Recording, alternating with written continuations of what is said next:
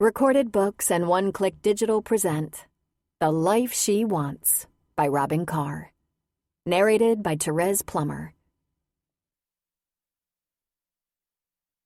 Prologue. When the truth became brutally evident, she wondered how it had escaped her for so long. Emma Shea Compton knew that her marriage to Richard looked like a fairy tale to many, and though she'd loved Richard, she'd always felt something was lacking. She couldn't put her finger on it. It was so vague. Richard was good to her, generous, though he was an extremely busy man, and soon after their wedding, he became remote, distant.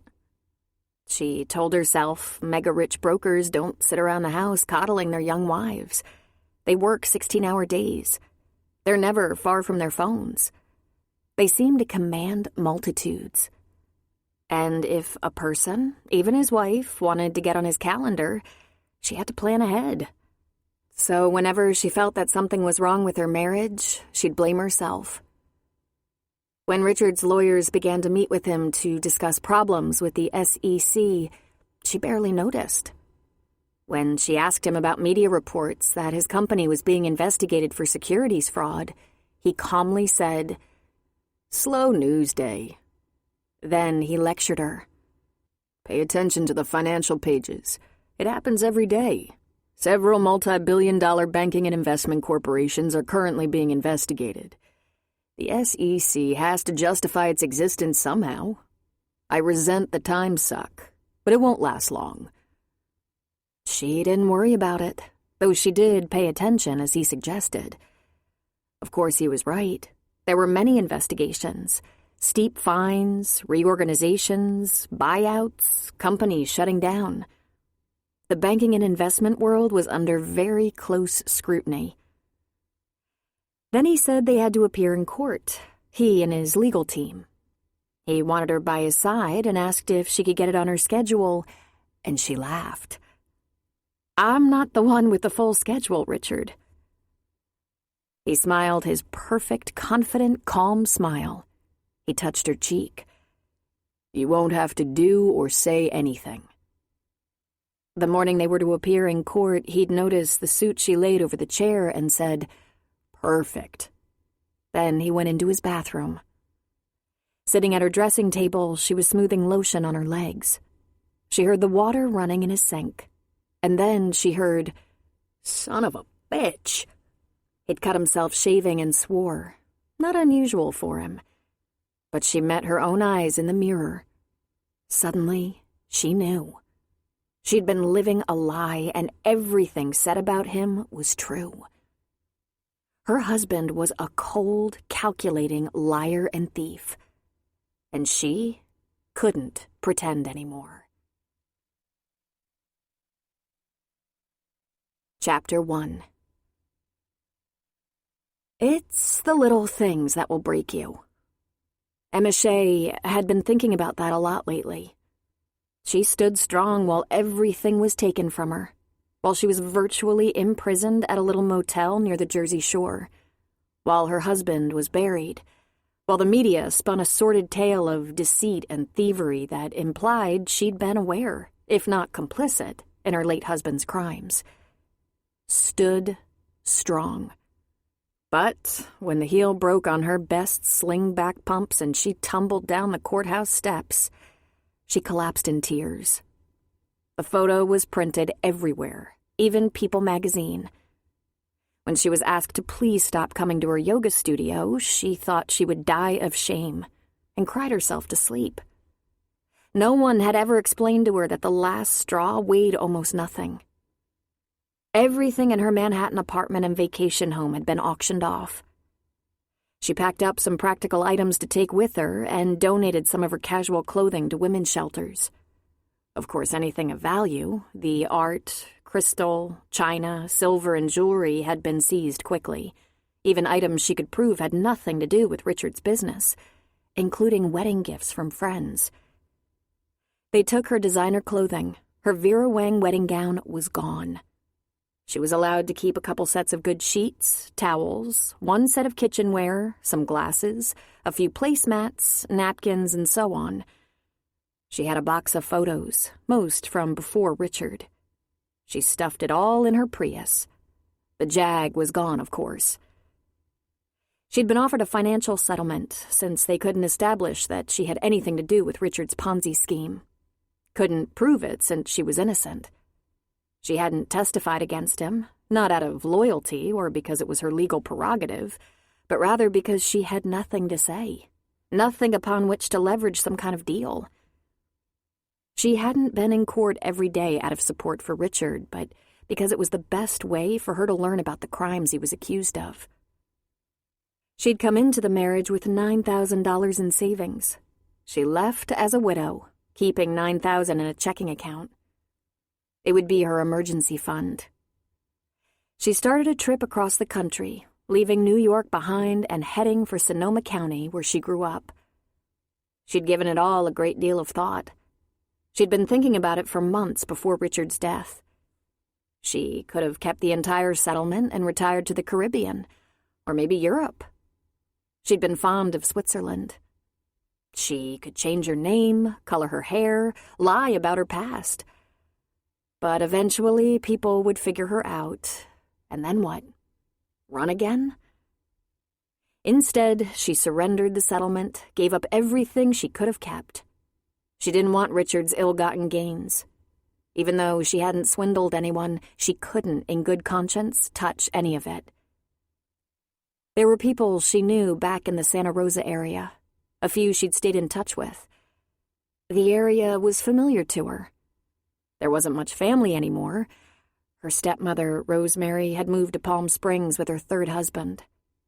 As far as she knew, Emma's stepsister Anna and half-sister Lauren still lived in the house they'd all grown up in. They'd all washed their hands of Emma when Richard was indicted.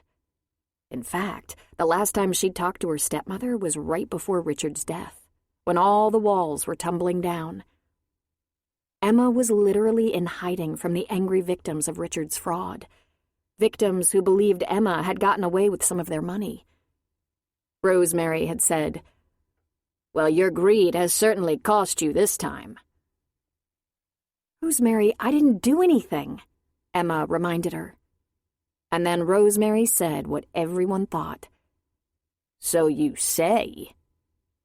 Well, Rosemary had always thought the worst of her, but Emma hoped the people she knew in Sonoma County wouldn't.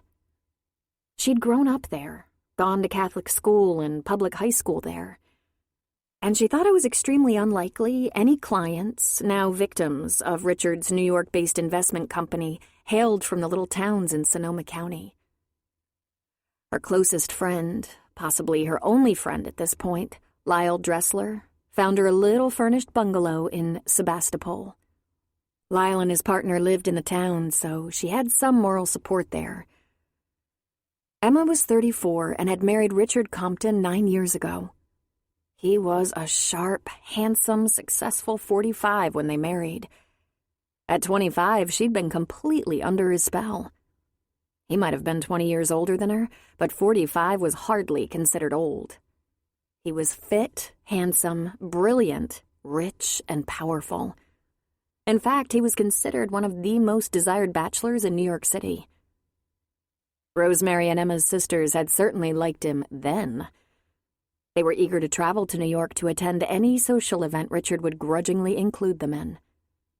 But they hadn't offered 1 ounce of support to Emma during the takedown. The few years of marriage before the investigation and indictment hadn't been heaven on earth, but they weren't bad. Her complaints seemed to be standard among people she knew. He was busy, preoccupied. They didn't spend enough time together, even when they were traveling. The first friends she'd made through work in New York had gradually drifted away once she settled into her multi-million-dollar marriage. She'd never quite fit in with the elite crowd, so she'd been a little lonely.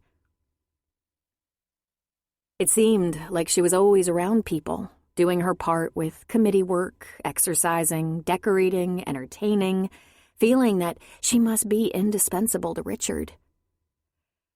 However, he was all she really had. It was a dark and terrible day when she realized he was a complete stranger. Before her 5th anniversary, the investigation had begun. Before the 7th, indictments had been handed down and assets frozen. She spent her 8th anniversary in court. Richard's defense attorneys had managed many a delay, but eventually there was a trial, a circus of a trial, and she appeared to be the trusting good wife, head held high. Richard's mother and sister hadn't come to the trial and refused interviews. She'd always assumed they didn't think she was good enough for Richard.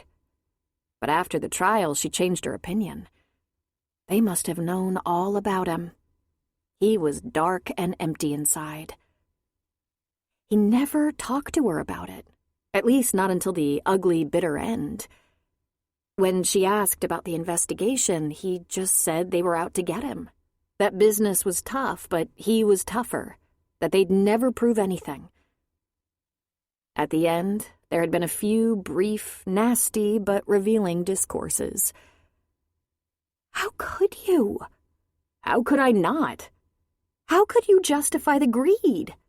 My greed? How about their greed? Do they have to justify it?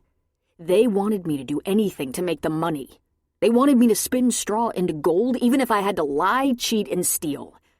Each one of them just wanted their payday before it all broke. The feds proved everything with ease. Employees cut deals and testified against him. Truckloads of documentation proved securities fraud, theft, mail fraud, wire fraud, money laundering. The list was long.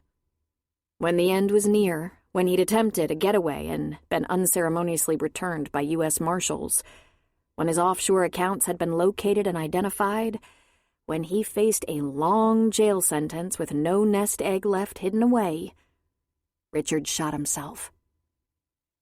Of course, no one believed Emma had no idea.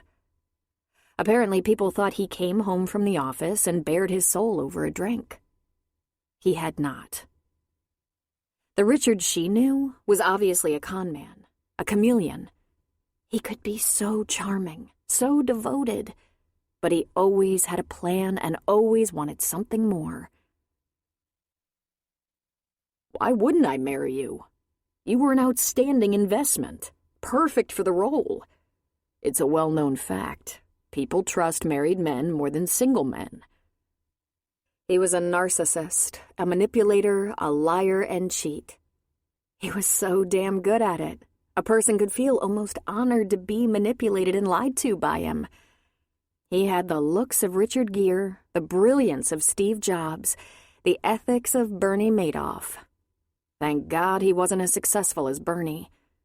Richard had only managed to steal about $100 million. What did she know? She knew he was private.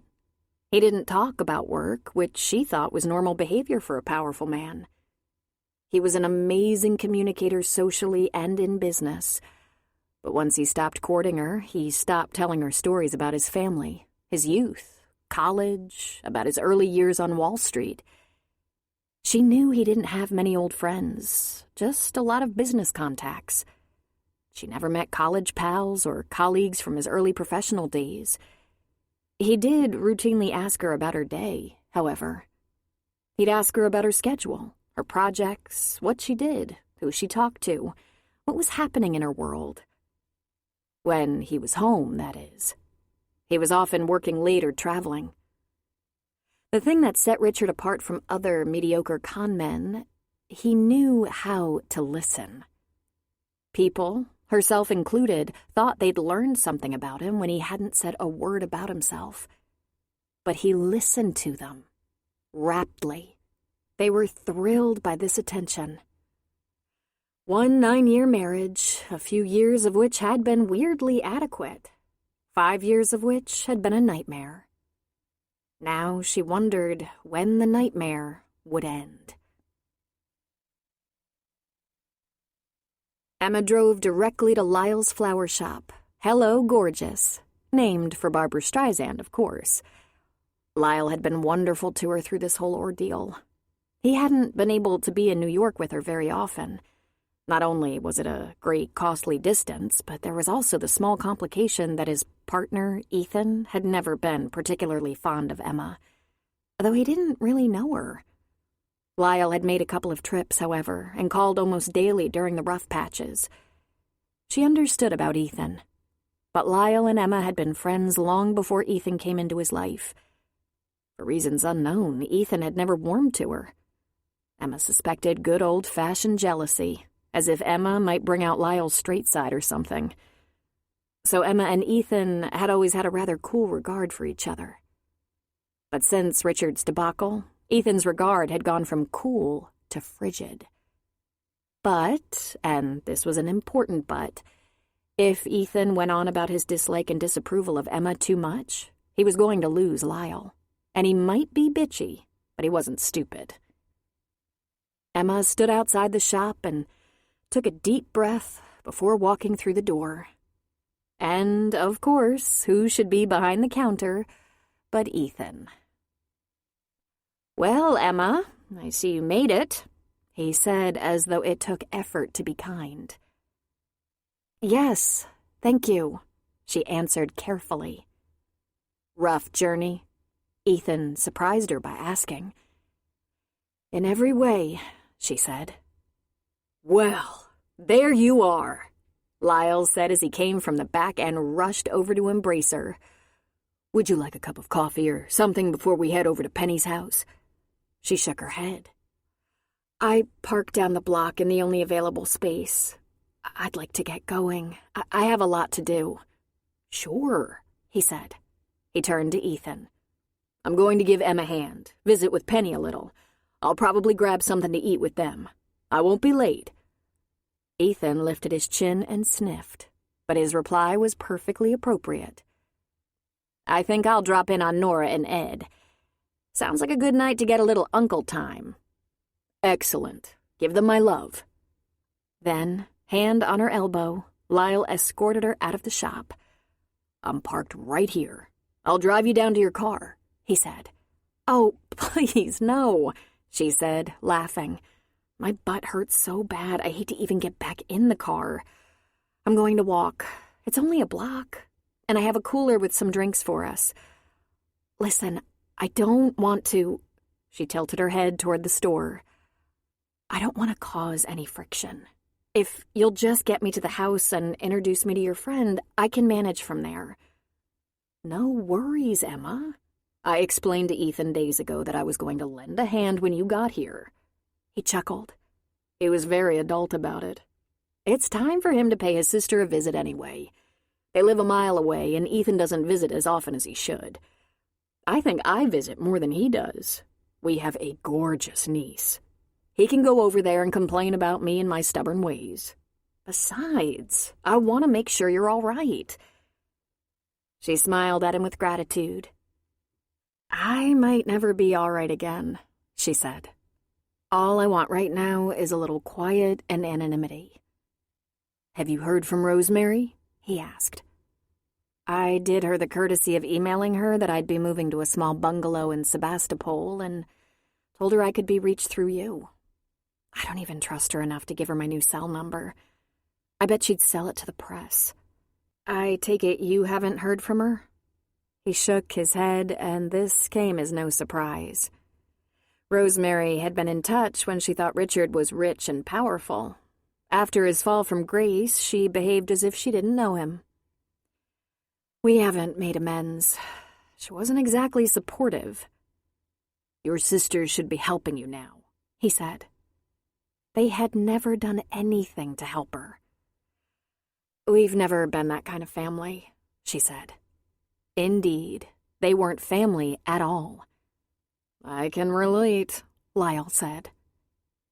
Emma knew Lyle had always had a hard time with his father, but at least his mother adored him.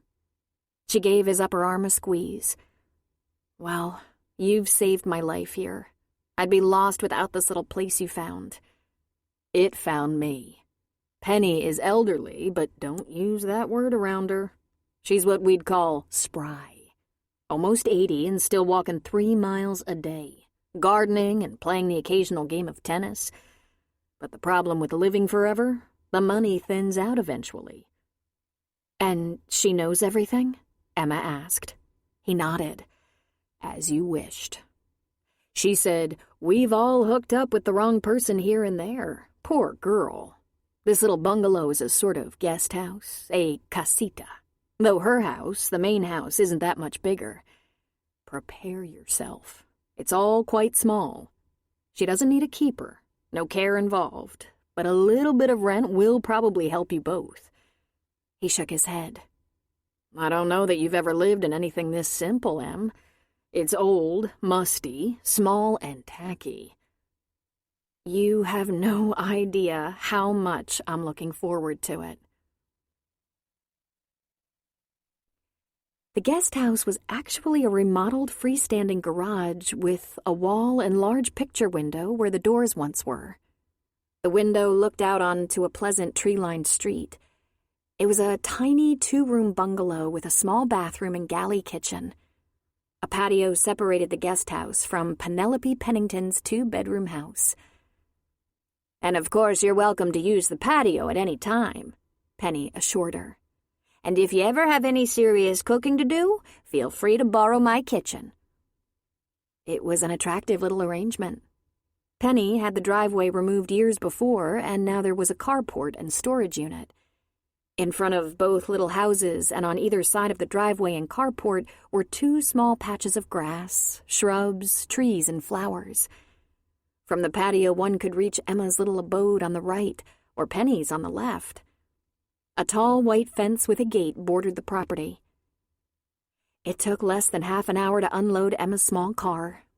There wasn't much furniture in the bungalow: a bed and bureau, a small table and 2 chairs, a couple of lamps, a small sofa, and 2 armchairs. She had her own bedding and kitchenware.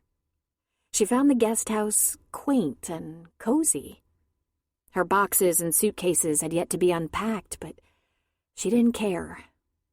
Lyle went off to a nearby market to get dinner, bringing Penny and Emma a huge Greek salad, some hummus, flatbread, and a bottle of wine. They had their dinner at Penny's, sitting around her little dining table, and Emma loved her at once. Then, at last, it was just Emma and Lyle, sitting in her cozy living room with a final glass of wine. She sat in a musty old overstuffed chair upholstered with a floral pattern, her feet up on an ottoman that didn't quite match. Lyle relaxed on the sofa, his feet up on the coffee table. "This place really needs a fluff and buff," he said. "I love it," she said. "I think this will be my reading chair." "How can you read with the flowers and that gaudy print screaming at you?" She laughed at him. "Have you given any thought to what kind of job you're going to get?" he asked. "Well," she said, taking a thoughtful sip, "I was considering being a life coach. What do you think?" "You can certainly provide plenty of experience with what not to do," he said. "I can honestly say I haven't felt this relaxed in years," she said. Lyle was quiet for a moment. "Emmy, I don't know what it's going to be like for you around here. It's a quiet town, but not without its resident gossips and petty meanness. Know what I mean?" "I grew up around here, remember?" she said. "No matter where I go, it's going to follow me. But I was never indicted for any crime. And believe me, they looked hard and long. I just want you to be ready, in case people are nasty to me or snigger when I walk by. That's why I came here rather than trying to find some new place where I could be a stranger with a new identity. Everyone figures it out eventually. Lies don't last. Richard was proof of that. Let's just get it over with. I was married to the late Richard Compton, the infamous broker and thief. There's no way to undo it, and I didn't have to think about it long. The stress of trying to keep it secret is something I'm just not up to. I could change my name, color my hair, even get a nose job if I had any money. But eventually everyone is going to know it's me. It's hopeless, Lyle. Google me and see for yourself. Under Emma Shea and Emma Shea Compton, Emma Catherine Shea. Dear God, he groaned. I hope it dwindles away quickly, he said. "It's all on the record. Anyone who's curious is welcome to read all about it. There are even a couple of books, though they're not very accurate." How'd he do it, Em? She knew exactly what he was talking about. Richard's suicide. She took a breath. She was surprised he hadn't just looked it up. It was splattered, like Richard's brains, across all the papers and internet news sites. After he'd attempted to run via a colleague's private jet with a fake passport, he was returned to jail and held without bond. The lawyers managed to negotiate house arrest with an ankle bracelet. After the guilty verdict was returned, he tried to negotiate sentencing by giving up offshore account numbers, hoping to reduce his sentence. But no matter what, he was going to jail for a long time. He opened the hidden safe behind the bookcase in his home office, pulled out his loaded Glock, and shot himself. In the head. Lyle shook his head. He didn't want to go to prison. I'm sure it was more than that, she said. Oh, there was no doubt prison would be horrendous, but that's not why he did it. There was no material wealth left. There were no more offshore or Swiss accounts. It was really over. He was going to go to prison for 50 years, and even if he was paroled early or could escape, there was nothing to allow him to retire quietly in Aruba or some other remote island. With his stash. She sighed. It was the most important thing to him. The wealth. I'm surprised the police didn't know about the safe or the gun, he said. Didn't you say they searched the apartment? She shrugged. I don't know if they ever saw it.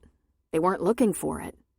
They confiscated his computers and lots of files from home and his office, all his electronics. But their warrant wasn't for things like guns or drugs. I didn't know about the gun. Did he do anything at all to try to protect you? Lyle asked. She just shook her head. And after he was buried? It was a couple of weeks yet until everything was gone and the paperwork on the auction and the sale of the apartment was final. I closed his office door and slept on a cot in the kitchen. It was the safest place for me. Marshals were watching the apartment and there was a doorman. She made a face. It was so horrible. I'm only going to say this one more time, Emmy. Then we're moving on. I'm just so sorry. Thank you, she said softly. Listen, you go home and tell Ethan that I appreciate how decent he's been and assure him I'm not going to be pestering the two of you. I found I do very well on my own. It's lovely to be near you, but you don't have to worry that this out-of-place girlfriend is going to be the needy type and make you feel invaded. I'm not going to be your third wheel. We have some very nice friends, a lot of them gay men, and there are more than enough third wheels in our crowd. Don't worry about it. Call us whenever you feel like it. You've been wonderful. You've always been a better friend to me than I've been to you, she said. Not true. There have been very kind gestures here and there. Shh, she warned. Before the trouble began, she had a household budget that was ridiculously large, and she economized, leaving her a nice balance. It was her money, and she used some to help fund the startup of Hello Gorgeous. Best if no one ever knew. Lyle had been interviewed about their relationship, possibly even investigated, but had never been any kind of suspect. In fact, they didn't speak of it. Emma was fairly sure Ethan didn't even know the details. Suffice it to say, I'm glad you're here, Lyle said. I've missed you. And now there are a couple of things I should tell you. People have asked about you, which of course they would, but a couple of old friends have asked a few times recently. Asked what you would do now. Riley came into the shop and asked if you were all right. She knows we've always been in touch, just as you know I keep up with her, but where you two are concerned, I made it a policy to never carry tales between you. She wanted to know if there was anything you needed, Guilty conscience, Emma said. Easy, Emma. She might be one of the few people who can actually understand what you're going through, he said. I know you're not sympathetic, but she had to rebuild her life after you left. And Jock called. Divorced and living in Santa Rosa. He wanted to know if there was any chance you'd be coming back this way when it was all over. He said to tell you that if you need anything. Seriously? She asked. Very sincerely. I'm not his biggest fan, but he did offer support. She said nothing. Of course, she knew they were both here, Riley and Jock. Back when they were all so young, her best friend and her boyfriend. She'd returned for brief visits a few times after leaving so long ago and hadn't spoken to them. But she always knew they were still around. When she decided to come back here for good, she knew it was possible she'd run into one or both of them eventually. Might be time to move on from that haunt, Emma, Lyle said. I have moved on, she answered. I've moved on from a lot of things, and I'm not going back one step.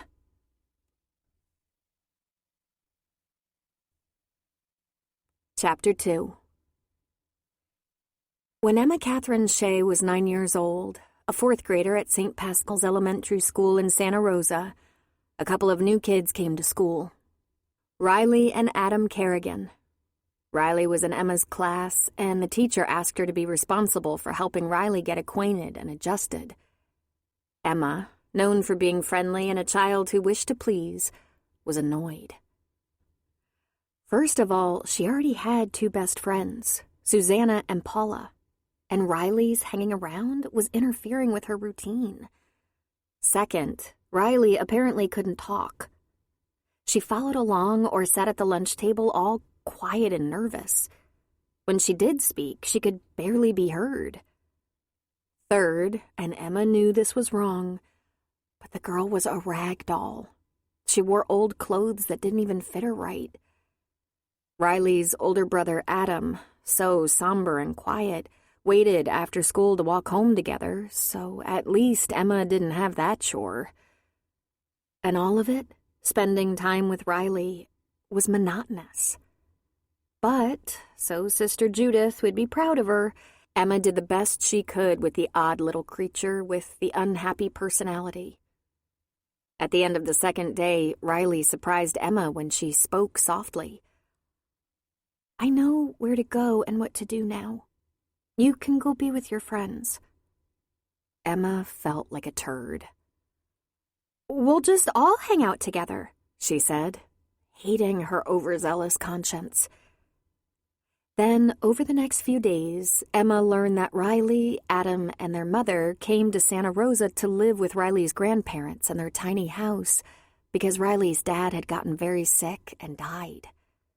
So now Riley wasn't just shy and poor, she was also bereaved.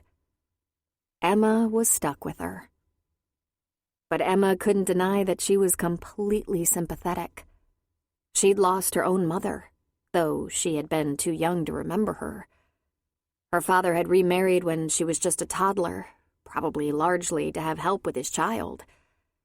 He had married Rosemary, an efficient and hard-working widow with a 3-year-old daughter, Anna.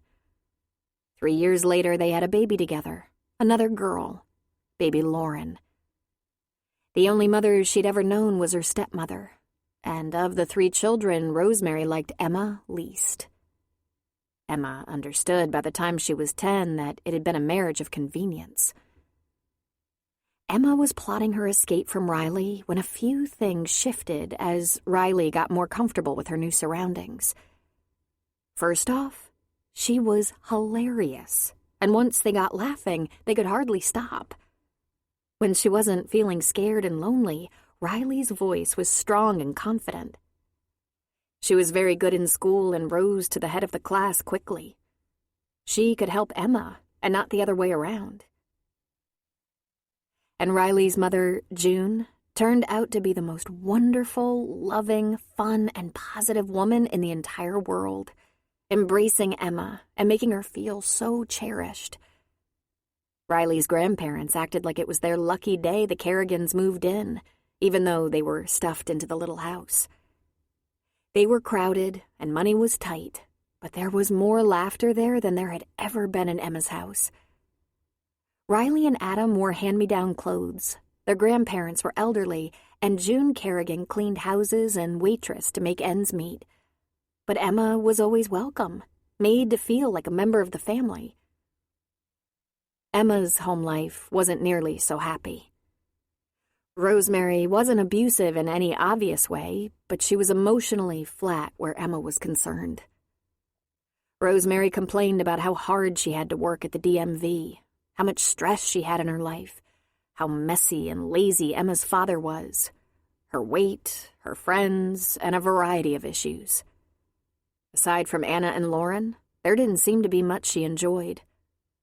Although Rosemary always referred to Emma and Lauren as her daughters, there was little doubt that Anna was her favorite. It wasn't long before Emma was happier at Riley's house than at her own. And hardly surprisingly, Rosemary didn't mind her absence at home much. "We're going to be each other's maid of honor. We were going to have children at the same time so they could be best friends too." From the day Sister Judith forced them together until high school graduation, Emma and Riley were inseparable. Riley's grandpa called them conjoined twins. They stuck together through thick and thin, through the sudden death of Emma's father when she was 16, Rosemary's third marriage to Vince Kingston, and every issue that plagued teenagedom. Their friendship was cast in iron, and they had very few tiffs. Until they fell out over a boy. One Jock Curry. Yes, it was his given name. He was named for a grandfather. They'd both crushed on him in high school. They thought he was smart, sexy, athletic, funny. Every girl wanted him, and he apparently wanted every girl. But once he settled on Emma during their senior year, that was it for him. He said his roaming days were over. Of course, he was all of 17 at the time. He tried to talk Emma into going to the same community college he'd chosen, or at least staying close to home. But she had a scholarship and was going to Seattle Pacific University, known for its interior design program. Of the two girls, she was the least likely to get a scholarship. But even with one, Riley's family couldn't afford any part of the expense of living away from home or attending an out-of-state university. Emma could manage with working part-time, taking out loans, and Rosemary was able to send a little money, 50 here, 50 there. And she had big dreams. She was going to design the interiors of 5-star hotels and luxurious mansions. Riley enrolled in the same community college as Jock, lived at home, and began cleaning houses just like her mom always had.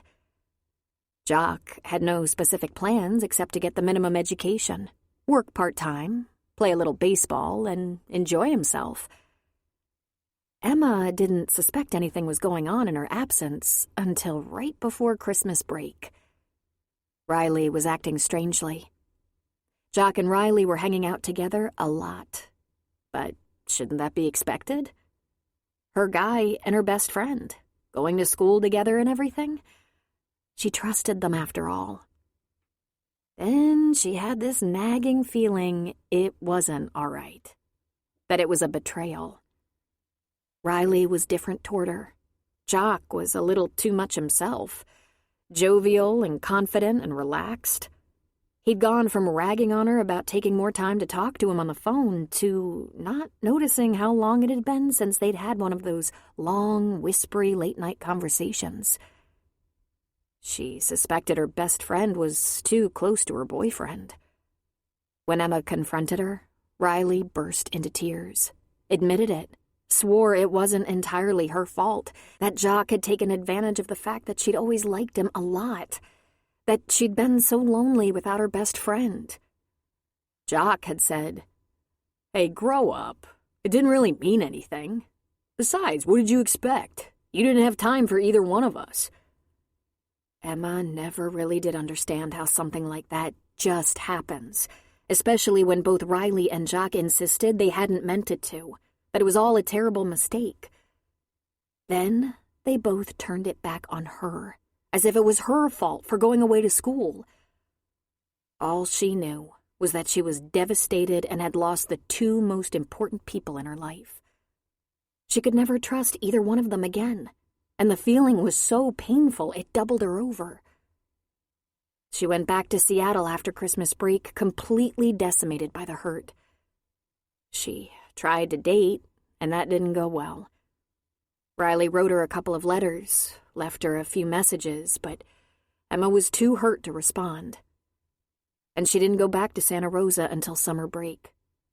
Even then, she hadn't wanted to. There was nothing there for her anymore. Her father was dead. Her stepmother was a cold fish who clearly hated her. Her stepmother's new husband was an old lecher. Her sisters didn't care about her. She didn't stay in Santa Rosa long. She learned what no one wanted to tell her. Oh, but Emma's stepsister Anna couldn't wait to tell her. Riley was pregnant. While Emma was at school, those two had been knocking boots like mad, and now they were having a baby. Emma bid a tearful goodbye to Lyle, cleared everything out of her father's house, the house she grew up in, and headed back to Seattle as fast as she could.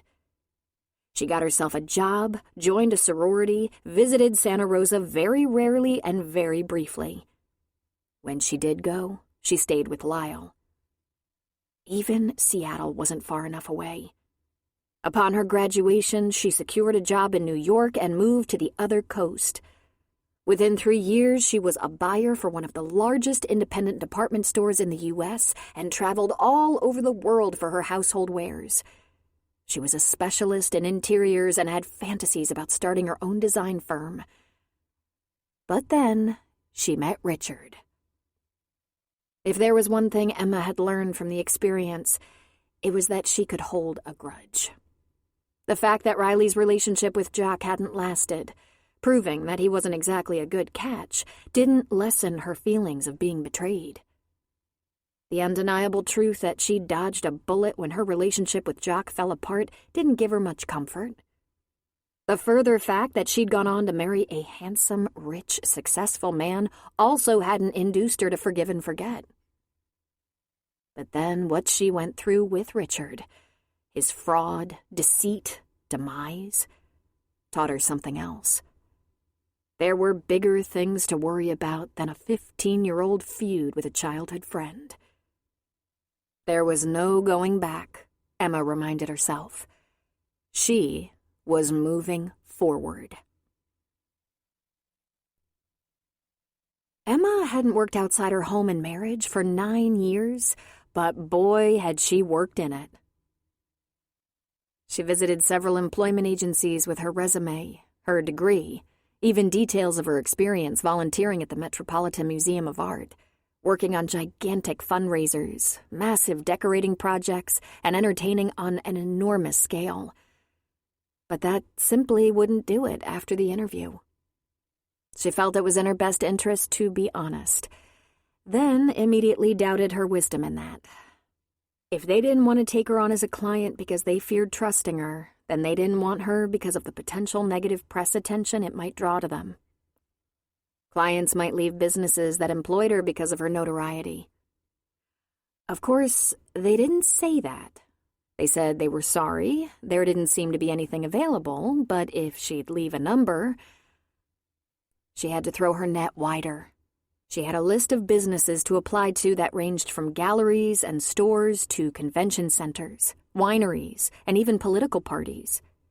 She stopped explaining that her late husband had been the Richard Compton and instead said that, after a bad marriage, she was re-entering the workforce. After 2 weeks with zero success, she went to several smaller employment agencies, not the ones that specialized in decorating, customer service, event planning, and those things that were ideal for her. After all, she could always type and file. She could operate a computer. She thought the reception she received was positive until they looked into her background, which was a simple matter nowadays with a computer search. Even though she wasn't upfront about her history, they obviously Googled her and she was politely informed there was nothing available that might suit her. After 4 weeks, she was inconsolable. "Isn't this some kind of discrimination?" she asked Lyle. "It definitely is," Lyle said, "but I'm not sure what kind." Just when she thought things couldn't possibly get bleaker, she took a job in a fast food restaurant. She thought of it as a placeholder until she found a real job. Her boss was 19 years old. She did everything she was told to do, putting great effort into it. They'd given her an evening shift because she was mature and the restaurant was overrun with high school and college kids. But she had trouble keeping up. She took home a paycheck for 5 days of shift work at about 5 hours a day in the amount of $91.75. They deducted FICA, Social Security, state and federal taxes, uniform costs. Her net pay was $3.67 per hour. Her feet and back were killing her. She wondered if she'd have to succumb to a disguise and create a new identity. Emma answered her cell phone, knowing it would be Lyle, but praying it would be someone with an offer of a better job. It was Lyle. "Do you know a man by the name of Aaron Justice?" She laughed. "Unforgettable. A friend of my father's, an attorney. He must be 100 years old by now. More like 75. Apparently one of your sisters said you could be reached through me, and he'd love to hear from you. He said maybe you could meet for a coffee or something. He's been concerned about you. He would like to see you, to assure himself you're okay." "Now isn't that sweet?" she said. "It's not a trap, is it? He's not representing someone Richard screwed, is he?" "Does that actually happen?" Lyle asked. "It hasn't happened yet, but I'm ready for it." "I have his number," Lyle said. "Call him, ask him what he wants before you make a date to see him. But really, he's just a little old man." "Oh, you have no idea," she said with a laugh. "Aaron is only a little old man on the outside. I think in his day he was a very prominent attorney." It took her a few minutes to work up her courage because it would simply break her heart if Aaron Justice were foe, not friend. Her father, a CPA with a small but busy business, was close to Aaron, and Emma had known him all her life. Not only had they seen him and his family socially, Aaron was the lawyer who took care of John Shay's will and a few other legal matters, too. "I want only to see you, my dear girl," Aaron said. "I followed your ordeal in the news and have been concerned. Come and have a cup of coffee with me." The very next afternoon that she didn't have to work, they met in a coffee shop in Santa Rosa, and when she saw him, it brought her to tears. He seemed to have gotten smaller, but his embrace was still strong, and she might have held on too tight. He was a very dapper, classy gentleman, and of course, just seeing him again after 18 years made her miss her father. They sat in a small booth, ordered coffee, and held hands across the table as they caught up on the more personal news. His wife had passed away a few years earlier. His grandsons were teenagers, and he'd taken them on a few exciting trips. He was relieved to see her looking so well, as beautiful as ever, and he was glad she was back. Finally, after about 20 minutes, he asked her if she could talk about it. She tried to give him the bullet points, how shocked she was by the facts, stunned to learn she was married to a stranger, how the walls came tumbling down and Richard bailed out. Once they were satisfied that I had nothing to do with the scheme, I was offered a settlement. My conscience wouldn't let me take it, of course. "Your father would have been proud of that," Aaron said. If my father had witnessed that horrific takedown, he would have been mortified. "He was a staunch and conservative man," Aaron said. "It sounds as if he would have approved of the way you chose to handle it. I hope your father's trust helped out a bit." She laughed. What trust, Aaron? Rosemary said there wasn't much. I seem to remember it being a tidy sum for his family. 18 years ago, maybe, Emma said. He frowned. I realize you were only a girl, and John hadn't wanted the balances to be reported to anyone.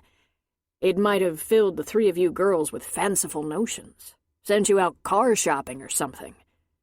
But it was divided. Your share and those of your sisters could only be used for health and welfare. Rosemary would have needed it to sustain the family, and there was tuition to pay, of course. Emma was shaking her head. I borrowed and had a partial scholarship. She might have used it for education for Lauren and Anna. Didn't Rosemary give you money for college? She sent me spending money from time to time. Maybe she was afraid to touch the money, saving it for her old age. She ended up marrying a real jerk. They moved to Palm Springs. Rosemary changed lawyers immediately, Aaron said. I have no idea what's happened in the last 18 years, but you were due to inherit from your father's estate, half at the age of 30 and half at 35. It was important to John that you learn to make your own way and earn a living before you came into any money, or you'd have blown it on shoes or something. She smiled. That sounds like him, she said. He was so cautious. It was an irrevocable trust, Emma. As trustee, Rosemary could only use your portion on your needs, not on Anna's or Lauren's. Have you ever had an accounting done? Aaron asked. Of what? Of your father's estate. The terms of his will. Aaron, I was married to one of the richest men in New York. Why would I worry about my father's will? He had a small office in a small town and lectured me if I threw a pen out before it was writing in invisible ink. I wouldn't call him a tightwad, but he didn't let go of a dime before he'd squeezed all the juice out of it. Aaron laughed. It's true. And he married a woman who liked nice things. Well, she didn't waste any money on me. After my first year of college, I admitted defeat with Rosemary and hardly ever came home to visit. And you know what happened when I struck out on my own. I fell in love with and married a thief. May I make a suggestion? You should ask for an accounting of your father's estate. There's still the house. It's a substantial house. She said the mortgage alone was killing her, Emma pointed out. Emma, the house was insured against your father's death. There was no mortgage. I still have a small practice, mostly just for old clients and friends. If I were your attorney, I could look into this. She started to laugh. Oh, Aaron, you are so sweet. I can't afford an attorney. I'm working at a fast food restaurant. Besides, if there turned out to be something left of his estate after all these years, would I have to fight for it? Because I can't even consider going to court. Not ever again. Here's what would happen. I would see her lawyer or accountant, petition for an accounting of the proceeds of the estate on your behalf, and if there turned out to be something left for you, you'd have to sue. It usually doesn't go that far unless there are millions at stake. If it's a small amount, the trustee is usually happy to settle to save money. And if there is anything, I won't charge a fee of any kind until you can afford it. It wouldn't be a contingency or percentage, just my usual fee, which, he said, laughing at himself, is a steal. Well, I won't be suing anyone, that's for sure. I won't even ask for anything from her. She hates me, and at this point the feeling is mutual. I'm starting over. But you are kind, and I appreciate your generosity. Let's find out, Emma. There was once some money involved, and your father's house. That was a rich house, wasn't it? Everyone envied it. He built it with my mother, she said. He never said, but I think they hope to have a few children. She shook her head. Even the idea of money makes me sick. I live in 2 rooms. I pinch my pennies in a way that would make John Shea so proud. And I can't bear the idea of owing you money for services that you're really doing as a favor. If it turns out there's nothing there, or if you choose not to pursue the recovery of it, my fee will be 0. Her eyes got a little round. Why, Aaron, I think you wouldn't mind catching Rosemary with her hand in the cookie jar. You found me out, he said. John was such a gentle man. She seemed to suck the life out of him. I think he married Rosemary to have help with me, she said. It must have been so hard for him. And everyone who knew my mother loved her. I don't think people even like Rosemary. She's a hard woman. He was quiet for a moment. John was a good friend. He was careful with his will. It would take months to get an answer, Emma. Months before you have to decide how to proceed. For your peace of mind, I'd be happy to look into this for you. She shrugged. Why not? What can it hurt? I won't get my hopes up. If Rosemary was involved, I'm sure she's had a real party spending it. She quit working the week my dad died. Then I have something important to do, and it makes me so happy to do it for you. He squeezed her hand. I'm glad you came home, Emma. Lyle was finishing up for the day, standing at the counter while he looked at the orders for Saturday delivery. In August, sales started picking up again after summer. In summer, there weren't any floral holidays, and people had their own blooms. Summer in Sonoma County was pure heaven. The door to the shop opened, and he smiled to see Riley Kerrigan come in. Took her long enough, he thought. He hadn't seen her in at least a couple of months. She looked fantastic as usual. You'd never guess by looking at her that she owned a domestic and industrial cleaning service. She looked more like a bank executive or high-powered attorney. After all her years of second-hand clothes, followed by scrimping to get by and build her business, Riley was making up for lost time in the wardrobe category. "Hi," she said. "I thought I might catch you before you left for the day. How's it going?" "It's all good. How's everything at Happy Housekeeping?" he asked, knowing full well that was not the name of her business. "Happy, happy, happy. So, is she back?" He nodded. "Over a month now," he said. "Tell me something. Did it take willpower to wait this long to ask?" "I didn't expect her to call, if that's what you're getting at." "How is she?" Riley asked. "Doing very well, in spite of everything." Riley's smile was very small. "Emma has a way of bouncing back." "If she can bounce back from this, she's a superhero."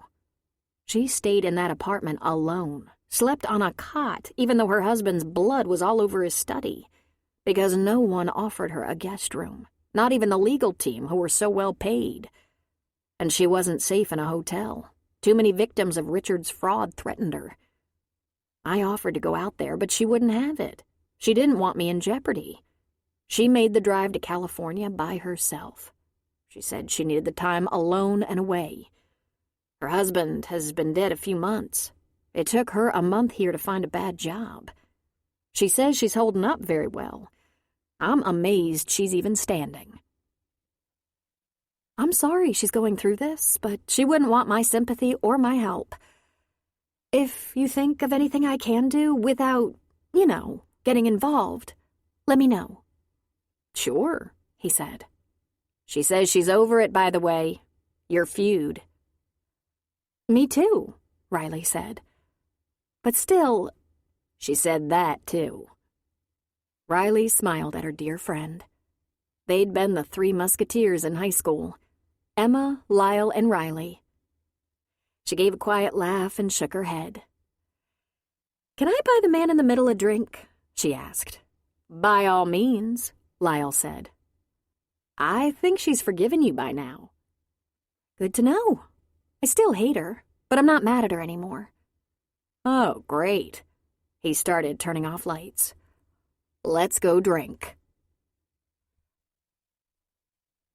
Riley stopped by the grocery after a glass of wine with Lyle. They'd been friends for a long time. Usually threesomes don't work very well, but in this case, Lyle being a guy and all, there was no issue. At least not until Emma and Riley had their epic breakup. Then Lyle was stuck in the middle, trying not to take sides. He'd managed to remain loyal to both women for 16 years. She was lost in thought, her hand absently palming a honeydew melon. "I'm not sure if you're going to bowl with that or put it in your cart," a male voice said. She looked up and smiled. She'd seen this guy before.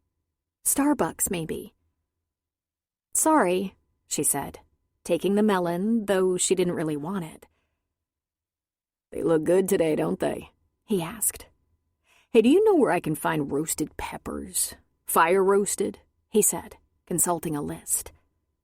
She shook herself for a second, coming back to grocery land and leaving thoughts of poor Lyle and their triangle far behind. Over there with the olives are some prepared in the jar. That's all I know about." "Artichoke hearts?" "Same place, in the jar, or some in the frozen section."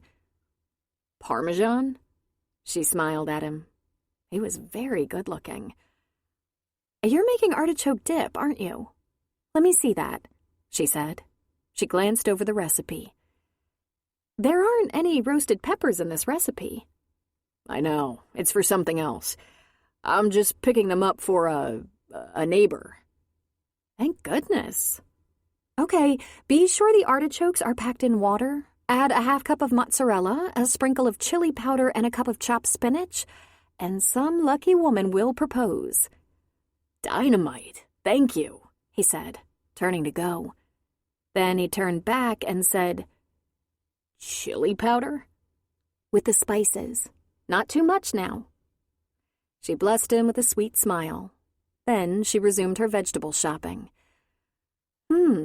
She thought. A straight guy in the grocery store. If he were gay, he'd know how to make artichoke dip. Her thoughts fled instantly back to Emma and Lyle. Well, they were going to have to share Lyle. He was the best friend she had.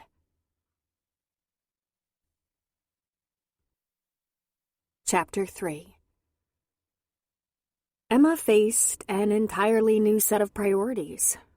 She was able to pick up extra hours at Burger Purgatory, and in her spare time she looked for a better or second job. They kept her hours just under full-time to save costs on benefits, but she had to buy health insurance anyway. It was now the law. Terrified to touch that emergency money she'd stowed away, she was stretching her money as far as it would go. Rent for Penny took the top position because she was certain the elderly darling needed it. Plus, she needed a place to live while she starved to death. Utilities for her little bungalow was second, and she conserved dramatically, even shortening the length of her hot showers, which was a huge sacrifice, as she now smelled like French fries all the time. Car insurance and gas came next, and only then did she buy food. She did manage to eat at the burger joint sometimes, though that was problematic. First of all, it wasn't part of the deal, but she noticed that all employees partook. There seemed to be an unwritten policy. They'll never miss a few fries, but let's not be obvious about it. And never in front of customers. Also, it wasn't healthy. It was calorie-intense, carb-heavy, and salted to the max. After a few weeks, her pants felt uncomfortably tight and her ankles seemed chronically swollen. September arrived, and with the start of school, the teenage employees vacated the day hours. So at least she worked that shift. She was sure there had to be a better job for her somewhere, and equally sure it wouldn't be easy to find it. Emma never thought of herself as having it easy while growing up. She held part-time jobs during high school and college, went to college on loans and scholarships, but she was given an old car to use to get to school and work. Still, she'd had it a lot easier than Riley had. Her first couple of years in New York had been a real eye-opener.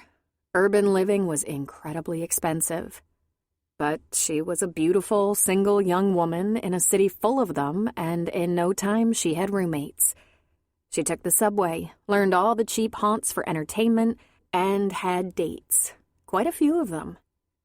The thing about New York City, she never felt alone. And here, in her 2 rooms in Sebastopol, there was an interesting transformation. The girl who'd wanted to design and decorate the interiors of mansions and 5-star hotels found living simply to be a welcome pleasure. There was no flab in her life, no unnecessary junk to carry. She had one dinner with Lyle and Ethan, and it had been passably friendly on Ethan's part. She visited with Penny when Penny was enjoying the patio. But fall was approaching, the weather was getting cooler, so Penny wasn't outside as much. Penny's car was often gone. She was a very active senior and had many friends. Emma walked through Sebastopol on her days off, anonymous and reluctant to look for work there for fear she'd alert them that the notorious widow was among them. She answered every ad for work in Sonoma County that paid more than minimum wage. Sebastopol was lovely. Old buildings and storefronts were brightly painted, many with their wares and fresh fruits and vegetables on sidewalk display. Ethan liked to put out big pots of fresh blooms, and Emma stopped there often, complimenting him lavishly, fully intending to win him over to her side. She loved buying 2 apples, 2 tomatoes, and 1 banana at a time. She even occasionally splurged on a small bunch of flowers, and when she did, she noticed Ethan gave her a discount and Lyle smiled slyly. And after 8 weeks, when the leaves were just beginning to turn, she went home from burger brain bleed, hungry and swollen, smelling like grease and body odor, and lay down on her bed and cried. If this was what her life was going to look like from now on, she wasn't sure she had the stamina for it. And she was damned afraid if she started dipping into her precious $9,000, she could end up homeless. Spoiled. The devil on her shoulder chided her. You said walking away from the money was the least of your concerns, but did you really mean it? Because here you are, working for a living like the rest of the world, and you can't take it. She was immediately ashamed. So she got in the shower to cry, trying to hide from her conscience. Then she got out and dried her hair and heard that voice again. If you think it's hard busting your ass for minimum wage, think about how you'd feel when you learn your life savings is gone. That it was spent on a second home in Aruba and a private jet. I can't do this, she said aloud. Please, it wasn't my fault. Please. The next afternoon, while she was wiping down tables in the burger joint, she saw a familiar face. Actually, she saw the familiar back of a head. She knew it was him. She'd know that thick, willful brown hair anywhere. Adam Kerrigan, Riley's brother. He was with a teenage girl who had to be Maddie, Riley's daughter. She took a couple of steps, smile on her face, then stopped herself suddenly. What if he hated her?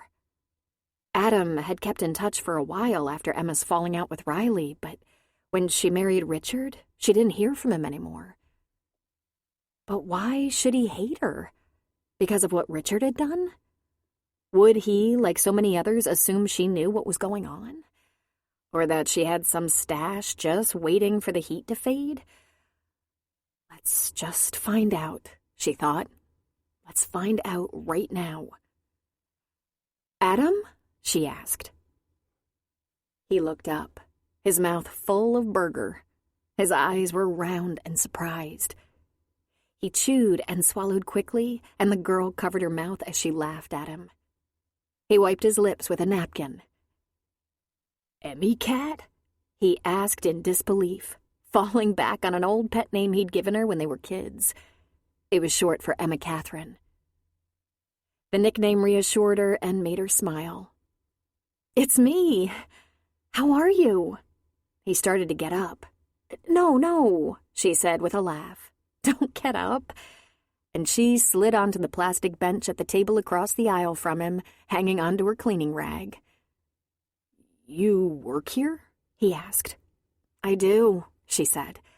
And believe me, I do work. No wonder this place runs on teenagers. They're the only ones with the energy to keep up. How are you? I'm well, thanks. Emma, this is Maddie. Maddie, meet Emma Shea. We went to school together. Although he's much older, Emma teased. He was, in fact, 3 years older. How long have you been back? He asked. And he asked with a distinct absence of hostility. A couple of months. Remember Lyle? He found me a little place I could rent, and it seemed like the logical thing to do. Of course I remember Lyle. I see him all the time. How is it, being back after all this time? She shrugged. Tough, she said. But tell me all about you. I confess I haven't been in touch, so I have no idea. Excuse me, Maddie said. I'm gonna take a quick run to the ladies' room while you two visit. She grinned impishly.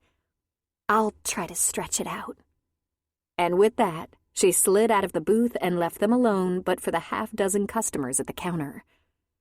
Emma smiled. She's so beautiful, Adam, and so sweet. She is, he agreed. And how about you? Did you marry? She thought his expression was sweet and maybe a little sad. I came close a couple of times, but it wasn't in the cards. Uncle duty keeps me busy enough. Isn't Jock around? Sure. He's around now and then. He was briefly married when Maddie was very young, and, well, no one knows better than you how hard it can be if the chemistry isn't right with the stepmother. Only too well, she thought. And suddenly she fought tears. Not because she was faced with the child of her best friend and boyfriend. Ex-friend and ex-boyfriend. Conceived while she was away at college. Wow, she said, her eyes having gone a little liquid. He would probably think she wept from some long-ago broken heart, but that had nothing to do with it. Adam surprised her by reaching out, putting a big hand on her shoulder. You shouldn't have stayed so out of touch, Emmy Cat. 15 years is too long for old friends. Uncle Adam, she said uncomfortably, looking down and giving her eyes a wipe. Well, it turns out it really does take a village, he said with a laugh. Riley, me, my mom, Jock, it was a community effort. Worked out pretty well, he added. Maddie is an awesome kid. I bet you're an awesome uncle. I do my best. I teach high school, so I'm kind of an expert on her species. And Jock works at an electronics store, so we have all the phones and toys and laptops we need. The same store he worked at way back when? She asked. Same one, but he's a manager now. And you're still teaching? Emma asked. I guess you chose the right profession if you're still at it. I think that's a yes. Listen, I'm sorry about everything you went through. Condolences, Emmy. Thank you. There were 100 times I thought about getting in touch, not knowing how you were holding up. When I did finally get to it, your number had changed, so I just checked with Lyle now and then. Everyone knows you had nothing to do with anything illegal. Thank you again. We were just talking about you a few weeks ago, wondering if you had made it back home. We were remembering the old days. We? She asked before she could stop herself. Me, Mom, Riley. This is a coincidence, running into you here like this. A tall, skinny kid came over to the table. Taking a break, Ms. Shea? He asked. Just answering a couple of questions for a customer, Justin. "Can I help?" Justin asked, turning to Adam. "I don't believe so," Adam said authoritatively. "I'll just take a moment of Emma's time, if you'll excuse us." Justin looked taken aback, but then he turned and left them. "He's a despot," she quietly informed Adam. "But jobs are in short supply, it seems." "Could you use a letter of recommendation?" he asked. She stood. "I could use a do-over," she said. "But thanks for asking." "Do you teach around here?" He shook his head. "Napa. High school science. I'm playing a little hooky with Maddie today. We were at the DMV so she could take her test for her learner's permit. Riley wanted to do it, but the truth is Riley and Maddie don't do well in the car together, so Maddie prefers driving with me or with Jock, and he's working this afternoon. Of course, Maddie couldn't wait.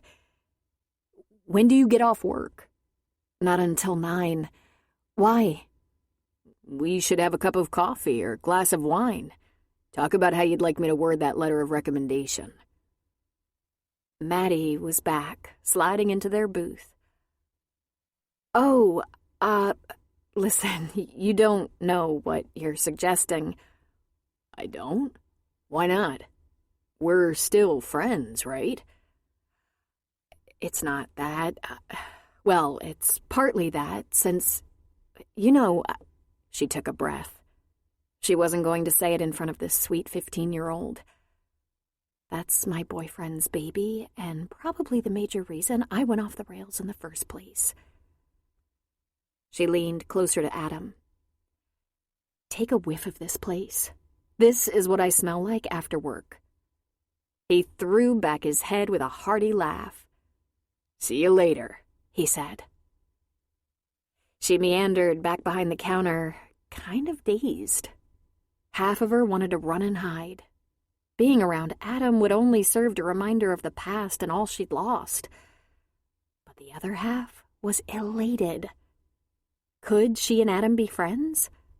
They'd talked a few times after Maddie was born, but their conversations had been so superficial, both of them afraid to let the standoff she had with Riley taint the relationship she had with Adam, who she'd always so admired.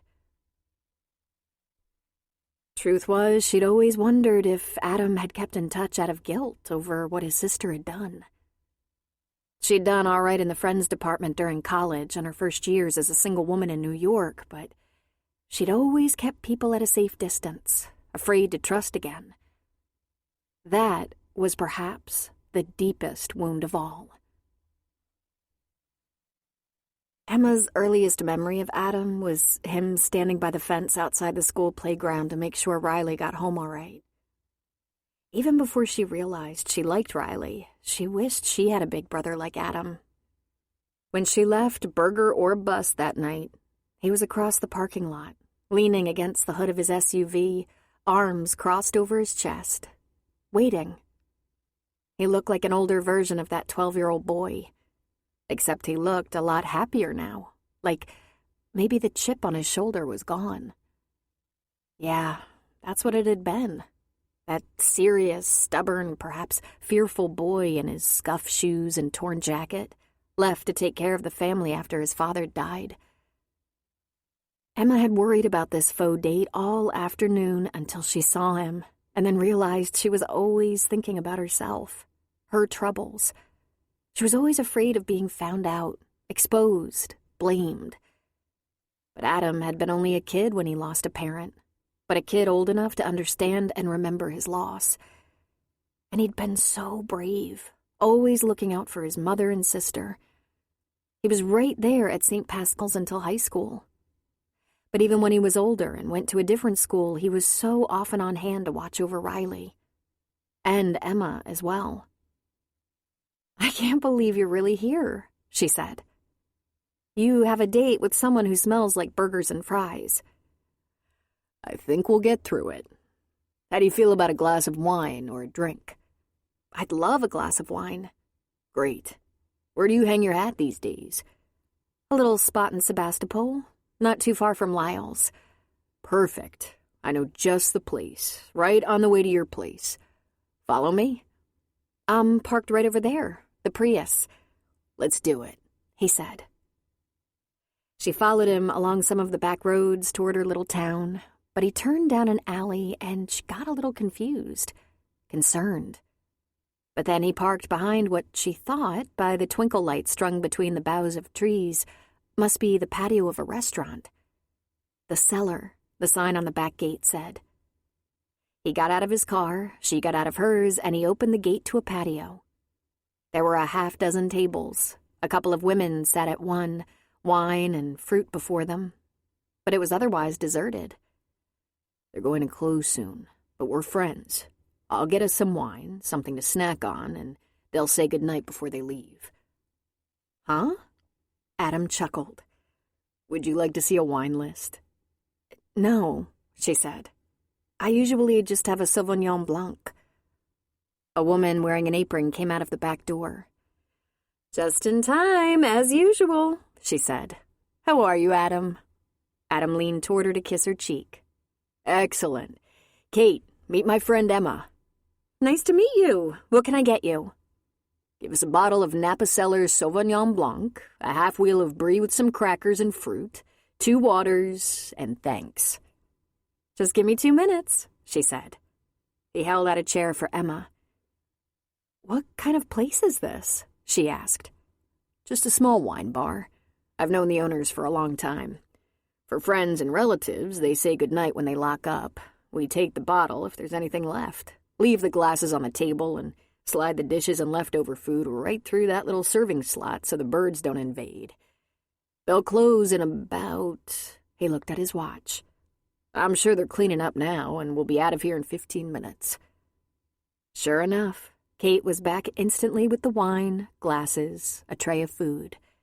Right behind her, a young man followed with a bucket of ice on a stand, placing it beside the table. Kate opened the wine, and Adam indicated that Emma should taste. And she presented a bill. Adam signed off on everything and thanked her. Before Kate escaped into the bar, the women bid her good night and went out the back gate. Why couldn't I have found a job in a place like this instead of Burger Buster? Emma said. This particular place is run by a family, and I think you have to marry in. But it's perfect, isn't it? I think I have to broaden my search now that I have restaurant experience, if you use the term loosely. Listen, I want to hear all about it. Your return, your job hunting, anything you feel like talking about. But we have to get one thing out of the way first. Maddie. She doesn't know that you were Jock's girlfriend or that you and Riley were best friends and... that whole complicated mess. She's innocent of that. Emma considered this for a second. Jock and Riley never told her the details? Emmy, I don't think I even know all the details, when you put it that way. I didn't have any trouble guessing Riley and Jock never married. They weren't even together when Maddie was born. Her mouth fell open. All these years, she had this mental image of Riley and Jock, young and in love. Of course, she knew they hadn't stayed together, that he'd gone on to marry and divorce another woman, but she thought that for at least a while they were a couple. You're kidding! He shook his head. Doesn't that just figure? What are you saying? He asked her. Well, my half-sister and stepsister, Drizella and Anastasia, couldn't wait to bring me the news that my best friend was pregnant and planning to marry my boyfriend. But they never mentioned the happy couple didn't stay together. I found out later, of course, but not while I was hurting over it. Because, hey, that might have made me actually feel less... She stopped herself. In fact, those few times we talked, you didn't mention they weren't a couple. I tried not to mention Riley and Jock at all, he said. They were on and off for a little while. Maybe that's not accurate either. They weren't together. They tried to create an amicable relationship for Maddie's sake, but they never even lived together.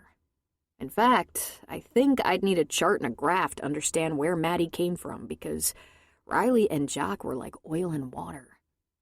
But I don't want Maddie to think badly of either of them. Well, let me be honest, I wouldn't be devastated to learn she thinks a little badly of Jock. He pissed me off. He got my sister pregnant and didn't exactly step up to the plate. He was pretty useless back then. But he was just a kid, and he is her father. I'd rather we all get along, and I don't want Maddie blindsided by a lot of nasty gossip. I won't be saying anything, Adam. I'd prefer to forget it ever happened, Emma said. At the time, it was awful. I think it's safe to say a lot of people were hurt. You're in luck. If anyone remembers me, they will have much juicier stuff than my best friend and boyfriend getting together while I was away at school 16 years ago. All the same, Riley and Jack should explain it to her before anyone else does. Of course. The minute she's capable of understanding at least a little bit. I'm kind of an expert on teenagers. Girls Maddie's age are filled with a kind of tragic drama and fatalism that can easily cast them in a dark place. I've watched it. We've had our challenges as a family, and it hasn't always been easy, but one thing we did manage. We managed to make sure Maddie never felt like a mistake. She always felt loved and wanted. I think. It never came up? Emma asked.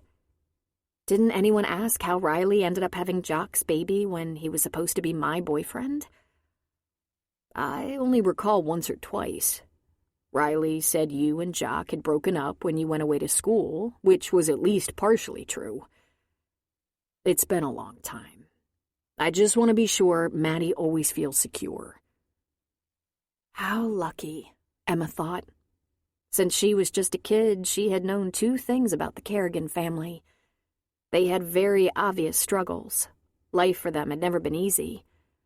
But they had enough familial loyalty and love to glue them together. Emma had always envied that because she'd never had it. Emma's problems began long before she lost her boyfriend to her best friend. Emma was a bit too young to understand her placement in the family when her father married Rosemary Caliban. But it didn't take her long to instinctively know she was only loved by her father, and her father was a lonely, unhappy, broken man. His wife gone, John Shea married someone who appeared on the surface to be a good match, a woman who was willing to help raise Emma.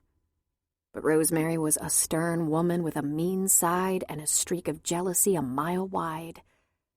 She brought a daughter to the marriage, produced a second, and clearly preferred both of them to Emma.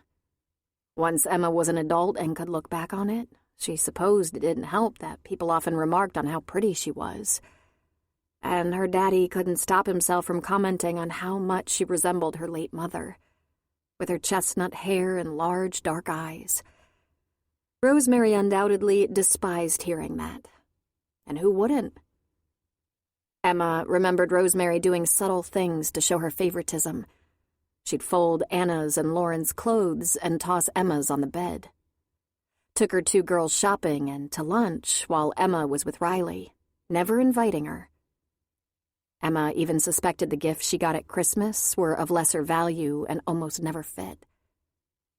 Rosemary would help her daughters with the kitchen cleanup when it was their turn, but Emma was left on her own. When John Shea stepped in to help Emma, she knew he'd noticed, and that made her feel worse, not better.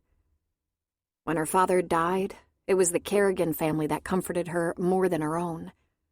It was obvious Rosemary didn't miss John much. It wasn't long before a man moved in, her new stepfather, Vince Kingston. Vince wasn't gentle and sweet like her father had been. He was a crass idiot who made crude and suggestive remarks to his new stepdaughters. But Rosemary just ignored him. Emma gave him a wide berth, as did Anna and Lauren. Emma wasn't quite sure where she belonged, or if she belonged anywhere at all. That was always an issue with her, that she had no real family. This seemed especially important during her high school years, and when her father died, it seemed hopeless. She felt so self-conscious, as if everyone at school knew she was basically an orphan. And who was there for her through the confusion and sadness? Riley, Adam, their mother June, and Riley's grandparents. They were the family she always longed for. It was like Adam was always watching over them all. On her second glass of wine, fortified with a little cheese and fruit, she asked him about his grandparents. She knew they'd passed away, but hadn't heard until they'd been gone a while. Well, Grandpa died when I was 22. He wasn't sick long. Cancer took him quickly. Gram just went along, died in her sleep a year later.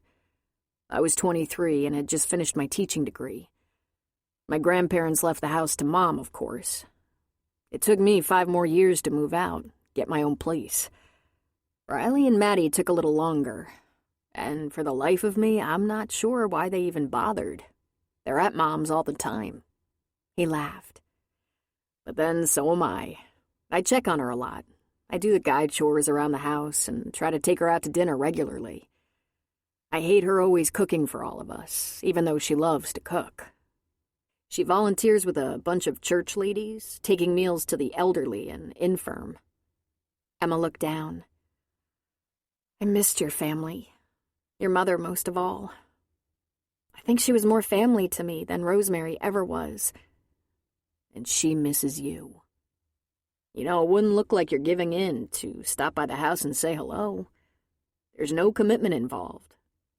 It might be time to rethink this feud. She laughed uncomfortably. You don't understand. I'm not angry anymore. It's just, we can't be friends again, Adam. Who? Me and you? Oh, I like the idea of being your friend, she said with a little laugh. Especially since you know these nifty little hideaways where you can have wine under the stars. But I can't have you trying to work things out between me and Riley. We're done. He gave her a steady, half-amused look. Really, Emmy Cat? After all you've gone through in the past few years, you're worried about friendship with Riley? We wouldn't trust each other anyway. He laughed. It's been over 15 years. You don't have to trust her. Who cares if you trust her? You don't even have to like her. But when you think about things, you'll figure out she was never your enemy. She wasn't exactly my friend. If she'd been a better friend, maybe you could have married Jack. I'm sure that would have been great. Compared to who I did marry? Might have been, yeah. At least it wouldn't have been Richard. But determined to have a better life than the one I left behind, She paused for a moment. All right, she said. Don't think I haven't looked at it from that angle. But please, don't get ideas about reuniting us. He put up his hands, palms toward her. Heaven help me. He took a sip of his wine. The truth? I wish the two of you could make amends. You were always stronger together than apart. I refuse to believe you still mourn the loss of Jack. It just seems that now, after everything, staying mad at my sister wouldn't be very high on your list of priorities. After what she'd been through with Richard, there was a part of her that wished she'd married Jack, let him ruin her life, that she'd never left California, never met Richard. She shook her head. That's certainly true. My priorities are completely different now, and I don't really think of our situation as a feud. I'm sure if we ran into each other, we'd be perfectly cordial, even friendly. But the days of slumber parties are over. I have to get on my feet. I didn't think I'd start off with a great job, but I thought I'd get a decent job, even after not working for 9 years. I have a degree. With my experience, I could make a damn good concierge or event planner. Turns out that even though I didn't do anything wrong, I also have a shady past by association. Even though I wasn't arrested, people don't trust me. They're afraid I was his partner in crime. After all, he had several employees who rolled over on him, took deals to testify. People suspect me, think I didn't testify because I was protecting him. I didn't testify because I had nothing relevant to say. Let that be a lesson to you, Adam. Don't hang around with felons. Sitting in the courtroom while they're being tried might help them, but it won't do much for you." "Why'd you come back, Emmy?" he asked. "I thought you'd disappear and we'd never see you again." "I had nowhere to go," she said. "Oh, I thought about going somewhere I could be unknown, but you know what? Someone's gonna figure me out eventually, and then it'll only be worse. I'll have added deception to suspicion. Besides, my credentials are in my name, and I couldn't stay back there. I was a leper. Not only couldn't I even get a job with McBurger back east, there were also hostile people who wanted revenge on me just for being associated with Richard. I was in hiding for months. Around here, I've found some resistance, but I did manage to get a job. A small job, but a job. Maybe when people see I'm a hard worker, it'll ease up. I'm a little afraid to think about how long that might take." She took a sip of her wine. "I have to admit, I didn't think it would be this hard. Have you ever tried to make it on minimum wage?" He just gave her a wan smile. Of course he had. When they'd moved to town, June had worked 2 jobs, cleaning houses and waitressing. She worked all the time. Emma remembered when June soaked her feet at the end of a long day, so sore, so weary. And that after just losing her husband. "How'd you end up with Richard Compton?" he asked. "Oh, the usual way. I met him when I was out with friends, in a restaurant. I was in the bar with my girlfriends, and he was having dinner with clients. We had a nice conversation. He was clearly interested, which was flattering. He asked for my number, and I wouldn't give it to him. I took his business card, but he intimidated me, so I didn't plan to call him. A few weeks later, he showed up in the store where I worked. He'd been back at that restaurant, and one of my friends told him where I worked. I made him work really hard for a date. But honestly, I was completely smitten. Richard was very handsome, very classy, so charming. You don't weasel people out of $100 million by being an asshole. He could charm the pants off anyone. I didn't know how rich my husband was when I married him. I mean, I knew he was successful and lived well, but I didn't know much more than that. I certainly didn't know he was getting rich illegally. Had I known, do you think I could have stayed with him? But it's not like I ever saw a tax return. I didn't have a key to a safe deposit box or anything. I didn't know there was a safe in his study. I guess because there was another larger invisible safe, the police never expected it either. It was hidden behind a bookcase. Richard was not what you'd call transparent. Adam frowned. "Didn't you sign the tax return?" She shook her head. We filed separate returns. Richard took care of it. There was a prenup, a generous prenup, that would settle me with more money than I'd ever know what to do with. Of course, I came to understand about his wealth, that he could afford almost anything. He never questioned what I needed. "In vitro, Emma? What the hell? Knock yourself out." "But, Richard, you'll have to have a few tests." "No problem. I'll schedule us with the best doctor in the city." "This is a whole new world," she said. "No one is going to pity me, learning how to live on $200 a week after 9 years with a Manhattan apartment and a vacation home in the islands. But, well, once I get a second job or a decent first job, things should be easier." Adam smiled at her. "I'll keep my eyes open," he promised. "If you find something around here and need a strong letter of recommendation—" "You're going to say you're pretty sure I'm not a bad person?" she asked. "I'll say I've known you almost my whole life, and I've always known you to be strong, smart, honest, and reliable." He pulled his wallet out of his back pocket and withdrew a card.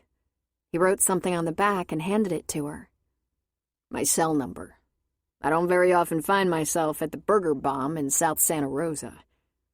Call any time." She turned it over and saw it was a business card. Kerrigan Cleaning Services, Industrial, Business, Residential. Riley Kerrigan, President and CEO. Emma looked up into his eyes with a question. The work is hard, but she pays over minimum wage and promotes from within the company. She's a good leader. He shrugged.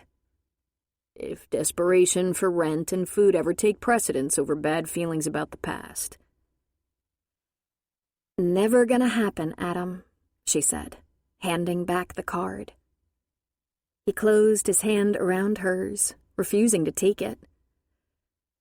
The first thing you're gonna have to learn about scrabbling to get back on your feet. Never turn your nose up at an opportunity, especially for pride's sake. You're reading me all wrong, she said. I don't have any pride left, but I do have to protect myself in the clinches. As you should. And know this, my sister has done a lot for women. Women like you who are trying to get on their feet, start over, build a functional life and their self-esteem, usually out of the ruins of divorce or being widowed. You're proud of her, she said. Oh, yes. Riley amazes me. Keep the card. It has my number on the back. She slid it into her purse, thinking it would be a cold day in hell before she'd ask Riley Kerrigan for help. The very next day, the mean little tyrant at Burger Belch fired her. Chapter 4. Riley Kerrigan ran a tight ship and an efficient workplace. She kept her office in Santa Rosa for easy access to Marin County, San Francisco, Davis, Napa Valley. It had been her goal from the start to service companies and individuals who could afford the best. The fact that this demographic was also the most difficult to please, the greatest challenge, was irrelevant to her. She was confident she had the best service providers. There were only 2 full-time office staff, Riley and her secretary Jeanette Sutton.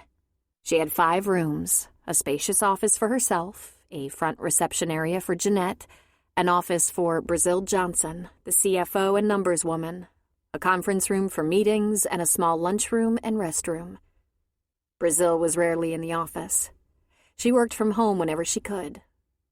Riley's director of operations, Nick Cabrini, worked in the field, but there was space for him in the office if he needed it, either in Brazil's office or the conference room. McKenna Rice was the head housekeeper and trainer. She used the conference room occasionally. Riley kept an office because customers responded to it, particularly business clients, although some homeowners also liked to see her base of operations. It gave her credibility. Nick drove one of the company cars. He dressed sharp, carried a computer in his expensive briefcase, and when he gave estimates or checked on cleaning crews, he looked professional. She had 200 employees, most of them part-time by choice. Some of her full-time employees took care of the same properties on a regular basis. She had night crews who cleaned office buildings, day crews in residences, and crews on call for emergencies like fire or flood damage. Regular hazmat duty. Her liability was high and well managed. Her income was in the mid-100,000 range. Her business net worth was now extremely high. Her mother's house was paid off, her retirement savings gaining strength. Maddie's college fund nearly maxed, and her state of mind, excellent. It had been a long time coming. Many years of 80-hour weeks. When Riley was 18 and a new high school graduate, she took a few classes at the community college that very summer and helped her mother with her house cleaning jobs. Back then, they worked for cash, under the table, and too often they were treated like they belonged under the table, out of sight. Customers would take last-minute trips or vacations and forego house cleaning service for a couple of weeks, not paying them. Clients complained about the cost. They added duties without making preparations in advance, without asking or offering to pay extra. "Oh, June, I have to run a couple of errands. You don't mind keeping an eye on little Eric, do you?" Or, June, I'm way behind on the laundry. Can you pitch in? And, Junie, darling, looks like it's time for a good window washing. And as far as Riley knew, her mother hadn't had a raise in at least 10 years. We have to fix this business, Riley had said. Even some of your oldest customers take complete advantage of your good nature. I think of some of these people as my friends.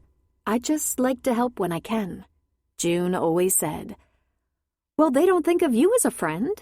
They treat their friends with far more respect, so don't be fooled.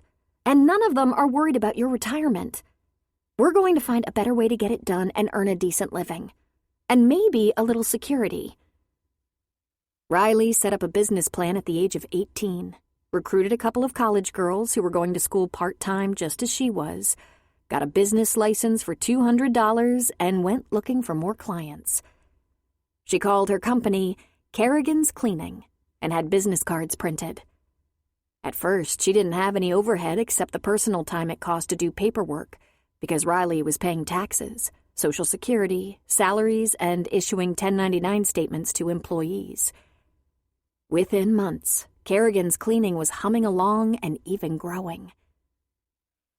Then she got pregnant.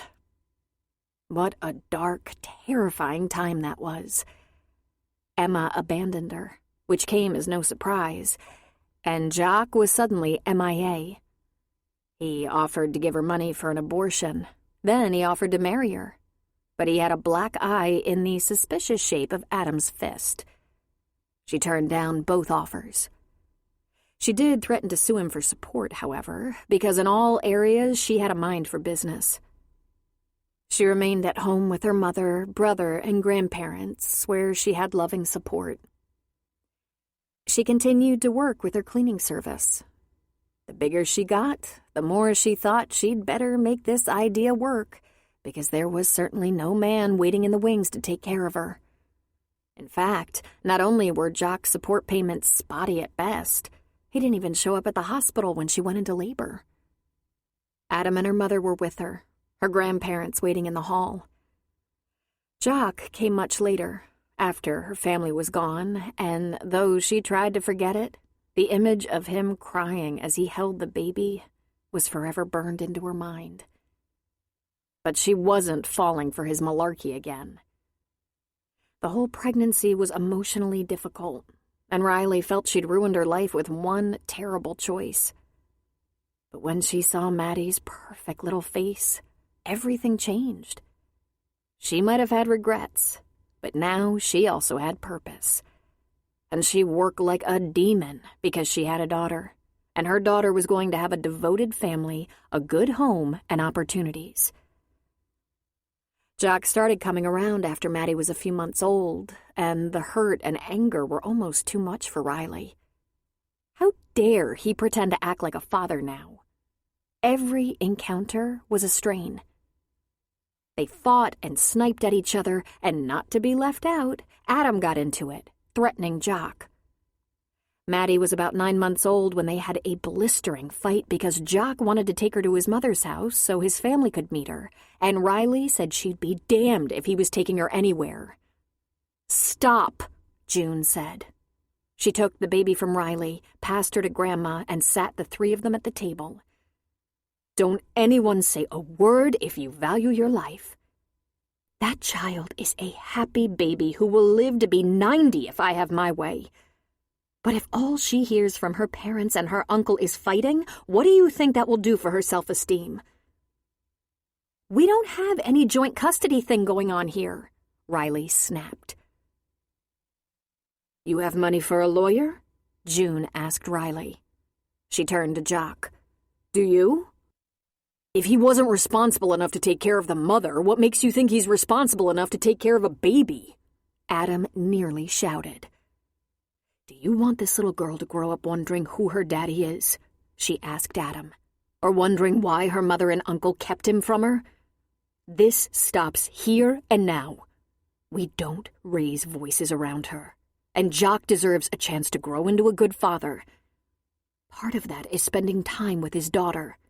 And if you two keep bullying him, the only one who will suffer will be Maddie." I just want to do the right thing, Jock said. Too late, Riley and Adam said. And then they both said, sorry, as they saw June's black scowl.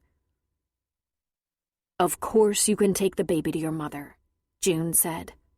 First you have to learn the car seat, and I'd make you show me you know how to change a diaper, but since your mother will be there, I think we're safe. I'll make you up a bottle, and I want you to have her back in 3 hours. After today, there has to be notice, Jock. Riley's a good mama, and she is not the least bit flexible. Planning will be the key. We will all be cooperative, and the #1 priority will always be Maddie. If he'd planned before, Maddie wouldn't be here, Riley hurled. Was that a thank you? Jock asked. I'm warning you, June said. After that confrontation, things went a bit more smoothly with Jock, but it was at least a couple of years before Riley's resentment of him calmed into a tense acceptance. This was not the life she had planned. A baby with a reluctant father who had no real love for her. And the fact that she had loved him, however briefly, only made her shame burn brighter. Her mother had said one more thing to Riley, privately, knowing her daughter so well. That pride will be the end of you, June said. Try to put your focus on Maddie, not your injured pride. Please. She built herself up one emotional brick at a time, becoming a tough, professional businesswoman. Her residential service grew. When she scored her first office building cleaning contract, she celebrated. She also provided what they called a mover's special, the cleaning of empty houses to get them ready for new occupants. That was a tough job that paid well, and sometimes she, her mom, and Adam would put in 12 or 15-hour days to get it done. Sometimes Jock would babysit at June's house. Then she started researching industrial cleaning services, instinctively knowing the real money was there. Mold, water damage, fire damage, sewage, and odor removal. The only thing she left alone were harmful chemicals and crime scene cleanup. She contracted one team, giving them the lion's share of her profits. But then she had them train a second team of industrial cleaners, and they became hers. She ran her business from her mother's dining room table while spooning strained peas into Maddie's mouth, and later while helping Maddie with her spelling words and math exercises. As a family, they had a bit of a setback when her grandparents passed, but she found that as long as she stayed ahead of the personnel and contracts, the company functioned very well. June worked part-time for Riley's company, a few jobs a week. The rest of the time she helped raise Maddie. When Maddie was 10, just 5 years ago, Riley changed the name of her company to Kerrigan Cleaning Services, rented office space, and cleaned up. From that home pregnancy test to here was a long and difficult passage. But she had people she knew who, barring death, would never desert her, would always forgive her, love her as unconditionally as she loved them. Maddie, her mother, Adam.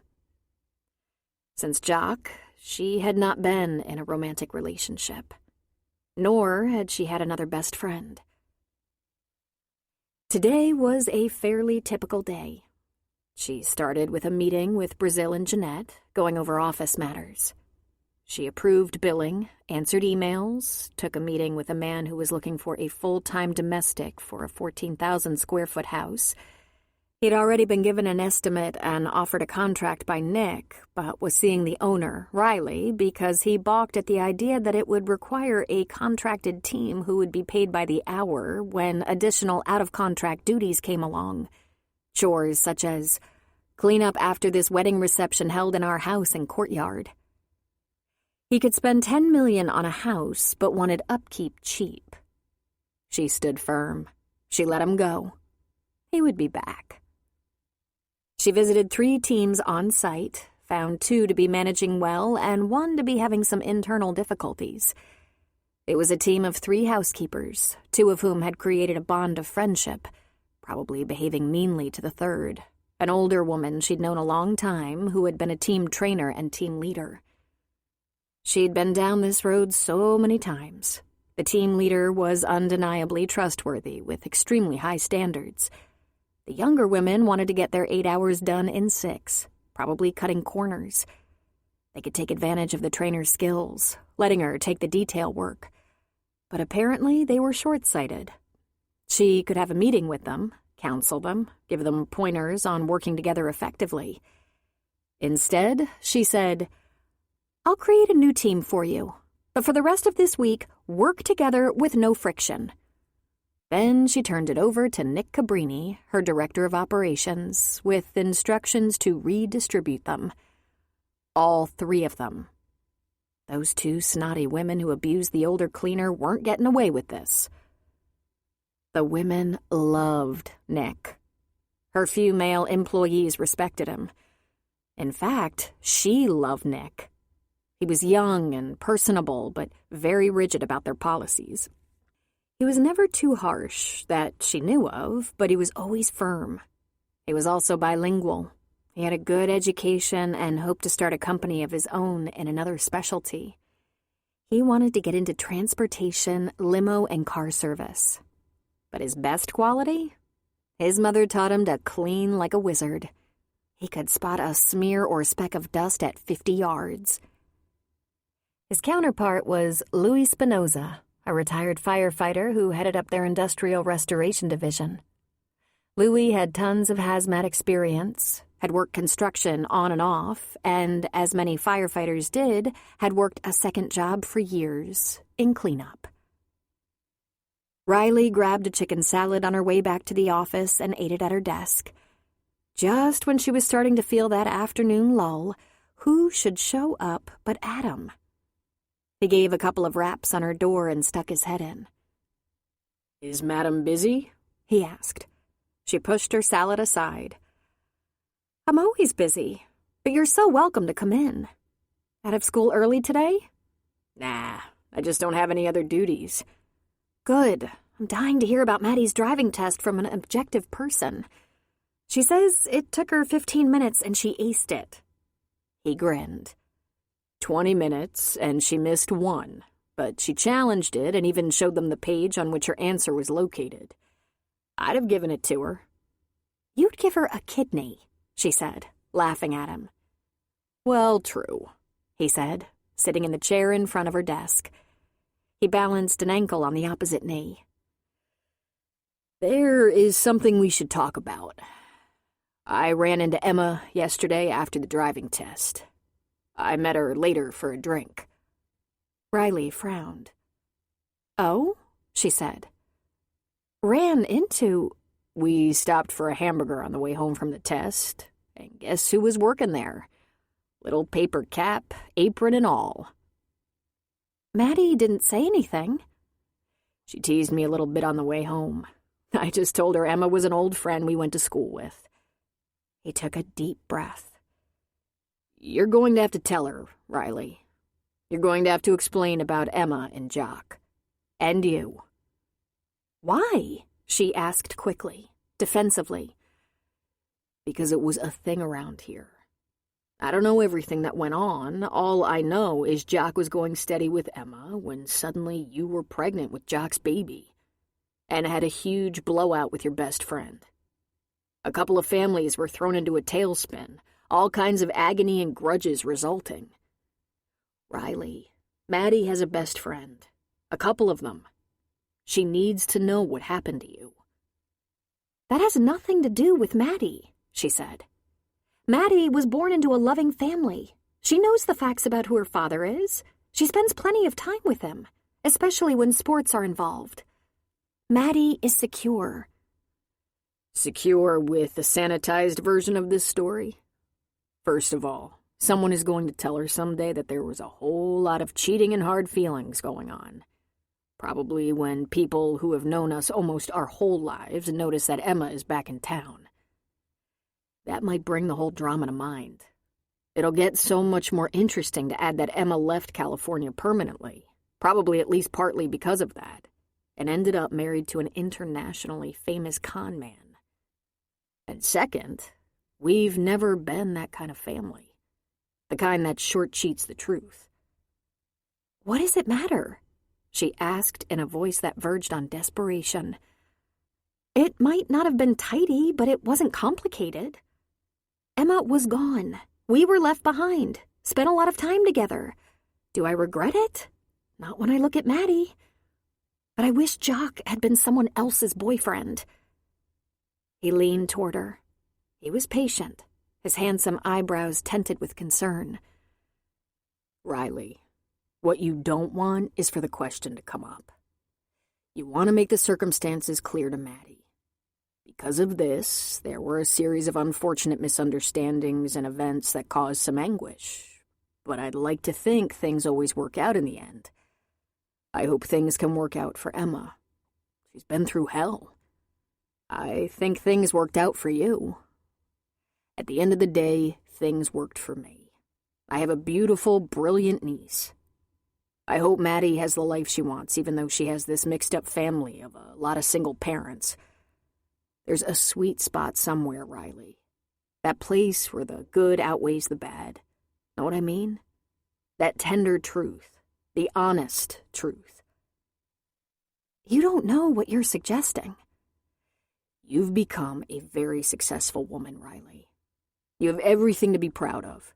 There isn't a single one of us who doesn't have to own a questionable decision or two, but very damn few can show how they took that one misstep and turned it into pure gold. And if Maddie loses all respect for me? He shook his head. Not possible. Maddie admires you more than anyone. Except maybe me, he said, grinning. I think I'm your biggest fan. She softened her expression. Adam was all goodness wrapped up in the most beautiful package. What was she doing working at a fast food restaurant? Riley asked. As she tells it, it was the only job she could get. She wasn't sure if it was the fact that she hadn't had a job in 10 years, outside of being married to a millionaire, or if it was because she was married to a notorious thief. She suspects the latter, and I'm inclined to agree. People won't take a chance on her. Why would she tell anyone? She should have changed her name. She goes by Emma Shea, but she's not disguised. Employers are pretty savvy nowadays. They look up their applicants. They check Facebook and Twitter, just like you do. And she looks exactly as she did 15 years ago. 16, Riley said uncomfortably. Her fingers ran through her short, shaggy blonde hair at her temples, smoothing it over her ears. Aw, Riley, you've always worn this thing like a hair shirt. We should have talked about this years ago, but you were busy self-flagellating. Emma belonged to me and Mom, too, you know? She immediately knew who Maddie must be. Listen, even though you didn't confide everything in me, I know the whole thing wasn't entirely your fault. Last night I told her you and Jock weren't even together when Maddie was born, and she was surprised. Surprised and disappointed in Jock. This should have come out years ago, not last night. That's how little communication she's had with this place. Riley felt tears threaten to rise. I tried to tell her.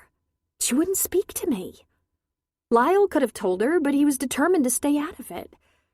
Besides, she was busy, Adam. Flying all over the world in that private jet. I have no doubt she'd have walked away from that had she known what was really going on there. I thought you'd be sympathetic. She was lied to. Everyone abandoned her. And so now she's just been struck down again? Poor Emma. She just keeps picking the wrong guys. Was that sarcasm? He asked. I apologize. I'm feeling a little like a cornered animal. Oh, God, why am I apologizing to you? Emma doesn't know I was flippant about her troubles. I gave her your business card. I told her you paid more than minimum wage. You can't be serious, she said, astonished. She couldn't make in a year what her fresh flower budget was. Was being the operative word. You might hear from her. She's having a hard time getting by. Lyle hasn't said anything, she said. Lyle has always been Switzerland where you two were concerned, which is why Emma knew so little about you and Jock. But get ready. One way or another, you're going to run into her, because I'm planning to see her again. What? What's that about? If you two can't reconcile, that's your deal. I'm not angry with Emma or with you, and I want to see her again. You act like you have a thing for her or something, Riley said. I told you she was my friend too. I'm a little worried about her. It's important to me to make sure she's all right. He stood up. Do you have a thing for her, Adam? She asked directly. Her brother, so handsome, such a wonderful man, was rarely in a relationship, even though women sighed as he passed. She had even once said, "It's okay if you're gay, you know." And he had replied, "And it's okay if you are." You want to date her? Is that it? Riley asked. We had a glass of wine together, he said. It was good to see her. We talked a little bit about Maddie, about her return home after that sideshow back east, the difficulties of finding work. She asked about Mom, about Grandma and Grandpa. Except for Lyle and the old widow she rents from, she's pretty much alone. But we had a nice hour or so together, and I was really happy to see her again. While all that mess was going on in New York with her husband, then his suicide, I thought about her a lot. I checked in with Lyle now and then to make sure she was okay. Lyle was talking to her almost daily at the end. He was her sole emotional support. I should have called her. I think Lyle would have given me her number, but I didn't ask. I decided to wait a while, see how things shook out. Then there was the suicide and feds all over her possessions. I think what she endured must have been unimaginably painful, worse than most things I can envision. You know that Emma, like you and I, was left orphaned when her dad died. Except we had Mom, and who did she have? Rosemary, that cold-hearted bitch. So yeah, it was nice to see her, talk to her, get reacquainted. I offered her a letter of recommendation. I gave her your business card. She probably won't ever call you or ask you for work, but I'm the one that gave her the card, so don't be surprised. And if you don't mind me saying so, I think you owe her. Oh, God, don't lay that on me. I begged her forgiveness for Jock, which she did not give me, and I can't even repeat the horrible names she called me.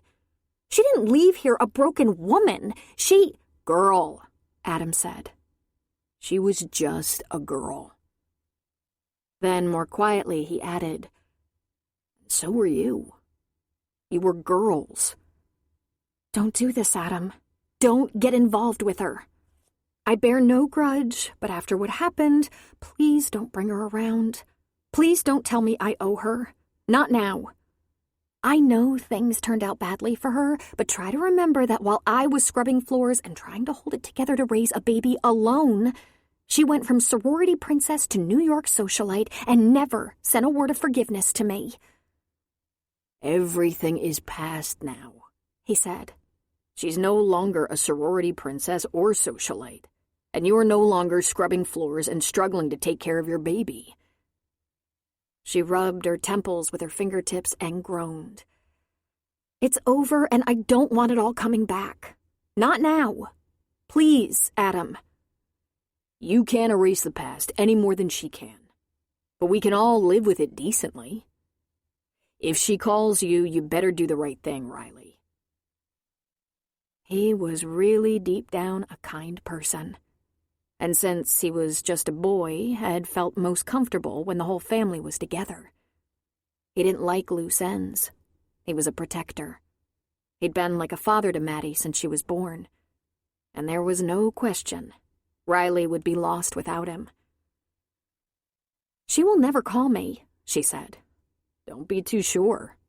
It's really time to lay this thing between you to rest." "I have no jobs but cleaning jobs. She'd have to get her hands dirty." He laughed. "You don't think she got dirty in that New York life?" He was moving toward the door.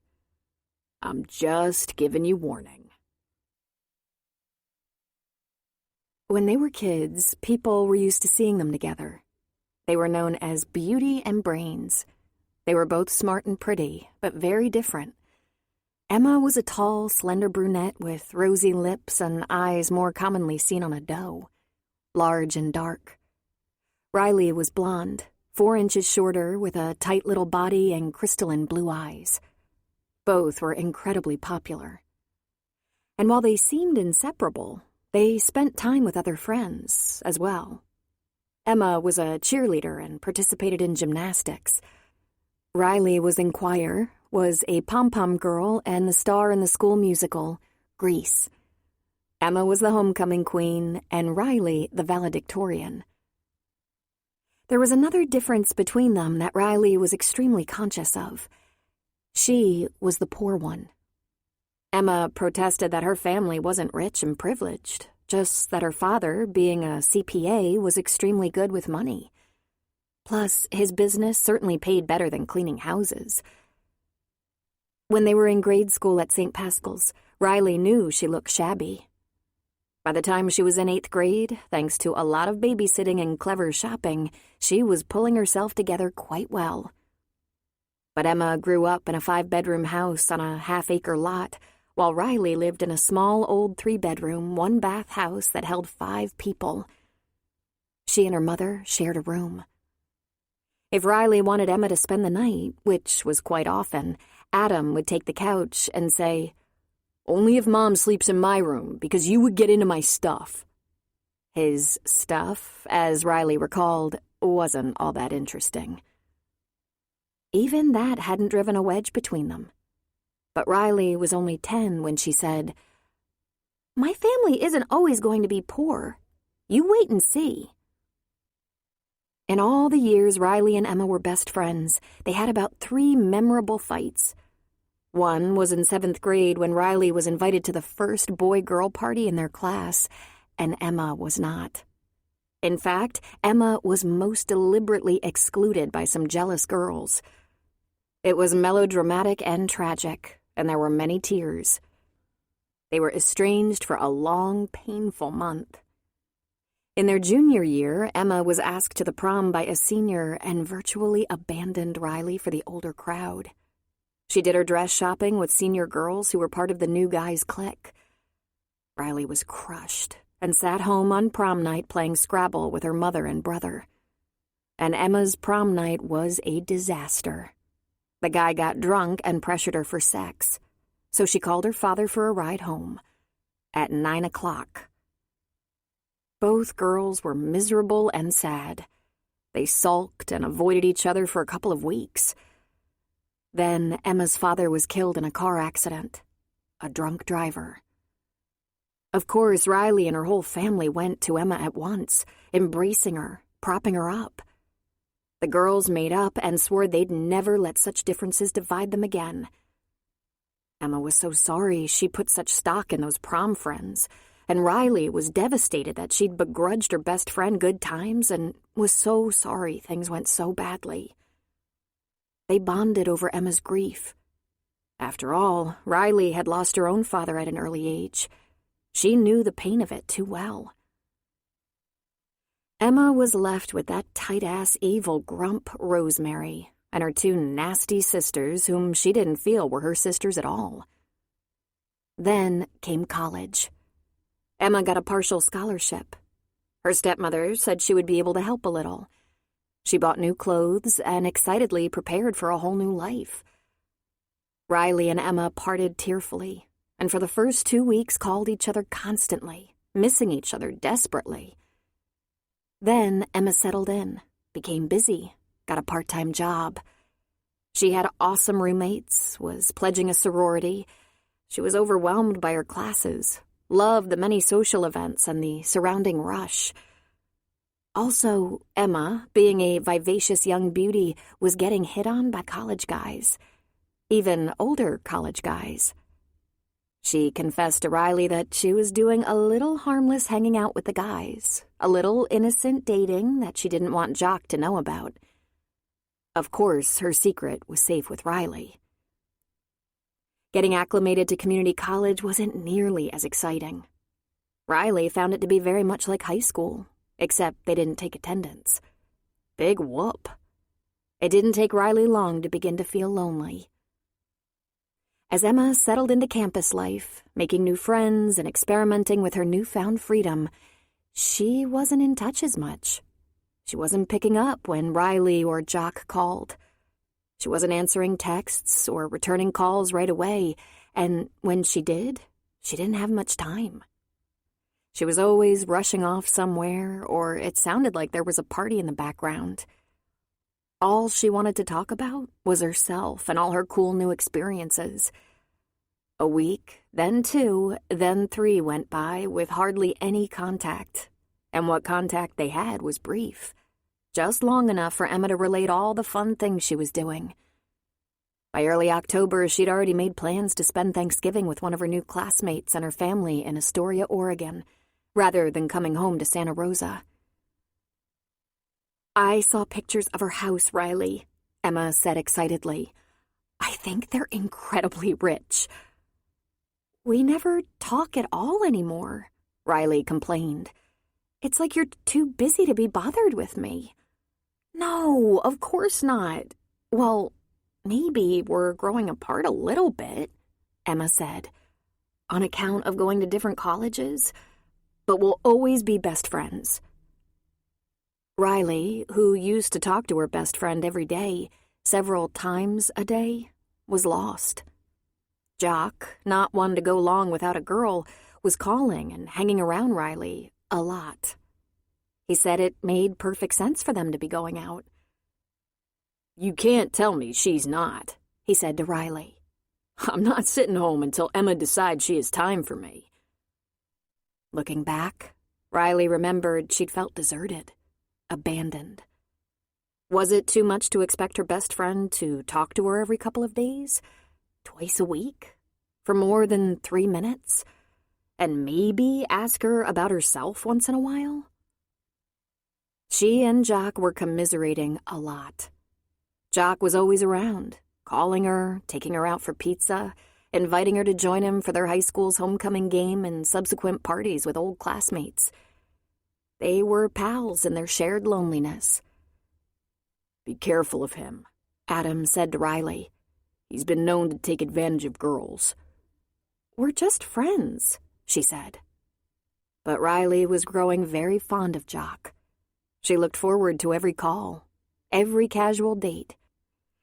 They stopped commiserating so much and started laughing and having fun. They met friends at pizza parlors and on the beach. One crisp fall night, they drove over to the coast and had a few beers by a beach fire, just the two of them. It was amazing how much they had to talk about. Emma's name never came up. Riley was astonished to find she was feeling far less abandoned. She was falling for him. "I think I might be way into you, too," he said. "Damn, I never saw this coming. I'm starting to think it probably should have been me and you from the start."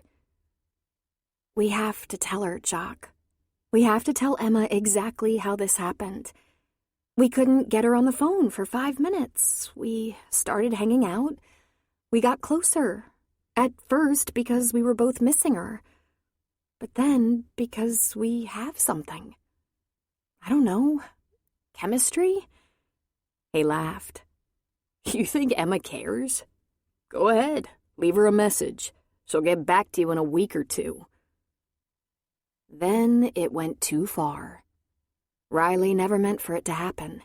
At least not until she had thought it through much more carefully. Not until they came clean with Emma.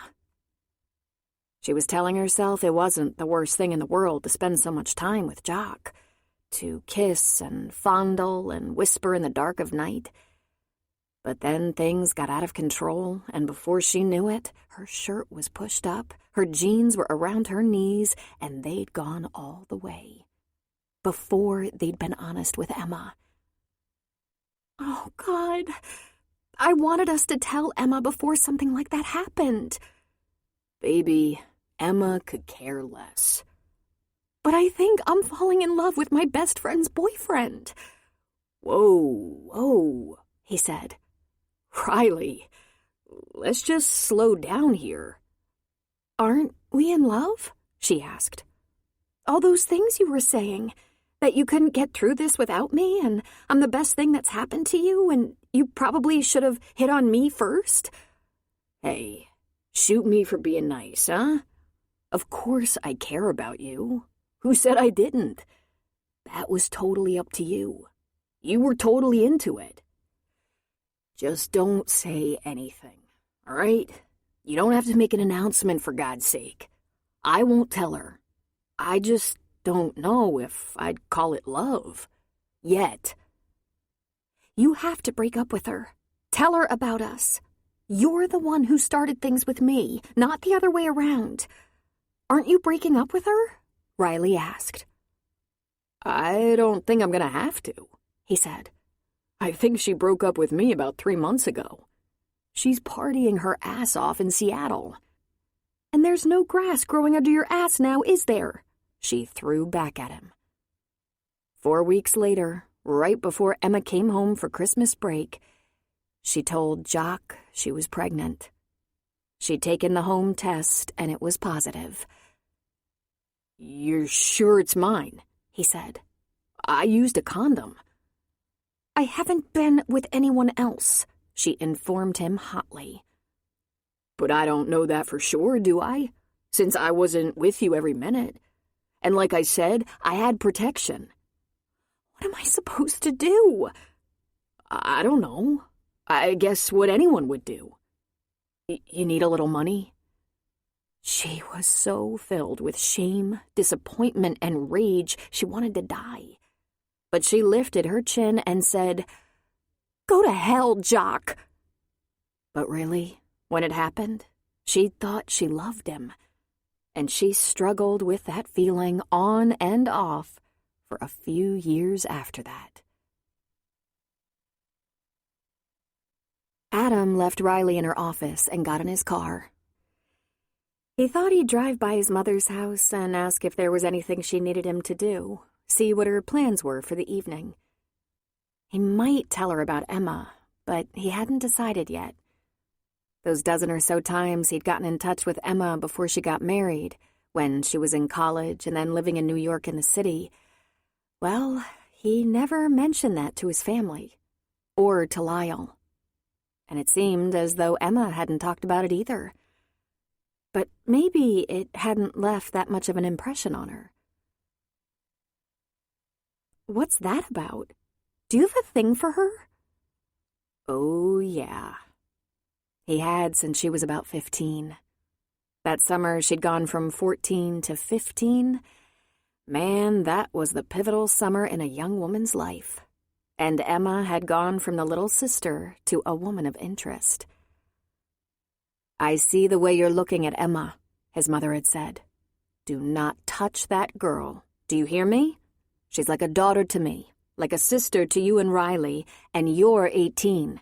She is off limits, at least until you're both adults. This is non-negotiable. Her evil stepmother would love to throw you in jail. But not long after she passed her 18th birthday, she was gone to Seattle. Soon after that, Riley was expecting Jock's baby. There was a significant part of Adam's heart that was very happy Jock was no longer Emma's guy, but he was smart enough to know that until Emma recovered from her broken heart, he'd better not step forward. The next 6 years were a blur. Emma didn't return to Santa Rosa except for very brief visits, and he didn't see her. He worked 2 jobs and went to school. His grandparents both died. He was helping his mother and Riley as much as he could. He grew very attached to Maddie, and Emma moved to New York. He always thought, one of these days. While he was thinking that, she got married. And not to just anybody, but some internationally known millionaire. All that had changed, and she was back. Chapter 5. Emma didn't qualify for unemployment, as hers had been a part-time job. She did qualify for food stamps, which weren't called food stamps anymore. Although she'd applied online, she had to invest 4 hours in the county welfare office, completed forms in hand. It was now a debit card that would come in the mail. Soon, they said, in about 30 days, if things went well, after her application was approved. She judged herself against the great throng of people gathered in the county welfare office. She'd heard her husband rant about how many undeserving and entitled people took advantage of the welfare system, got all this free money without hardly trying. She felt like one of them, and wondered if she deserved help. Probably not. She'd been married to him after all. She also wondered where all that free money was, and where those people who worked the system were. She'd always had visions of slick con men sauntering in and, with the flick of a form, walking out with money or some other assistance. Most of the people in the office were women, more than half with small children hanging on their legs or sitting on their laps. At least half were Hispanic. But as she'd read in the guidelines, they had to be documented to qualify. None looked like the type she expected, and no one looked at ease or comfortable about being there. As for Emma, she felt a little ill, demoralized and ashamed, like further proof she'd done something wrong. But she looked better than anyone in the place. She still had some good clothes, expensive shoes, and a couple of nice handbags, unlike everyone else there. Her clothes didn't fit so well these days. It hadn't taken long for the extra pounds she'd gained from burger hell to fall off. Job searching, the stress of it, and the sheer calisthenics of tromping all over hell and gone ate up a lot of calories. Not to mention the worry that she'd never be able to support herself again. There seemed to be a lot of hair in her hairbrush these days. Was she losing her hair? She'd been grinding her teeth at night for a couple of years, and she dreamed about losing her teeth. Awake, she worried about falling apart one batch of cells at a time. She wondered what Rosemary, Anna, and Lauren thought she was doing right now. How did they not have the slightest concern that she might be struggling? None of them reached out or asked her how she was getting by. When she'd been comfortable, before Richard's investigation began, they were always front and center. Her family. They'd wrangled first-class trips to New York on Richard's dime, and just to save himself the annoyance of having them about, he'd put them up in a suite at the Plaza Athénée. It quickly became expected. Rosemary, the woman who couldn't even have been bothered to take her shopping when she was a girl, called and in her sweetest voice would say, "It's time for our annual trip to the city, dear. Will you book it for us?" And Emma had given them such generous, beautiful birthday and holiday gifts. They never even thanked her. They thought it was nothing to her. They probably thought one of her servants bought and shipped them. The only jobs she seemed to qualify for were laborers' positions. Waitressing paid far less than minimum wage because of the tips, which waitstaff were obligated to report to the IRS. In the end, she did better for herself by not mentioning her degree. She said she was educated through high school, stealing a little bit from Riley. She said she'd cleaned houses for work, and the only reference she had was Adam Kerrigan, because she hadn't lived around here since high school. So she took a job on the housekeeping staff of a hospital in Petaluma. After 4 days of training, she began on the day shift, punching in at 7 a.m. She made a decision, an easy one. She wasn't about to tell anyone her story. She'd like to at least pay her bills for a while. She kept it simple. She'd been married to a man named Rick. No one had ever called Richard Rick. They didn't have children. He died of a brain injury. Hospital people took that to mean stroke or aneurysm, not a bullet. She never mentioned New York. She said they'd lived in Ohio. On the line that asked for her last address, she made up a completely fictitious address in Akron. She decided to come back to California, where she grew up, where she had a few friends and some sparse family. It was a little dicey when people asked in a friendly way, "Who are your friends? Who do you hang around with?" At which point Emma began to have secret, imaginary friends. "Oh, my girlfriend Marianne, who I went to school with, and a cousin Jennifer, who's married with 2 kids. Then there's Ruth, my favorite aunt, who's only 4 years older. I'm close to them." The women on the housekeeping staff she worked with were exceptionally friendly, reaching out to her, warning her about the supervisor who was a dragon lady named Glynis Carlson. Glynis was short, wore a 40-year-old hairstyle with 1 silver slash in front, came upon them like an unexpected storm, and without even raising her voice, threatened their very lives for having a cell phone out, for disposing of soiled linens wrong, for leaving streaks on the floor or porcelain, letting their carts get overladen or worse, understocked. And that was nothing compared to the way she berated people who weren't keeping up with their assigned area, which was very hard because nurses and aides were constantly summoning housekeeping. They didn't help with cleaning up beds or patients, of course, but anything that hit the floor was passed on to the housekeeping staff.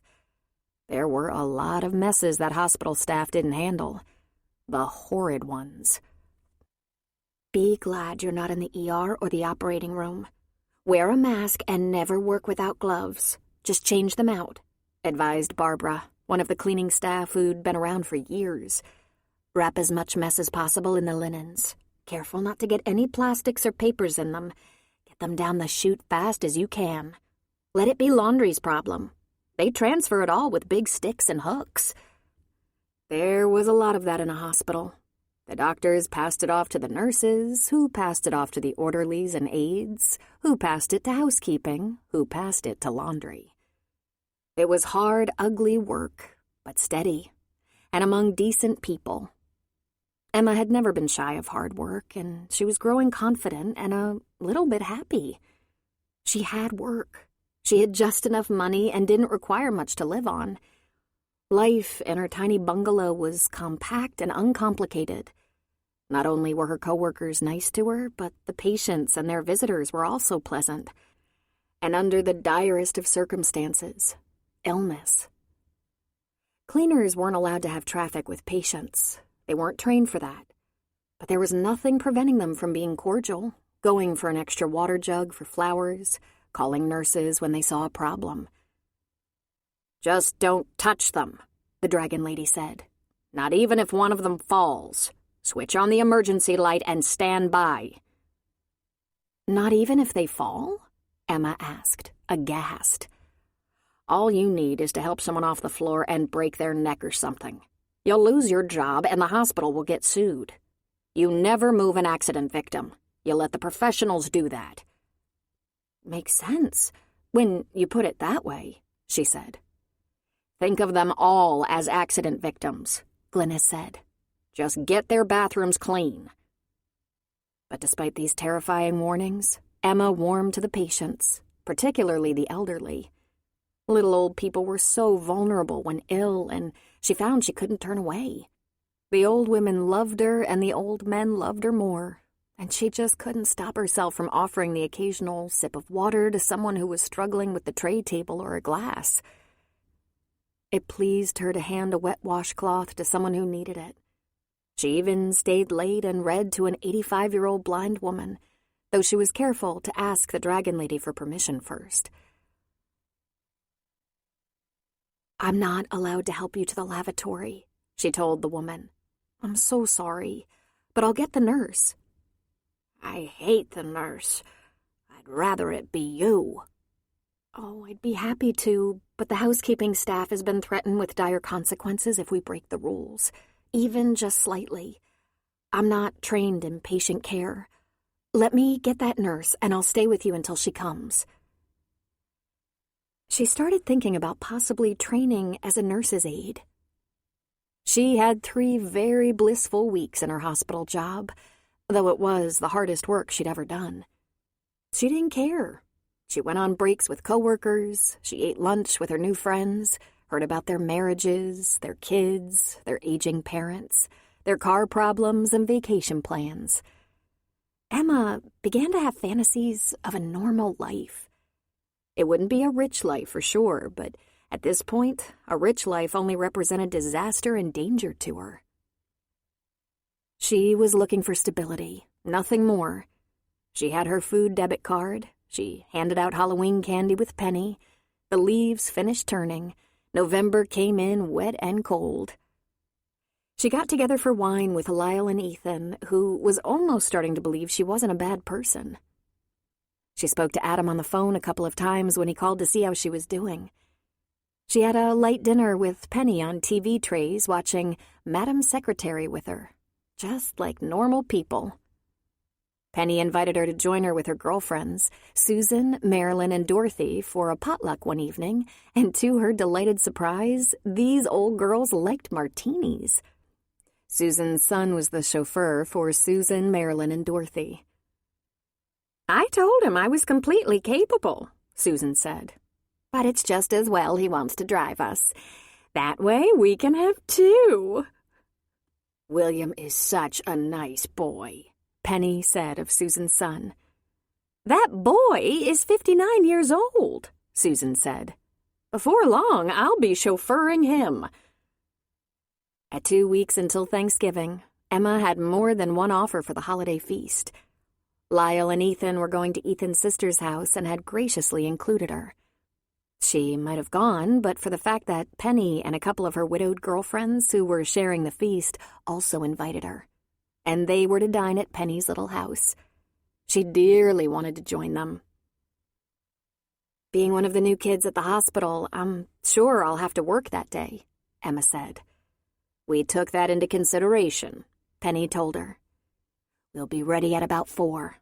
That should give you time to get home, shower, come over for some pre-turkey poo-poos and wine." "Let me pick up the wine," she said. "You're absolutely welcome to." "And I'll visit Lyle's shop and see if he'll give me a break on a centerpiece," she added. "Try your best, darling, but be warned. He's going to gouge you. I've been looking for a discount for years. I guess I can't complain," she said with a smile. "He gave me you." Emma was having a life.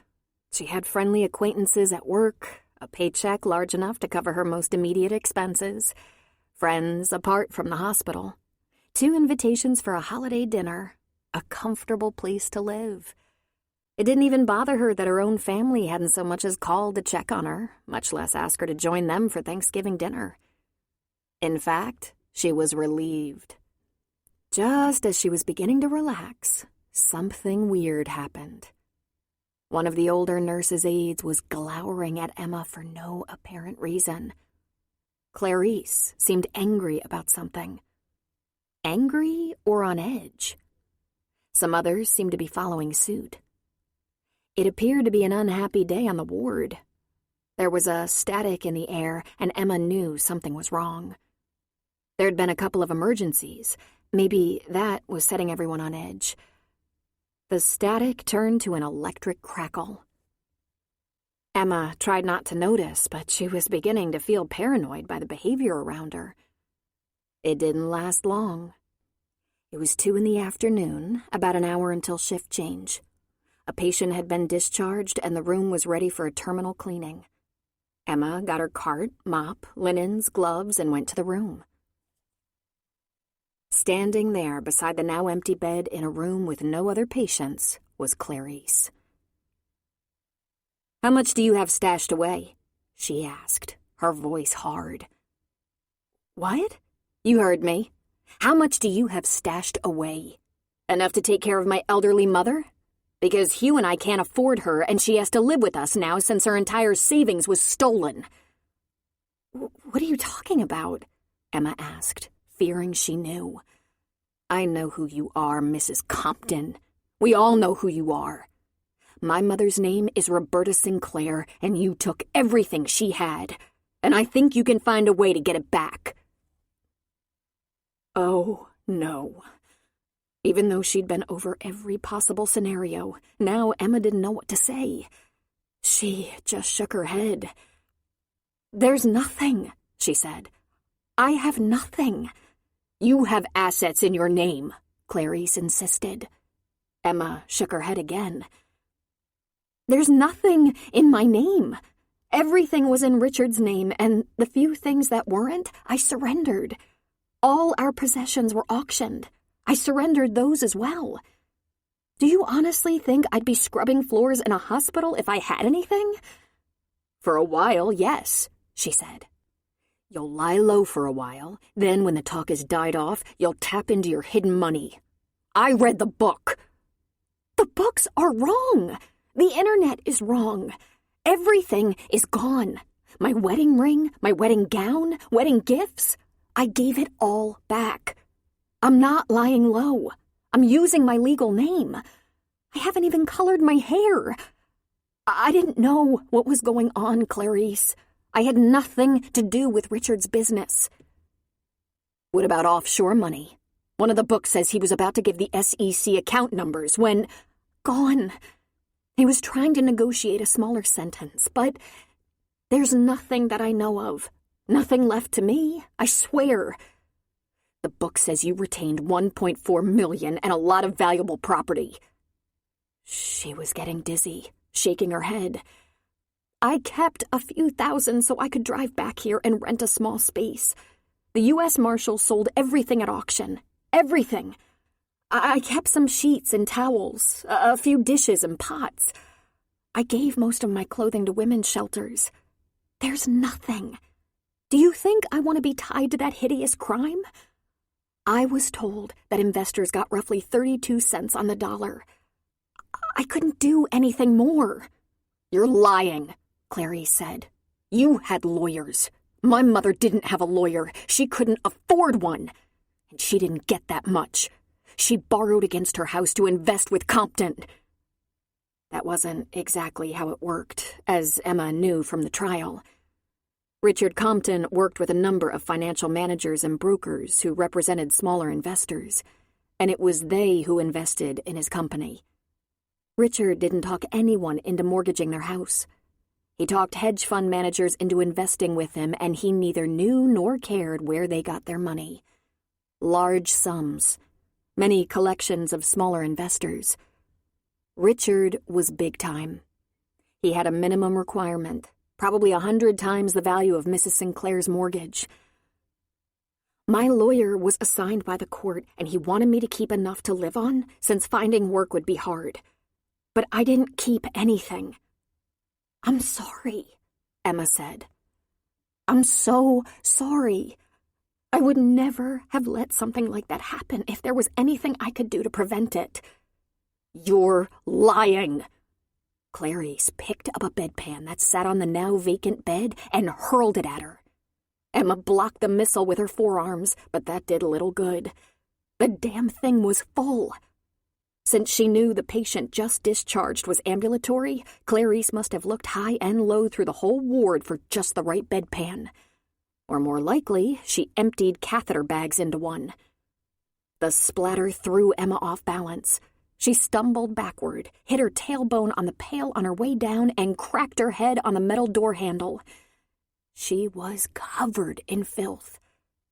When she tried to stand, the world was spinning, and she ended up scooting across the floor, escaping out of the room into the hallway. "Oh, my God," one of the other housekeepers said, running to her. "What happened? Are you hurt?" Clarice walked out of the patient room and, lifting her chin in the air, walked past Emma. She went down the hall to the nursing station. "Can you get up?" the other housekeeper asked. "I don't know," she whispered. "Ugh, oh God, this is awful." "How did this happen?" "She threw a bedpan at me. Apparently, she was swindled by... My late husband was guilty of... Oh, but I didn't know," she said, turning imploring eyes to her friend. "I swear I didn't. I would never. And he's dead now." Two of the RNs on staff came running down the hall. One said, "Dear God." The other one said, "Clarice has lost her mind." They tried to get Emma on her feet, but when she swayed and threatened to fall again, they went for a wheelchair and took her to the ER. She tried to briefly explain the problem, but it didn't come out well. She tried to tell them she'd been married to a bad man, a thief, but she didn't know it, and it seems Clarice was one of his victims, but Emma didn't know. "I should have done something," she thought. "I should have done something when I wondered why lawyers negotiated our prenup.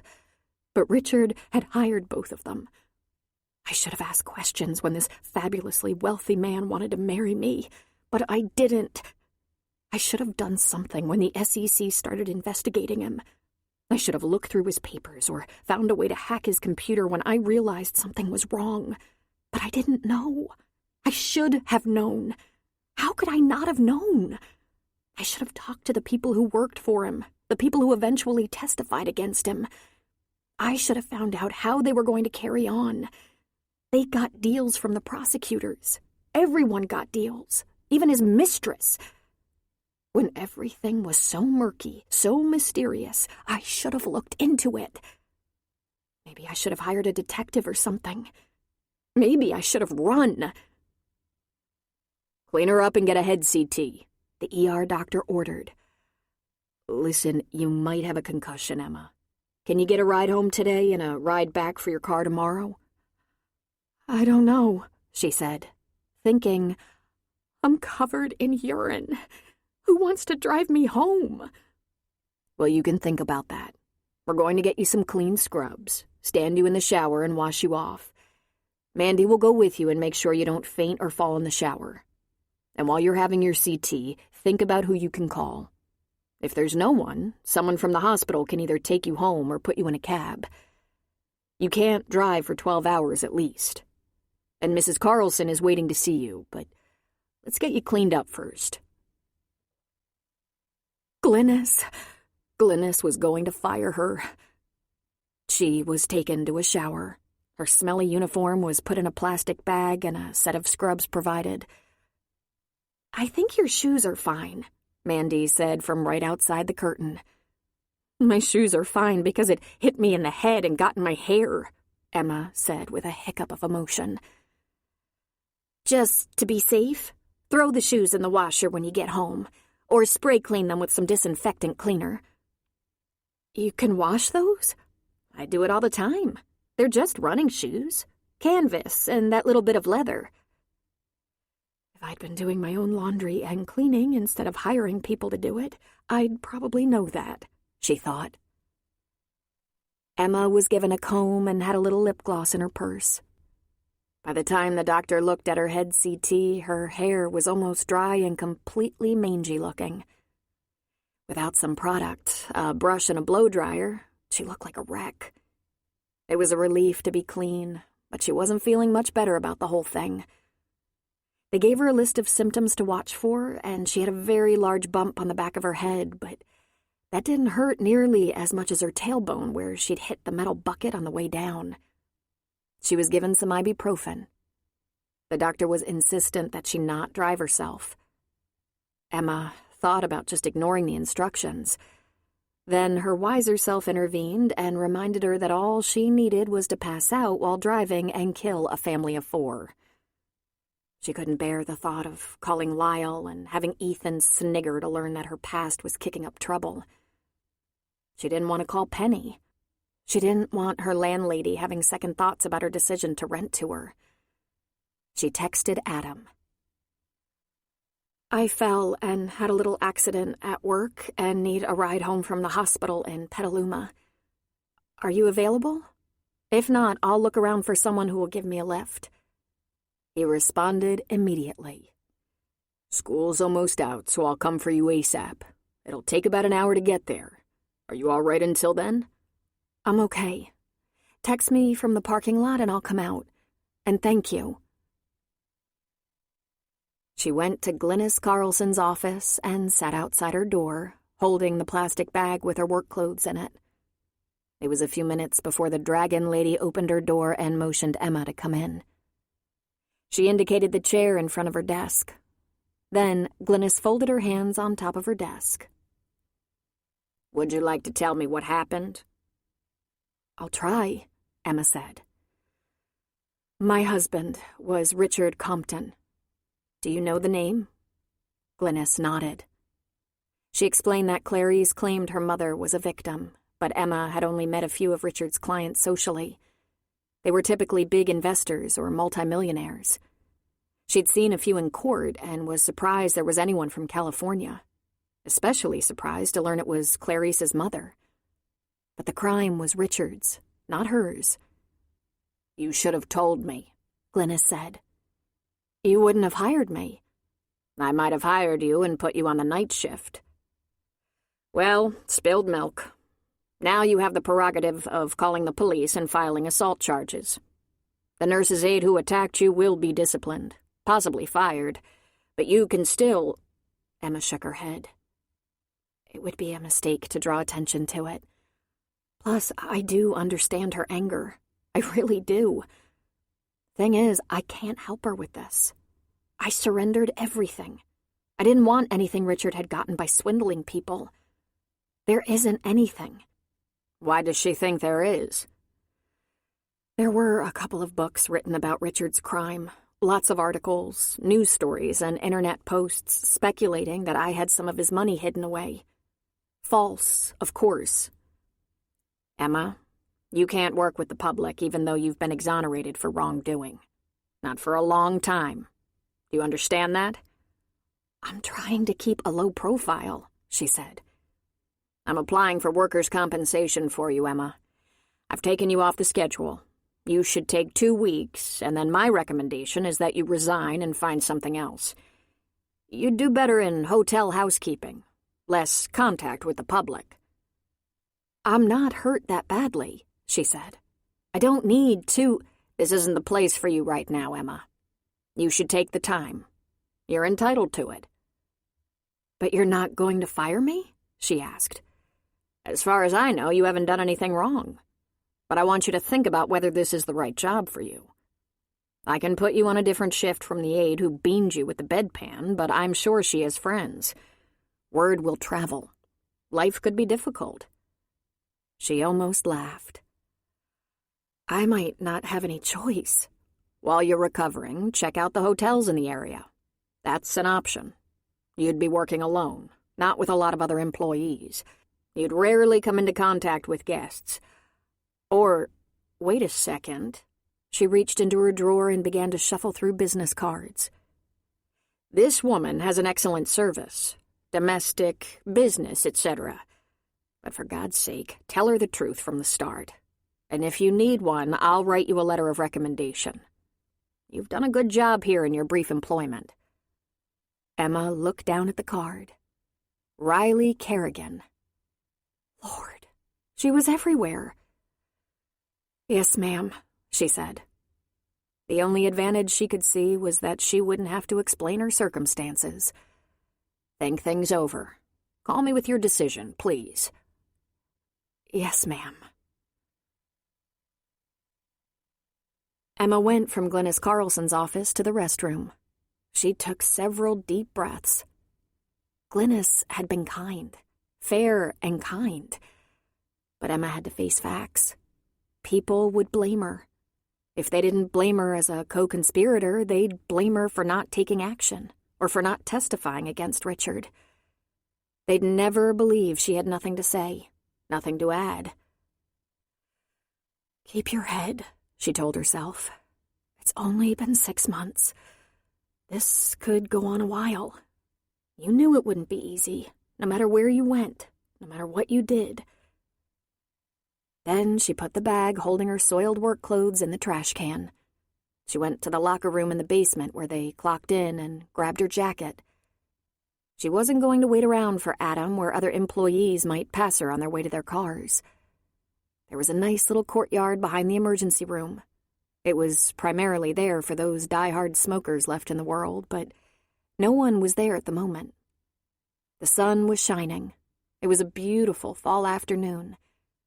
She sat with her back to the door and talked to herself a little more. It's only been 6 months. Some of his victims will be angry for the rest of their lives. Many will feel his death wasn't punishment enough.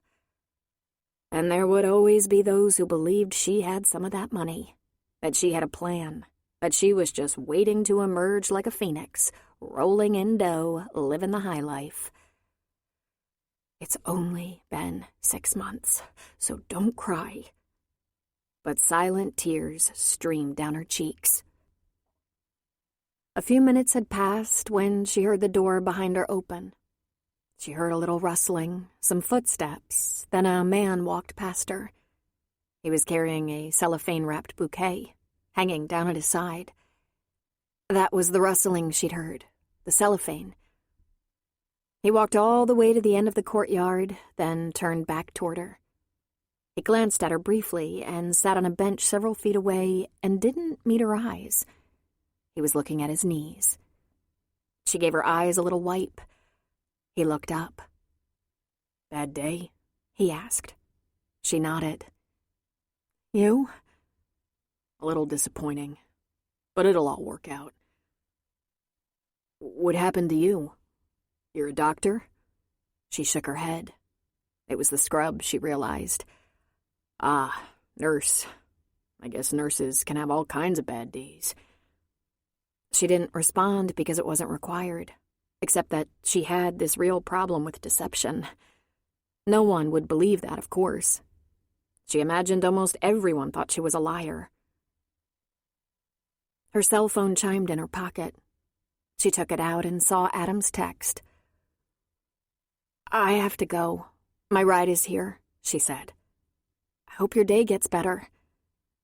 He actually stood, and she realized he was very handsome, also tall and broad-shouldered. "I hope yours does, too. Here," he said, holding out the bouquet. "Take these. They will go in the trash otherwise." "Can't you take them home to your wife?" "No wife." "Your mother? Daughter? Sister?" He smiled, improving his looks even more. "Nah. Here. Enjoy." She just stood there. "Come on. Someone just did something nice for you. Take them." She did. She said thank you. She went to Adam's SUV in the parking lot and climbed in the passenger seat. He eyed the flowers. "Parting gifts?" he asked. And she burst into tears.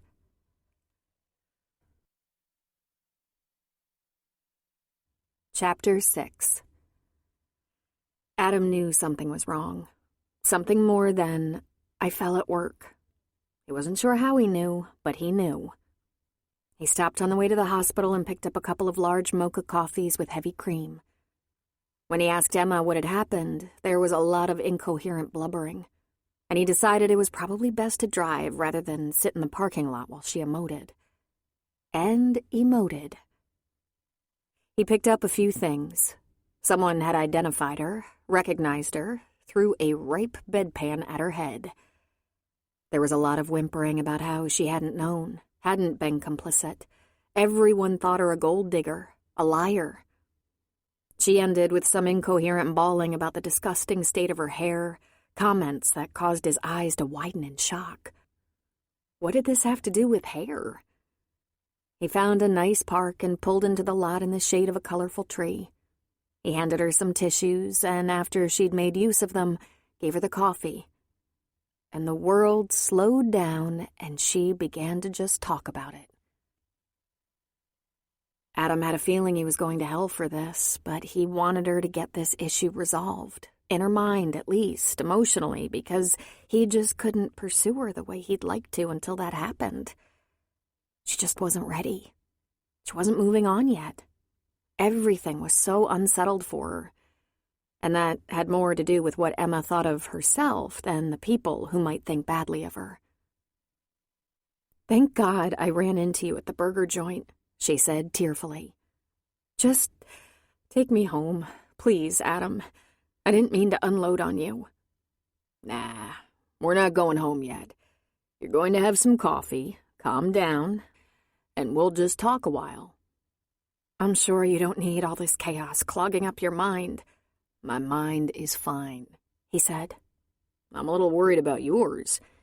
It seems like maybe you're still feeling confused, out of control, vulnerable, victimized."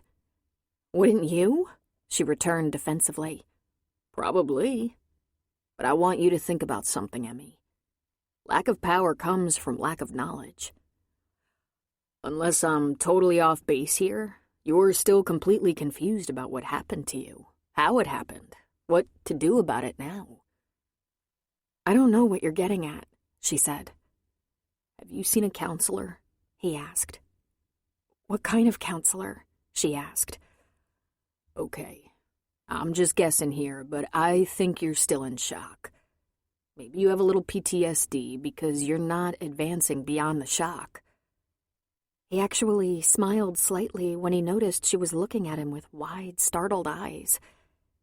"PTSD isn't limited to war veterans, Emmy. Anyone who's been through a trauma qualifies. With a war veteran, it might be a car backfiring that sends them into a series of PTSD symptoms.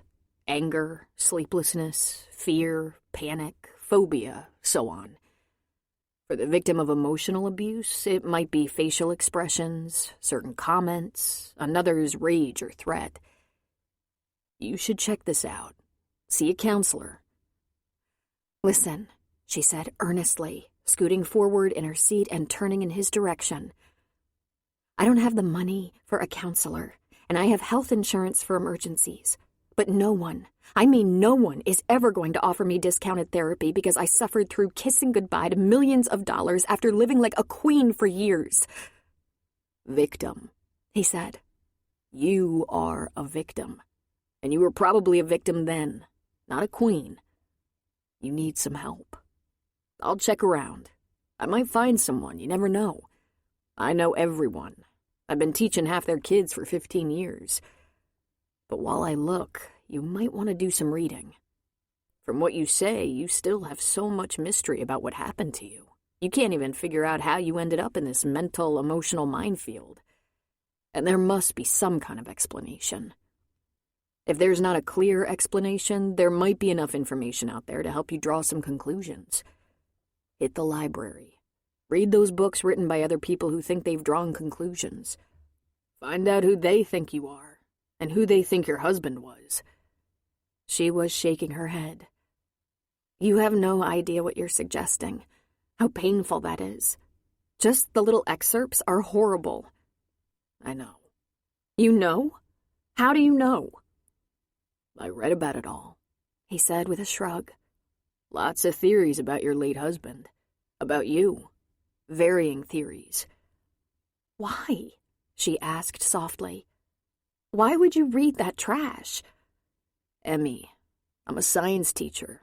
We investigate. We look shit up." Then he gave her a wan smile. "I'm just suggesting, since you can't escape it, maybe it makes sense to face it." "I thought I'd been facing it for the last several years," she said. "I was in the apartment when Richard blew his brains out after all. I had to hide from angry plaintiffs. I had to watch the house stripped of personal possessions. You wanted it behind you, and who could blame you? Now that the whole fiasco is part of your identity and you have to live with it, would it help to understand it better? Like, what kind of man was he, really? Because you don't actually know, do you? You've said that had you known, you would have run for your life. So what do you know about sociopaths? Because that's my guess. He was a sociopath." "What do you know about sociopaths?" she asked. He shook his head. "Just a little bit, but I admit to being fascinated. I think when they were passing out consciences, they missed a few people, but they gave the surplus to me. My conscience seems to work overtime." He reached for her hand. "If you understood, at least as much as possible, could you be at peace?" "I don't know." "Find out," he suggested. "I'll help if I can. I love research, and I love talking to you. But first things first, you need a few days of rest and ice on your head. And my butt, she added. Did they x-ray that part? No. They said if it remains painful to come back in, but it's already better from just a couple of Advil. But let's keep moving forward. It's time to call Riley and see if you can get a job. It doesn't have to be a long-term job, but you have to have something. Oh, Adam. She'll protect you, Emmy. She knows how hard it is to start over, to rebuild your life after you've hit bottom. I can't believe she'd actually help me, she said. Sure she would. In fact, if she doesn't, that would mean I don't know my sister at all, and that's not possible. Does she know we've been in touch lately? Emma asked. She knows I ran into you at the burger joint. She knows we had a glass of wine and I gave you her business card. That's all she knows.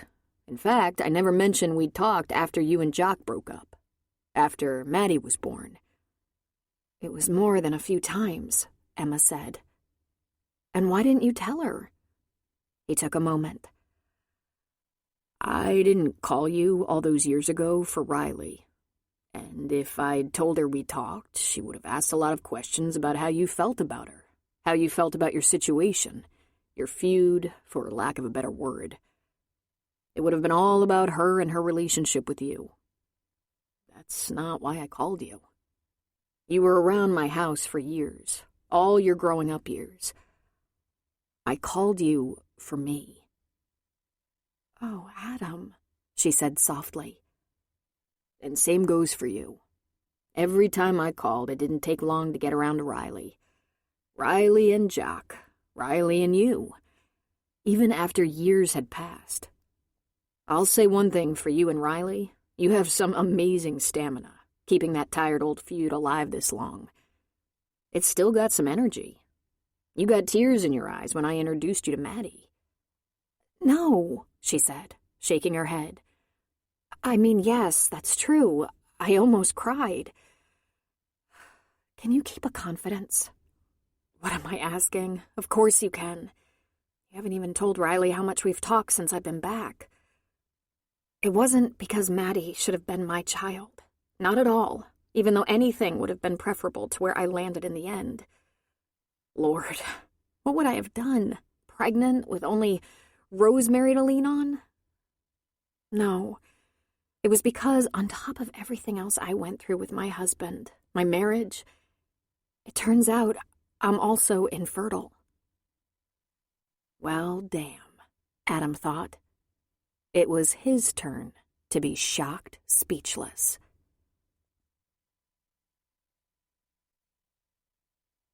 Three days later, Emma was introduced to Lucinda Lopez, family, marriage, and individual counselor. It's the first time Adam has ever asked a favor of me, she said. He was my first friend in teaching, a great teacher. I was not such a great teacher, but I think I'm a good counselor. You didn't like teaching? Emma asked.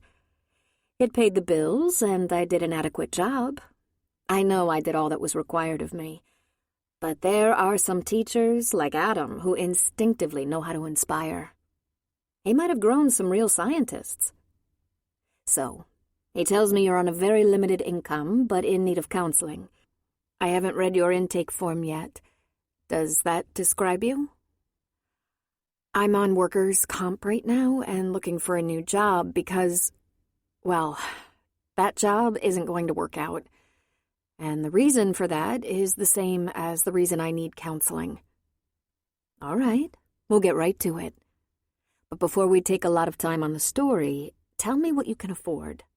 It's very important that you pay something for your counseling, that you make it in some way a priority. At any time, you might decide it's not working for you, and that's entirely up to you, but please understand, if it's free, you won't value it. Make an effort, please. Not for me. I'm not in need. For you. Your results will be better if you stretch yourself, if you commit. I don't know how often I'll be seeing you. Can you help me with it? The cost of the session? Sure. I provide a sliding scale based on income. Here's the graph, she said. Emma looked at it.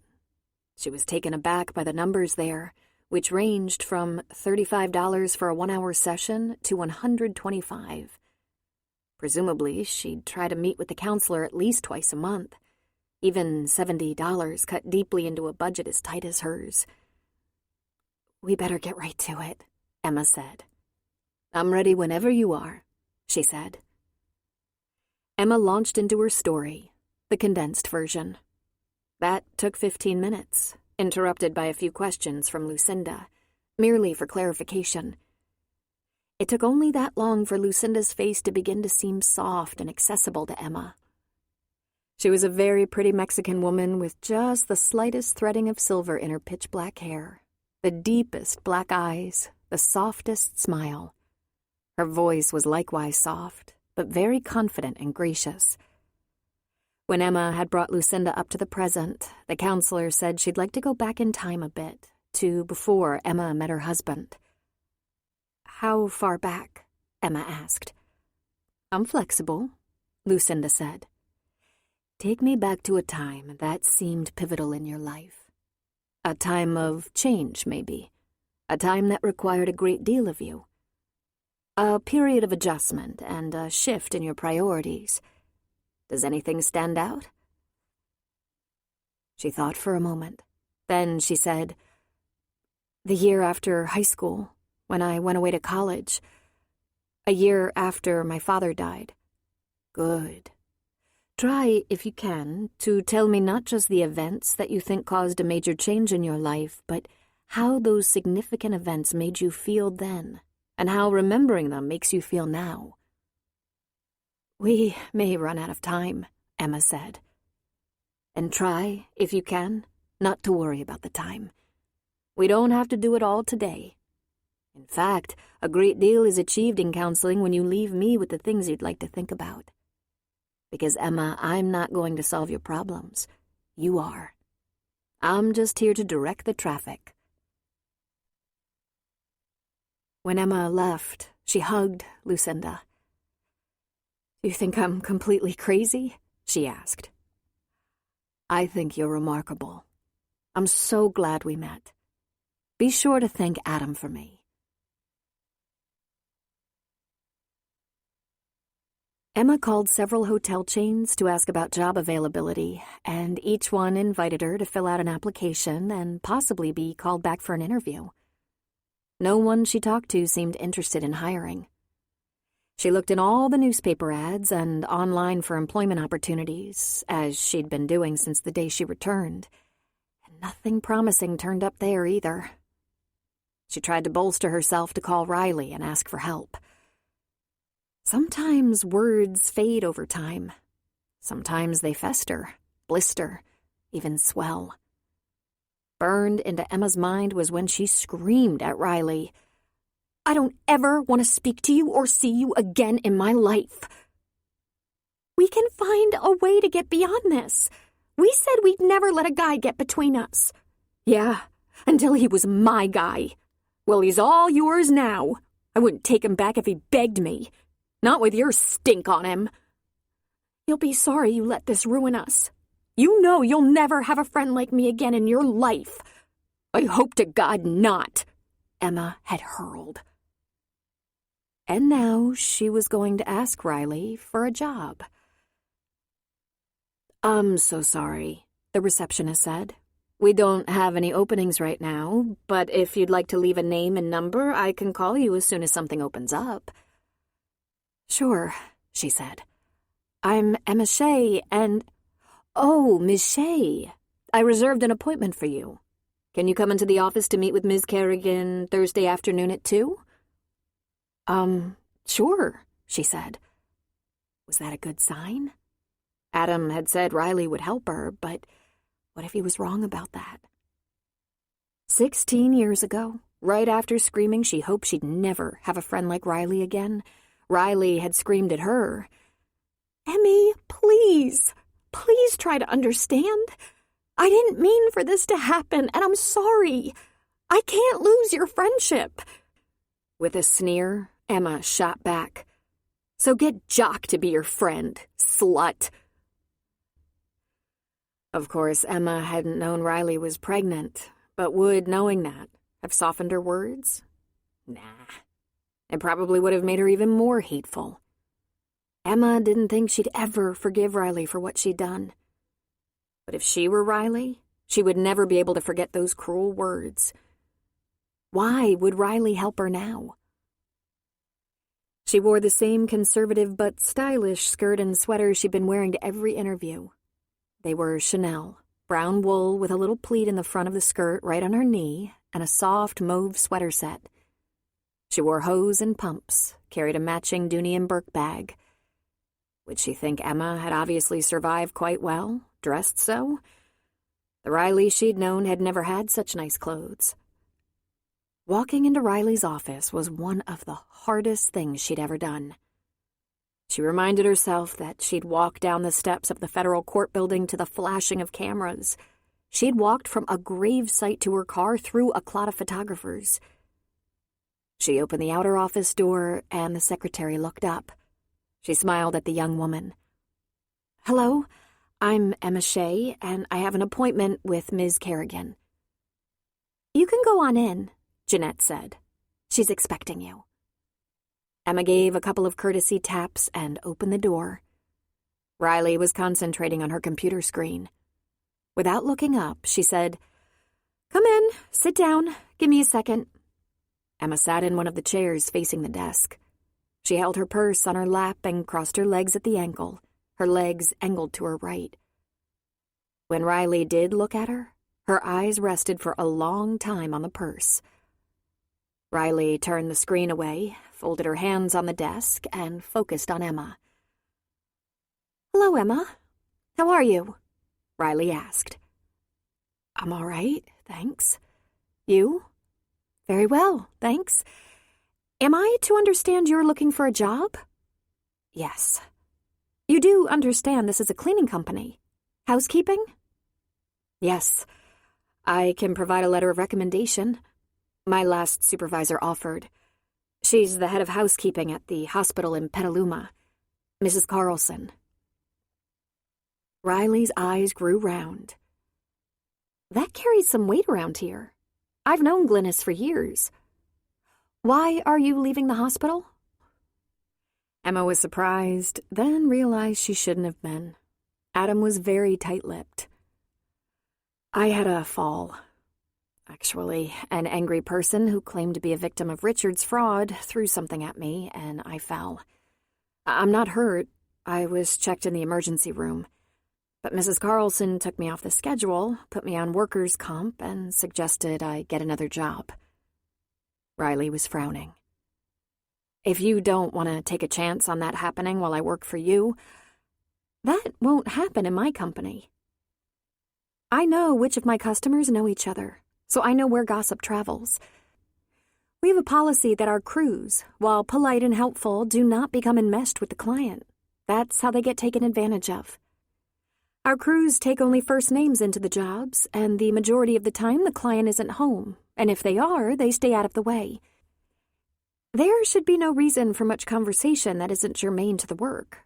We have a pretty strict contract so that additional work is arranged with the company in advance and an hourly charge is made.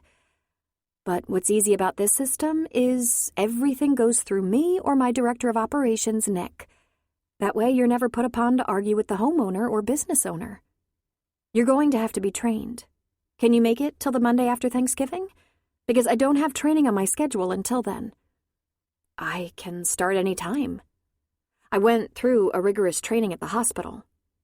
"You'll be trained again," she said firmly.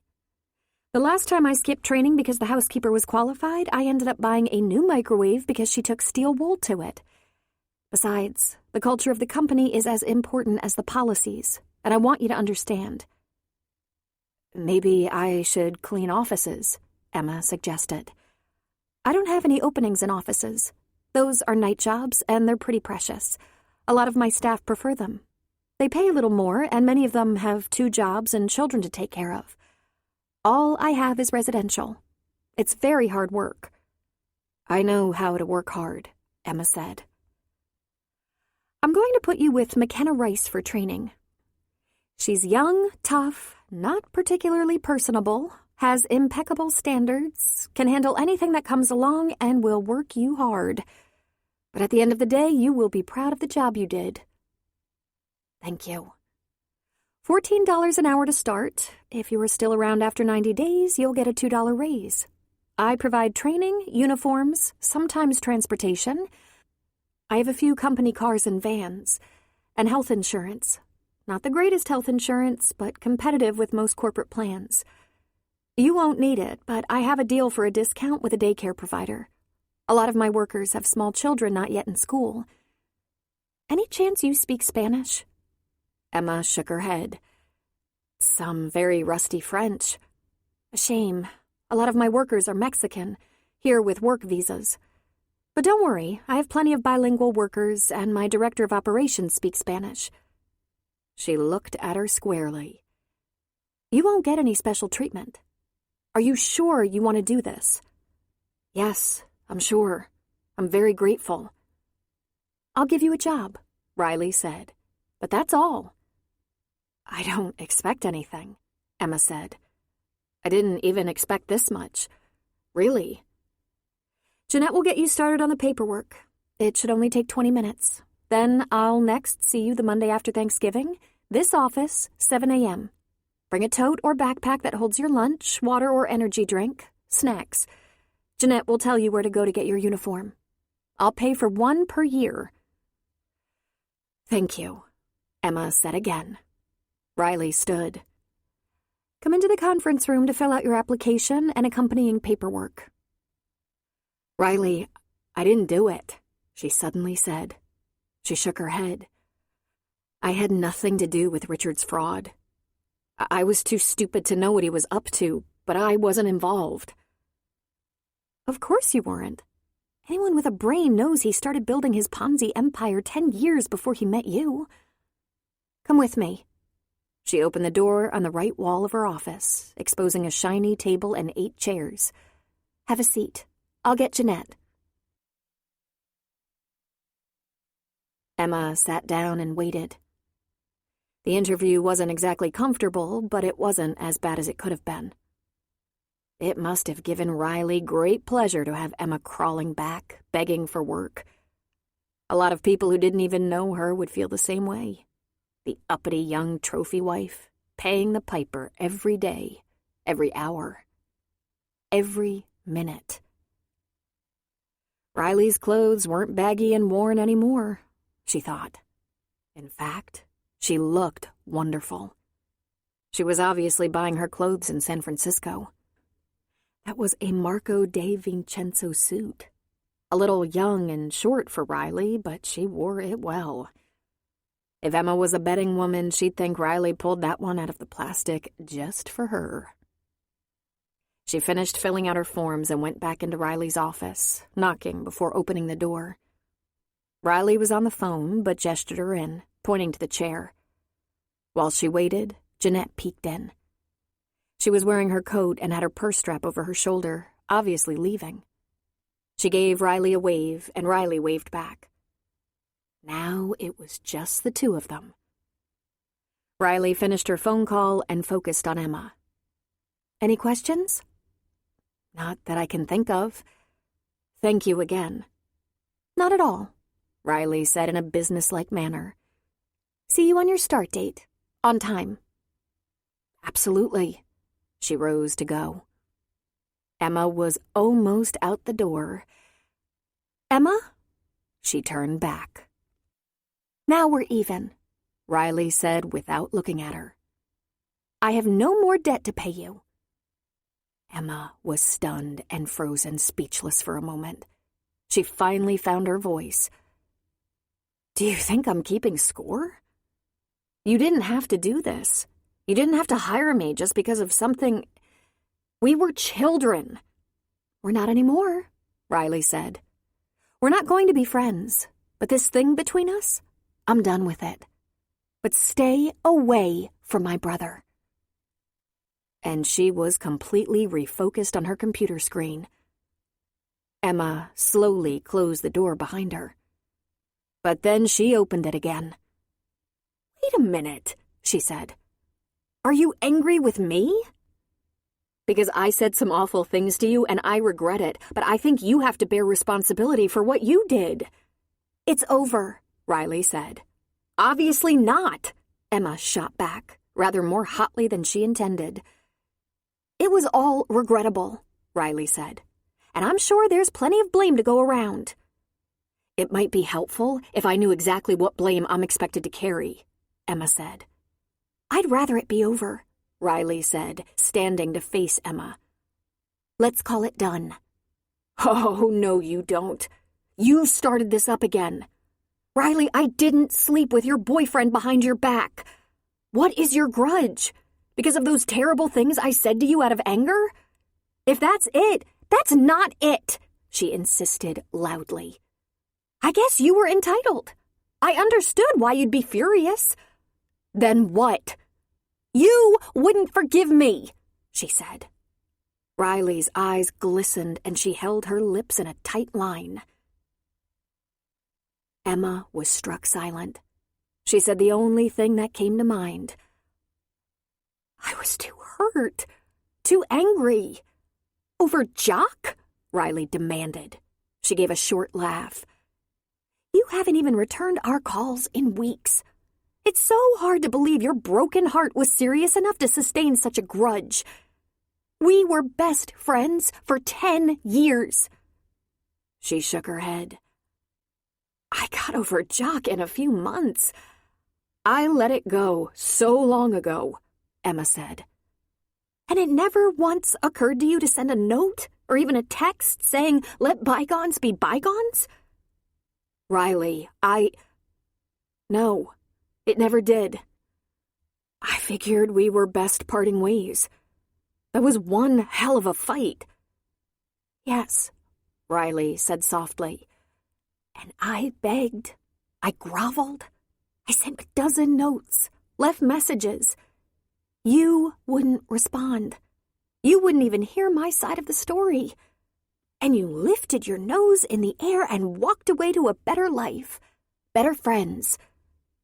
Emma shook her head. Not for long, she said. Is that really what's up your butt? That I didn't say you're forgiven? Didn't listen to your story? Want to tell me now? Ha! Now I don't even want to think about it. But it sure as hell had staying power. Emma laughed hollowly. We should have both been furious with Jock, not each other. I was. I still am some days. But he's Maddie's father and I'm stuck with him. You, I'm not stuck with. No, you're not. I don't need your charity. Well, I do, but I wouldn't take it if I were starving. But are you still giving me a job? Emma asked. Yes. And by God, you better not fuck up. I built this company and it means a lot to me. You mess up and I'll fire you in a New York minute. I'll do my job, she said, turning to go. She turned back. Really, I might not have said anything. I was a little busy. But I forgave you a long time ago. And until I saw you, I didn't think it still mattered. I thought I'd learned never to let down my guard. What's this about your brother? What did you mean by that? Riley took a breath. I'm happy to give you a job as long as you pull your weight and earn your paycheck. But I don't think it makes any sense for us to try friendship again. Obviously, irreparable damage was done. That being said, I don't need to run into you at family gatherings. I see. I guess it could be problematic. Just don't put me in an awkward position with my family. Of course, Emma said. We didn't exactly kiss and make up, but we can lay this to rest now? Start over as employee and employer? Absolutely. Starting a week from Monday, 7 a.m. Emma exited, softly closing the door behind her. But glutton for punishment that she was, she opened the door again. You should probably thank me, she said. If you hadn't been so pissed off at me and scared to death, you probably never would have built such a successful company. Don't hang your hat on that idea, Riley said. I I had a good start on it before Jock messed up my plans. And that actually made Emma smile at her. You were so much better off without me. Who knows? If we'd remained friends, I might have convinced you to let Richard help you invest your money. Then she closed the door and left. Riley sat at her desk for a long time, just still and quiet. The phone rang twice. She glanced at the caller ID that appeared on her computer monitor and let it go to voicemail. Well, that was dirty, she thought to herself. It took them about 10 minutes to be thrown back in time and fight like a couple of junkyard dogs, just like they had when they were 13. Only when they were teenagers, their fights would be high and hot and over in 10 minutes. That wasn't going to happen this time. Well, that had only been about 10 minutes, and it felt remarkably over. In fact, she felt a little tired, like coming down off a good run. She folded her arms on her desk and put her head down. That was the hardest thing she'd ever done, and she'd done some hard things. It wasn't fighting with Emma or giving her a job that was so difficult. It was seeing her, talking to her, taking her in, reconnecting with her. All the while knowing it could end up hurting her again. Their history was so convoluted, so complex. From treasured childhood friends to bitter enemies, through a maze of anger, guilt, envy, pity. For the longest time, Riley only wanted Emma to forgive her, or at least join her in blaming Jock. She went through periods of terrible emotional pain and sadness, then periods of such anger. If Emma loved Jock so much, why hadn't she even returned his calls in weeks? And when she saw a picture of Emma in her designer wedding gown in a carriage in Central Park, as beautiful and regal as any duchess, while Riley was getting by scrubbing floors and balancing the books late at night, she wondered how Emma could still be mad that things didn't work out with Jock. Emma seemed to always land on her feet. Then she witnessed, from afar, Emma's monumental fall, and it ripped her to shreds. But she didn't reach out. No, she had too much pride for that. Emma hadn't reached out when Riley was struggling and feeling so alone. I was hurt at least as much. Can't she see that? That it was all so hard? They had always been there for each other, until that first semester of college. You didn't have to be so mean, she said to herself. But Riley wanted to be clear. This was her company, her business. It was a job, not an invitation to reconcile or renew the friendship. She would never beg again. But at long last, she'd gotten it out. She said her piece. She saw Emma's surprise and remorse painted on her face. Emma said she was sorry and that she'd forgiven Riley long ago. It was done. It was really done. Neither of them would go back, but maybe now they could really move forward. Riley shut everything down, switched the phones to forward to her cell, grabbed her purse, and headed for the parking lot.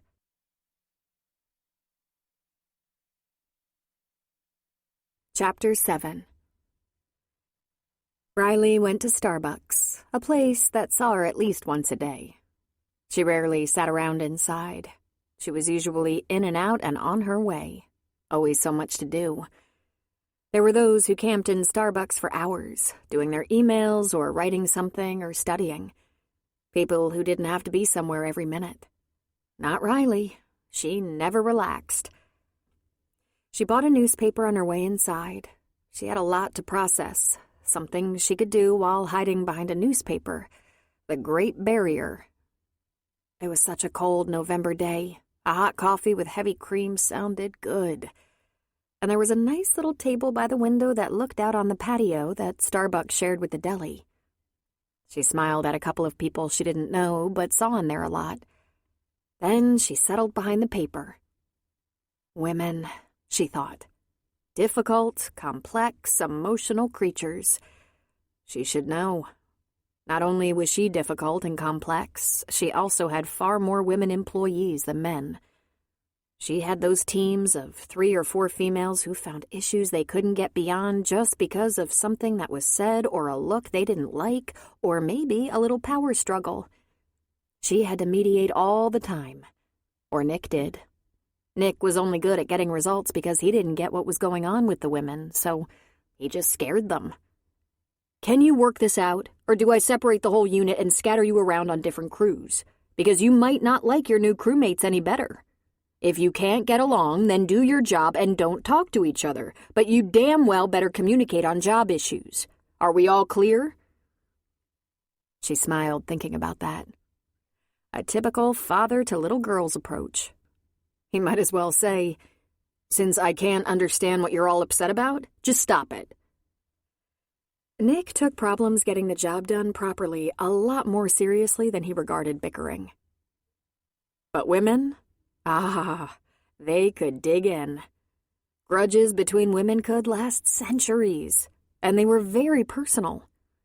A woman who wasn't usually annoyed could be deeply offended by an offhand remark about the choices of her teenager.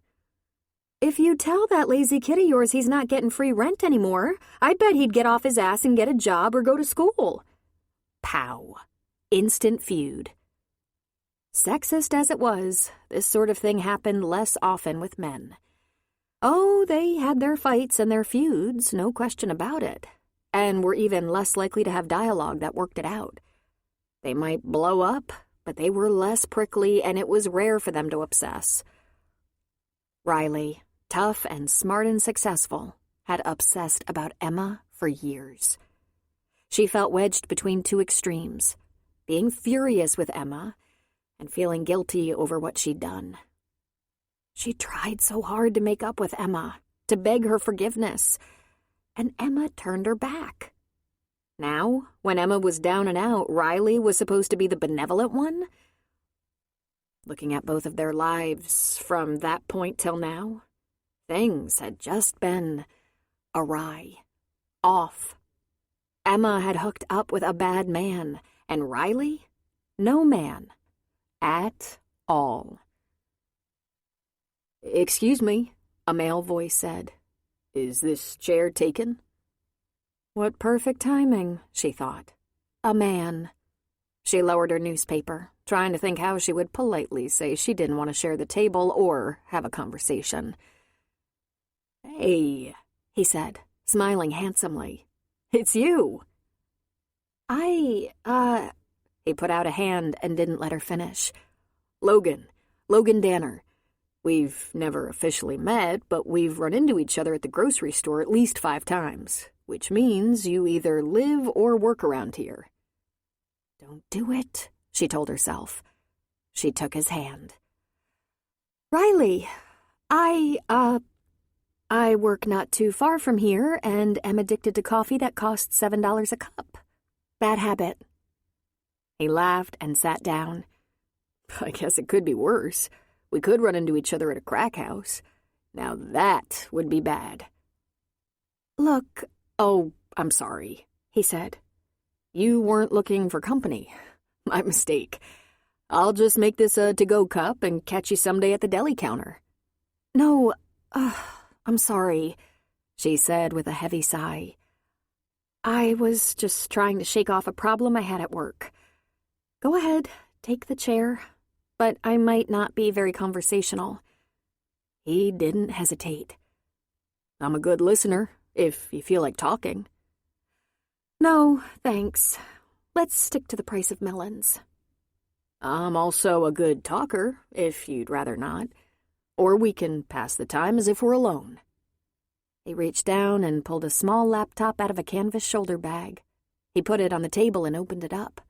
He turned it on. He sipped his coffee. He peeked at her around the screen. She laughed lightly. "You're being very obvious." He gazed over the screen. "In what way?" "Are you trying to get my attention? Interest me?" "I am," he said. "How am I doing?" You're actually terrible at it, she said. Laughter in her voice. You verge on annoying. More to the point, we keep running into each other. Are you stalking me? That would be rude, he said. Not to mention a felony. Well, it becomes a felony if it's threatening, but it's a misdemeanor when it's just rude. And you know these things how? I'm a police detective. She started to laugh. Oh, man. The only pickup line that works better than that is being a Navy SEAL.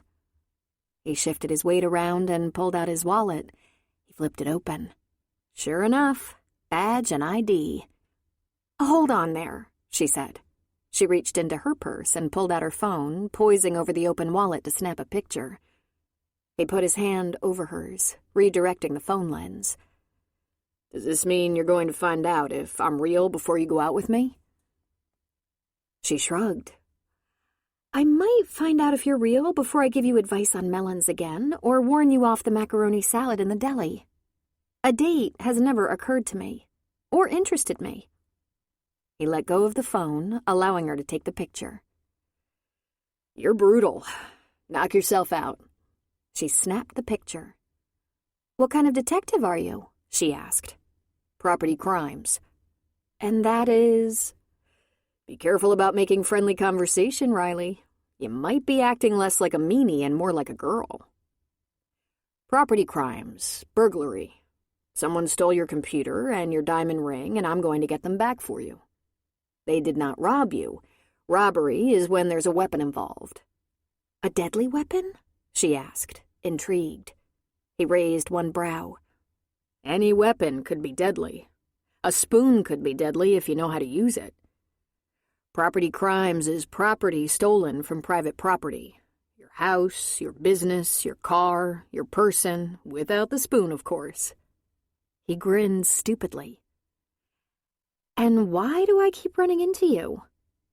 This little shopping center is between work and my house, and I'm in the field a lot.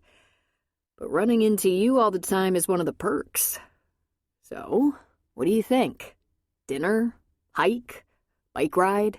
Conventional date? Coffee, she said. We're having coffee. I don't date. I didn't see a ring. She shook her head. Not married, just not dating. You have to have a reason, he informed her. No, she said. I don't. Do you mind if I ask, what do you do? I do mind, but I'll tell you. But only because I think you really are a policeman. I own a small business. Plus, I'm a single mother and have an elderly mother. So you see, very busy. He closed the computer and leaned an elbow on it. Look, I admit I've been hanging out at the grocery store a lot since you advised me on produce. Can't this be any easier? I'm overstocked in melons. What do you like to do besides work? Maybe we could go for a run, play catch in the park, meet for coffee a lot. Why? She asked. He tilted his head. I'm attracted to you? Was that a question? She asked. I haven't been out with a woman in a while. Well, I haven't had a date with a woman. My partner is a woman, married to a great big firefighter, 3 little kids. My sister and ex-wife are best friends, and believe me, their attempts at fixing me up are miserable. Oh, God. That must be interesting. Your sister and your ex-wife? It's awful. But see, I'm interesting, he said, triumphant. He looked around. Would you like something to eat? Donut? She laughed at him because he was so ridiculous. Also, undeniably cute. So it's true. Cops and donuts. I was thinking of you. I've had my quota today. Come on, Riley. Let's just plan something. It can be public, daylight, completely safe and platonic. I'll show you my gun, he said, lifting his eyebrows Groucho Marx style. She laughed again. No, she said. She stood up. See you in produce, she said, walking out. It took him a moment to get his computer put away in his canvas bag and grab his coffee, following her. "Hang on," he yelled. He caught up with her and handed her a business card. "This will make your mission easier." She looked at it. Sergeant Logan Danner, Santa Rosa Police, Property Crimes, along with a phone number and extension. "Would you like my cell number?" he asked. "No." "It's on the card anyway." "Come on, Riley. I bet we'd have fun." She turned before getting in her car. "No. And if you follow me, I'll call your boss. I'll tell on you."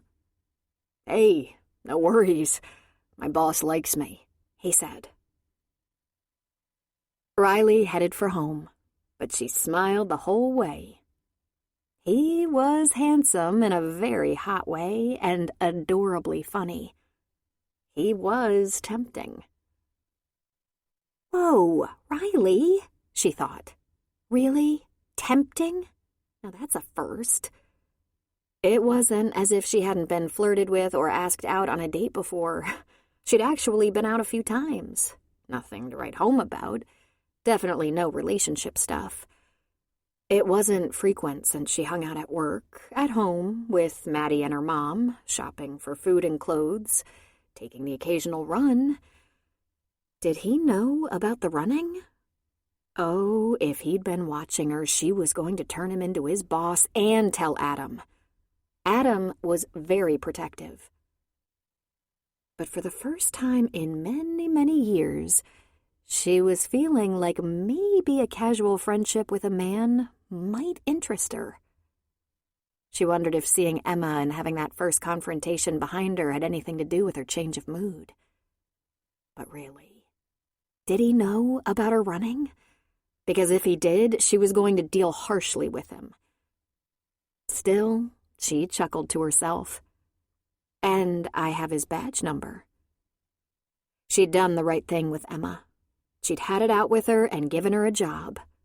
From now on, she'd be nice. She'd be professional. She'd keep a safe space between them. And maybe really get on with her life. At last. So Riley had drawn her line in the sand, Emma thought. It was clear. There were still some hard feelings, some resentment. Emma sulked for a minute, fighting melancholy. There was something about women in friendship that could run so deep, so personal, it was almost harder to say goodbye to a relationship like that than it was to break up with a man. She missed that friendship with Riley, so intimate and trusted. She grieved that it was forever gone. But then she began to lighten up. She'd been beaned with a bedpan, for God's sake. Let Riley be a little superior. She'd survive better than Emma had.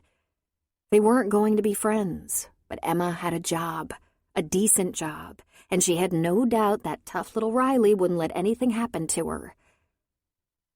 That won't happen in my company. Once she settled that in her mind, she found herself almost breathless with excitement about her new job. There was no question in her mind. It would be physically demanding and dirty, and she was ecstatic. She was sure it wouldn't be long, only days perhaps, before this pink cloud would burst and the reality would settle in. She had signed on for hard work. But in the moment, it felt good on so many levels. She wanted hard work. It would help her scour from her past the stain of all that excess she had indulged in but never deserved. It would prove she could take on tough work and survive. In a way, it felt like the hard labor she'd earned. Her penance, though she was innocent. She wasn't innocent of loving wealth, however. And she'd made trade-offs along the way. Not amoral or unethical trade-offs, but she'd accepted her busy, sometimes indifferent husband. Accepted loneliness, made excuses, ignored red flags, and all along she'd wondered, secretly and silently, what was wrong. And wondered, if he'd been penniless, would she have reconsidered? For that alone she should atone. It would be dirty work for a clean paycheck, beholden only to her effort, and it would be safe. To her astonishment, Riley made her feel safe. Riley's self-righteous stubbornness alone smoothly and effortlessly guaranteed a secure and protected work environment. And, dear God, and Emma trusted her. After 16 years of lamenting she could never really trust again, who did she put her faith in? But the very person she feared could betray her. The very person who didn't want her for a friend. "She gave me a job," she said into the phone to Adam. Her voice was quiet and breathy, astonished and secretive. "Of course she did," he said. "You didn't even tell her how often we'd been in touch," she said. "I told you, I'm not interested in trying to reunite the two of you. How about a glass of wine to celebrate?" "Can we meet at that wine bar?" she asked. He chuckled. "I think instead I'll bring a bottle and some fruit and cheese over to your place, if you'll let me. I have to work in the morning. It can't be a late night." "I should get the wine and cheese," she said. "After all you've done to help me." "You can do it next time. I'll stop on the way over. You'll have to tell me where you are." Emma had had many boyfriends and one husband, but she'd never had a man she could talk to like she could Adam. He had evolved in exactly the way she would have expected him to. Looks aside, though his hard good looks must melt female bones all over Sonoma County. He was also smart, mature, and engaging. So well-spoken, as one would expect a teacher to be. When he began to talk, he had her complete attention. He was also funny, making her laugh, and earnest. That was paramount. If he talked about his family, about Maddie, Riley, or his mother, both the seriousness and sincerity of what he was saying rang through. "Mom hasn't changed since you knew her. Family is still everything to her, and it's obvious she's nervous about idleness, having always worked hard. Now that she's finally been convinced not to work all the time, she volunteers. She does Meals on Wheels almost every day, and sometimes she fosters rescue animals until they find a permanent home. And Riley takes her achievements in stride, but she takes her failures, however small, way too seriously. She's the overachiever in the family. And if there's anyone in our family who understands pure joy, it's Maddie. She loves everyone, all of us, including Jock, and without any effort, with such simple authenticity. Make sure each one of us knows it. I live in a family of women, which can take its toll, but keeps me sharp. I can't get away with anything. They lean on me, crowd me, are overprotective of me, and demanding of me. They're in my business all the time. And I find I like it that way." Emma wondered what it must be like to live with a man as strong and sensitive as Adam. She couldn't stop looking at his hands, scarred with hard work, so beautiful and strong. She learned he'd worked in the vineyards, scarring his knuckles on the rough, hard vines. Also construction, where he learned enough building and carpentry to do all the fixing up and renovation to both his own house and his mother's. That work had also taken its toll on his hands. Those hands represented to Emma that he hadn't ever taken the easy way, but only traveled the path that demanded stamina and hard work. Honest work. Something that had come to mean everything to her. She was so grateful for him.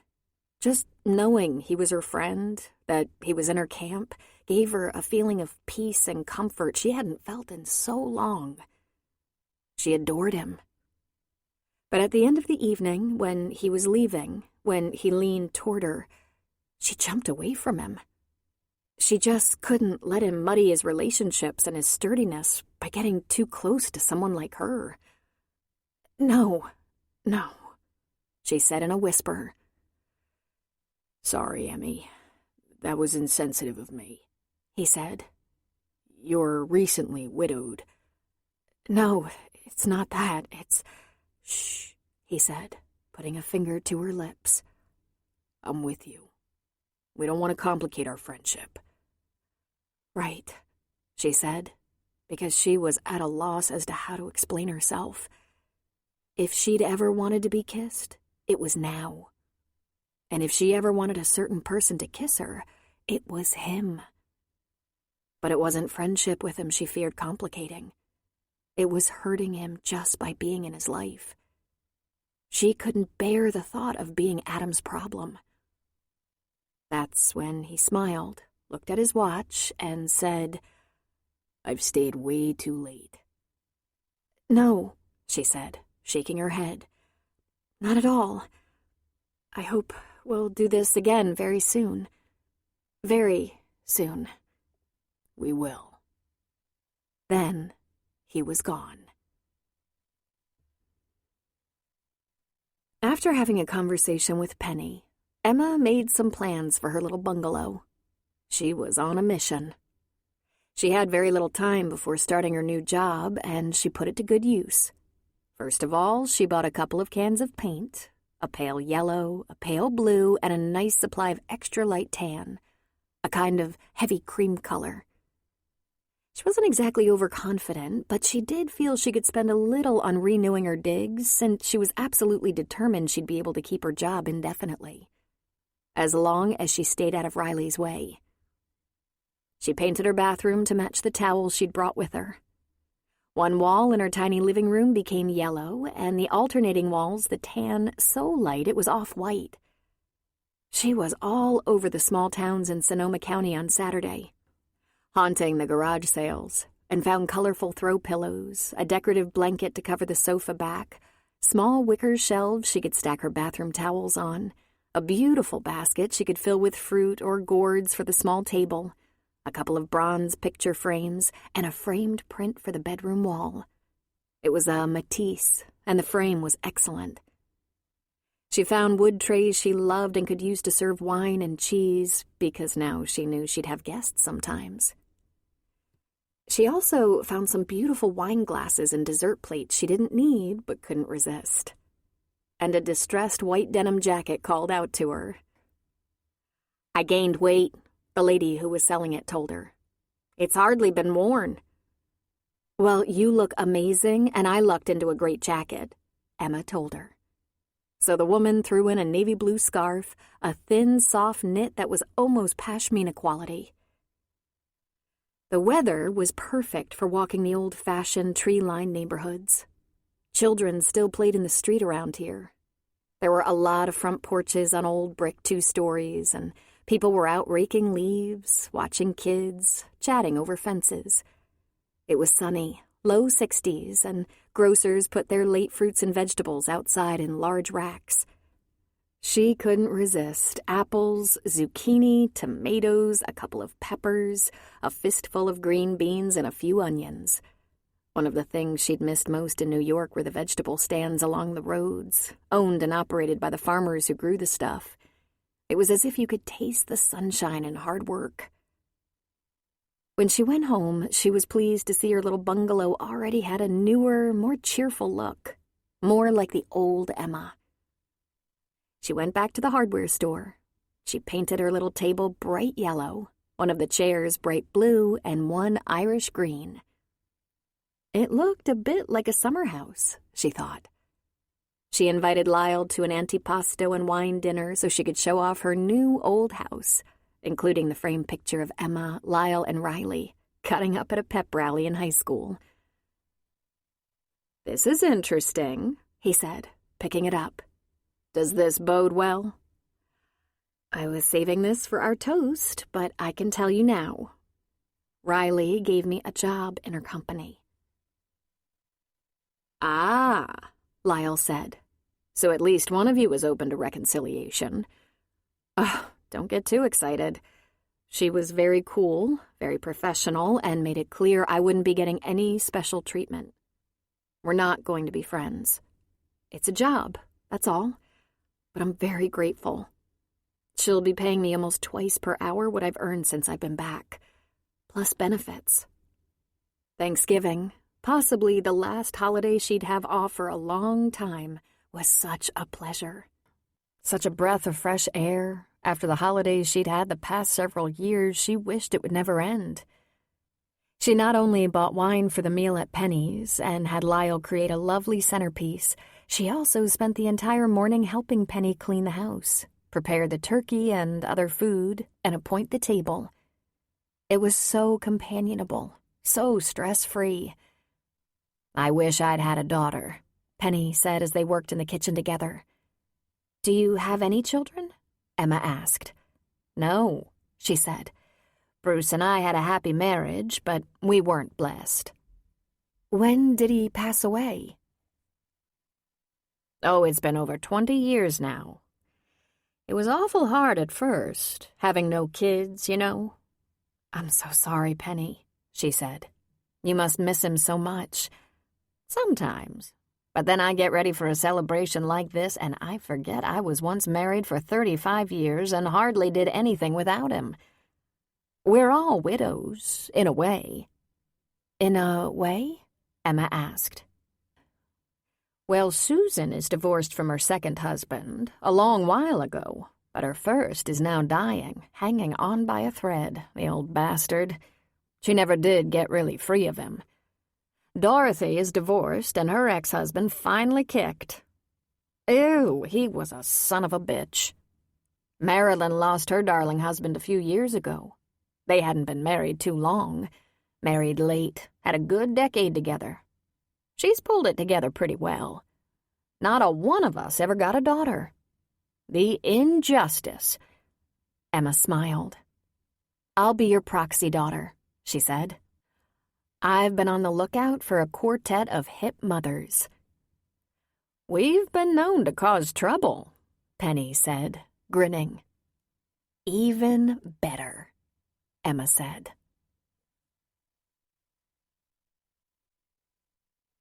Chapter 8. Adam called Emma the Friday after Thanksgiving.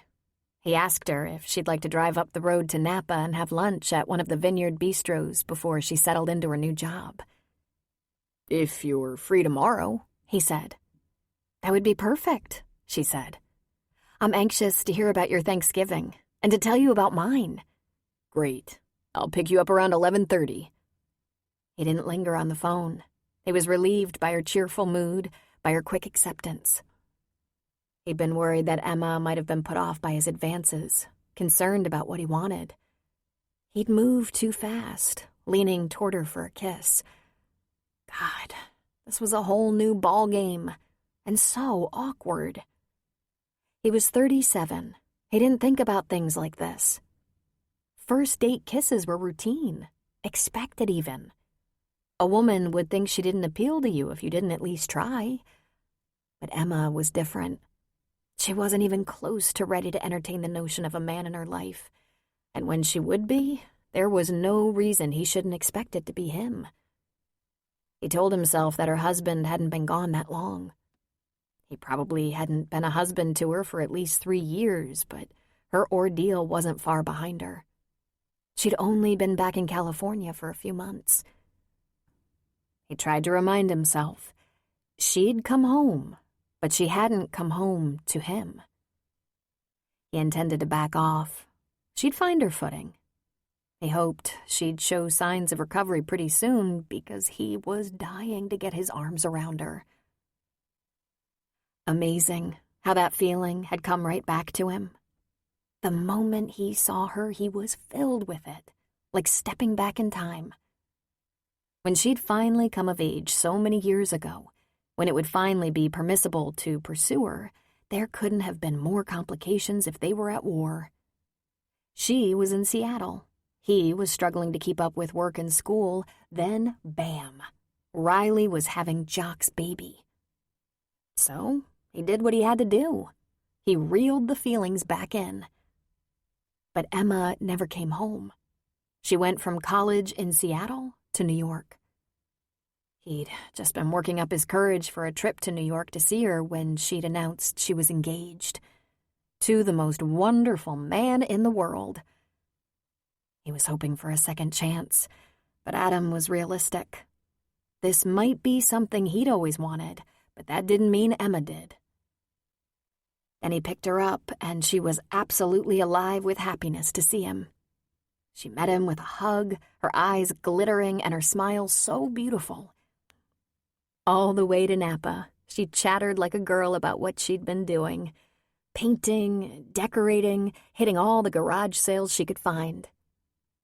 "I even bought this jacket," she said, laughing. "Used clothing from a garage sale.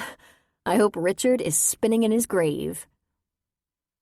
"Emma," he said, laughing at her. "Is it too much to hope he's being eaten by worms by now?" "What's gotten into you today?" he asked. "It's hanging out with those merry widows, I think.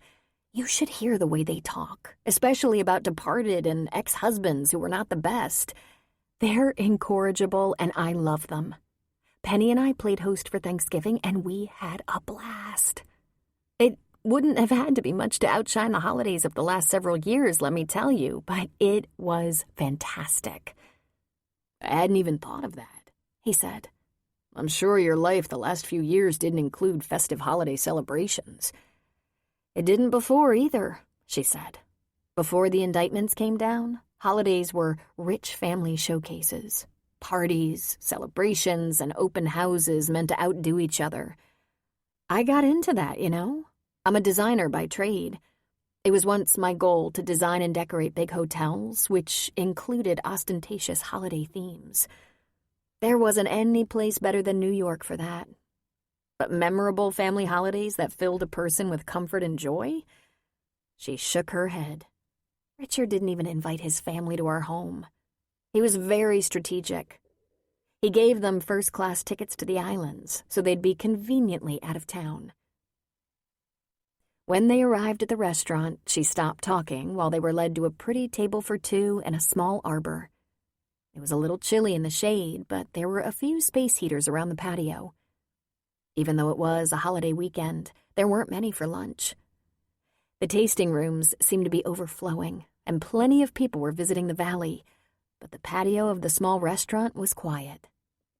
Adam couldn't have planned it better if he'd called ahead and asked for a special table. Emma was so animated, enjoying herself so much you'd think it was her first lunch date. Maybe it almost was, he thought. Once they had ordered, she wanted to know all about Thanksgiving at his house, every detail, down to the kind of stuffing June made. So he told her everything, including the fact that Jacques dropped by to see Maddie and stayed for dessert. "I'm so glad to hear that," she said. "Does he try to be a good father?" "He's a good dad, I think," Adam said. "His parenting has been complicated by the fact he lived in Sacramento for a few years for work. Then there was a brief marriage to a woman with children, and that didn't always go well. But on the upside, he's never missed a birthday or holiday, and when she plays soccer and basketball, he makes almost every game, even when he had to come over from Sacramento." "Tell me about you, Adam. How can you be single? You're such a catch. Surely there have been girlfriends." "If you want to know if I dated, the answer is yes. I even had a couple of near misses, relationships that lasted a couple of years." "And yet you didn't marry? You, such a family man? Why?" "I don't know. It just didn't feel right. I wasn't in love enough, I guess." "I wish I'd thought of that," she said. "But you loved him, Emmy," he said. "From the way you described him, he walked on water." "I loved him," she admitted, growing serious. She put down her fork. "I was 24 when I met him. He proposed almost immediately. I realized much later I was handpicked. He was looking for an idiot who could pull off the millionaire wife image, from haute couture to decorating to entertaining to social grace under pressure. And of course, I had to be able to take orders." She finished her glass of wine. "I'd like to tell you something." But then she stopped. "Another glass of wine?" he prompted. "I think I'd like a cup of tea. When the waitress comes back, I'll ask her. But I wanted to say something. I might have misled you. about investigating Richard so I'd know how I ended up in this place. I've already read everything, Adam. If there's anything new, I don't need to know about it. For over 3 years, I was completely addicted to the news. I was glued to everything that floated across the internet.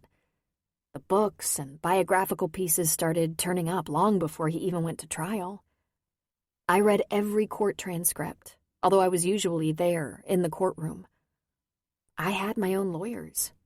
For a long time, they were the only people who talked to me. It didn't take long before all the things I suspected proved logical. Richard had strong sociopathic tendencies. As far as I know, he didn't murder the neighborhood pets, but according to old classmates, he lied and cheated his way through school. He used people. He enjoyed getting away with things. He liked deceit and winning by any means, and he had no empathy. The state and the feds might have been able to prove his fraud and theft, but there was only conjecture about most of the other things. The things having to do with his ethics, his personality disorder. It all became so clear before his trial was over. "Emmy," he said sympathetically, touching one of her hands. I didn't know. Yet I did know, Adam. I lived under the same roof with the man after all. Even though we weren't close, even though I can't say we had a loving marriage, I lived in his house. I traveled with him. The first time I suspected there was a mistress, we'd only been married a year. He smiled indulgently, kissed my forehead, and said, "Why in the world would I have a mistress? I have you, the most beautiful woman in New York City." I bought it, of course. He was so confident and convincing. But there came a time I just knew something was off. I overheard things. He had employees, and they were well aware of what he was doing, feeding his business from the bottom, paying out dividends here and there when it would bring in more capital. He referred to it as seeding, seed money. Satisfied clients brought in more clients. We never discussed it. But after we'd been married a few years, I heard things like that when he was talking to someone who worked for him or when he was on the phone with a client. I heard him moving money around to offshore accounts. He thought I was an idiot, at least about financial matters. I never really knew anything, but I strongly suspected that my slick and sleazy husband would stop at nothing to make big money. And I came to know about the mistress, Andrea Darius. I met her for the first time before we were married. Beautiful woman, so beautiful. Smart, classy, very high society type. She looked kind of like Katherine Heigl, that stately, confident, above-it-all look. I'd suspected from the first time I met her. There was something in the way she looked at him. It was just there. She was an image consultant, a public relations expert who specialized in the financial sector. Lenders and investors are constantly scrutinized, especially private companies and hedge fund managers. But that was just a front.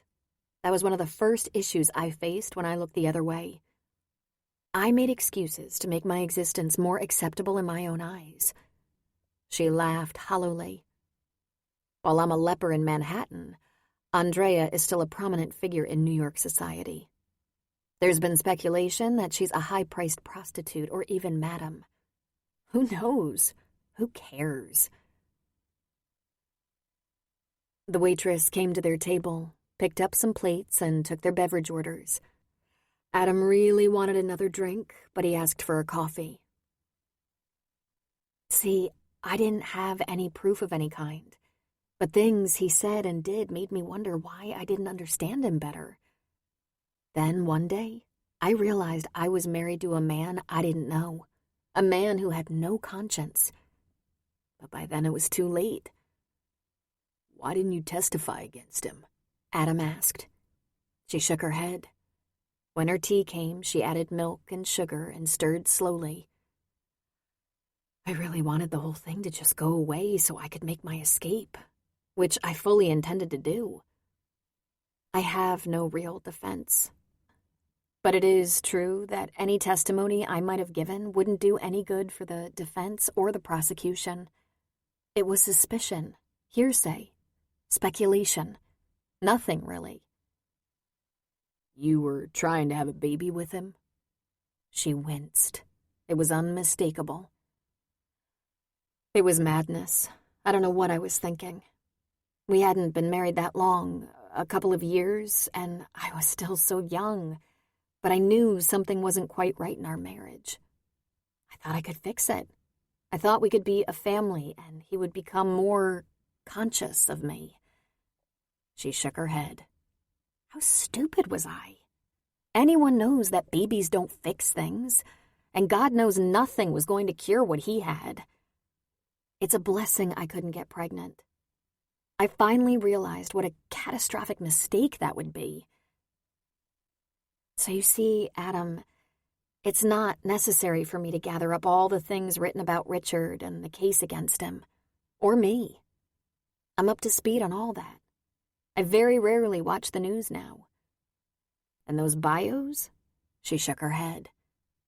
I don't know if they're half true, but they sound suspiciously as if they could be. I'm so sorry, Emmy, he said.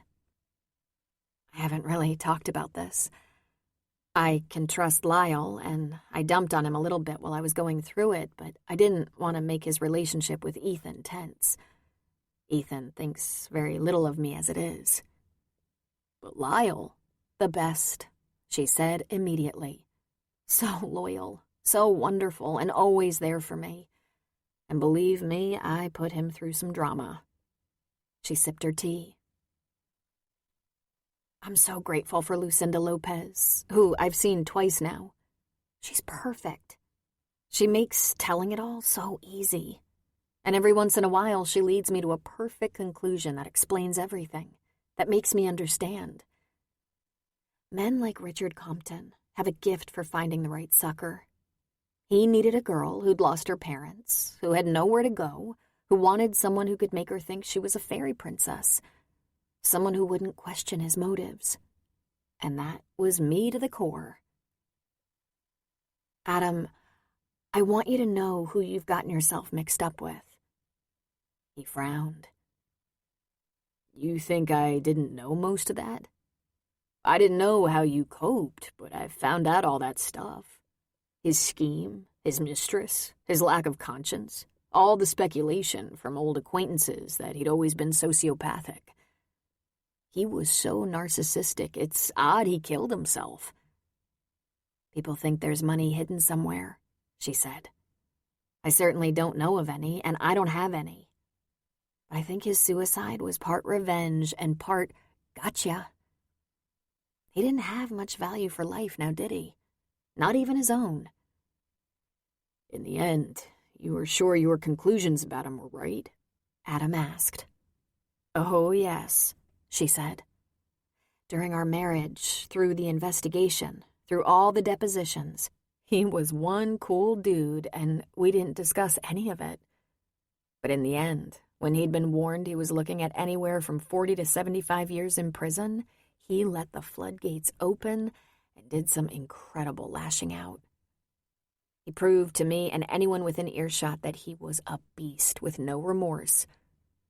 She sighed. There are things I just can't repeat. They're so vulgar. They were quiet. She sipped her tea and he drank his coffee.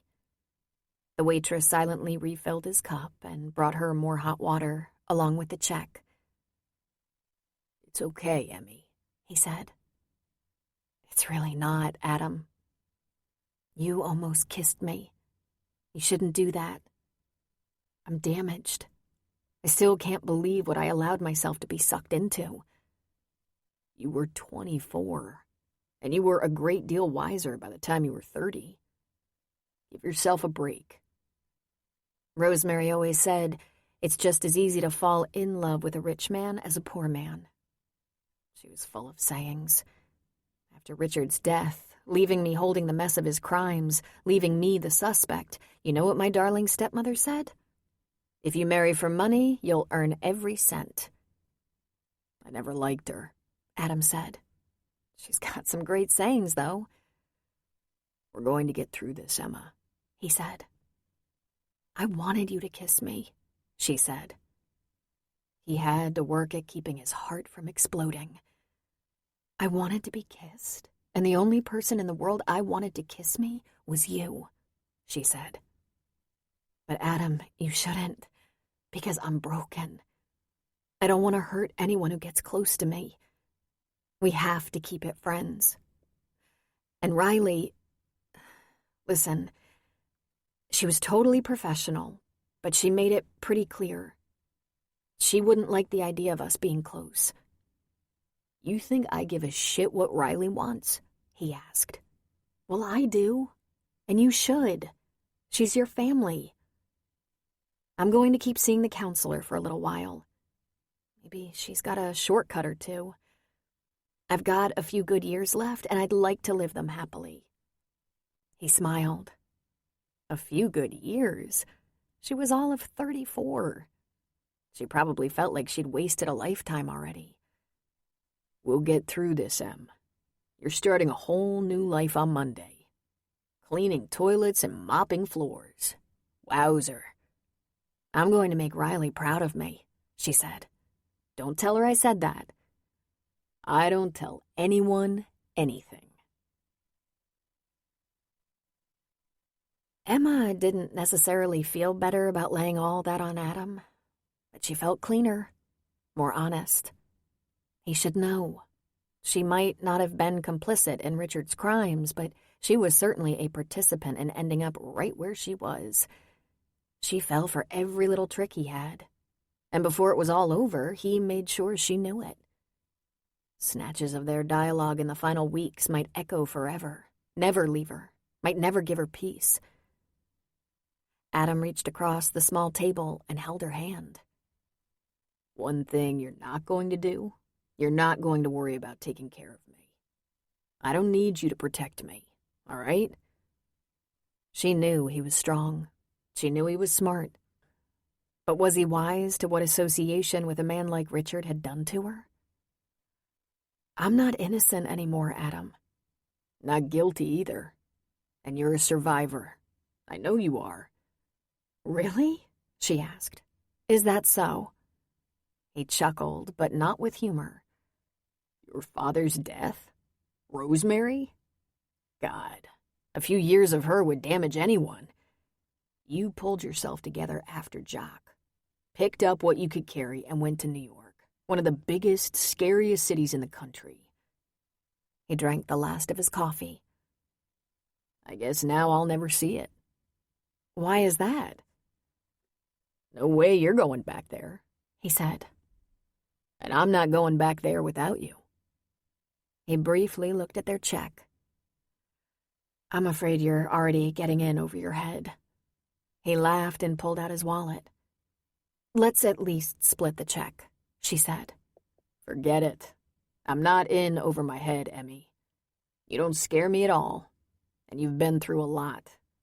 But I know people who have been through worse. Hell, I know people who have served in combat several times. They have issues just like you, and they're working on them. It's very tough, too." She was feeling a little desperate.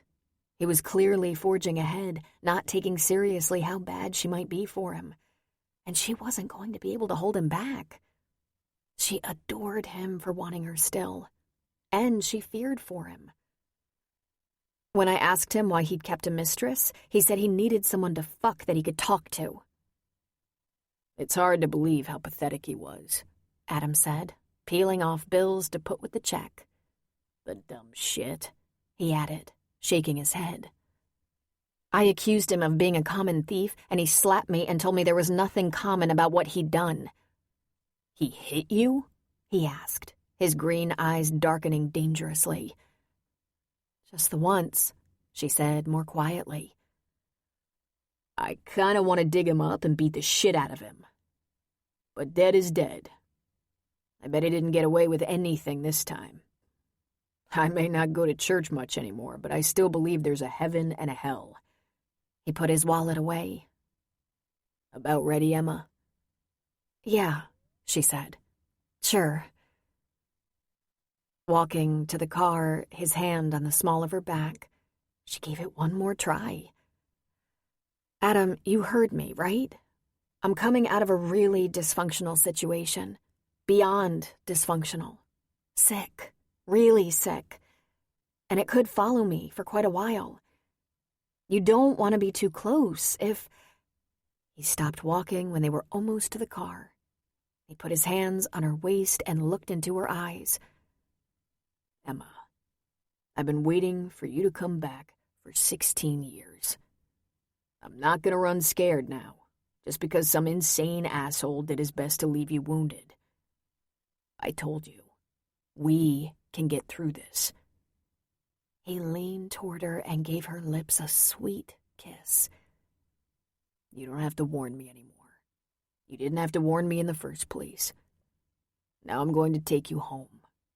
And if there's a God, you're going to invite me in. I worry about the concept of us, she said. I don't want you to be collateral damage when the detritus of Richard's crimes sprinkles down on me. I understand completely, he said. Finished now? Don't be a fool, she said. I won't.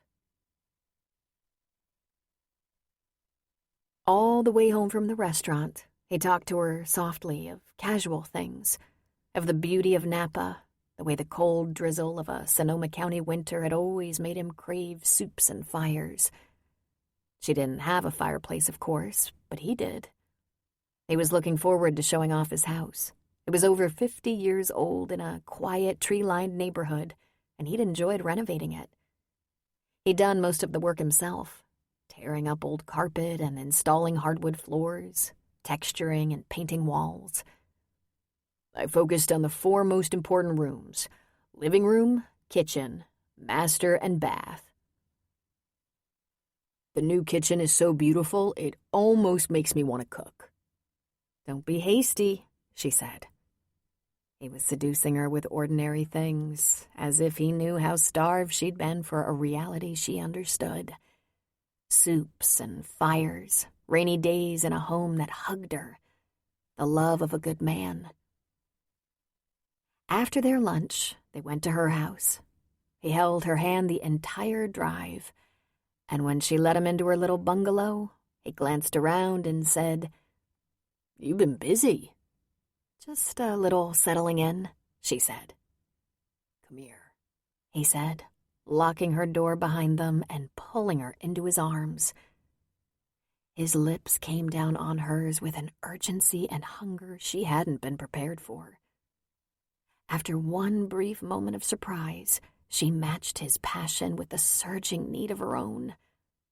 It wasn't just her need for intimacy because it had been so long, but her need for it to be him. Clothing was removed while they kissed.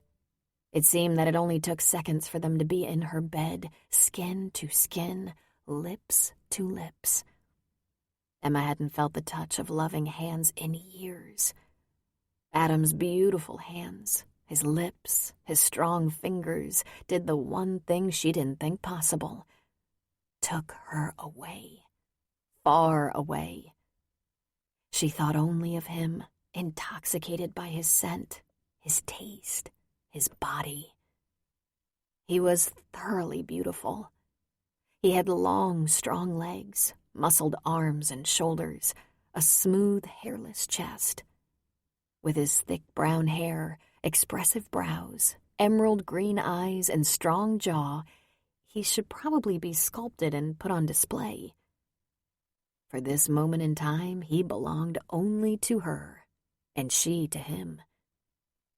She inhaled his breath, licked her way into his mouth, opened for him, and welcomed him into her body. He was gentle and smooth, teasing her into a frenzy. He responded to her arousal with heat. Finally taking her on a powerful ride that had her crying out his name as she came. And came. And came.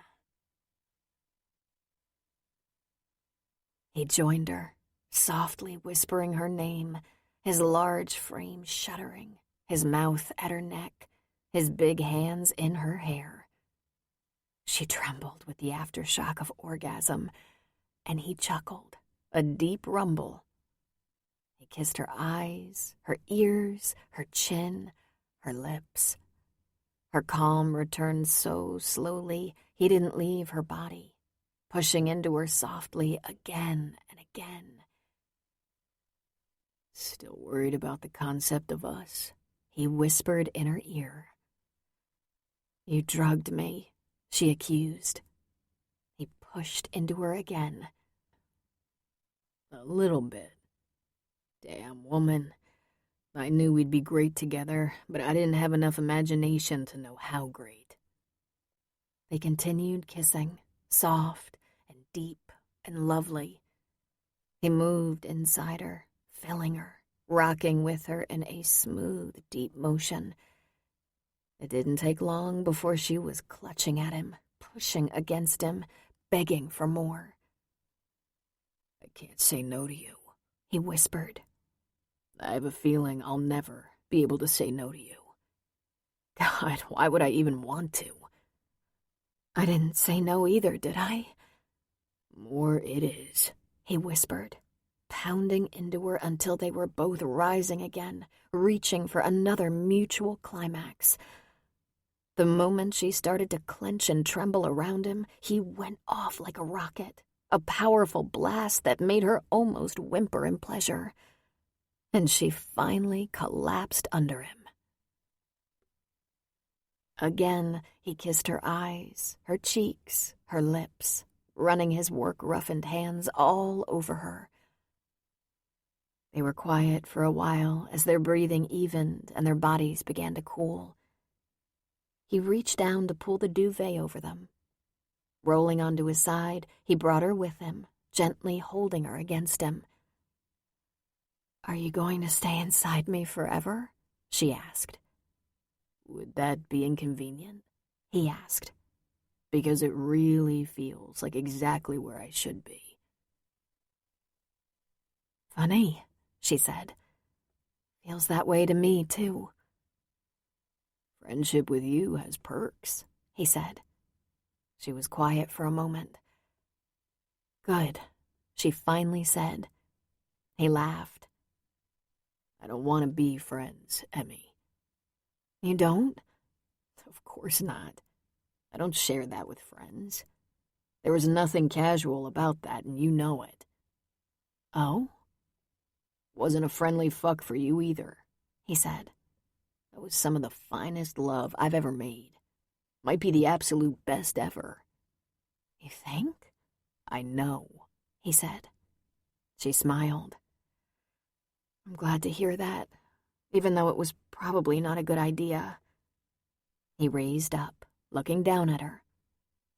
"I think it was the best idea I ever had." She couldn't keep from touching him, tenderly running her fingertips over the planes of his face. "I guess you're not going to come to your senses anytime soon." He shook his head.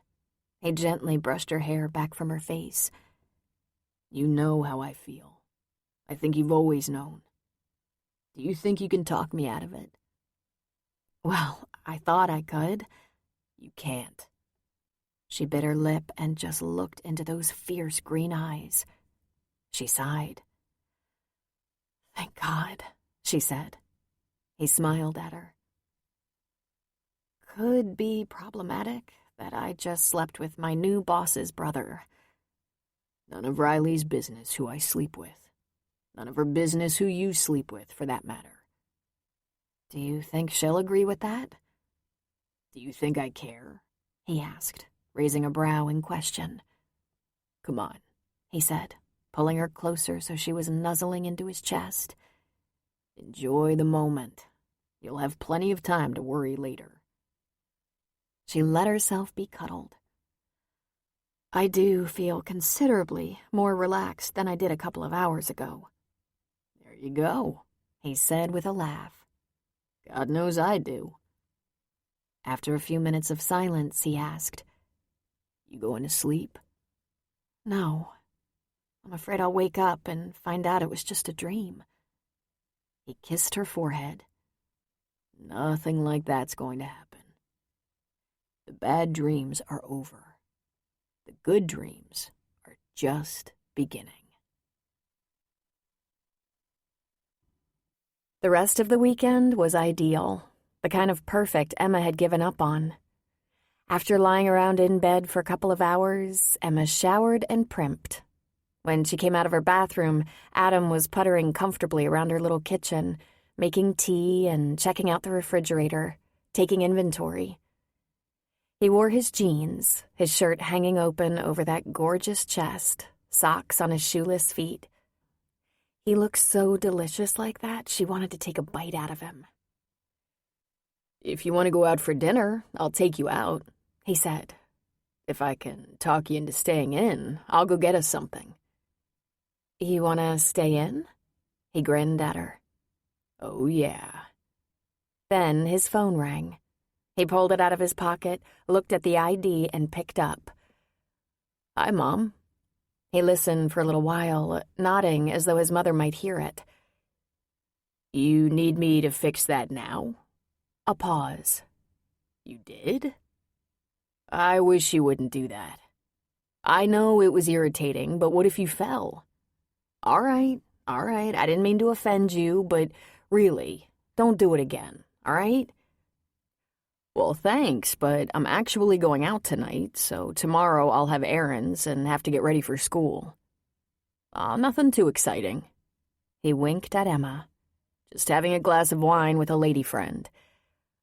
"I don't think so, which is how I'd like to keep it for now. Listen, if you need me to help with those Christmas decorations..." "Jock is?" "Okay, I appreciate the pass, and I'll get the lights up after school one day this week, so no ladders. Talk to you tomorrow? Great." He put the phone back in his pocket. Her smoke alarm was beeping because the battery was dead, and she climbed up on a stepladder in the stairwell and changed the battery. She's perfectly capable, but I hate thinking of her up on a ladder. That's what I'm for. He made a face. I change them regularly to keep her off the ladder. "You mentioned Jock?" "He's pulling out the big boxes for Maddie and Mom. Maddie must have asked him. Gives them a chance to hang out for a while." She shook her head. "She asked who you were going out with." "She just asked, do I know her?" His smile was devilish. "I'm gonna get a shower before I go shopping." "Adam, they can't know," she said. "I'm sorry, but Riley can't know." "I wasn't planning to tell her," he said. "But I wasn't planning to keep it a secret either." He frowned. "Is that your plan?" She bit her lower lip as she nodded. "Until she decides it's okay I'm back. Until I prove to her I'm an asset as an employee. Please, let's keep it between us." "You're afraid she'll be angry," he said. "Of course. She isn't too sure of me yet. She was very clear. Giving me a job had nothing to do with making up or being friends. She isn't ready for me in her life. You are a huge part of her life." "Do you want to stop this right now? Me and you? Because I can leave. I wouldn't like it, but if you need more time..." "I can let you go, but heaven help me, I don't want to give you up. Not if you want to stay. Not even for Riley." She smiled a bit tremulously. "You should really think about this." He smiled at her. "I'm going to take a shower, go to the store, and stay as long as you'll let me. And if it's important to you that we keep it from Riley for a while, I can do that. I want you to feel safe." "Thank you. I just need a little time to settle into my job. Not only do I need the job, I also want to prove to Riley that I don't expect any favors, that there's no debt to settle." "If that's the way you feel." "It is." "Then that's how it'll be," he said. "Can I go shopping with you?" He smiled at that. "So you're not hiding us from the world, just from Riley. Just for now." "That's about right. Can you live with that?" It's okay, Emma. I know the ground still feels pretty shaky, but I think everything is gonna be okay. She hoped so, but she knew things would only become more difficult if Riley and Adam were pitted against each other because of her, and that would be terrible. An hour later, they were back at home with potato cheese soup, mini ham sandwiches, and antipasto from the deli, plus a nice bottle of wine. They ate on the couch in front of the TV, then curled around each other for a while before going to bed. Adam didn't ask if he could stay. He just stayed as long as she didn't ask him to leave. She hung on to him all night long, as if lost at sea. And rather than try to shed her clinging arms, he held her firmly to him. In the morning, they had bagels and cream cheese with their coffee, and then went for a walk through the quiet town. Then back to Emma's place for more cuddling on the sofa. "So this is normal, is it?" she asked, relaxed and blooming under his touch. "You'll get used to it," he said.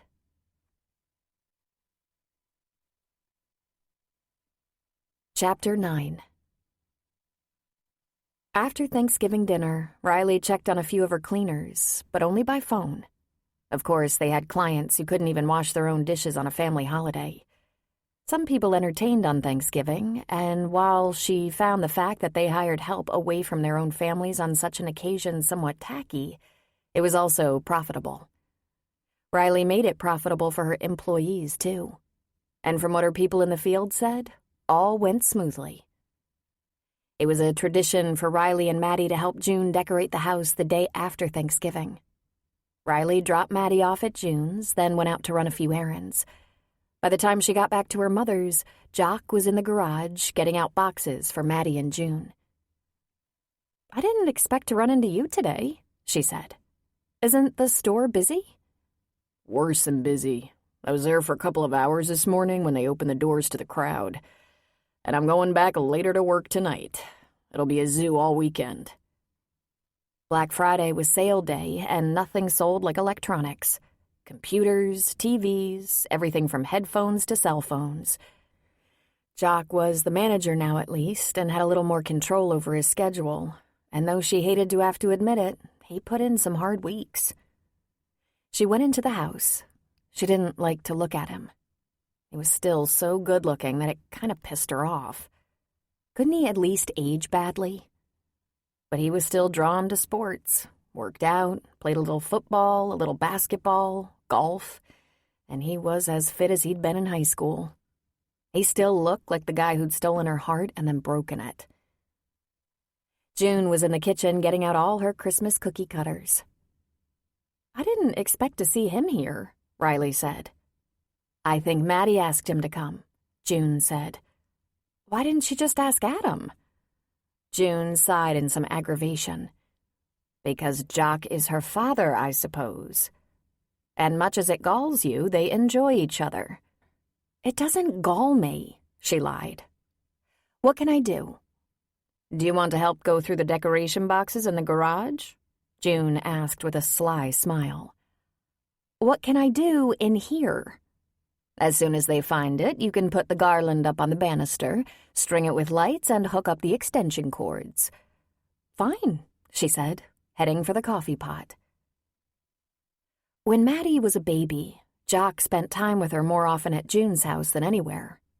When he wanted to take her to his parents' house, he talked to June rather than Riley because June was more accommodating.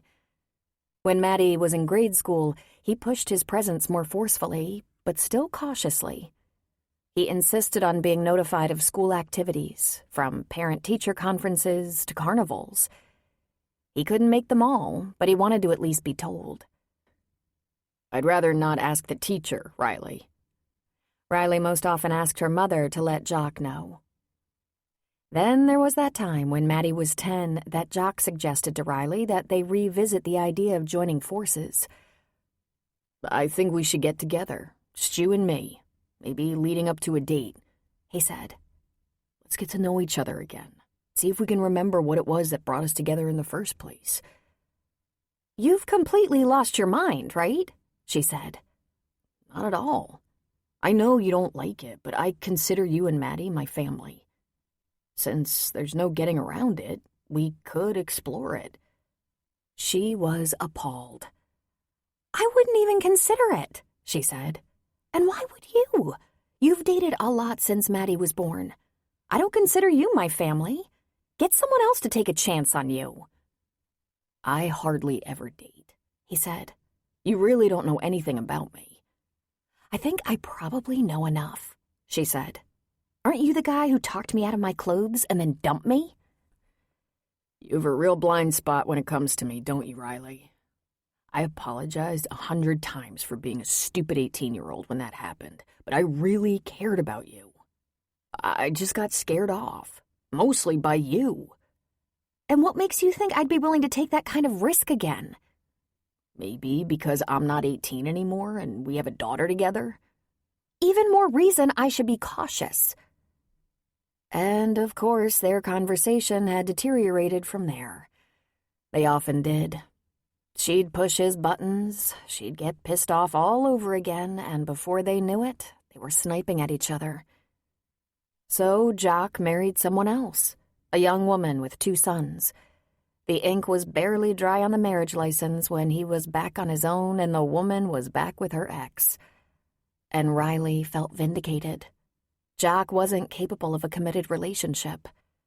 Starting in junior high, Jock began to communicate directly with Maddie, and Riley would run into him at everything from car washes to softball games. And now she never knew when she'd run into him at her mother's house. On Saturday, Riley had worked for a couple of hours, and Maddie had girlfriends over for the night, so she was trapped at home. On Sunday afternoon, Maddie and June were going through the recipes and planning their Christmas baking. Riley was there by 4 o'clock to share a family dinner of Thanksgiving leftovers with them. All but Adam, who had begged off because he was busy. He told his mother he was running errands and getting his schoolwork done since he'd been out with a friend Saturday night. "Oh?" Riley had asked. "What friend?" He said, "I don't know her," June said. It was hardly noteworthy.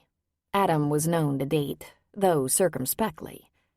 As a rule, he didn't introduce a woman he was dating to the rest of the family until it had been weeks or months, proving they stood the test of time. Riley met Monday with some excitement, some trepidation. Emma was starting work. She'd begin her training with McKenna Rice at 7 a.m., and Riley thought McKenna might scare the life out of Emma. Riley had made a secret pledge: no arguing or fighting. It was one thing to clear the air upon their first meeting. They had been alone in the office. But from now on, they were only employer and employee. And they'd be professional and courteous, or Emma would have to go. "It's my company," Riley kept reminding herself. Riley was at the office at 6:30, and, unsurprisingly, McKenna had beat her there. She'd already had her training manuals and supplies scattered around the boardroom. "Well, good morning," Riley said. "Getting an early start, I see." "I don't want us to be late for our first job. That would set a bad example." Riley laughed. "Can I get you a coffee?" "I'm all set, thanks. I didn't start the pot in the kitchen, knowing you'd be bringing your Starbucks. I guess I'd better put on the coffee, huh? Ms. Shea might need a cup." "I'll do it while you set up here," Riley said. McKenna was an interesting character, one of Riley's first employees. She was tiny but strong.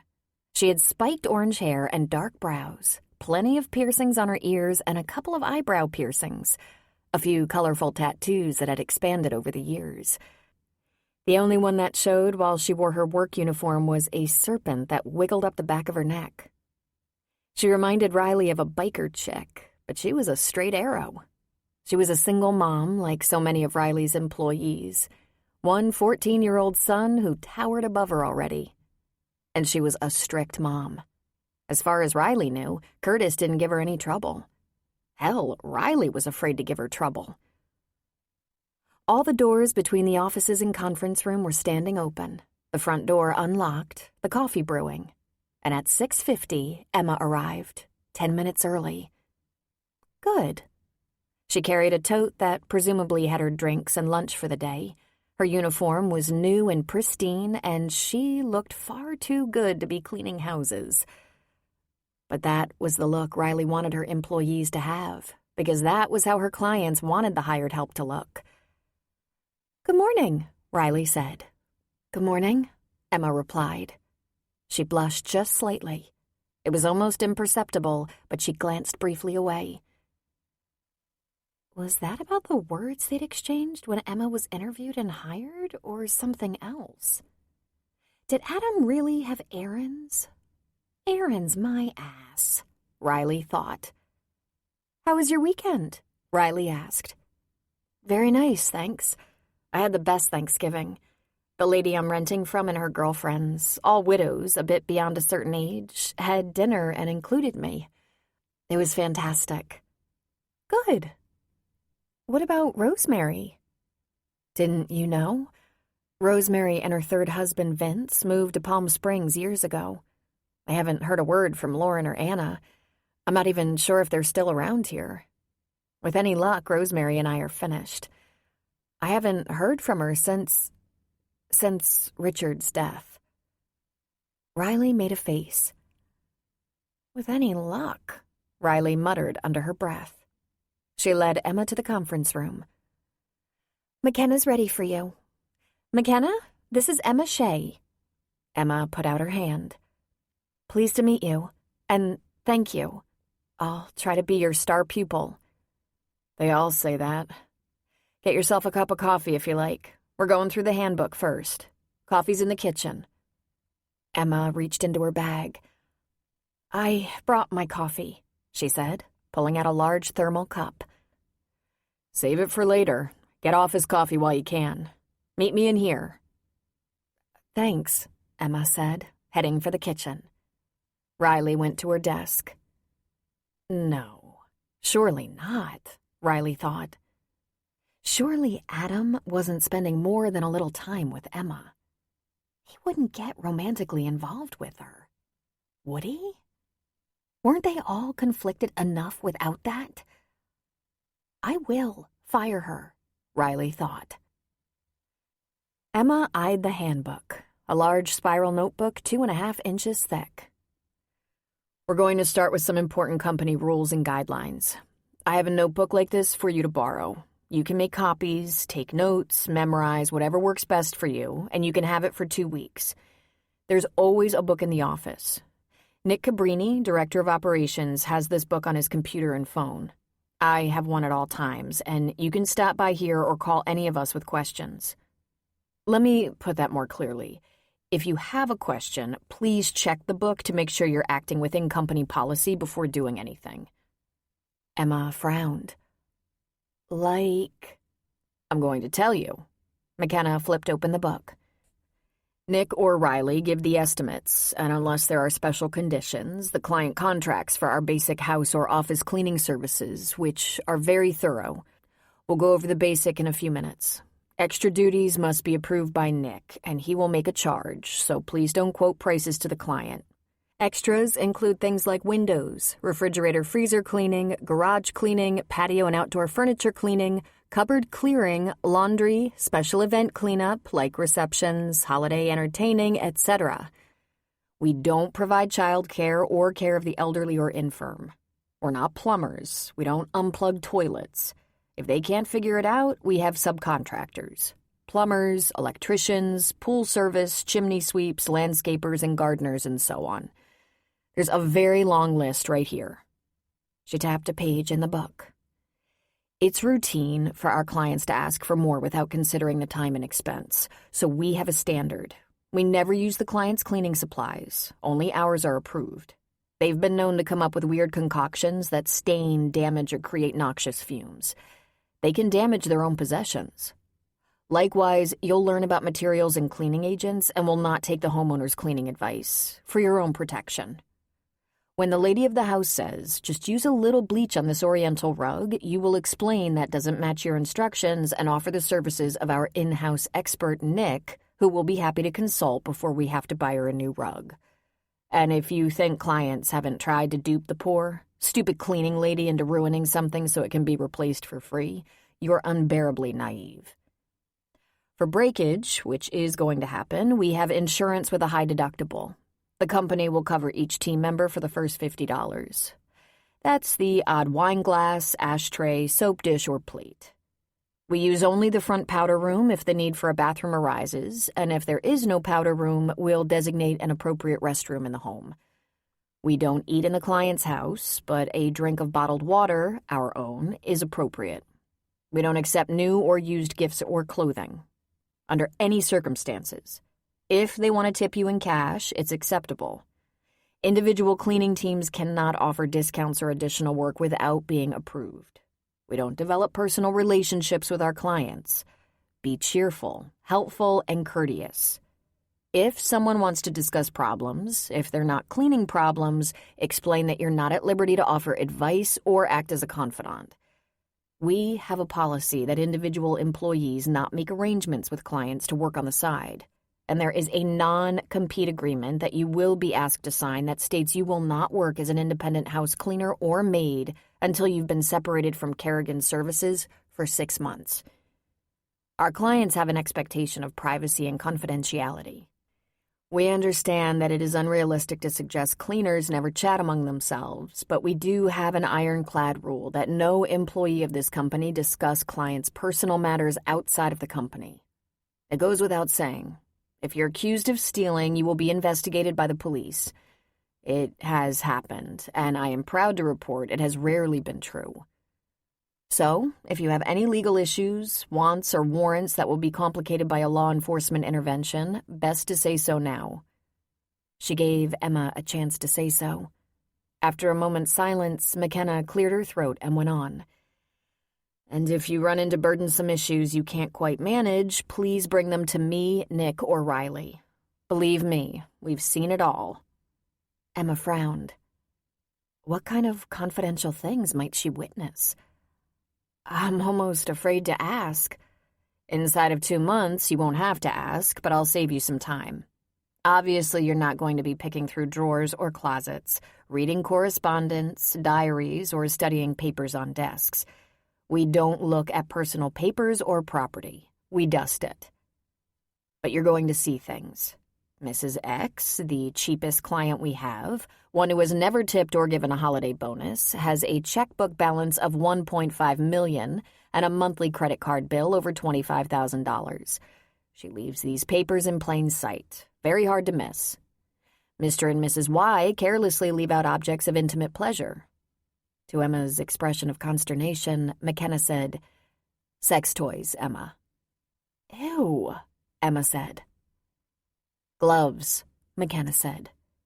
"And Mr. Z is knocking the shit out of Mrs. Z. She thinks no one knows." "Oh my God. And you don't do anything?" McKenna glanced down at the pages of the employee manual.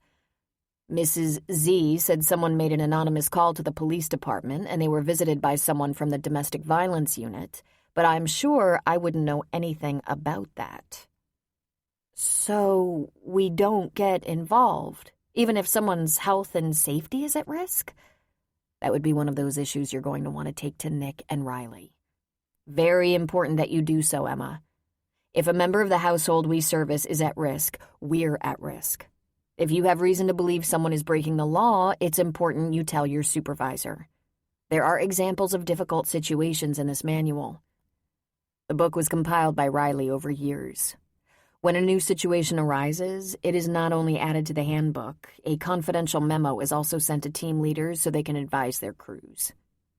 McKenna peered at Emma. Are you going to be able to ignore the obvious? Look the other way? Emma almost laughed. Oh, you have no idea, she said. It's a skill of mine. McKenna cleared her throat. Now, let's go over some important issues. Cleaning supplies, techniques, basic chemistry so you don't mix bleach and toilet bowl cleaner and end up a 911 call. The lecture was intense and fast-paced. McKenna put all her supplies out on the table with corresponding color photos and explained how each cleaning implement was to be used and which cleaning chemicals were provided. I don't expect you to remember all of this, Emma. You're going to be trained on the job this week. I'll be watching you and helping you. To that end, I'm taking you to some of our more challenging homes. You'll have to learn to do it well, fast, not be distracted by your chatty homeowner. Cooperate with your team and employ all the smart moves. Safety first. Don't lift anything over 40 pounds. Use your legs, not your back. We have knee pads in the van if you want them, as well as smocks and aprons. And do protect your uniform as much as possible. You're bound to get dirty, but avoid bleach marks or grease stains if you can. Then the little pixie smiled and said, "Ready?" "Oh, God," Emma said. "Good. Help me put this stuff away."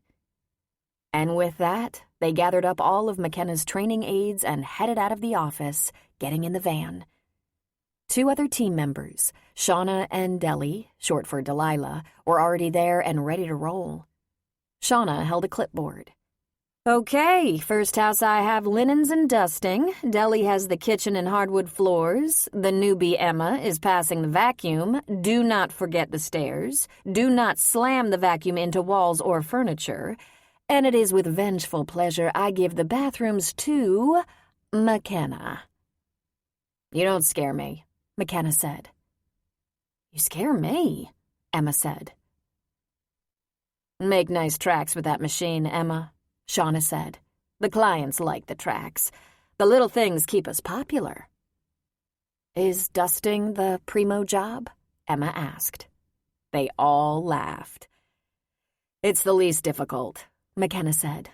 "But there are blinds, high shelves, ceiling fans, plants, light fixtures, wooden furniture, books. It's endless. It's hard to be fast and keep breakage down. It takes practice. The vacuum is hard but safe." "And the bathrooms are the worst job?" "Sometimes, depending on the client," Shauna said. "Some of them aren't, how should we say it, clean," McKenna supplied. "Kitchens are hard. You never know what's happened in the kitchen this week. It could have been a big dinner out or a takeout week, or there could have been a lot of cooking. Greasy, splattering, nasty cooking. People with regular cleaning service get a little lazy about a thorough cleaning after cooking. They never oil their cabinets or wash the floors. I hate cleaning kitchens," Shauna said. Then it seemed like in minutes they were there. "Let's do it," McKenna said. And they hit the ground running. Emma was home in her little house at 6. She walked in and collapsed on the sofa. It wasn't until she was in that position that she realized she still wore her knee pads. The last house of the day, she got the bathrooms. 6 of them. Everyone had been thoroughly used. If possible, the sinks were the worst she'd ever seen. The family must have been the hairiest family on the planet. They were obviously descended from the Yeti. The toilets, she couldn't think about them. When she got some energy, she would call Adam. He had texted sometime after 3 that he couldn't wait to hear about her day. There hadn't been a moment yet. She went from the cleaning company's van directly to her car and straight home. Her carry pouch was empty of drinks and snacks. She was famished, and she was sure there wasn't anything left in the house from her weekend with the bottomless pit, Adam. He'd bought plenty of food to sustain them during their honeymoon, and he'd eaten all of it.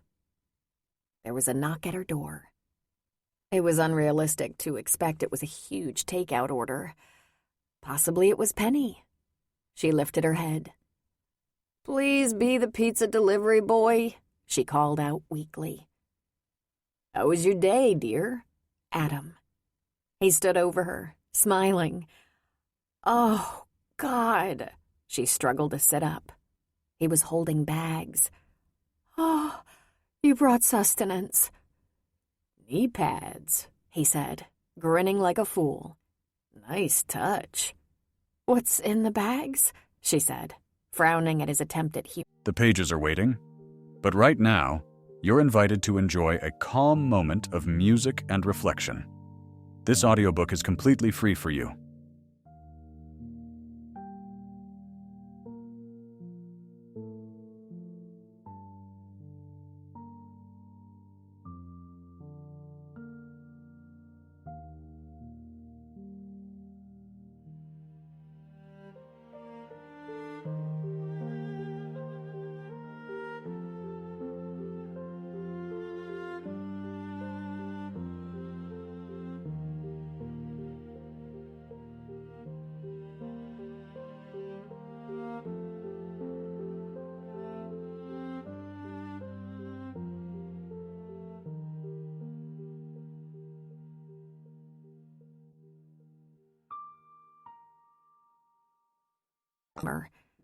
Food.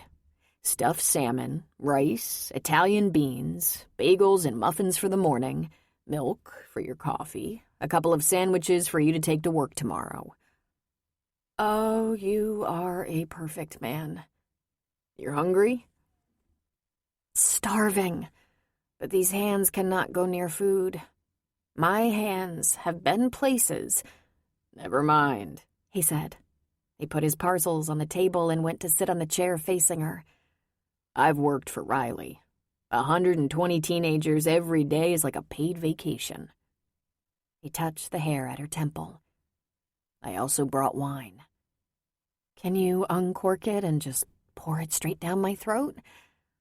Tougher than burger hell? She was right. I was worked hard.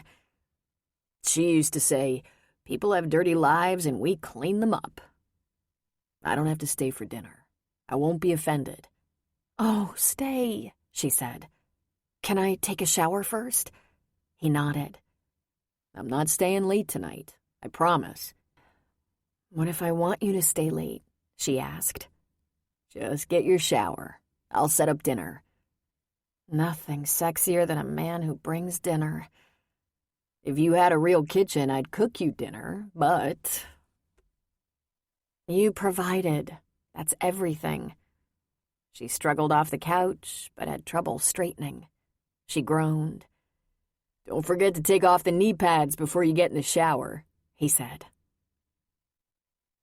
A few minutes later, when she came out of the bathroom, the table had been set, the wine uncorked, the ibuprofen bottle sitting beside one plate. I hope this is a casual dinner, she said, indicating her pajamas. He held a chair for her. Madam? She took her seat, and he poured her a small amount of wine. She sipped. Well, your sister is amazing, Adam. Her business is impressive. Complex, well-thought, practical, no detail omitted. It's brilliant what she's done. I have an employee manual I can barely lift. Spent the day with a trainer. She sipped again. I had a personal trainer in New York. I was not worked nearly as hard by him. Adam chuckled and served their food. I know McKenna, he said. She's a little demon, isn't she? Depends on what you mean by demon. She's quite the handler. 5 feet of brute strength and fearsome threats. I guess Riley hired her when there were no mob bosses or biker gang enforcers available. Where'd Riley find her? I can't remember, he said. She's been around forever. She's a fixture in the company. Riley keeps trying to move her into a management position, and McKenna wants nothing to do with it. She likes her work, and she's good at it. She agreed to work as a supervisor and trainer so it would be done right. I met Nick, she said. He seems nice. Stay on his good side, Adam advised. Some of the women make the mistake of thinking they can sweet-talk him. There are 2 people who can sweet-talk Nick, and the first is his mother. And Riley? She asked. You've been away from Riley too long. She doesn't sweet-talk anyone. The other, oddly enough, is McKenna, though she rarely tries. McKenna eats nails for breakfast, and she don't need no stinking man. This morning she had me instead of the nails, she said. She sampled the salmon. Oh, Adam, I think I'm getting turned on. He laughed at her. When he was seated across from her on the green chair, she went after her dinner in earnest, trying not to gobble. I didn't make a single mistake, she finally said. I did everything right. Well, McKenna inspected my carpet tracks, my shining bathrooms, my oiled hardwood, and made a few comments, but nothing much. Clearly it was good enough, better than good enough. Those women are workhorses. They're good, he agreed. McKenna indicated I was with an exceptionally good team this week, but they weren't all this good. She also said sometimes there's a weak link, but she didn't say how she knew who that was. Do they tattle on each other? Sometimes, but that's not how they do it. They measure client complaints and watch for similarities. Then Nick and McKenna get involved with the team. Often they'll split them up and move them around. Once they figure out who's not getting the job done, they try training, counseling, observing. They almost never have to fire someone for not working. It's other stuff. Like what other stuff? Absenteeism, tardiness, breaking policy. The most irresistible is taking used clothing from clients. Obviously, most of Riley's employees aren't well off, and those high-end clothes are tempting. I never found out why that's not allowed, she said. He chewed thoughtfully. The risk that they'll be accused of stealing them is too high, and there's no way to get to the bottom of it. The safe course is just forbid it. She put down her fork. Did Riley come to all these conclusions by trial and error, or did she take some class or read some book about how to set up a business like this? She read everything, took a few business courses, and learned a lot through experience. It's really an amazing little company. The employees who work hard and honestly have excellent perks and benefits. Discounts at child care agencies was very hard to negotiate and worth a lot to a working mother. Not many companies help working mothers. Takes a working mother to know about that, she said. She asked about Adam's day. He had a lab. That was always fun, especially if no one blew anything up. Test review for a couple of classes. He flipped a homeroom and study hall for a friend who wanted to go to the OB with his pregnant wife to see the sonogram of the baby. That had him finished at 2:30, so he went to his mother's and put up one row of Christmas lights across the front of the house for her. Then he cleaned up and stopped at the store on his way over to her house. Sounds like such a perfect, almost leisurely life, she said. I'll get out of your hair as soon as I help you clean up the dishes. I know you're tired, he said. If I'm not that tired? She asked. He left at 5 a.m.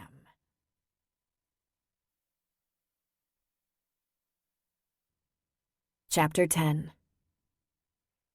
Riley was very observant during Emma's first week on the job. The feedback was excellent. She was surprised, but shouldn't have been. Emma had always been a hard worker.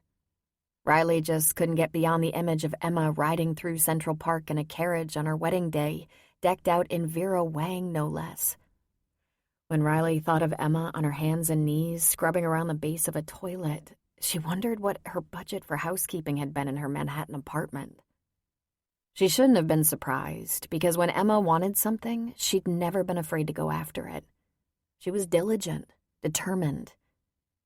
She wondered what Emma had done to land herself a millionaire. But in order to find out, she'd have to be on friendly terms with her, and that just wasn't happening. Employer and employee, that was who they were. Emma had always had to be enterprising. Her childhood had been tough. Her father's sudden death left her essentially alone. Alone but for Riley and the Kerrigans. Somehow Emma got through the worst of it with grace. She always managed to work hard, get by, put a good face on it, like she was doing now, acting like it was her lucky goddamn day she got a job cleaning. Really, she'd survived so much. Riley felt sorry for her, but she was also feeling something else. Trouble, unease, distrust. Maybe envy? Why would you envy someone who'd had so many bad knocks? Because she was the beautiful, strong, and tragic princess. No one would ever see Riley that way. Riley was the tough poor girl who made good. For that, she'd get applause. But Emma? In her mind, she saw that news clip of her on the courthouse steps, broken and crying, then rising stoically, lifting her regal chin and slowly descending as if she were on the red carpet. Damaged shoe notwithstanding.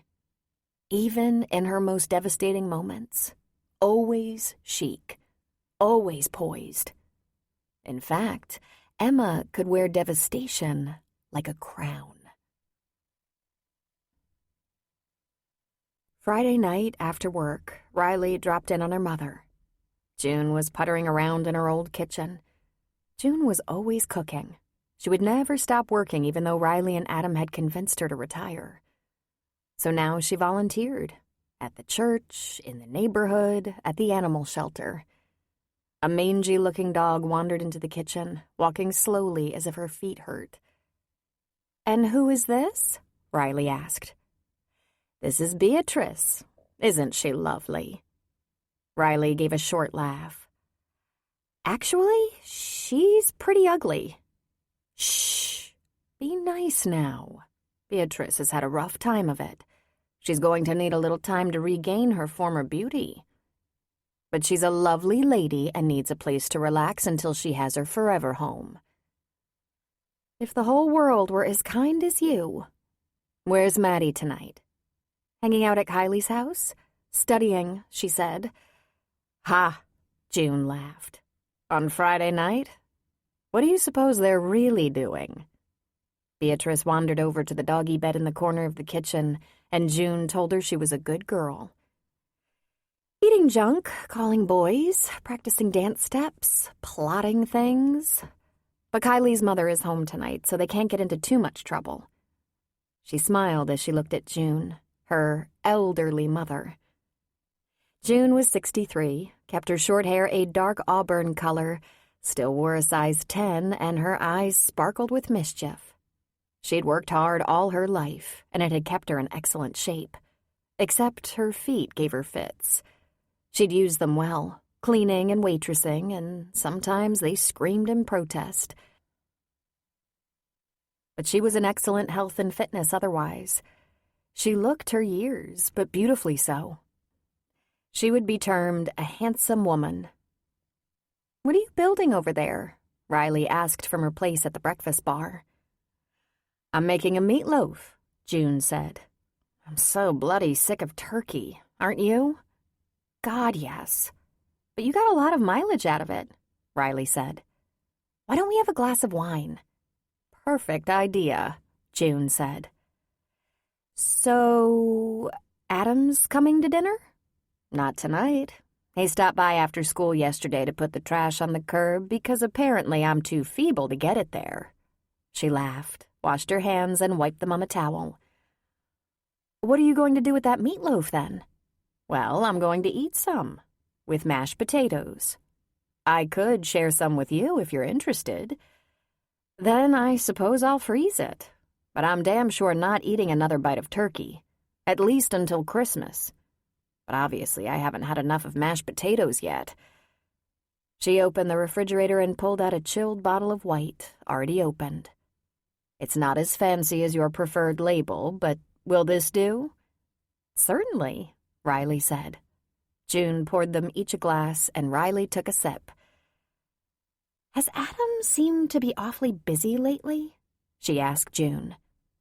"I don't know," June said. "I talk to him almost every day. I haven't needed him for anything, just the lights, which he finished this week. I hate doing the lights." "I've hardly talked to him," Riley said. "Do you need him for something, Riley?" "Well, no, but we usually talk longer than a minute. He hasn't been to dinner since Thanksgiving. He took some leftovers on Friday night, I think. He said that should do it for him." "I think something's going on with him," Riley said. "And I should probably tell you," she took another sip of her wine. "Emma's back in town." "I know," June said. "She got back a few months ago, right?" "I gave her a job," Riley said. "Good for you. I hope to see her one of these days. I haven't gone looking for her. I'm sure she needs time to adjust to being back. I'm so glad she's free of that terrible mess. Does she seem well?" "Oh, yes, beautiful as ever," Riley said, though the words did curl her lip. "Listen, I suspect Adam might be seeing her." "Oh? And why do you suspect that?" "He's seeing someone and he's mysteriously silent about it. And completely unavailable." "Well, then..." Well, then, June put down her wineglass. Riley, I want you to leave Adam alone. So he is seeing her. Riley, you're not going to interfere. You're going to say nothing. Do you hear me? You can't tell me what to say. I just did, and I don't think you want to mess with me on this. Riley slammed her fist on the breakfast bar. Why are you in the middle of this? You seem to know what's going on well enough that you're telling me what to do, what to say. I know about as much as you do. When Adam wants us to know more, he'll fill us in. Until then, you'll leave it alone. Did he tell you he was seeing her? June shook her head. He told me she was back, that he ran into her and had a glass of wine with her one evening, gave her your business card, and even though there's a good chance you'd work her to death, he hoped Emma would call you about a job. He had all faith you would do right by her. She'd be in a good work environment with fair pay. And I have absolutely no doubt that's what you did. I don't want her with Adam. I think if you voice your opinion to Adam, you're going to get nothing but trouble. Telling him who he should or shouldn't date is overstepping your rights as a sister. You'll piss him off. You'll piss me off, for that matter. I don't entirely trust her, Riley said. Then you'll keep your distance. What the rest of us do is up to us, not you. Besides, what makes you think Emma is ready to be seeing any man? Hasn't she been through enough with a man? Well, of course, Riley said. But why are you acting like you know if you don't know? I said he didn't tell me, June said. Of course I know. I've always known. Known what? Riley demanded, getting pissier by the second. June took a breath. Adam has been in love with Emma since she was 15. I threatened him with murder if he went near her before she was 18. You were too busy minding your own romances to even notice, which I considered a good thing. But Adam did all he could to steer clear of Emma, and we both remember what happened when Emma was 18. She went away to college and never came home. And you think that my son hasn't found a woman who makes him completely happy in all that time? I've met a dozen perfectly nice women in the last 15 years. A couple of them seem to be around for a long time. That Natalie, remember her? She was looking at bridal magazines, but Adam was barely intrigued. No, Riley. In 15 years, he hasn't said a word, and I thought he was just going to live out his days as the bachelor uncle. Then he told me Emma was back, and I saw a spark. He didn't say much after that, and I didn't ask, but I know my son. The woman he's wanted since he was a boy is back. And if you say one word, I'll make you sorry. Riley was struck silent. Well, geez, she finally said. Mama Bear? June narrowed her eyes. He's entitled to take his time and have his privacy. We both owe Adam that much. He's been wonderful to us. Does he really need your protection? He has it, and so would you. I can't remember a time you ever... Riley stopped talking. Of course there was a time. When she came home pregnant and needed the support of her family. Her mother didn't demand complicated explanations, didn't ask a lot of questions, didn't force her opinion. She asked Riley what she wanted to do and stood firmly beside her. Her grandparents' first reaction was that she'd better get married and take her lumps. But June protected her, kept her safe from the opinions of others, didn't judge her. June had done everything in the world to help her. Never mind, Riley said. Indeed, June replied. Am I supposed to be happy Adam has someone, even if she's someone I can never have as a friend? You should be very quiet in your speculation because you don't know, and neither do I. I haven't seen Emma in many years. Who knows if she feels affection or just friendship? In fact, who knows if Emma is the one he's... Oh, it's Emma. Riley said. But then she stopped herself from saying more. In her heart, she knew that shy little blush was related to Adam, because that's the kind of luck she had where that woman was involved. And also, she could still read Emma, and Emma could no doubt read her, just like when they were young. "I just hope I'll see her before too much longer," June said. "I can't tell you how often I've thought about that girl, worried about her. I practically raised her.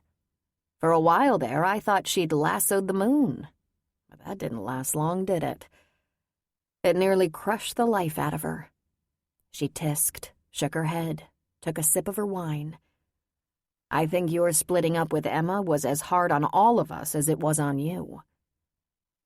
"I was a pregnant 18-year-old. Nothing was as hard as that," she thought. "Always poor little Emma," Riley said meanly.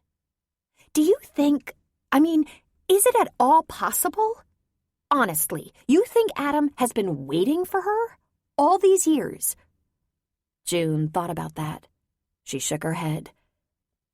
"Not deliberately," she said. "And yet—" They sipped their wine quietly. After a long spell, Riley broke the silence. "We're going to remodel this old kitchen. Get all new appliances." "I like my appliances, and I'm comfortable in this kitchen. It's like my skin." "We're going to do it anyway, for resale value." "When I'm dead," June said. "I think that'll be too late," Riley said. "But not for me," June replied. "I'm going to have to pass on the meatloaf. I have other plans." "Oh?" June said. "Since Maddie's going to be at Kylie's, I can grab a salad on the way home, get in my softest pajamas, and read. I'm in the middle of a really good book." "You haven't finished your wine," June said. "I'm anxious to get out of these pantyhose." "You want to ditch me so you can think about all this?" "Listen, don't think too much, Riley. Adam tends to act on instinct, just kind of feeling his way. You know things happen for a reason." "Not always," she thought. "But yes, sometimes." Whether this was one of those times was still an unhappy mystery. She stood. "I'm not going to think. I'm going to read and relax and enjoy a quiet evening. I hope I haven't disappointed you." "I'm fine. I've become very happy about my own quiet time."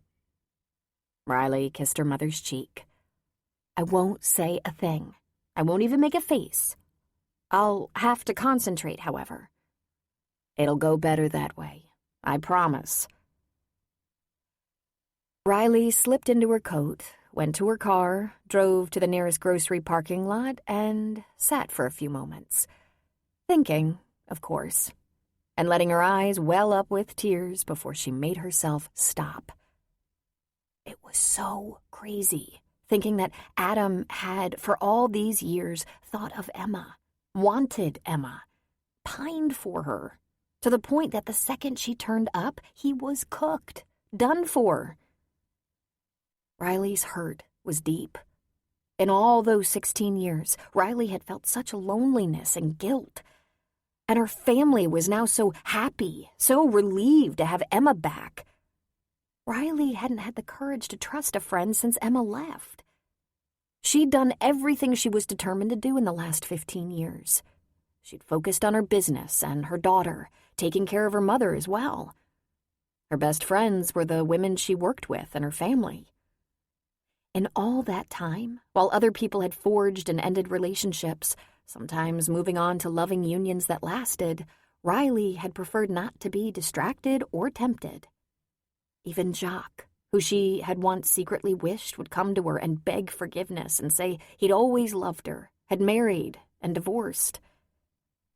The only exception was her mother, and June claimed to be happy as she was. She had family and good friends and apparently no interest in romance. Riley assumed that happened to old people. Here was Riley, 35 and alone.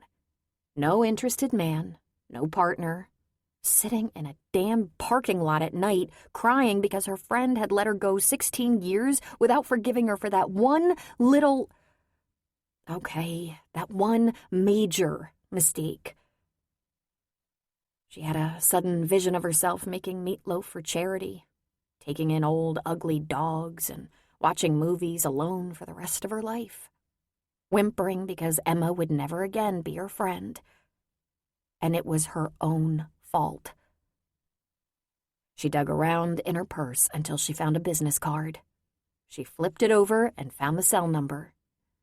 She texted, "Are you completely out of melons already?" What came back was, question mark, question mark. She texted, "I'm going to have some dinner at the Chinese Palace. Have you eaten? Riley."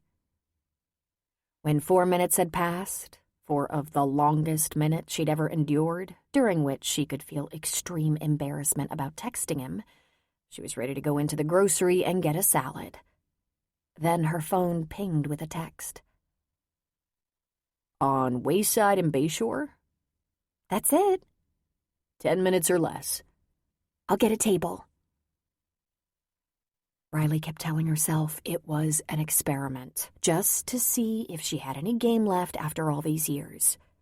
She'd had the most uncomfortable feeling in her chest when she realized that not only had Adam managed to brave a relationship, but Emma had somehow bounced back too, after probably the most destructive relationship of all time. So who better to try this out on than a guy who intrigued her and was as safe as dating a member of the Royal Guard? He was a cop. If he gave her the least trouble, she'd call the police chief, whom she'd met on several occasions at community functions. The only thing that could make this better would be if one of her teams cleaned the chief's house. While she waited for Logan Danner, she ordered wine and pot stickers. This might take more than one wine. Would he give her a breath test before she got in her car? Her pot stickers had barely arrived when he came in the door, and she got instant nerves. He was attractive. He wore jeans, a beige sweater over a white shirt, a leather jacket. His light brown hair was just a bit too long.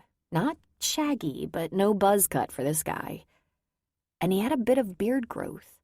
That sexy, I have just too much testosterone growth. He slid into the booth across from her and grinned. "Date night." "Don't get frisky," she said. "This probably won't work out to be anything." He shook his head. What an attitude. The waiter came over and he asked, "Have you ordered dinner, Riley?" "Just the pot stickers." "Great. Bring me a Qingdao," he said to the waiter. Riley had a look of confusion on her face. "Beer," he said, smiling. "In the end, you asked me out. How's that for a major upset?" "This isn't really a date. It's 2 people sitting in the same booth, eating dinner." "So you just couldn't stop thinking about me, is that it?" he asked. "That's not it at all," she said. He put his napkin on his lap. "So tell me about your day. That's how most dates start out. Which, by the way, is usually 2 people sitting in the same booth eating dinner." She leaned her head into her hand. "I knew I'd live to regret this." He laughed at her. "Okay, we'll start with my day. I was off today. I had stuff to do. I went to the gym, stopped by my mother's office. Her car has a weird warning light, so we swapped cars, and I took hers to the shop. I did some laundry and ran the vacuum around the house, a couple of things I do every month like clockwork." He stopped talking to check her expression. "I was starting to think about dinner, but I had something more lively in mind." "Like a bar?" "Yes, I have a foolproof system. When I'm flying solo, I go to a noisy place where there will be people, some I know, some new to me. When I have a date, I pick a quiet place like this. Want to know what's different about tonight? I'll tell you. Usually, if I have a date and pick a quiet place like this, the woman talks my leg off and I don't have to work very hard to seem interesting and charming." "Huh," she said. I really don't date. He sat back against the booth's padded seat. I guess that makes me pretty special. I guess it does, she said. It also makes you the only person I know who has any interest. Besides my brother, that is. I'll try to elevate my status, he said. His beer arrived and he took a drink. Just out of curiosity, why isn't anyone interested? Or am I going to understand why in another 10 minutes? It's a long story. Really. Maybe you could give me the bullet points, he said.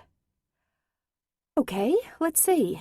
I'm a single mother. When my daughter was little, very little, I was so focused on working, staying one step ahead of the bills. I absolutely did not consider a date. I probably wasn't very nice, he asked, lifting his brows. I was going for another word, like receptive. So you were so not receptive that before you knew it, you gave off a vibe? He cocked his head and waited. And this is your interesting, charming side? She asked. She sighed. Let's just order, she added, opening her menu. Vibe, he said under his breath. She lifted her hand and the waiter was back at their booth. I'll have the chicken and broccoli with rice and egg drop soup and... She looked at him. Need a minute? She asked. He didn't even open the menu. Shrimp lo mein, garlic chicken, another beer. You already knew what you wanted? She asked. I've been here before. I live about 2 miles down Wayside.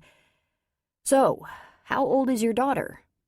15, she said, taking a sip of her wine, regretting more with every moment what she'd done and completely at a loss as to why she'd done it. And I'm your inaugural re-entry into the world of men and women? She shrugged. Time flies. So now we're going to have to try to unlearn a few things, right? Like? Like having dinner out with someone of the opposite sex can be fun. Getting to know someone new is like, well, making a new friend who has had experiences you haven't had can be stimulating. I can tell you lots of things about police work if you're interested. And you can tell me lots of things about... He indicated her with his hand. Cleaning house, she supplied. You clean houses? He asked. Sometimes, but mostly I own a company that provides housekeeping services and other stuff. I bet you're fascinated. He shook his head. This is going to take longer than I thought, he muttered. What makes you such a know-it-all? She asked. Didn't you say you're divorced? That wasn't my idea, he pointed out.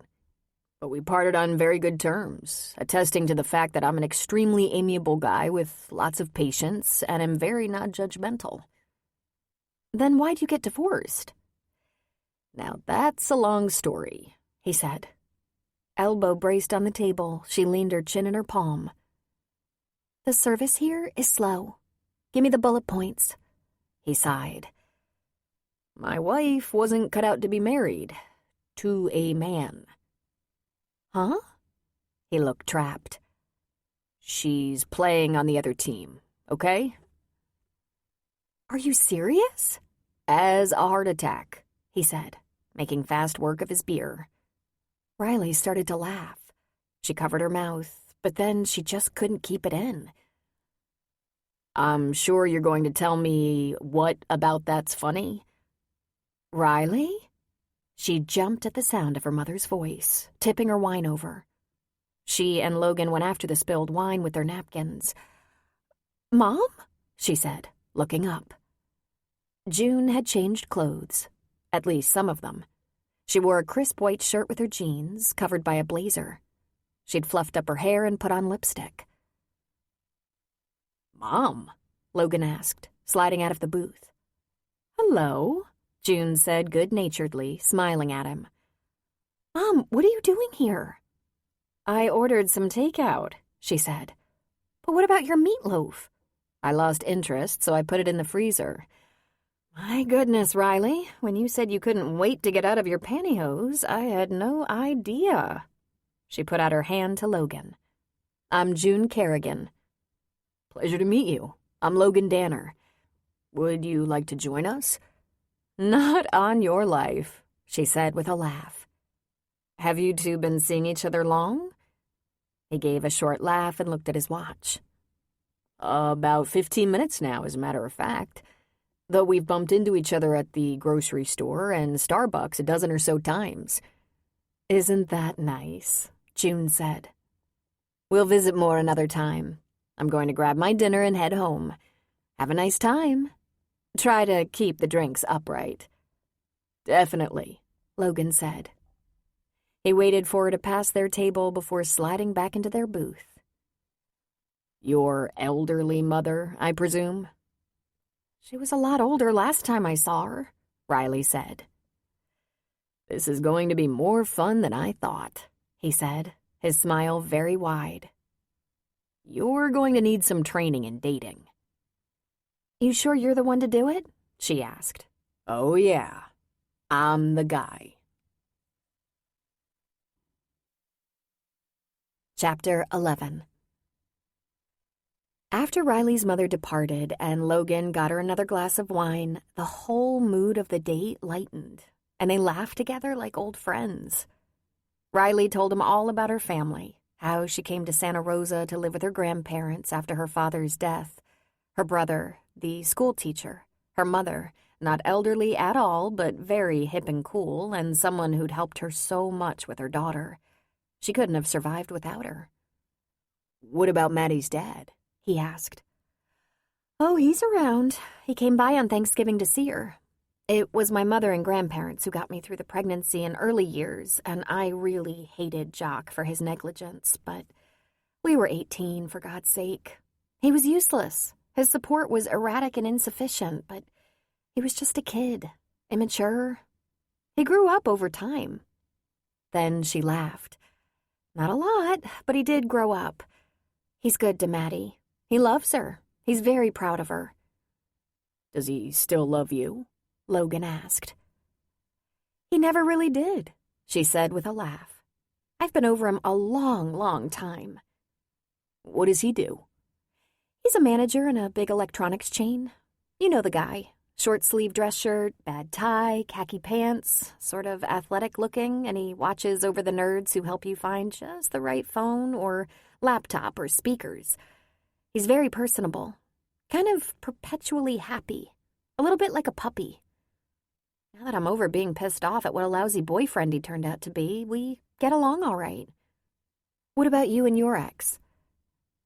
"I think I told you, she's my sister's best friend. My sister's married," he paused and grinned, "to a man. They're not that kind of best friends. And my ex is a nice person, a real nice person. I admit it threw me, but that was years ago. I'm over it. She's happy. She has a good life. She's successful." "But you took some heat?" "I'm a cop. What do you think? There are some good women in the department, but it's still mainly a guy's shop, and yes, they didn't let up for a long time. They still give it to me from time to time. But they also like my ex. Because she's," he shrugged, "likable. But it's mostly over now." "Mostly?" "Well, there's that odd first date when you have to explain your wife left you because she's a lesbian." "I'm sorry. I was very rude. I shouldn't have found humor in it." "You laughed your ass off," he pointed out. "Well, just before that revelation, you'd been way too confident."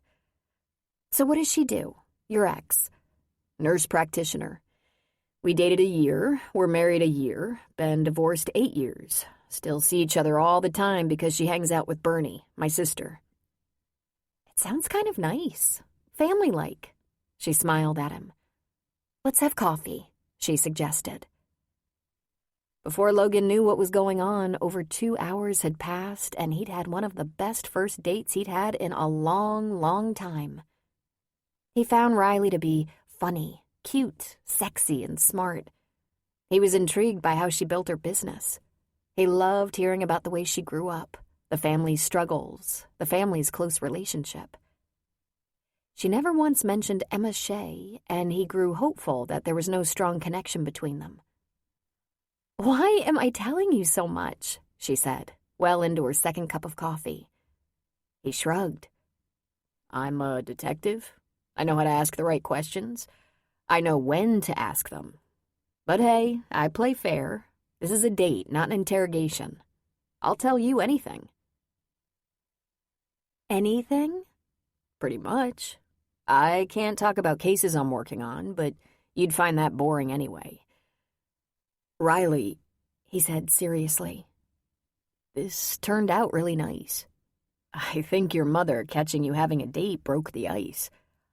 I think you're right, she said. And I'm never going to hear the end of it. Are you ever going to tell me why it was me? He asked. And why tonight was the night? She wore a mysterious smile. Maybe next time, she said. Or the time after that. That's what I wanted to hear. Logan wasn't allowed a kiss that first night, but she did make plans with him for the next day. She agreed to meet him Saturday afternoon for a movie and early casual dinner. He took her to see a disaster film. A violent earthquake took out the entire West Coast, and if it had been a test, it was a very successful one.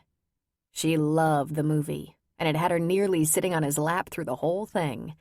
And then during a dinner of pizza and beer, he was more than happy to tell her his life story. Logan's parents had divorced because his father cheated on his mother when Logan was at a very vulnerable age of 13. Although his father never remarried and his parents seemed to have made their peace with each other, Logan wasn't over it. I'm 38. My dad has always stuck around, made amends as best he could. I get along with him as well as possible, but the truth is, I'm still pissed. That's a powerful grudge, she said. Remind me not to make you angry.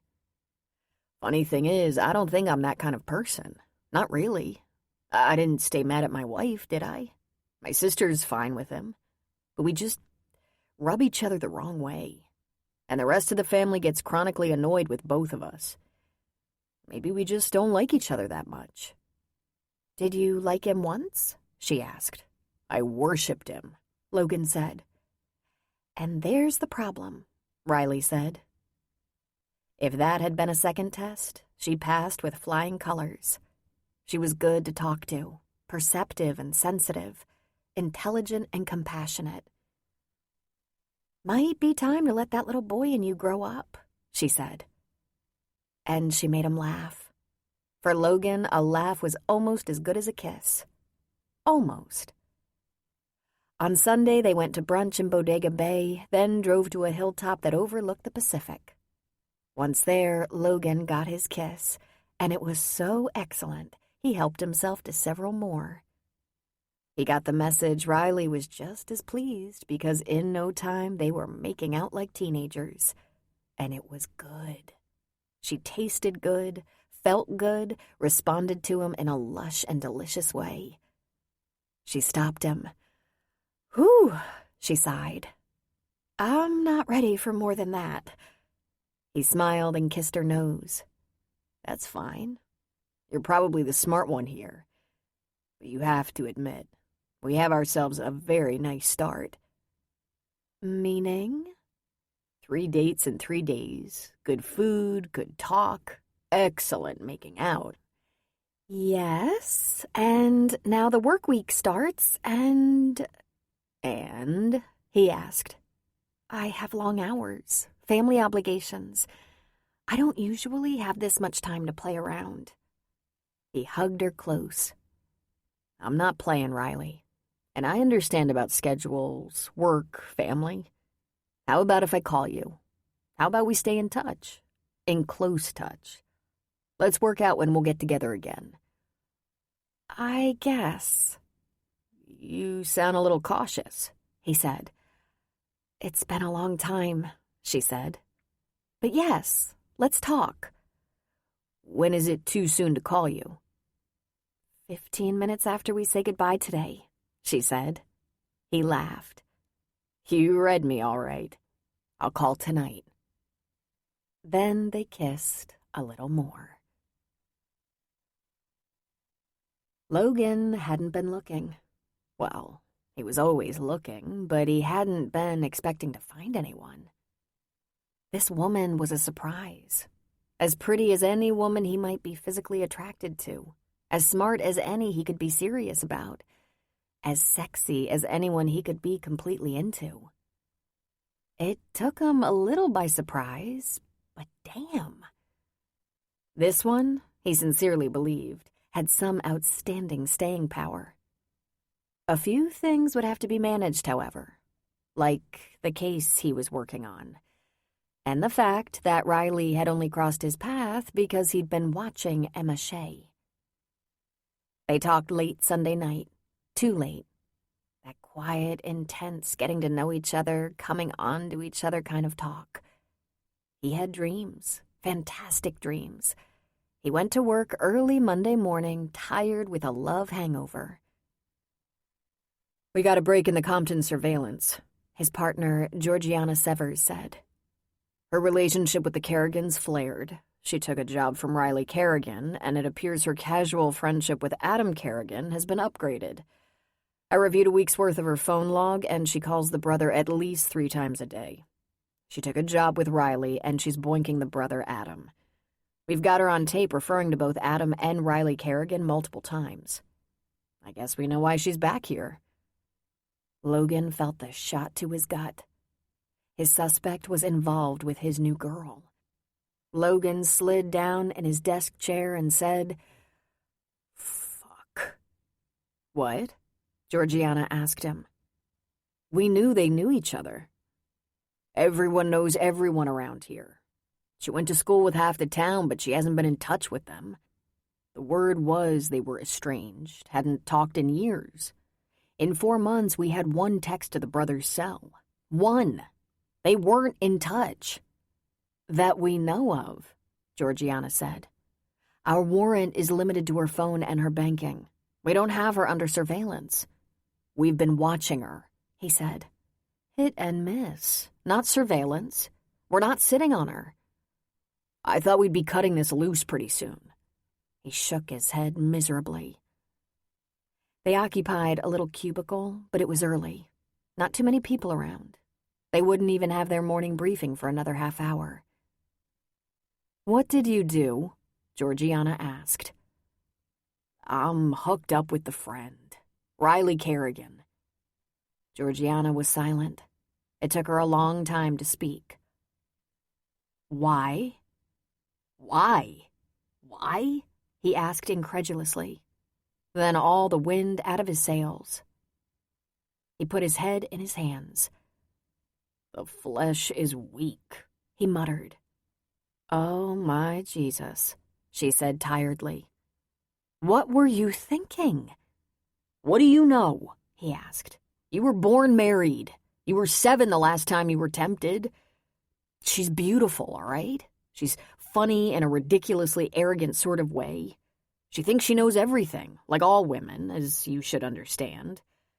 Besides, this just wasn't that much of a case. I thought she might accidentally give me some useful information and probably never even know it, and poof, the warrants would expire, it would be over, and we agreed it certainly would be a major case if we caught her transferring money from a hidden account, in which case it would be a career maker.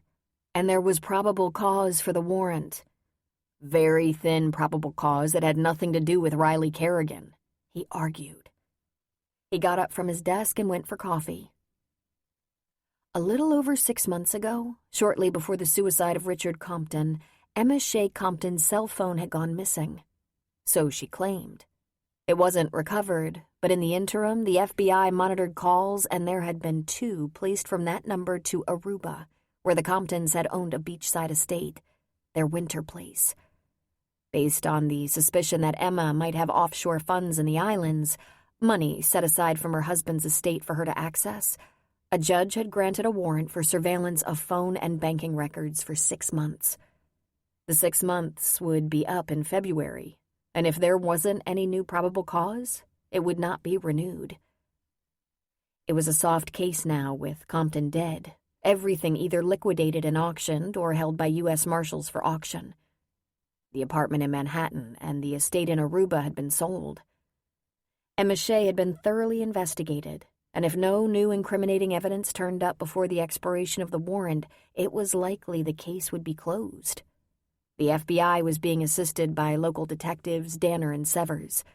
But after the expiration of the warrant, the local police would be off the case, and it would be up to the FBI to sniff around Emma to see if she suddenly started living large, or if she bought airfare to another country where she might access her nest egg without the interference of the U.S. government. Law enforcement could investigate her forever if they chose to, but they couldn't access her property, phone records, banking records, or other personal property in space without a warrant. Logan and Georgiana had been watching, listening, and there had been nothing to indicate the former Mrs. Compton had access to illegally received money. And they had other cases to work. They were actually property crimes cops, but both had had some previous experience in intel and fraud, and it served a purpose to have them working in a division that didn't normally deal with white-collar crime. No one would suspect them of investigating Emma Shea. Logan went back and sat at his desk. Their desks were pushed together, back to back, so the partners faced each other. There were 2 computers, 2 phones, a couple of bulletin boards, a couple of shelves where spiral notebooks and loose papers were constantly stacked. George had pictures of her kids, parents, and her framed awards on her side of the cubicle.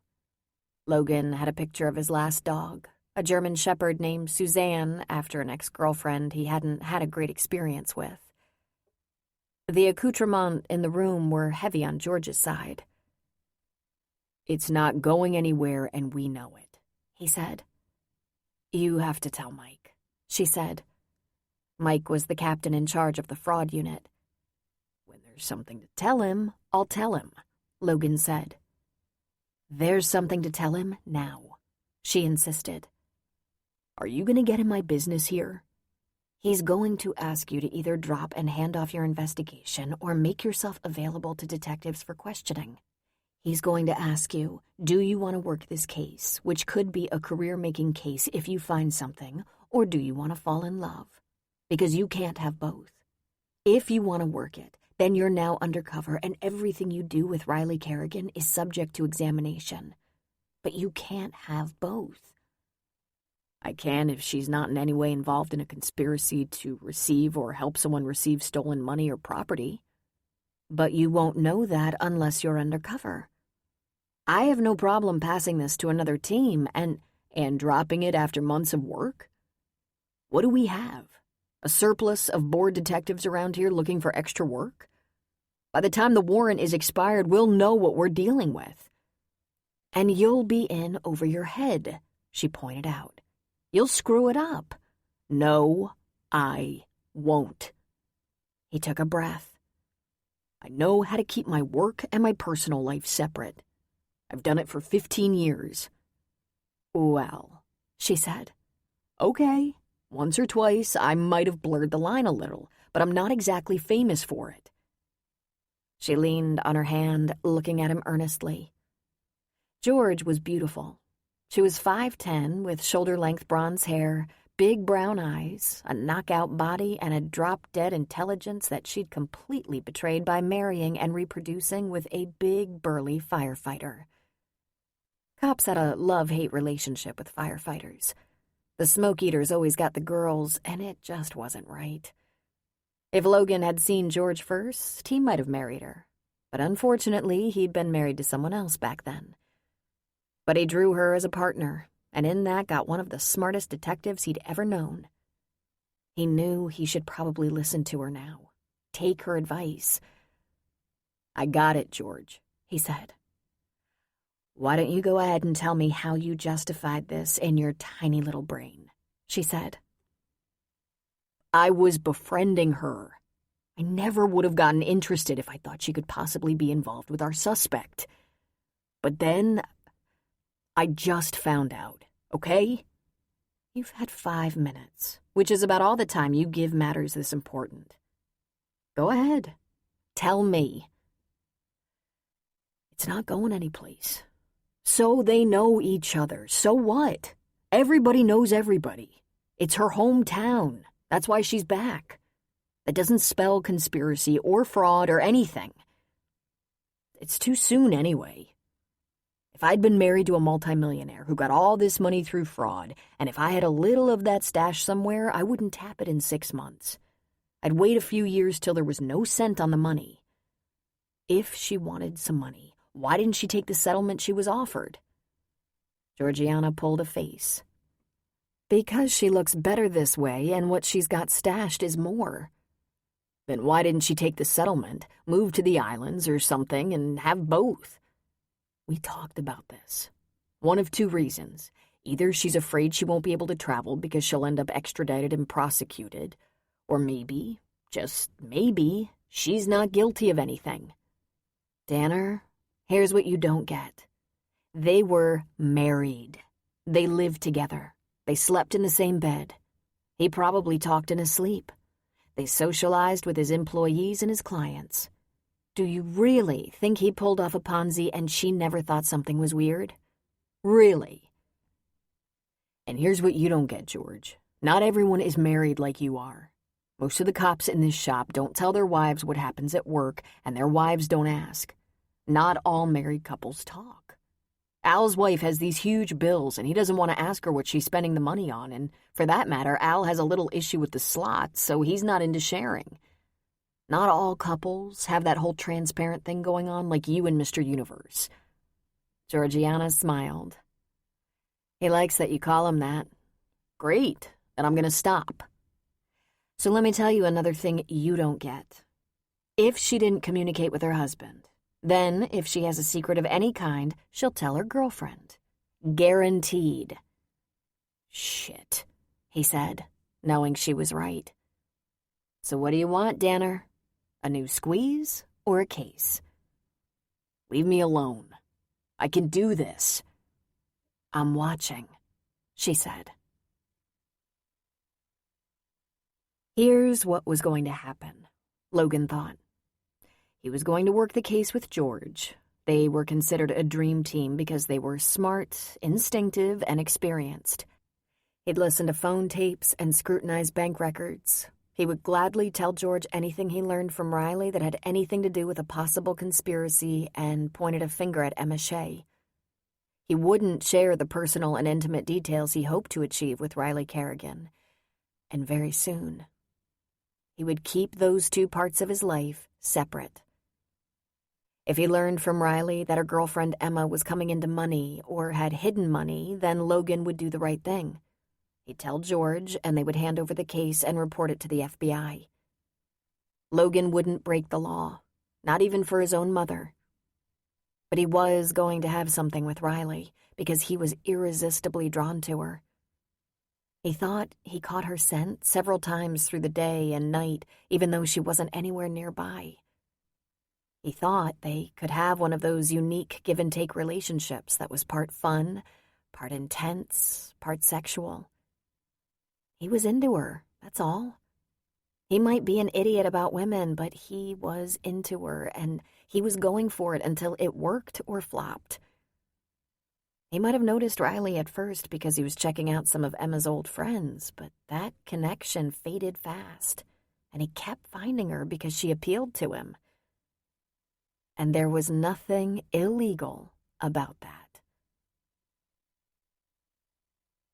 The second week in December was bitterly cold, with frost on the ground, dark clouds overhead, fires in every home with a hearth. But in Riley's heart there was a special warmth that she hadn't felt since her youth. She laid her plans carefully. She left work early, went to the grocery store, picked Maddie up after cheer practice, and took her home. Then she got busy in the kitchen. With her mom and Adam always ready and eager to plan family dinners, it wasn't necessary for Riley to cook very often. Of all of them, her hours were the longest. Adam was usually done at school by 4 at the latest. June was busy, but liked to deliver her meals early in the afternoon. Her elderly clients liked to eat early and looked forward to her visits. She was always finished before 5 in the afternoon.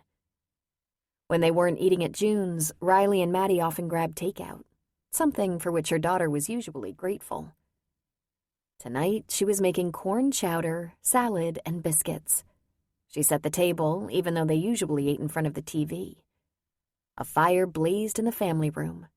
She even refreshed her lipstick.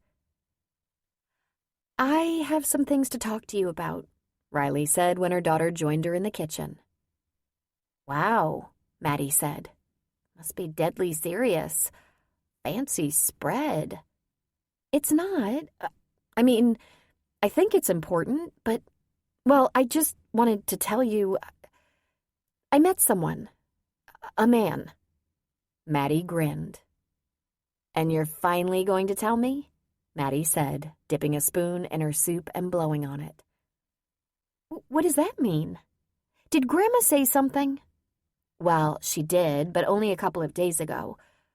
"Really, Mom? You think I haven't heard you whispering into your phone late at night? And giggling? Or that I haven't noticed how nice you've been lately?" Riley stiffened. "I'm not usually nice?" "Sure you are, in a very businesslike way." "Wow," Riley said. "I thought we were very close." "We are. I know you love me. Now tell me about this guy. We don't want to waste this cozy setting." Then she smiled prettily. Riley said. "Well, I met him accidentally several times. At grocery store, Starbucks. He lives around here. He's a police officer in Santa Rosa, so I saw an opportunity to ask him to check on you and make sure you're not getting into any trouble, and if you were, to tell me." "You wouldn't dare," Maddie said, outraged. "Touché," Riley said, smiling. "He is a police officer, though, and I got a kick out of him. He's cute and kind of funny, and I thought if I want to have a date again, maybe a cop would be safer than someone who had no ties to the community. Know what I mean?" "You checked him out," Maddie said. "Well, I'd have checked out any man before dating him." Maddie laughed.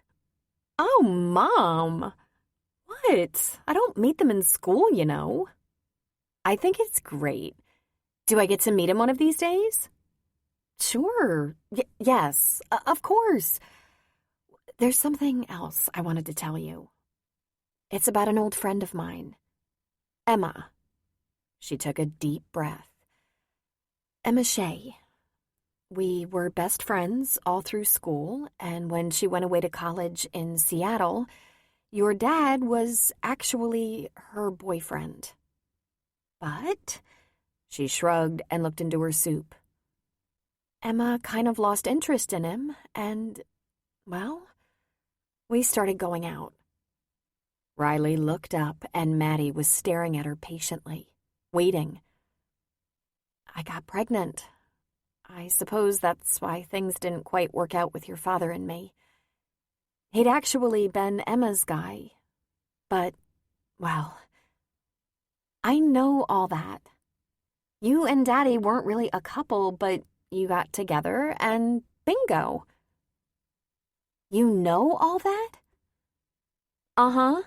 Daddy told me. A long time ago. At least a couple of years ago. Maybe more. He said it was all his fault and the biggest mistake he ever made." "Well, that was delicate of him." "Not because of me. Because it screwed things up with you, Mom. He said the biggest mistake of his life was not begging you to marry him." She slurped a little soup. "I think he's still kind of in love with you." Riley was momentarily stunned. "Oh, well, that's news to me. He certainly has an odd way of showing it." "He's kind of stupid that way," Maddie said. "But he's a very good guy." "Well, so there's a reason I wanted to tell you about Emma. She's been through a really hard time. She married after college, had a miserable marriage. Her husband committed suicide, and Emma came home. She's had a struggle. So I gave her a job, of course. Grandma was also close to Emma when we were kids and can't wait to see her again, so I guess she'll be around. Also, I think Adam might be dating her, but I haven't asked. It's just that I have a good nose. So I wanted you to have all the information so you wouldn't be completely shocked if you actually meet her. There are lots of connections and complications there. Maddie stabbed some of her salad. She pulled it off her fork with her teeth and chewed. I know all that, too. Oh, really? And who explained all that? Well, Uncle Adam wanted to give me a heads up. He has a girlfriend, and he hasn't brought her around yet because you're Emma's boss, and she has history with the family. Not all of it good. I figured out she's the one who used to be your friend and Daddy's girlfriend, and Adam suspects you might still be enemies. Huh, Riley said. Is there any reason for me to be here right now? Anything I can tell you that you don't already know? Maddie took another bite of salad, chewed and swallowed. I seriously doubt it, she said. Riley put down her spoon in exasperation. What did Grandma tell you? She stalled. Well, she said after all these many years, you and Adam were starting to get your stuff together. She didn't say stuff, but you know, Grandma can swear sometimes. And so do you, and yet I will be punished if I... Okay, so she said after all these years, it appeared Adam might have a serious love interest, and she caught you finally on an actual date with a decent-looking guy who was nice and polite and kind of interesting. She doesn't know anything about him. You sure about that? Maddie asked. Who knows what she knows? This is really good soup. She slurped a little more. I like these talks, Mom. When am I going to meet your friend Emma? Aren't you more interested in the guy? Riley asked. I want to know about you and Emma, like when you were kids and when you were teenagers, Maddie said. What do you want to know? Riley asked. Everything, she said. Uncle Adam said if I wanted to know all that, I had to ask you. I asked him, was there secret stuff? Was that why I had to get it from you? And he said it wasn't because it was secret. It was because it was special. Really special. Riley thought for a moment. It was, she said.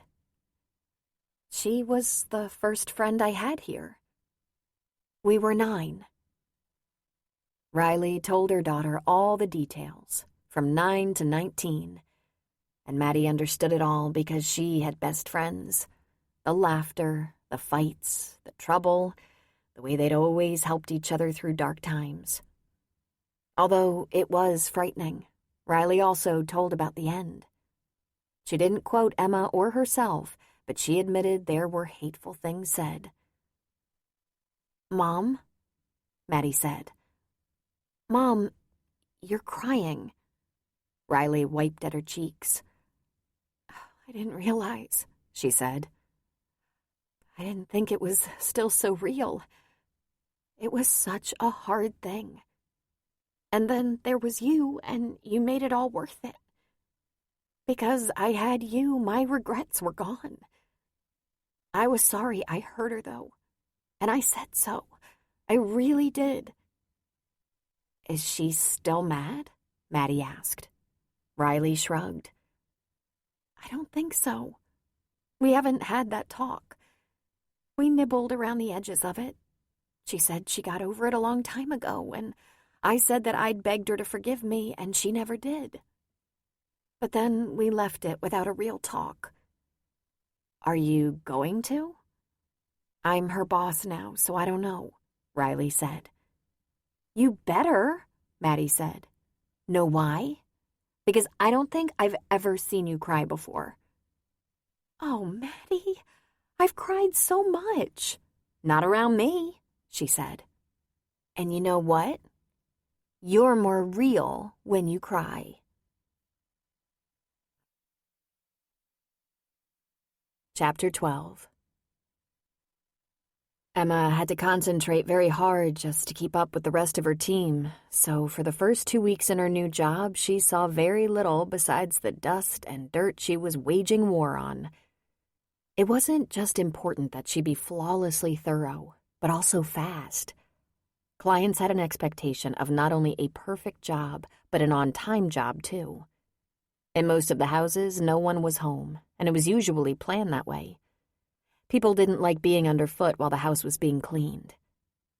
Nick came by a couple of times as she was working to check on her. He was a happy and energetic guy in his early 30s, and two things were immediately clear. All the women liked him, and he had eyes only for McKenna.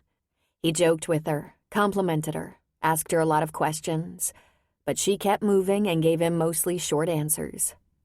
Emma was amused by the way she tried to ignore him. McKenna was much friendlier with the women, though she was their superior. If Emma knew her better, she might tease her, but she really didn't dare. In fact, there wasn't much she dared. She very much wanted to prove she could clean as well as she could supervise a household staff. That first week, she didn't notice much, but there was one thing that drew her attention.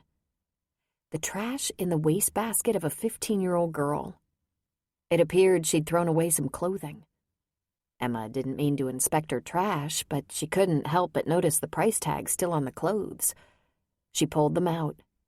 2 pair of pants, 3 tops, a scarf, a blazer, all stuffed into the trash can. A wad of gum was stuck to a brand-new Free People long-sleeve knit top that sold for $85. There were designer labels on the other items. Prada, BCBG, Christian Lacroix. She smoothed the clothes out on the girl's bed. "What are you doing?" McKenna asked. "She must have made a mistake," Emma said. "She threw away brand-new, very expensive clothing. These still have the tags on." "It's not a mistake," McKenna said. "They're in the trash. And please don't talk to Deli about the clothes in the trash.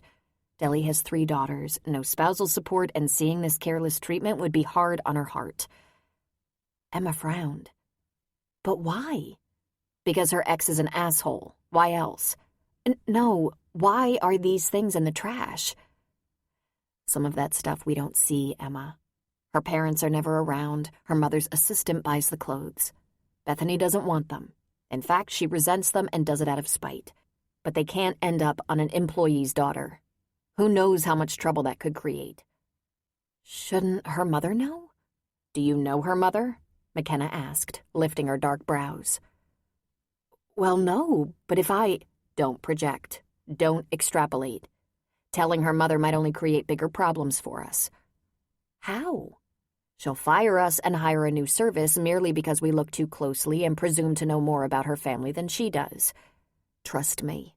Or, to keep from getting in trouble with her mother, sweet little Bethany will claim we stole the clothes." "Doesn't she care?" Emma asked McKenna. "I don't know, and neither do you." And with that, McKenna stuffed the beautiful clothes back into the trash can and handed it to Emma. Emma did as she was supposed to do and emptied that trash can into the big plastic bag she was carrying from room to room. She so hoped she'd see some of those expensive new things on a homeless person. "If she were mine, I'm sure you'd care enough to take her shopping, listen to her likes and dislikes, and be a perfect mother. Congratulations to you." "I bet there are some homeless people who'd like to know where the best trash cans are," she muttered when she was out of McKenna's earshot. She didn't say another word, but she could begin to see how you could become hard, cynical. If the dirt the clients left behind wasn't enough to turn you, the private lives they thought no one could see might. "We need to be invisible," McKenna reminded her. "We can't afford to be enmeshed with the client. It's not good for business." Emma was surprised no expose had been written by a member of her Manhattan household staff. Had she and Richard been more clever in concealing how obscene their private lives were? Looking back, she thought she'd been a very decent mistress of the house, but it was true. She didn't remember the names of all the people who served them. She knew the housekeeper, the driver, the cook, her part-time assistant. The cleaning people changed regularly. The florist's delivery people were always different. She'd had 7 different personal shoppers in 5 years. They had been invisible to her. At the end of the second week on Friday afternoon, she went with McKenna back to the office to pick up her car. "Here's your schedule for next week. Meet your team here. You can take a van to your appointments. And Riley asked me to tell you she'd like to see you if you have some time." She was the boss. How could Emma not have time? When she got up to the second floor, Jeanette was gone for the day and Riley's door was ajar. There was laughter coming from inside. Emma tapped lightly. Come in," Riley called. "Wow, you look pretty decent for a Friday night." "I do?" "You do," she laughed. "Emma, this is Brazil Johnson, our accountant and CFO. We go way back. Brazil, this is Emma Shea, and we go back even further. We first met in 4th grade. Brazil, a tall, lanky African-American woman in jeans and crisp blouse with a scarf tied around her head, stood and put out a hand. "Emma," she said. "I like that. Emma, is it short for anything?" Emma shook her head. "No, and I wasn't named for anyone that I know of." "I used to clean houses with Brazil," Riley said. "We were almost the original team." "I'm happy to meet you," Emma said. "Come in and sit," Riley invited.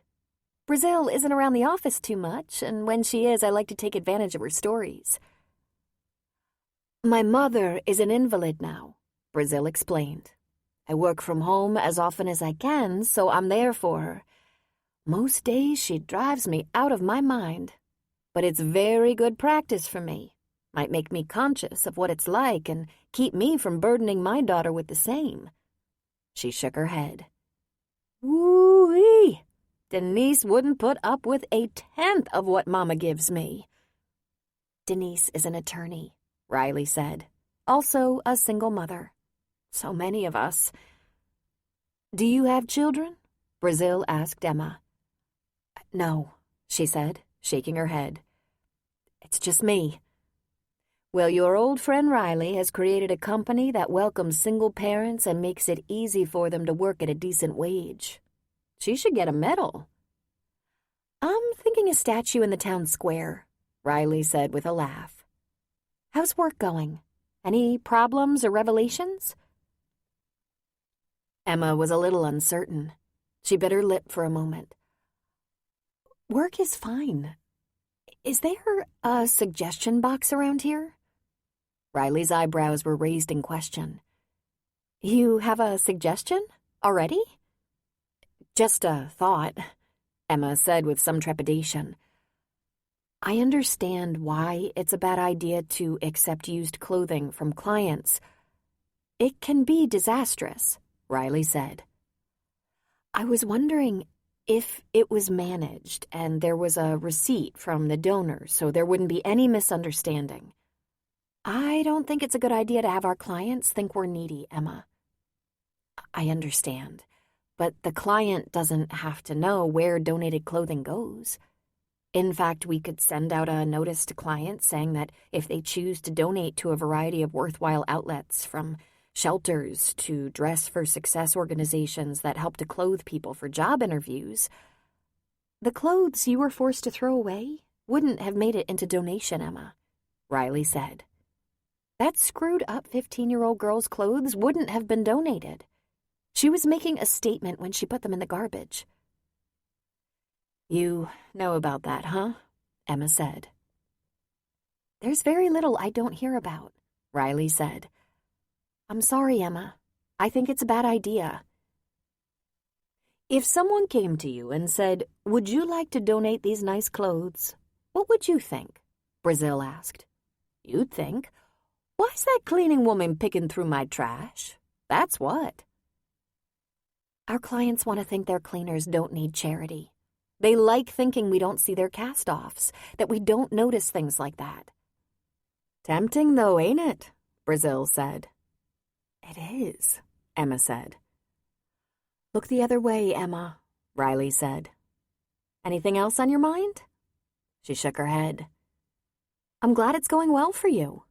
McKenna tells me you're doing a very good job." "Thank you," she said. "The team does a very good job." They're good girls. Women. That's all I have for you, Riley said. I just wanted to check in with you. And here's your check, she added, handing Emma an envelope. From now on, Brazil will have your pay deposited in your account, and Nick will give you the stub showing your deductions. Welcome aboard. Thanks, she said, and took her leave.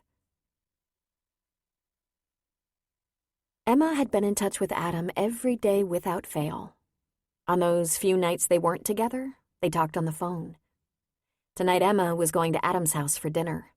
When she was there, which had only been twice so far, she put her car in his garage so that if Riley drove by, she wouldn't see it.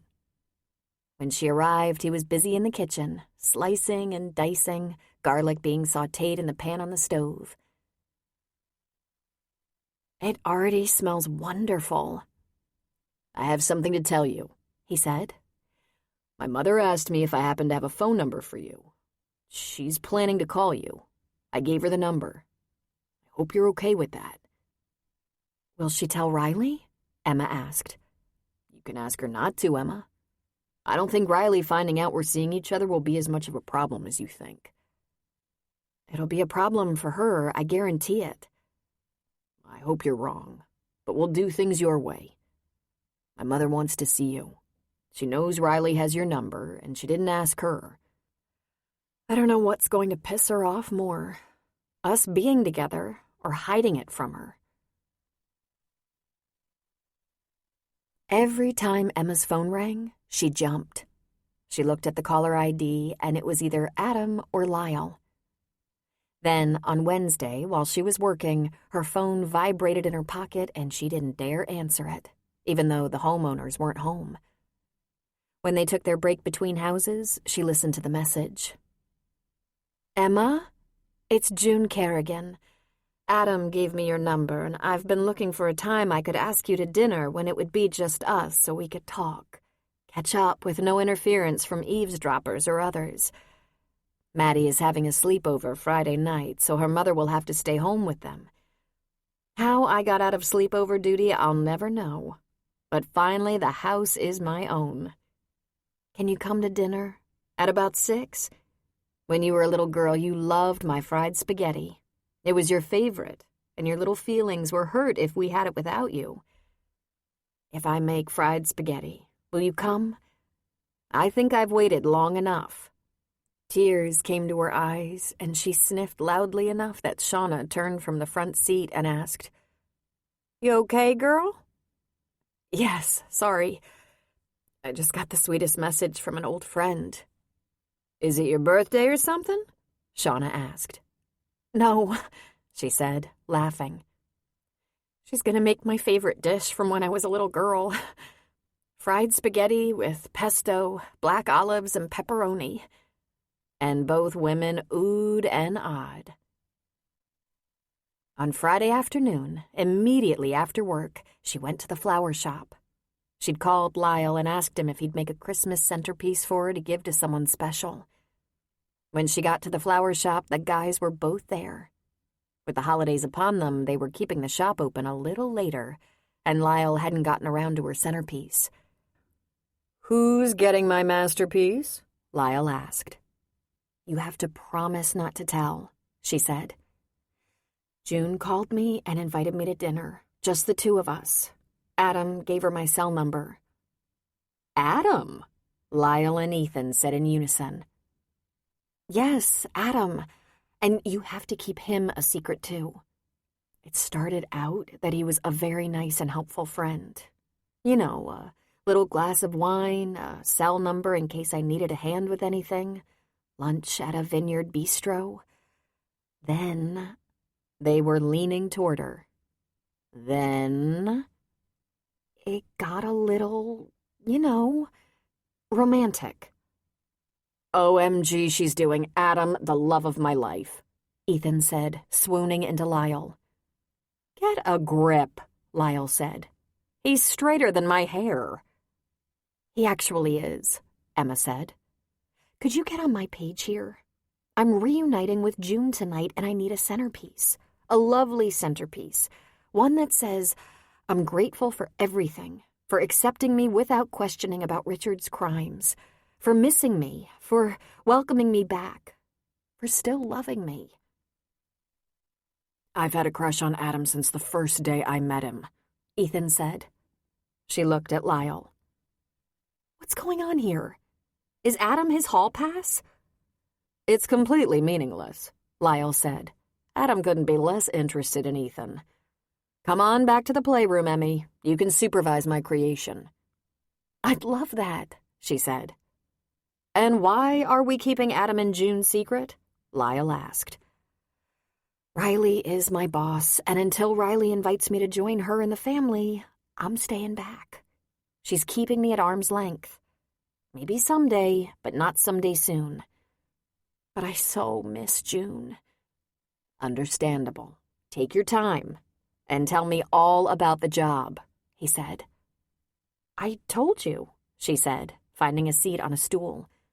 "Not really," he said, digging around for the tools of his profession. Clippers, tape, scissors, foam, wire. "You did some groaning and whining about how exhausted you were, but no details." "We're not supposed to talk about details. The client, I'm told, has an expectation of privacy." "You aren't supposed to name them, Emmy, but you can tell tales to a person you can trust. That's me." He grinned. Then he stepped into the refrigerator and gathered up some stems, fern, and baby's breath. "What's it like?" "It's the hardest work I've ever done. And remember, I helped decorate a 70,000 square foot department store for holidays, on my feet, lifting and hauling and climbing for 16 hours a day. I was a lot younger then, too. It's the hardest I've worked, and I'm learning that to work for Riley is to get the best pay available for cleaners. Apparently, clients cancel their contracts all the time and get cheaper cleaners, but because Riley and her two bulldogs, McKenna and Nick, keep everyone's standards really high, they end up returning and paying the money to get the good work. We do good work," she said, giving her head a shake. "Wow, do we do good work. And fast. I am appalled to note that there are so many jobs that pay better and have far less impact on the quality of life for a family. Families," she added. "You get a feeling for what family life is like in a house right away. Which homes are run by the kids who have every possession imaginable and others that don't even have family games. There are houses we clean where the wife hovers and inspects and says, 'My husband likes it this way or that way,' and houses I've cleaned 4 times and have yet to meet a homeowner. You can pick out their nesting spot right away, the places that are used, a favorite chair, desk in the office, bathroom counter. We have one client who lies on the sofa watching TV until we get to that room. Then she shifts to the bedroom. She eats all day, and I've never seen her dressed in anything but loungewear.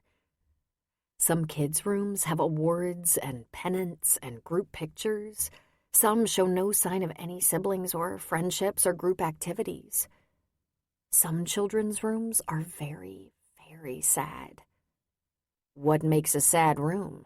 he asked, while he laid out a sheet of paper, placing baby's breath on it. The little ball inside the spray paint can bounced when Lyle shook it, and with a quick, deft hand, he painted the baby's breath red. "That's amazing, what you just did there," she said. "Christmas colors. What's a sad room?" "Well, there's a teenager's room that's so pristine, it hurts. It's like a ghost room, but someone lives in it. There's evidence of living. Trash in the bin, books moved, linen slept in, laundry in the hamper, towels in the bath have been used. When I moved the desk blotter to dust, I saw something carved in the wood. Something her mother would never see because her mother works long hours and doesn't clean or look at her daughter's things.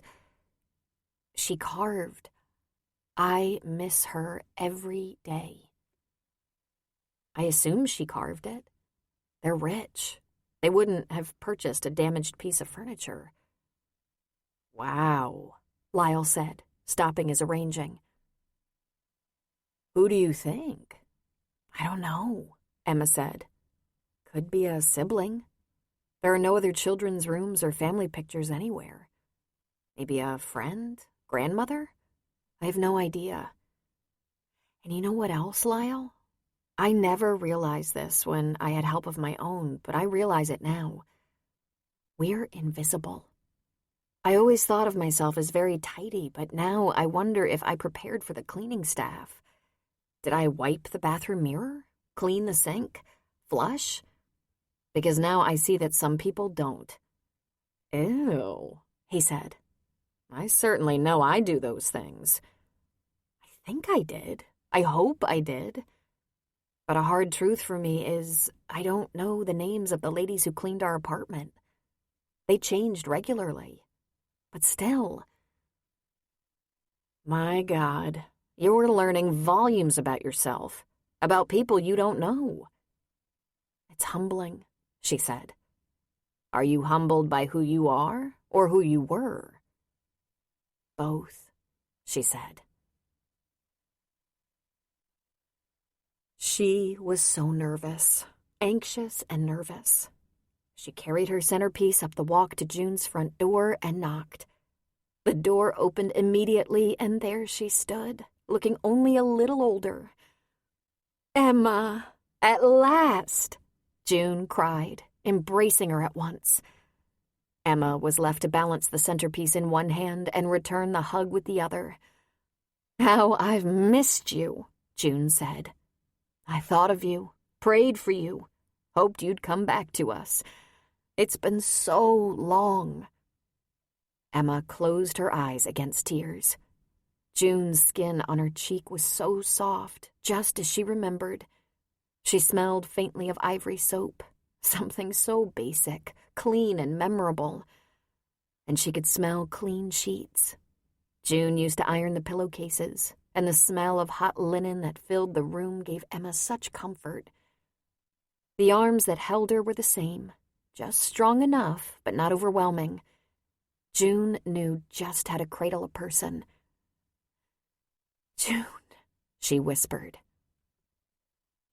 June backed away a bit and looked at her. "You've held up so well," she said, wiping Emma's cheeks with her thumb. "Shall we stand here in the doorway and cry, or will you come in?" I've been so excited and so nervous," Emma said. "Now stop that," June said with a little laugh. "From the very first day we knew each other, we knew we'd be friends. Close friends." "This is for you," Emma said. "Ah, our Lyle hasn't lost his touch at all, has he? He's getting even better. Thank you. It's so beautiful. Come in, come in." There was a small noise, a little whine, and Emma looked down to see the oddest-looking dog. "Emma, this is Beatrice. She's staying with me for a while until she can recover from her last owner. She's a rescue, and I'm afraid she was quite mistreated. I'm a foster mother for the animal shelter. Beatrice was once very beautiful and will be again after a little love and attention." "She's so sweet," Emma said, reaching out. But Beatrice just skittered away, going back to her bed in the kitchen. She usually needs a little time to get used to new faces, new smells. June carried the centerpiece into the kitchen where she had the table set with 2 places, candles and wine glasses. She put the flowers in the middle. "Speaking of new smells, I haven't had fried spaghetti in so long. Since I was last at your house, I think." "It's ready and in the warmer," June said. "We're going to light the candles, have a glass of wine, and just talk for a while. Are you starving? I made us some crab rolls, just a little snack." June busied herself getting the rolls, the wine, lighting the candles. Then she sat down in the place next to Emma. She lifted her glass. "To your return, darling Emma." Emma burst into tears. It took her a moment and a couple of napkins to compose herself. June was the nearest thing to a mother she'd had, and whether she'd admitted it to herself or not, she'd been afraid she'd never be reunited with her. "Riley might not be okay with our private party," Emma finally said with a hiccup of emotion. Well, Riley's stubborn sometimes, but that's all right. Her pride and stubbornness probably got her through the tough times. She's a good woman. She's also logical and usually comes around eventually. And I haven't mentioned this to her, but not because I'm keeping secrets, because she'd want to be here. And we need this time. I want you to tell me everything. Oh, June, you don't want to? Yes, I do. We always had the most important talks. About the hardest things, too. Tell me, Emma, did you love him? She asked in a soft voice. I did, she said in a whisper.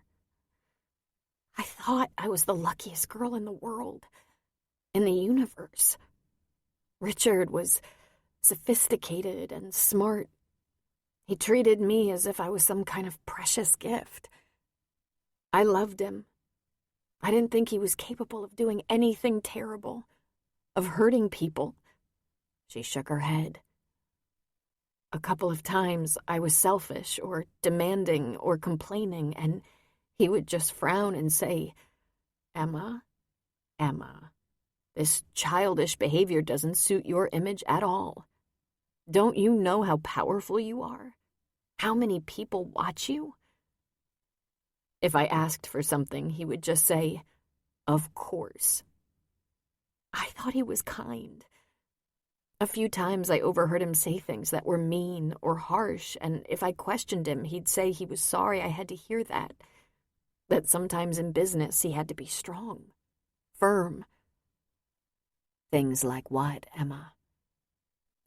Once I heard him on the phone saying something like, that old bastard doesn't know what to do with his money anyway. He'll never miss it. Push on him a little bit harder, and if you need me to, I'll call on him. When I questioned him, he said one of his clients was questioning his investment strategy, that he'd brought in more money in 6 months than the client's last broker had brought in over 6 years. And, of course, he was sorry I'd seen him in such a negative light. June, he was so nice. Everyone loved Richard. You never knew what was happening, June said. But I did, she said in a secretive whisper. I wouldn't let myself believe it. He had this PR person, Andrea. She'd worked with him for a long time before we got married. If he was having a relationship with her, why would he marry me? But they were together often. Sometimes she traveled with us, sometimes with him. It was work.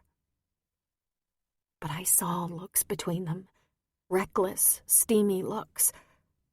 So I asked my husband, was he involved with Andrea? And he did what he did best. He calmed my worries, reassured me, said that was absurd. And later, much later, I learned Andrea was his mistress all along. Andrea was the one to tell him, it's time to marry for your image. I wonder if he married me because I was too stupid to see what was in front of my face. No, June said. He must have been that good at fooling people. But I let him fool me. What happened, Emma? What caused it to unravel? The perfect storm? A couple of big clients didn't get good returns on their money and pulled out. There were flaws in the statements. Rich people have lots of CPAs running around, double-checking everything, and Richard made a few mistakes. Not mistakes, irregularities. There was a banking and investment corporation crisis, and people were pulling their money out everywhere. No one wanted to be the last one holding the bag. Richard's funds weren't insured or guaranteed. People were losing money everywhere else, but not with Richard. Investments across the board were crashing like crazy, but not Richard's. A reporter from the Washington Post started sniffing around. Angry and paranoid investors complained to the SEC. An investigation began. She shrugged helplessly. And I began to see a whole new Richard. Oh, Emma. Was it terrible? It was terrible, she said. Want to know why I stayed? Why I went to court?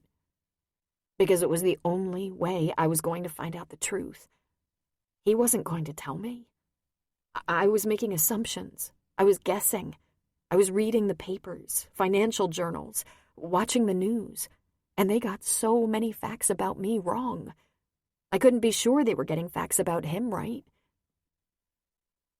But at the trial, there was evidence. I wanted to know who he was and what he'd done. I probably should have left, but I wanted to know. June straightened. That's what I would have done. You would? Absolutely. Ignorance isn't really a happy place. It just seems like it for a while. I would have wanted to know. He thought he was a god, June, she whispered. He thought he could do anything to anyone, that he was the most important person alive. He used people, lied to people, laughed at them. Emma, what was it like to be rich? She asked. It was isolating, Emma said. Most of the time I felt like I was just visiting my own life. Then I'd remember I was hired to play a part, the part of the great Richard Compton's wife. I'd always wonder how many others were pretending to be who they were. When you have a big pile of money, it should mean security, safety. It didn't. All our friends were rich, and they worried about having the most, spending the most, trying to figure out how it could make them the best. They trusted no one. You know that silly saying, he who dies with the most toys wins? I think for a lot of people it's actually true. For a little while, were you happy?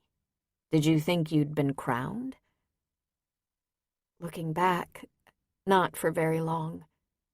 2 days into our honeymoon, Richard got a phone call that sent him hurrying off to Dubai, and he couldn't take me. It was business. He worked long days, had business dinners, business trips. I was like a happy little girl whose daddy had finally come home when he spent an evening at home. He took employees along on vacations. He never rested. June, I loved him because I didn't know him. I didn't know him at all. By the time he was convicted, I wondered how I'd been so easily duped. How I managed to stay blind. That's the part I don't get. How can I ever trust myself again?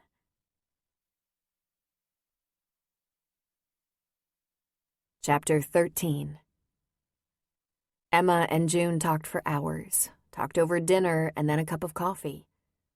It reminded Emma of those times when she was a girl and she had issues or heartaches, and she and Riley would sit on June's bed and talk it all out. When her father died and her stepmother and sisters weren't very comforting, June was there. Then it was worse when Rosemary remarried less than a year later, bringing home a man they didn't even know. A creepy man who made Emma so uncomfortable just by the way he looked at her. She was always at Riley's house, and Rosemary didn't miss her at all. And June was constant, always there for her, no matter how tired she might have been. Even when Emma and Riley fell out, June wrote Emma a lovely letter saying she hoped one day they could make amends. But no matter, June would always love her like a daughter. You are the daughter of my heart, Emma, and no matter what happens, I will always embrace you. If you need me, just call me. It was 10 o'clock when June nearly pushed her out the door. I'm afraid to leave, Emma said. I don't know when we'll ever have another chance to do this, to talk like this. There will be many chances, Emma, I promise. Maybe you'll invite me to your little house. The second the cold night air hit her face, Emma realized she was emotionally exhausted, wrung out. She was glad Adam's house wasn't too far away. She was so happy he invited her back tonight. She hadn't packed a bag or anything, but she was going to impose on him, steal one of his t-shirts and curl up next to his big, warm body and sleep forever. Maybe till Sunday. Emma? She nearly jumped out of her skin at the sound of a man's voice. She shrieked and crossed her arms over her chest. Oh, Jesus. Sorry, I didn't mean to scare you. "What are you doing here?" she asked, panting a little out of fear as who should come out of the shadows but Jock. I was waiting for you. I thought maybe we could talk. Just for a few minutes. "About what? And why are you waiting around here in the dark? How did you know where I'd be? Are you following me, Jock?" Oh, hell no, Emma. Maddie told me you'd be visiting June tonight. In fact, I think Maddie helped plan it. Huh? What are you talking about? Maddie and her grandmother, Jock said. You gotta watch those two. They're co-conspirators. He rubbed his hands together and stomped his feet, freezing. "Why didn't you just call me?" she asked. Because Maddie didn't have your number, and I wasn't going to ask Adam or Riley. He snorted with laughter. Oh, that would be interesting. Like either of them need another reason to be pissed off at me. He blew on his hands. Hey, could we just sit in the car for a few minutes? I won't take too much of your time. Why didn't you just tell Lyle you wanted to talk to me? Because he might not have given you the message, and even if he had, you might not have wanted to talk to me. Come on, Emma. It took me forever to get up my nerve, and I'm freezing. Have you been waiting outside all this time? I didn't think you'd be in there so long, and I didn't want to miss you. Look, I only want to apologize. Explain and apologize. She shifted her weight to the right foot. I don't know if that's wise, getting into the car with you, late at night, isolated like... He laughed. Seriously? You think I'd hurt you? When did I ever hurt anyone? Huh, Emma? My little girl told me where you'd be tonight.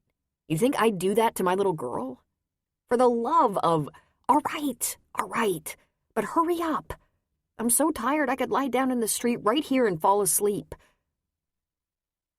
He put his hand on her elbow to steer her toward his SUV. I know I'm a fuck-up, but I thought this was the right thing, he said, handing her into the car. He went around to the driver's side and got in. He started the car for heat and rubbed his hands together. So, Emma, this isn't going to come as news to you. I cheated on you.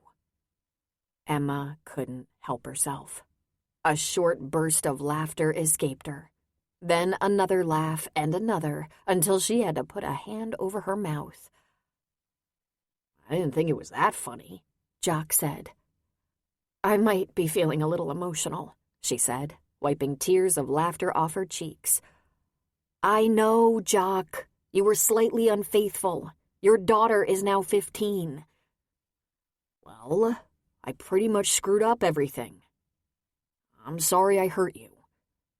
What about Riley? I'm sorry I hurt her too. But what I'm really sorry about is that I didn't get my shit together in time to be a real father to Maddie. I mean, I'm a real father, don't get me wrong. I'm crazy proud of that girl. She really did get the best of me and Riley. She's beautiful and smart as her mother. She's fun and athletic. She's gonna set the world on fire. I don't know what she's gonna do. I bet a doctor or scientist or something. If I'd done the right thing fast enough, we'd be together. But hell, I was a stupid kid. I didn't know what I was doing. I didn't know how I felt. Plus, even if I did know, I couldn't put it into words or actions. No, Jock, Emma said, shaking her head. We wouldn't be together. It didn't take me very long to come to that conclusion. We were falling apart right away. We were too young to hold together a long distance. Not you and me, Emma. Me and Riley and Maddie. It's my fault. I get that. I didn't step up like I should have. To tell the truth, it scared me to death. I had a part-time job at a gym, for God's sake. I mostly picked up towels, wiped down equipment, showed people how to use the weights, checked IDs, and got to work out for free. And that was right before I got a part-time job at the store, in shipping. I was in school, showing everyone how stupid I was, mostly. When Riley said we should tell you, I couldn't face it. Couldn't face you. Couldn't face her family. You know how tight they are. Sheesh. So I was too late. When I did go back to her and suggest we get married, she told me to go to hell. He shrugged. Can't say I blame her. But I never got another chance. Emma was a little stunned. You cared about her? Of course I did. What do you think? Okay, I was an idiot and I thought maybe me and Riley would be friends with benefits for a while till I was ready, you know? But I was 18. And let me tell you about those Kerrigans. He whistled. You don't have 5 minutes to think with them. Know what I'm saying? Riley's grandpa went straight to my dad and threatened to lock me up for what? I don't know. We were over 18. Adam cold-cocked me and told me to never set foot near his sister again or he'd kill me. Riley? Riley said I'd ruined her life, caused her to lose her best friend, and I'd be lucky if she ever even let me see my child. And you never came back. I was so screwed. I couldn't win. Emma was frowning. You really cared about her? I was a little slow, okay? I admit it. I didn't speak up fast enough. And Maddie told you where to find me tonight? What does Maddie know about it? Everything, Jock said. His expression was composed and confident. She tilted her head to look at him. He hadn't changed too much, actually. His hair was still a little shaggy, but he had that handsome square jaw, pretty blue eyes, and brows a little thick and bushy. And the lashes. Whew, girls would sell their mothers for some of those lashes. Everything? Emma asked. I'm real close with Maddie. Of course, Maddie's real close with everyone. She's got a kind of gift. She knows how to make people feel okay about themselves. I told Maddie the truth a long time ago. I told her her mama was embarrassed about it all, maybe still upset about it. And I told her it was my fault, because it was. But I wanted her to know. I really cared about her mom. But, Jock, you didn't even go to the hospital when she was born. Yes, I did. I just waited for the Kerrigan clan to clear out. No point in getting my blood all over the maternity ward. But I went. I went a lot. The nurses knew the family was pissed. They let me in after hours. And I snuck over to her house when Adam and Riley weren't around. Took me a year to get Maddie to my house so my mom could fuss over her. In the end, Riley's fair. Plus, there was June. June put a stop to all the fighting and stuff, for Maddie's sake. Well, Emma said, you didn't carry a torch long, did you? You got married, didn't you? Yeah, I'm so brilliant. That was me showing just how smart I am. Maddie was around 10 or so, and I figured Riley had no reason to hold off on us getting together. I thought it all through. I'd been helping with Maddie, keeping her sometimes, giving Riley whatever I could for support. I know it wasn't much, but I didn't have much of a job back then. So I worked it all out in my head and ran it by Riley. We could be a family. Something about the way I did it really pissed her off. I mean, really pissed her off. She said, in your dreams, Jock. So I did the most rational thing I could think of. I married this woman I worked with. She had 2 kids. She was crazy about me. I wanted to have a home. It didn't take me long after Riley shut me down to realize once I grew up a little bit, I wanted to be a family man. Turns out she wasn't crazy about me for long. But you know me, Emma. I'm such an idiot, I think there was a part of me that was going to show Riley. See, someone wants me. I actually thought Riley might be a little jealous. So trust me, I learned my lesson. My God, you have to tell her all this, Jock. You should tell Riley you screwed up when you were 18, but you really care about her. Nah, That ship has sailed, he said. I'm not good enough for her anyway. You know how smart she is. I'm just lucky we don't fight anymore. We get along okay. Maddie's happy. Maddie, she's incredible. You know, Maddie's even proud of me. Me. I don't do much to brag about, but I play some mean softball, and Maddie comes to my games. All my friends and their families know her. He laughed. Riley even came to a game once. She laughed like her pants were on fire, but hell, she did come. You used to play some serious football, as I recall, Emma said, her voice soft. Only for fun after high school, he said. I've been with Mackey's Electronics for a long time, and they do all right now. To tell the truth, I do better than all right. I have the management of a store. I have a mortgage, a house, and a mortgage. Riley won't take support money anymore, so she said just put some aside for Maddie for college. I'm sure Riley thinks I just ignored her, but I didn't. I think Maddie can pick any college by now. Not that she's gonna need tuition. She's the smartest kid in school. Like her mom was. Riley was valedictorian. Emma laughed. Yeah, I was there.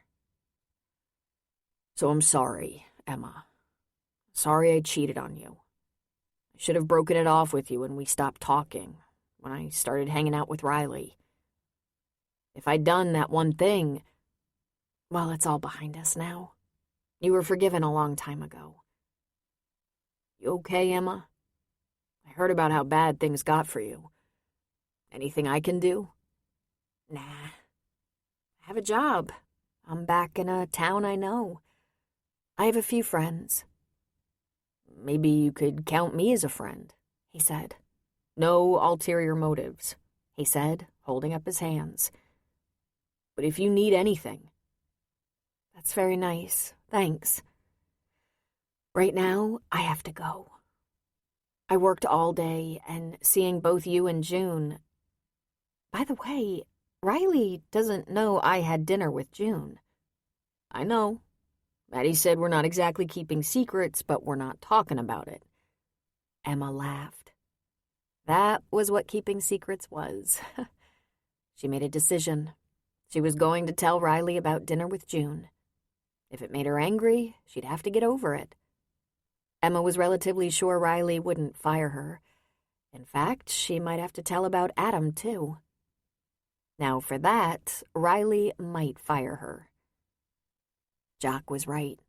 Those Kerrigans could really close ranks. But what should you expect from a family that had to stick together to survive? She shook hands with Jock, wished him luck, thanked him for making amends. By the time she got to Adam's house, it was almost 11. The front door was unlocked. He had a fire going and was nursing a drink. I'd almost given you up for lost, he said. For a little while there, I thought I was lost. My night started with your mom and Beatrice. I know Beatrice, he said with a chuckle. And ended with Jock waiting for me so he could apologize for cheating on me. 16 years ago. Adam was tempted to beg for every moment of time Emma would spare him, to keep her close, to possess her, hold her. But he knew she had to untangle her life, and he was part of it. She said very clearly she needed to try to build her life as a woman before she thought of herself as part of a couple. Last night in the glow of the fire, she'd asked him, "Were you too hard on Jock? Did you scare him too much? Discourage him too much?" Because it turns out he always cared for Riley. I mean, I think he loved her. And he adores Maddie. He was an irresponsible idiot, Adam said. Then. Back then, I mean. I know he's gotten better over time. And don't kid yourself. He's not afraid of me. He did a lot of stupid things, she said. That's an understatement. So did I, she said. So did Riley. You appear to be the only perfect one. but he'd lost his temper with Jock. He'd hated Jock. He didn't hate him anymore, but he wasn't crazy about him. Emma went home to help Penny rake up some dead leaves in her garden, to shop for her lunch supplies for the week, to launder her uniform. But she did invite him to share a pizza and a movie later. He knew that meant he'd somehow manage to spend the night. So he planned to spend some of his Saturday checking on his mother and buying another big box of condoms. He'd had plenty of sex in his adult life. Great sex, as a matter of fact. But he'd never had a woman who wanted him like Emma wanted him. She unfolded like a rose in full bloom when he touched her. She said his name with a kind of breathy awareness that turned him on so much he was completely helpless. He'd always thought of himself as a man with great control, but he lost that with her. He teased her until she became a little wild, and then he was done for. He went crazy with her, and they blew up together. He thought he knew why it was that way with them. He was in love with her. After the weekend, Emma found herself actually looking forward to work on Monday morning, even though it was getting particularly difficult cleaning with Christmas approaching and all the decorations littering the houses. She'd never seen her own Christmas decorations looking shabby or dusty. She now realized she must have had an excellent cleaning crew. McKenna had no trainees this week, so in addition to working with Emma, Deli, and Shauna, she was visiting other teams at either Riley or Nick's request. McKenna was part of quality control. "The Fabulous Four rides on," Shauna said of their team. "I'm glad they haven't moved you to another team, Emma. I like working with you." "Why?" she asked before she could think. "You're a hard worker and stay in a good mood," Shauna said. "She's still happy she got work," Deli said. "She'll turn into one of us before you know it." "If I have to push someone along all day," Shauna made a face, "it just puts me in a temper." Then she launched into a litany of shortcomings about team members who didn't meet her expectations. Everything from laziness to lying. In 10 minutes, they pulled up to their first house, the Christensens. They cleaned here twice a week, but it hardly needed once. Mrs. Christensen, McKenna had informed them, knew if they missed a piece of lint or a hair on the bathroom countertop. They were here every Monday and Thursday. Emma hoped she wouldn't get the vacuum cleaner. Those tracks had to be perfect. The house was huge. This was where Bethany, the 15-year-old with the carved-up desk, lived. "How long have you been cleaning the Christensens' house?" Emma asked. "I don't know," Shauna said. "I've been on it a year, I think. Deli, how long?" Before Deli could answer, McKenna jumped in. "The company's been in that house 4 years now, but we've changed teams a few times. A couple of times Mrs. Christensen found the cleaning unsatisfactory, and the other times it was just time for a schedule change. New people on the job usually freshens things up." As luck would have it, Emma was assigned the dusting, vacuuming, and linens upstairs. This time she meant to take a closer look in the bedrooms. Maybe there was a mystery to unravel. Maybe she'd spy some evidence of a visiting grandmother or another child. She'd like to at least see a picture of Bethany, the girl who threw away the expensive new clothes. The bathrooms and kitchen in this 5,000-square-foot custom home were usually fast work. Mr. and Mrs. Christensen had very demanding jobs and long hours. They didn't seem to do much cooking, and the only even slightly challenging bathroom was the master bath. There wasn't even much kitchen trash. Since they weren't contracted to clean the refrigerator, it was against the rules to look in it. But Emma had an aching desire to know what kind of food was there. She went to vacuum and dust Bethany's room first, fiercely curious. As she started ripping off the linens, she found that the lump in the bed was Bethany. The girl shrieked, and Emma jumped back, crying out, "Oh, my God, I'm sorry. I didn't know you were in bed." Bethany grabbed for her covers. "I stayed home today." "Oh, honey, are you sick?"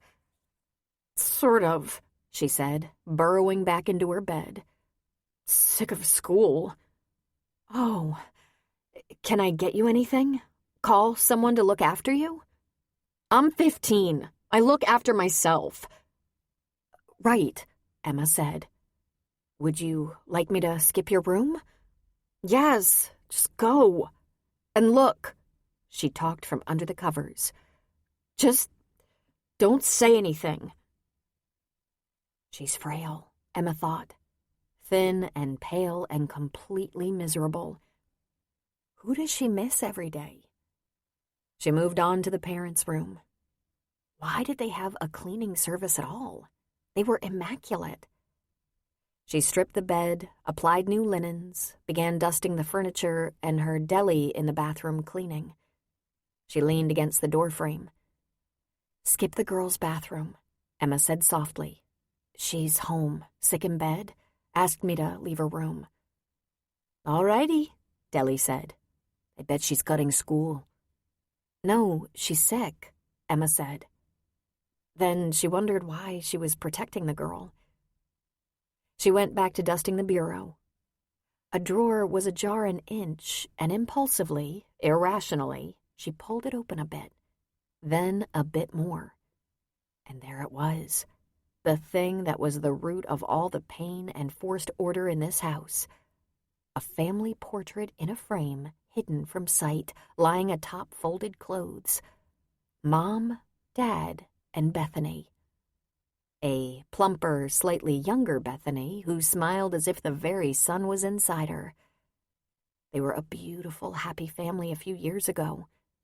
Bethany was robust, rosy, healthy. That Bethany was gone now, and in her wake, terrible pain. She closed the drawer and felt her face catch fire. Her hands shook a little while she tried to concentrate on her dusting. If anyone knew, she would be fired. She would have to be fired.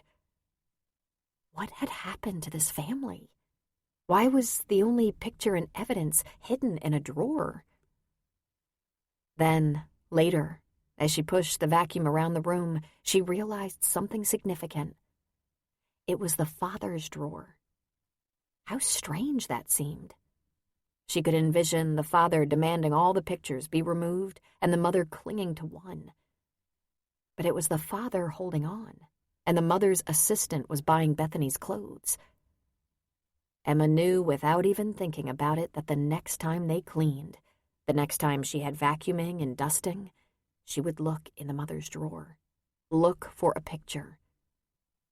Then she thought of her stepmother. Rosemary dispensed with Emma's father's personal effects quickly, and the pictures soon followed because less than a year after his death, Rosemary remarried. Emma kept pictures, however. So had her little sister, Lauren.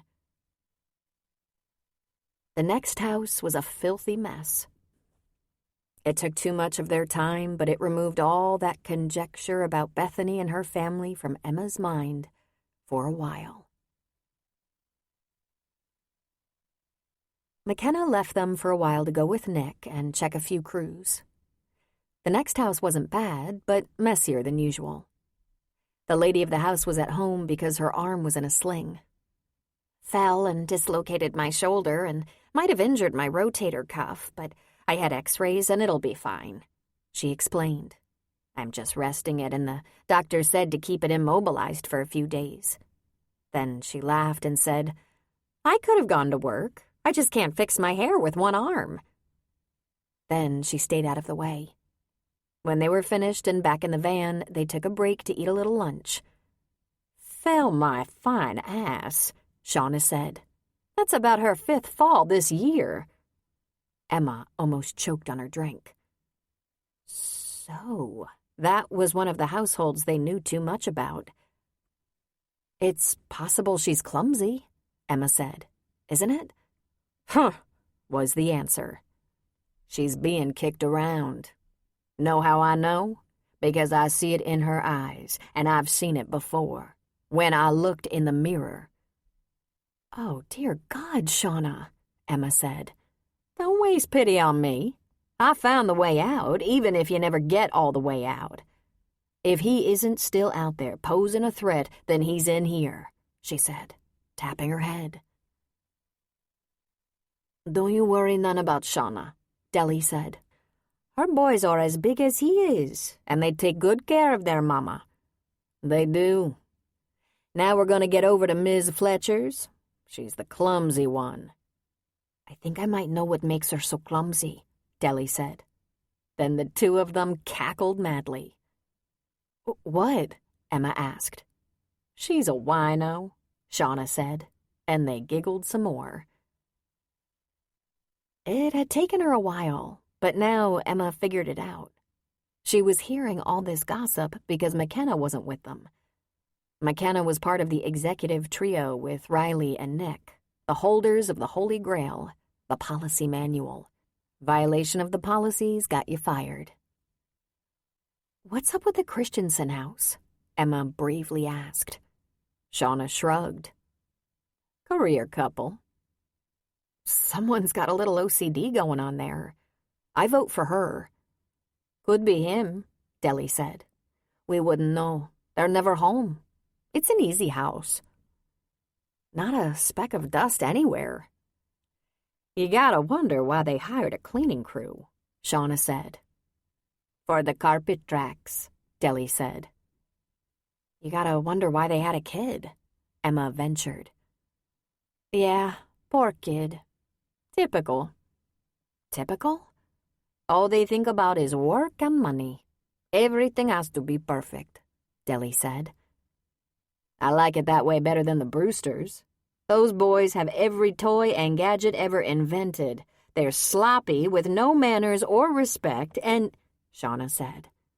And I bet they already got accepted to Harvard, even though the oldest one is 12.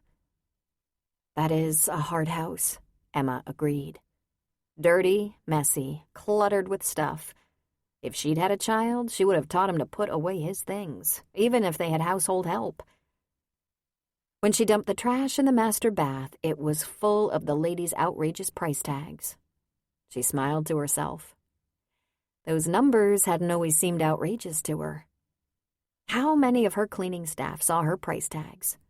Well, hardly any of her things had price tags, as they were designed specifically for her. But there was the odd, outrageously expensive purse purchased at Neiman's. She had an urge to unburden herself to her new friends who would never understand. She'd like to tell them what she knew, that those people with all their possessions could wake up one day to discover they'd been living a lie, that the identity they thought they had was gone, and they would have to figure out all over again who they were. Of course she couldn't. This was why she'd come back. There were a few people here who knew her before and after, who knew who she'd been growing up and who she was again. Only Emma was having a hard time getting a fix on her identity. Emma had a message on her cell phone from Aaron Justice, so she called him back before leaving the parking lot after work. I just wanted to wish you a pleasant holiday, he said, and to tell you, we're working on an accounting of your father's estate according to his will. It should be ready after the holidays. I don't want you to get your hopes up, but I anticipate a late Christmas present for you. Thank you, Aaron. And don't worry about my hopes. Just seeing you again has been an enormous treat. I wish you a lovely holiday. I'll be with my sons and grandsons. One of them is talking about making me a great-grandfather. What a fantastic Christmas present for you. Thank you, Aaron, for trying to help me. Your friendship is so valuable to me. Your father would be proud of you, Emma. Proud? She wasn't sure about that. She'd made some pretty bad choices in the last decade. But she hoped she was making better choices now. I hope so, she told Aaron. Chapter 14. Riley was very much out of practice with the whole dating thing, but one thing she knew she wanted to do. She wanted to introduce Logan to her daughter. Their relationship had always been honest and upfront, with those few little exceptions Riley had held back, like that whole Riley, Jock, Emma thing, which was now mostly out there. So she nervously asked Maddie if she'd like to meet Logan and have dinner with him. Dinner? Wow, we're all going out, I guess? Will Grandma and Adam be coming too? I thought we could just be the three of us. You know, we've got Christmas in a couple of weeks. Logan has a family, I have my family. We'll all be busy. We might see each other, but I'm not planning on merging families over an important holiday like Christmas. So I thought I'd cook something simple, invite him over, let you get to know him a little. What about Dad? She asked. No, I definitely won't be inviting your dad, Riley said. Maddie, I'm dating Logan. Sort of. Sort of? You're dating him for real, Mom. You giggle on the phone. Even I haven't had a boyfriend like that yet. What about that Brian Bresky? She asked. Wasn't he a boyfriend? You invested a lot of time in him. That was 7th grade. Kid stuff.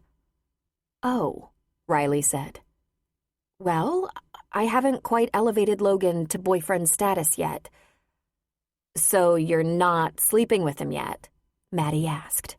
Oh my Jesus, you did not really ask me that. Of course I did, she grinned. Is there anything we should talk about before you get in over your head? I thought I'd cook, Riley said. Ew, you don't want to scare him away, do you? It's cold. I could make chili and cornbread muffins. Are you going to actually make it? Maddie asked. Possibly. Maddie laughed herself stupid. Listen, I want you to be nice to Logan, Riley said. I've met men for a drink or coffee over the years, but I think I've been out to dinner twice since you were born. Really, the men out there are dismal. Logan is kind of fun. He's interesting, he has cop stories. His partner is a woman. He says she's the smartest cop he's ever known. There probably won't be time for more than one dinner like this until after the holidays, so let's pretend we're very excited to have him over. Very happy to meet him. I can do that, she said. Will he bring his gun? Lord, I hope not. Well, what fun is that? Riley was used to Maddie's humor, her teasing, but she sincerely hoped Maddie could put a good image forth and impress Logan a little bit. On the day they had chosen, just over a week before Christmas, the house was decorated a little bit. No point in going crazy with decorations when they'd spend most of the holidays celebrating at June's house, where the decorations were over the top, complete with outside lighting. Riley did have a tree, however. You can't be a single mom and ignore the tree. She told June what she'd be doing, and June deftly pulled a big bucket of her best chili out of the freezer and handed it to Riley, telling her to just dump it in the crock pot.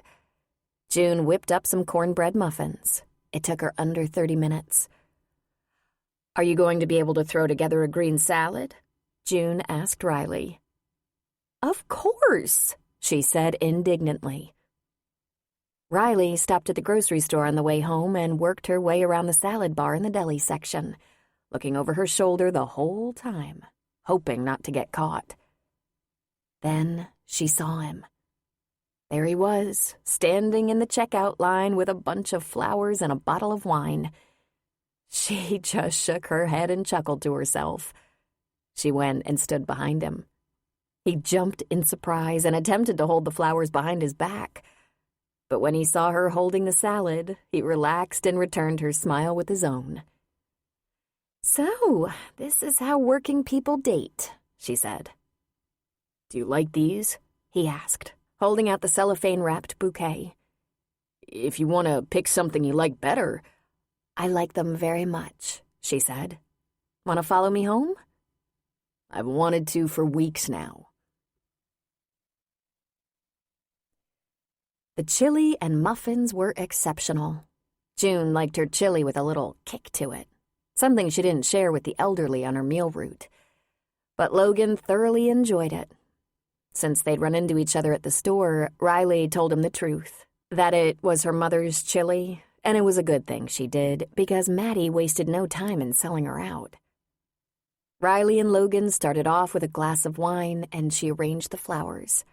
The table was set, the chili was in the crock pot, she put the muffins in a basket to warm in the microwave. The house was, as usual, immaculate. "How was your day, dear?" Logan said. "Perfectly ordinary. Yours?" "It was a day full of reports, meetings, paperwork, and no fun stuff." "What's the fun stuff? I'm afraid to ask." "Chasing bad guys. Haven't done hardly any of that lately. George and I have been on this task force with feds, and we've been sorting through a lot of paper. Feds love their paper." "What kind of task force?" "I'm not allowed to talk about it yet, but give it a few more weeks, and when it's behind me and closed, I'll tell you all about it. It will help you sleep. It's boring." That's when Maddie came into the kitchen, was introduced to Logan, and poured herself a Diet Coke. "Wow," she said, eyeing the table. "Fancy. Watch out, Logan. When she sets a fancy table, it usually means something serious is coming down." "Is that right?" "That's affirmative," she said, mocking police lingo. "My grandma made the chili because my mother really doesn't cook much." "I'm a pretty good cook. I just don't have a lot of time. And Grandma loves to cook, so we eat over there a lot," Riley said. She put the flowers on the table, and they all sat down. "Will Grandma be making Christmas dinner?" Logan asked. "Oh, most definitely," Maddie said before Riley could open her mouth. "She'd be brokenhearted if we changed tradition, and so would my dad." "Your dad?" Riley asked. "We always spend quality time together around the holidays, and he usually comes over to my grandma's at least for dessert. He was there on Thanksgiving. We're kind of a close family." "We are?" Riley asked. "My parents might not be married, but they get along very well. What do you do on holidays?" she asked Logan. "Go to my mother's," he said. "I have a sister, brother-in-law, niece, and nephew." "And are you divorced?" "Maddie!" "What? It's a getting-to-know-you dinner, right?" "That's okay, Riley. I am divorced. 8 years, and yes, we're still friendly. No kids." "Do you wish you'd had kids?" Logan leaned toward her. "I have an unmarked police car. Want to go outside and press the button for the lights and siren?" "Gee, tempting as that is, I'll pass. Mom, want me to help you dish up?" "I thought we'd visit a little first, and then I'll serve, Maddie," she said slowly, measuring each word. What was this? Riley wondered. Asking about his divorce. "So tell me all about the family, Logan," Maddie said. "Mom, dad, sister, etc." She leaned her head on her hand, waiting. And so it began. Maddie interviewed Logan. Logan did great at avoiding and evading and punctuating with his own questions because he was, after all, a detective. But Riley was soon horrified. Maddie managed to insert lots of information about Jock, making her dad look like he was extremely desirable and quite accomplished. "My dad is in electronics. He has a business degree. He works for Mackey's. It's a national chain, and he's the manager of one of their biggest stores. Oh, my mom and dad still spend a lot of time together. They go to all my games and meets together, and they chaperone the homecoming dance together. My dad was all conference in high school, and he's still as athletic as ever. Are you interested in sports, Logan?" "Yes," Logan said to that last question, beginning to look annoyed. "I'm very athletic. I frequently throw very large men over the hood of my unmarked car and cuff them. And I often chase bad young men and women who have committed crimes, and I always catch them." "I'm going to put on the coffee," Riley said. "And I have cheesecake, store-bought." May I be excused? Maddie asked. Absolutely, Riley said. Thanks, she said. Really great to meet you, Logan. Likewise, he said. Please tell your grandma the chili was outstanding. There was no sound in the kitchen but the dripping and bubbling of the coffee pot, and then the closing of Maddie's door. Riley and Logan let out their collective breath. Logan, I'm sorry about that. That was the last thing I expected. Don't worry about it. I think I can get her a job if she's interested in grilling hardcore criminals. You handled it great, but I have no idea what she's talking about. That I spend a lot of time with her dad? I don't. At least, I sure don't feel like I do. We try to coordinate plans so I know where Maddie's going to be on a given... I don't think that had anything to do with her dad, Logan said. But I think we got a close view of her preference. It makes no sense, Riley said. She was excited to know I was finally dating someone. Then come here, he said, pulling her chair closer, putting his hands on her waist. Date me a little. He leaned toward her for a kiss, and she obliged. She's not quite ready, he said very quietly. She's gonna need a little more time. And apparently, I'm going to have to prove myself in athletics, electronics, and a few other things. I've never felt a stronger urge to spank my daughter. I think you better talk to her instead. See what's going on. But for now, kiss me better. Are you wounded? Nah, not too bad. I'm having a talk with myself right now. Families are complicated, and I'm going to be patient. You know why? I want us to work. That's why. I think it's going to be okay, but it's Christmas, and Christmas has a way of stirring things up, so I'm taking my lead from you. I want to be together as much as you want to be. You're going to have to drive this train. Can you do that, Riley? Are you kidding? It's one of my most serious flaws. I like being in charge. She wiggled away from him and poured 2 cups of coffee and dished up 2 slices of cheesecake.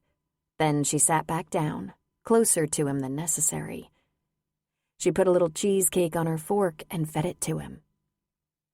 The only part of this dinner I made was the coffee. Modern women turn me on, he said. I have a feeling this first Christmas of ours isn't going to include our families, but that's okay. We're still new. There's lots of time. He fed her a bite from his plate. So my busy season is here, Logan said. And not because I'll be partying. More burglaries, domestics, drunk driving. It all adds up to overtime. But maybe we can sneak in our own little Christmas. I want you to think about it. Tell me when you have time. Help me decide what kind of day or evening you'd like. I'm sorry about Maddie. She's really not like that. She's one of the most accepting, generous, warm-hearted people I know. And I don't think she got it from me. Who'd she get it from then? He asked. My mom, I think. My mom is like that.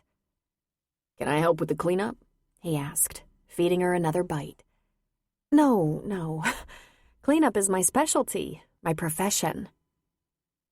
They finished deserting coffee, and Riley treated Logan to a very nice, deep, meaningful kiss and some heartfelt caressing by the front door. Riley was starting to ask herself why she'd avoided this kind of contact for so long. No one had interested her, true, but why had no one interested her? Was it because after Jock she fasted? She cleaned up the kitchen very slowly and quietly. She had a dishwasher, but sometimes she liked washing and drying the dishes by hand. When she was finished and the kitchen was perfect and shining, she went to Maddie's room.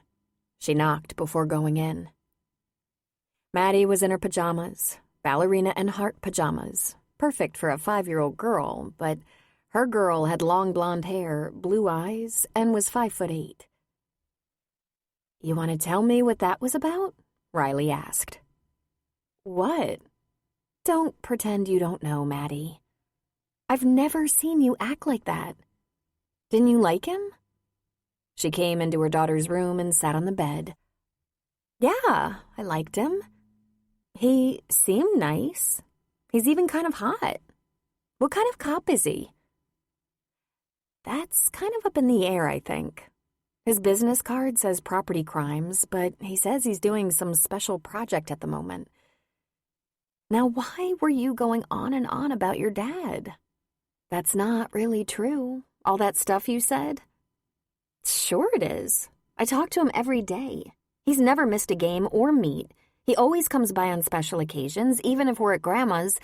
He takes me to my other grandmas, though not as much, and he's around you a lot because of me.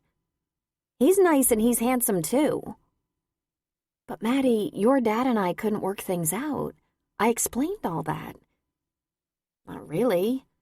He did a better job of explaining than you ever did. And when I told him you were dating some guy, it made him so sad. She shrugged. I think he's lonely, and he still loves you.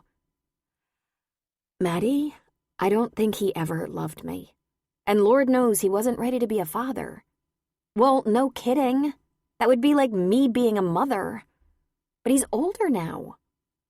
Maddie, you have to be realistic. Your dad has been married. He loves you very much, but he doesn't have any feelings for me. I know. He's pretty embarrassed about that marriage. He didn't know what he was thinking. He said he should have known better, but he said he's always loved you and always will. Because I'm your mother, Riley said. That's all it is. No, Mama, that's not all. But it's okay. Logan is nice, and he's nice to you. That's what matters, right? Right. Are you going to be nicer the next time he's around? She nodded, but bit her lower lip. You know, you never went out on a date. I thought maybe you and Daddy still might have a thing for each other. Listen, I had a couple of dates. A few, actually. I never said anything. You probably said you had meetings. Probably. But I was asked out. I met a couple of guys for coffee, went to a couple of happy hours, went out to dinner a couple of times, but it just wasn't the right time, I guess. I was bored. I figured if it was right, I'd get a little excited. Does Logan get you excited? She asked. I don't know, but he makes me laugh. I'm comfortable with him. I feel good about myself when we're together, and it seems like we have a lot to talk about. But Maddie, it's not serious. It's friendly. It could get serious, but I've only known him a few weeks. Relationships take time, and I'm in no rush. Now, is there anything else you need to know? One thing. I hope you'll tell me the truth. Maddie, I always tell you the truth. Okay. Did you ever love Daddy? I mean, really? It was the oddest thing. Riley felt tears in her eyes. She blinked a little wildly, willing them away. She cleared her throat. She wiped her palms on her slacks. Yes, she finally said, her voice soft. Yes, I did. Really? She asked. Painfully so, Riley said. Emma steadfastly refused to announce to Adam's family that they were officially seeing each other, though everyone but Riley knew. Let's not push our luck, she said. She didn't want any trouble or friction from Riley, and mostly she didn't want a brother and sister at odds over her during Christmas.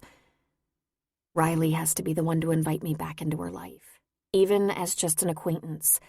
We'll never be good friends, I get that, but I don't want to push my way into your family before she's ready. You know I don't give a damn what Riley thinks about this, Adam said. That's exactly what worries me. Why are you so intent on having it the hard way? Is that what you think? Oh, you're wrong. I want it the peaceful way, especially now. My first Christmas home with a nice place to live, a decent job, a great fella. I'm going to invite your mom over to see my little place and host her for a couple of hours. I'm going to spend some time with Lyle and Ethan, bring them a nice bottle of wine and some brie and caviar, wriggle my way into Ethan's good graces. I'm spending an evening with Penny and her girlfriends. They have a little Christmas party every year, and I'm now officially part of the club. And me? He asked. I'm sure we'll have lots of quality time together. How about Christmas Eve? He asked. I'll wait up, she said. She wanted to enjoy the days leading up to Christmas. She didn't have much to spend on her few friends, and she enjoyed it more that way. She found a lovely pashmina shawl for Penny, a couple of small but pretty tree decorations for the other ladies, and for Lyle and Ethan, a Christmas serving platter. For June, a decorative Christmas table runner that was lovely and on sale. For Adam, a soft, cuddly navy blue sweater with a white button-down shirt, a pair of delicious slippers because she'd noticed he didn't have any, and a book, a Nelson DeMille novel. She'd studied his bookcase. He loved that particular author, and although he had an e-reader, he liked to read paper. She bought herself a few modest decorations for her little house. Adam still came to her place, though she knew he really liked his house and was so happy when she was there with him.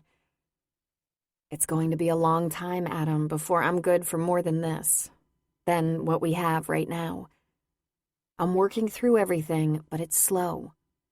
Everything that came before us is weighty.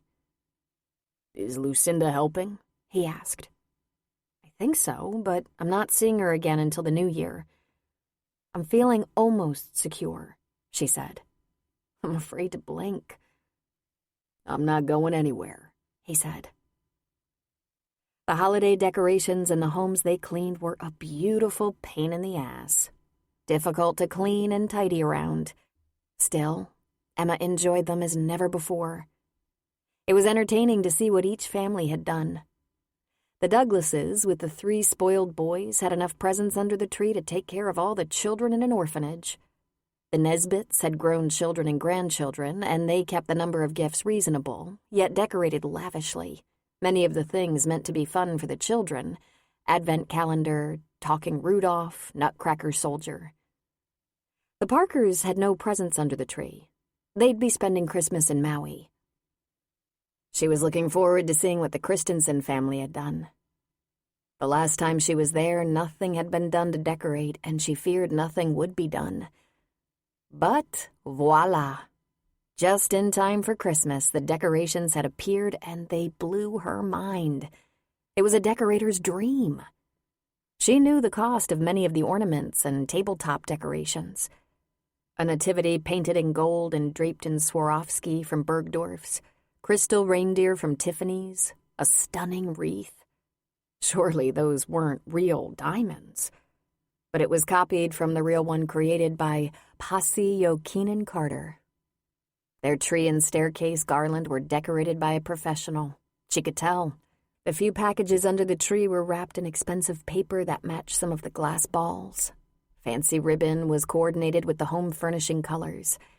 There were silver candelabra with red candles, fresh Christmas flowers in the dining room and foyer, an expensive tapestry hung on the staircase landing, and a garland to end all garlands, fresh and adorned with balls and ribbons that matched the tree. Deli and Shauna gasped when they saw the house. Stay away from the tree and garland, Emma told the girls. Most of those ornaments came from jewelers, not Target. Both of them backed up fearfully. How do you know that? Shauna asked in a whisper. This isn't my first rodeo, was all Emma said. In fact, she got out her cell phone. She called McKenna. We're at the Christensen house, and you might want to check this out. The Christmas decorations are worth more than the van.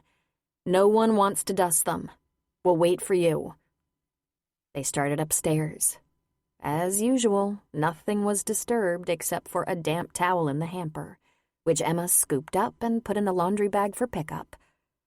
The laundry and dry cleaning was picked up and delivered twice a week, expertly timed for the moment the Kerrigan cleaners were finished cleaning. Bethany had left her diary open on the table next to her bed. The bed she meticulously fixed in the morning, even though it was cleaning day, clean sheet day. There was only one sentence written on the page, and Emma couldn't stop herself. After all those years of not noticing things, now she was a damn runaway train. I just wish there was someone to talk to. It clutched at Emma's heart, and before she could reason with herself, she picked up the pen and wrote a note. "Talk to me." She wrote her cell number. Then her cheeks flamed so red she thought she might pass out. This house, this family was going to kill her, and she was going to end up getting fired over it. She quickly passed the vacuum, leaving perfect tracks. I am totally fired, she thought. She wasn't even done with the vacuum when McKenna was at the house, and with her, Nick. They took one look at the decorations and called Emma down. "Good call," McKenna said. "How'd you know?" McKenna didn't know about her past. Riley hadn't told her closest coworkers their complicated history, Emma's spectacular and horrifying past. She was stunned. This isn't my first fancy house. Believe me, you don't want to break anything at Christmas time around here." "Doesn't it just give you that warm, fuzzy holiday feeling?" McKenna said. "Stay away from all the ornamentation. I'll take care of this." Emma wondered if there was any way to sneak upstairs to Bethany's room and remove her note from the diary. But of course, it was written in pen. The only option was to tear out that page, and she couldn't bring herself to do it. McKenna and Nick seemed to be outside, conferring, talking on their phones for a long time. They sat in the company car for a while, talking, and then, without saying another word, they were gone. Before leaving the house, Emma called McKenna. "What's the verdict on this house and the ornaments?" "Riley will be discussing it with Mrs. Christensen. Clean around them the best you can. Riley agrees we'll need a release of liability on the care and cleaning of apparently priceless knickknacks. Leave everything." "Who are these people?" Emma asked. McKenna sighed. "Olaf Christensen owns an import-export business, and his wife is the CFO. They're very successful, very driven, both perfectionists." "Import-export," Emma said. "Well, that explains some of these precious decorations. They're in the buying and selling business." "We already dusted around," Emma said. Then to her partners she said, "We're on the road again, girls." The next house was messy and dirty, which put them a bit behind schedule. But this was the way things went during the holidays, what with all the partying and clutter. The last house of the day was the Andrewses, and they were a bit late. Mrs. Andrews had had her arm in a sling last week, but this week no one answered the door. "Going to fight the damn cat hair," Shauna said. "I hate cat hair." There was a sudden but definite commotion inside, the sound of a man shouting and a woman's voice. Emma rang the doorbell again, and a third time. "This ain't no good. Trust me," Shauna said. "Time to go make another call to McKenna." "Wait," Emma said. She leaned her ear up to the door. She couldn't hear what he was saying, but he was barking, yelling, and she was wheedling, maybe whimpering. "I'm worried about her," Emma said. I can't leave her in there with him." "We call Nick now," Deli said. "Open it," Emma commanded. "Now, that's something we don't want to do," Deli said. Emma leaned her ear against the door again, and suddenly it popped open and she fell inside, right onto a skinny, smelly, worked-up man. He growled and pushed her off him with surprising strength and stood up. He muttered something, then walked briskly to the car that sat in the drive. Deli and Shauna lifted Emma to her feet. "See what I'm talking about?" Deli said. "We don't need any part of that." Emma was still frowning after the man. He was balding, short, and ugly. His ears were big, and he had a beak for a nose, and she was sure she saw a sizable wart on it. He cast a mean look over his shoulder. The three of them stood on the front walk with their supplies, dusters on extenders, a big plastic carrier with all their chemicals, vacuum, bag of rags, knee pads, and gloves. He spit on the ground, got in his Mercedes, and drove away. "We're not cleaning this one today," Shauna said. "She'll pay her bill, don't worry about that." But Emma walked into the house. She found Mrs. Andrews on the floor in a crumpled heap, crying. She still had her sling, all askew, and she held her arm as if it hurt. There was a fresh slap mark on her cheek, and her neck was very red, like he'd been choking her. Deli and Shauna followed Emma slowly, cautiously. Working together, they lifted Mrs. Andrews to the couch. "Someone get Mrs. Andrews some ice. I'll just be a minute," Emma said. "What are you gonna do?" Shauna asked. "Today I'm working on getting fired, it seems," she said. She walked to the front door, and standing just outside, she called the police. Chapter 15. Riley's heart was heavy. Every time she thought about her conversation with Maddie, she felt both confusion and regret. Confusion because she couldn't exactly remember her explanations about herself and Jock the way Maddie remembered, and wondered if she'd fed her daughter a series of excuses. And regret because now that she looked back on it, she'd probably glossed over things so it wouldn't sound like what it was. After about 16 years, even she didn't remember it as accurately as she should because she'd been trying to blot out some truths. That she'd fallen for her best friend's boyfriend. That she'd loved him, slept with him, expected him to stand by her from that moment, but instead, she lost them both. Sex for girls is a defining moment. Sex for guys is sex. She shook her head as if to clear the memories. After Jock had said no, he wasn't in love with her, after she had groveled and begged Emma to forgive her, after finding herself completely alone except for her mom, there was just no going back. She was completely damaged, felt like a fool, wasn't about to be hurt like that again. No one could ever know how much it tore a woman apart, to trust your heart and be completely wrong. For Riley, nothing was quite as hard as being stupid. The one thing she hadn't counted on all these years of ignoring Jock, just putting up with his attempts to be a family man, was that all that time he was talking to Maddie. Apparently honestly, from the heart, expressing his own regrets. Who knew Jock was even capable of that? Maddie seemed to think he still wanted them to be a family. As usual, Jock's timing couldn't be worse. Riley had only just met someone she actually liked, a smart guy with a career. Jeanette had left the office early to do a little last-minute Christmas shopping, and Riley turned back to her computer. She'd write Jock a letter. She'd never send it, of course, but she could get her thoughts and questions all lined up in her head by writing a letter. This was something she did with regularity. She often wrote letters to demanding and obnoxious clients, then hit delete. Dear Jock, I've been talking to Maddie, and it comes to me that my perception of our history is very different from yours, and I need to know. Did I miss something? Was I sleepwalking through that whole time, not catching the innuendo? I'm sure I was conscious when you panicked because I said I loved you.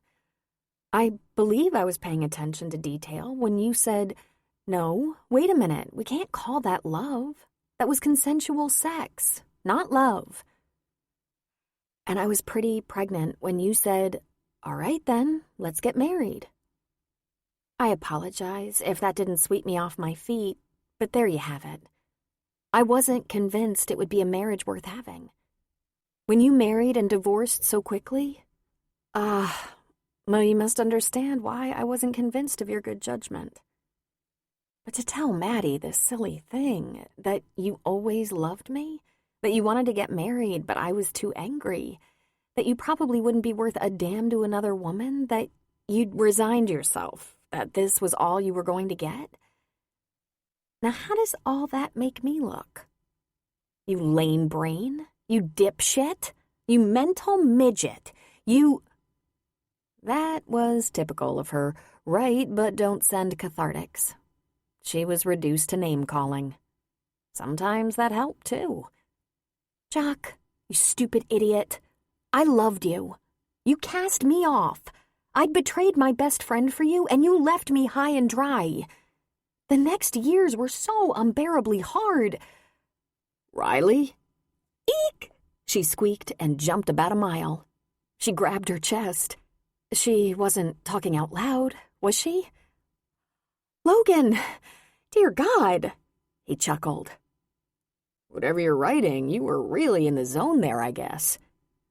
Your door was open. She cleared the screen and actually blushed.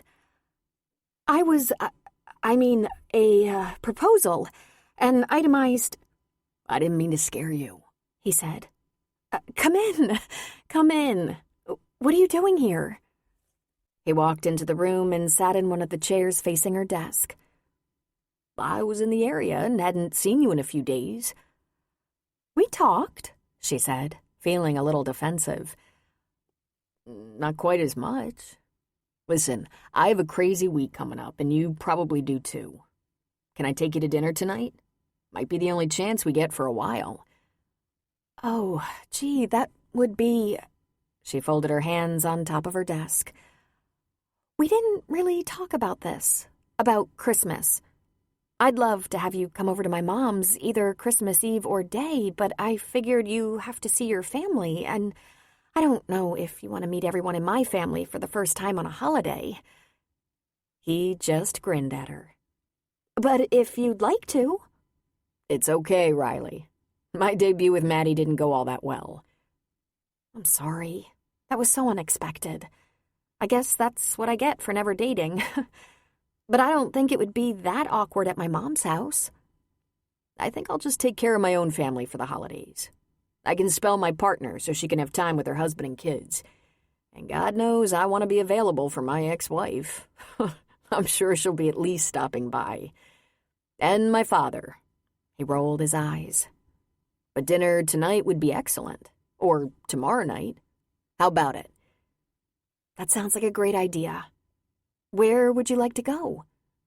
How about Riviera Restaurante? I love that place. She glanced down at herself. She was wearing pants and a blazer today. Am I dressed all right? So I don't have to go home? You look perfect. He looked around. I wondered about the office. This is really nice, Riley. Very... The outside office door opened, and a moment later there was a light tapping on Riley's door. Emma peeked in the door. Oh, sorry. When you're finished, she said, beginning to pull out. Come in, Emma. This is a friend of mine, Logan Danner. We were just making plans for dinner. Logan, can you give me 5 minutes with Emma? Of course, he said, standing. Oh, Emma said. It's you, from the hospital. He frowned slightly. The hospital? I was waiting for a ride. I was a little upset. You gave me your flowers, she said. That was you? He asked, peering at her. Huh, that was you. You said you were having a bad day. That was the last day I worked at that job. I was in hospital housekeeping. I came here immediately after that. That was nice of you. The flowers. I was visiting a coworker who'd checked out. I wasn't going to take the flowers to her house. I saw that as problematic. Then he grinned. You two know each other? Riley asked. We never met, actually, Emma said. We both happened to be waiting outside of the ER, and I looked like I felt. At the end of the line. I told her to take the flowers or they were going in the trash, Logan said. Just a spontaneous gesture. I could have left them with the nurses, but... He shrugged. Emma looked at Riley. It's all right with me if he stays. It's going to take about 1 minute. Emma took a breath. I did something today that was against policy. In our last house, the man was beating his wife, and I know I'm supposed to call you or Nick or McKenna with issues, but I called the police. Oh my Jesus, Riley said. Sit down, Emma. I'm sorry, I know our policy is not to see the client's personal stuff, but I just couldn't look the other way. Emma, that wasn't personal. That was assault. Against the law. That's not the stuff you're supposed to pretend not to see. That Reverend Douglas likes to wear his wife's lingerie is what we don't see, not crimes. Reverend Douglas wears his wife's lingerie? Emma and Logan said at the same time. I didn't say that, Riley said. I wish you'd called me, but not because I'd ignore something like that. Because I'd file the complaint, drive out to the scene and wait with you for the police, and hopefully Mr. and Mrs. Andrews would blame me and not you. Hopefully they'd forget you had anything to do with it. That wasn't going to happen, Emma said. I was listening at the door to see if I could hear her crying for help, and he opened the door suddenly. I fell on him. Splat. The mean little squirt. She huffed a little. I wish he'd taken a hand to me. Was she badly hurt? Riley asked. I don't know how badly, but they took her to the hospital in an ambulance. And that took some convincing. I have a feeling they've been there before. He might have broken her arm, and he tried to strangle her. Oh my God, Riley said. Okay, listen, Emma. This isn't the first time we faced an abusive situation. When we enter their homes and clean their personal space, we enter their lives in ways even they don't comprehend. If you ever suspect abuse or unlawful behavior, please don't hesitate to say something to me. Or if you're not able to reach me, call McKenna or Nick. We've been doing this longer than you have. I just couldn't wait, she said. I'm sorry. No need to apologize, Riley said. I would have done the same thing. You did fine. I just like to take my employees out of the equation when possible, if possible. They'll discontinue our service, there's no question. We saw too much. Good riddance. Riley smiled. And I heard about your call on the Christensen home. Smart move. I was afraid to breathe, Emma said. I can't wait to hear what that's about, Logan said. Go ahead, tell him, Riley said. She looked confused for a moment. Tell him what? Well, in a previous life, I had some experience working with decorators, and I recognized the Christmas ornaments and decorations in one of the homes were very expensive and very fragile. Even the most careful house cleaner can upset an ornament. These were balls from Wedgwood, from jewelers, crystal from high-end stores like Tiffany's and Waterford. What's expensive? He asked. One Waterford ball, couple of $100. A couple of Tiffany reindeer statuettes, $1,500. A Swarovski wreath. Everything was high-end. Wow, he said. You must have had a lot of experience handling that stuff. A little, she said. I didn't want me or my team getting stuck with a big bill just for dusting. Mrs. Christensen has decided to have her decorator come in and make sure all her priceless decorations are shiny clean. We're going to leave that stuff alone, Riley said. Thanks for stopping by to explain, Emma. I'll follow through. Thank you, Emma said, noting the meeting was over. She stood, and so did Logan. Logan reached in his pocket and fished out a card. If you ever have a problem or need some advice on police matters, don't hesitate. Use the cell. I'm in the field a lot. I'm only in the office a few hours a day. You're a police officer? She asked. Yep. And if I don't know the answer to your question, I can get it. I worked some battery, domestic, and assault as a patrol officer, and I have friends in those specialized units. We're not a huge department." "Well, thank you, Mr. Danner." "Just Logan, Emma." "I appreciate that," she said. She looked at Riley. "Hopefully the rest of the week is a little less exciting. Things always get a little wacky during holidays. Have a good week." "Thanks," Emma said. She's very pretty, Riley thought, even at the end of a difficult day. Wouldn't it be tidy if Logan took to her? He seemed to light up a little bit when he saw her. And why would you think that? She asked herself. Emma's mind was really working as she drove. The domestic battery was so disturbing, so in-your-face horrid. The first thing she told herself was that her situation had never been as bad as that. She'd never been abused like that. Never. But then how many of her New York household had noticed that her husband didn't hold her, that the troop of worker bees who often traveled with them were not all for work, that he had such a developed sense of entitlement he had a mistress right under her nose and bilked his clients for $100 million. No, she'd never been abused. Nuh-uh. Her life had been ruined by the very man who vowed to love and protect her. Mrs. Andrews must ask herself those same questions every day. How did I marry that man? How did I trust him with my life, my future? And now she was undoubtedly asking herself how she could get away from him. Emma didn't have to go to Riley's office. She could have just called McKenna and Nick, and chances were one of the other girls had after it was all over. But Emma wanted to look Riley in the eye as if to say, "Here's your chance. I blew it. I didn't follow the rules. Fire me." But Riley stood up for her, supported her, wanted to protect her. Emma didn't kid herself that it was because she was Emma. It was because she was an employee. Adam had been so right about his sister.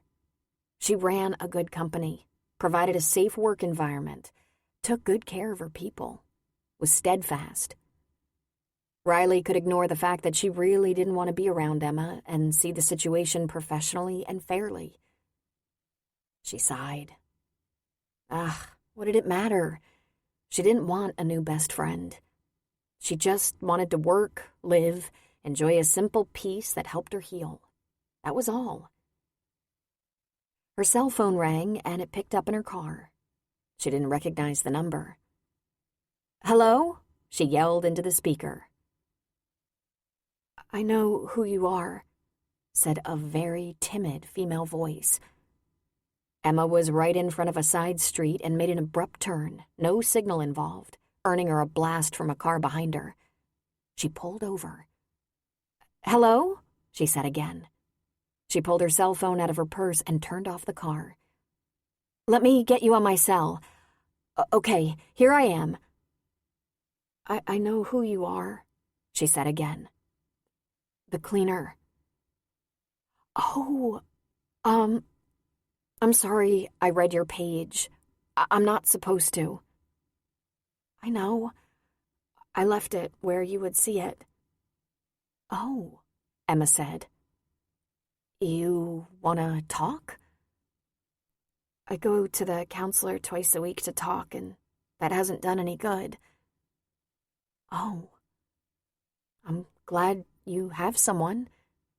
Why isn't it any good?" Emma asked. She was met with silence, and she thought, "I'm an idiot.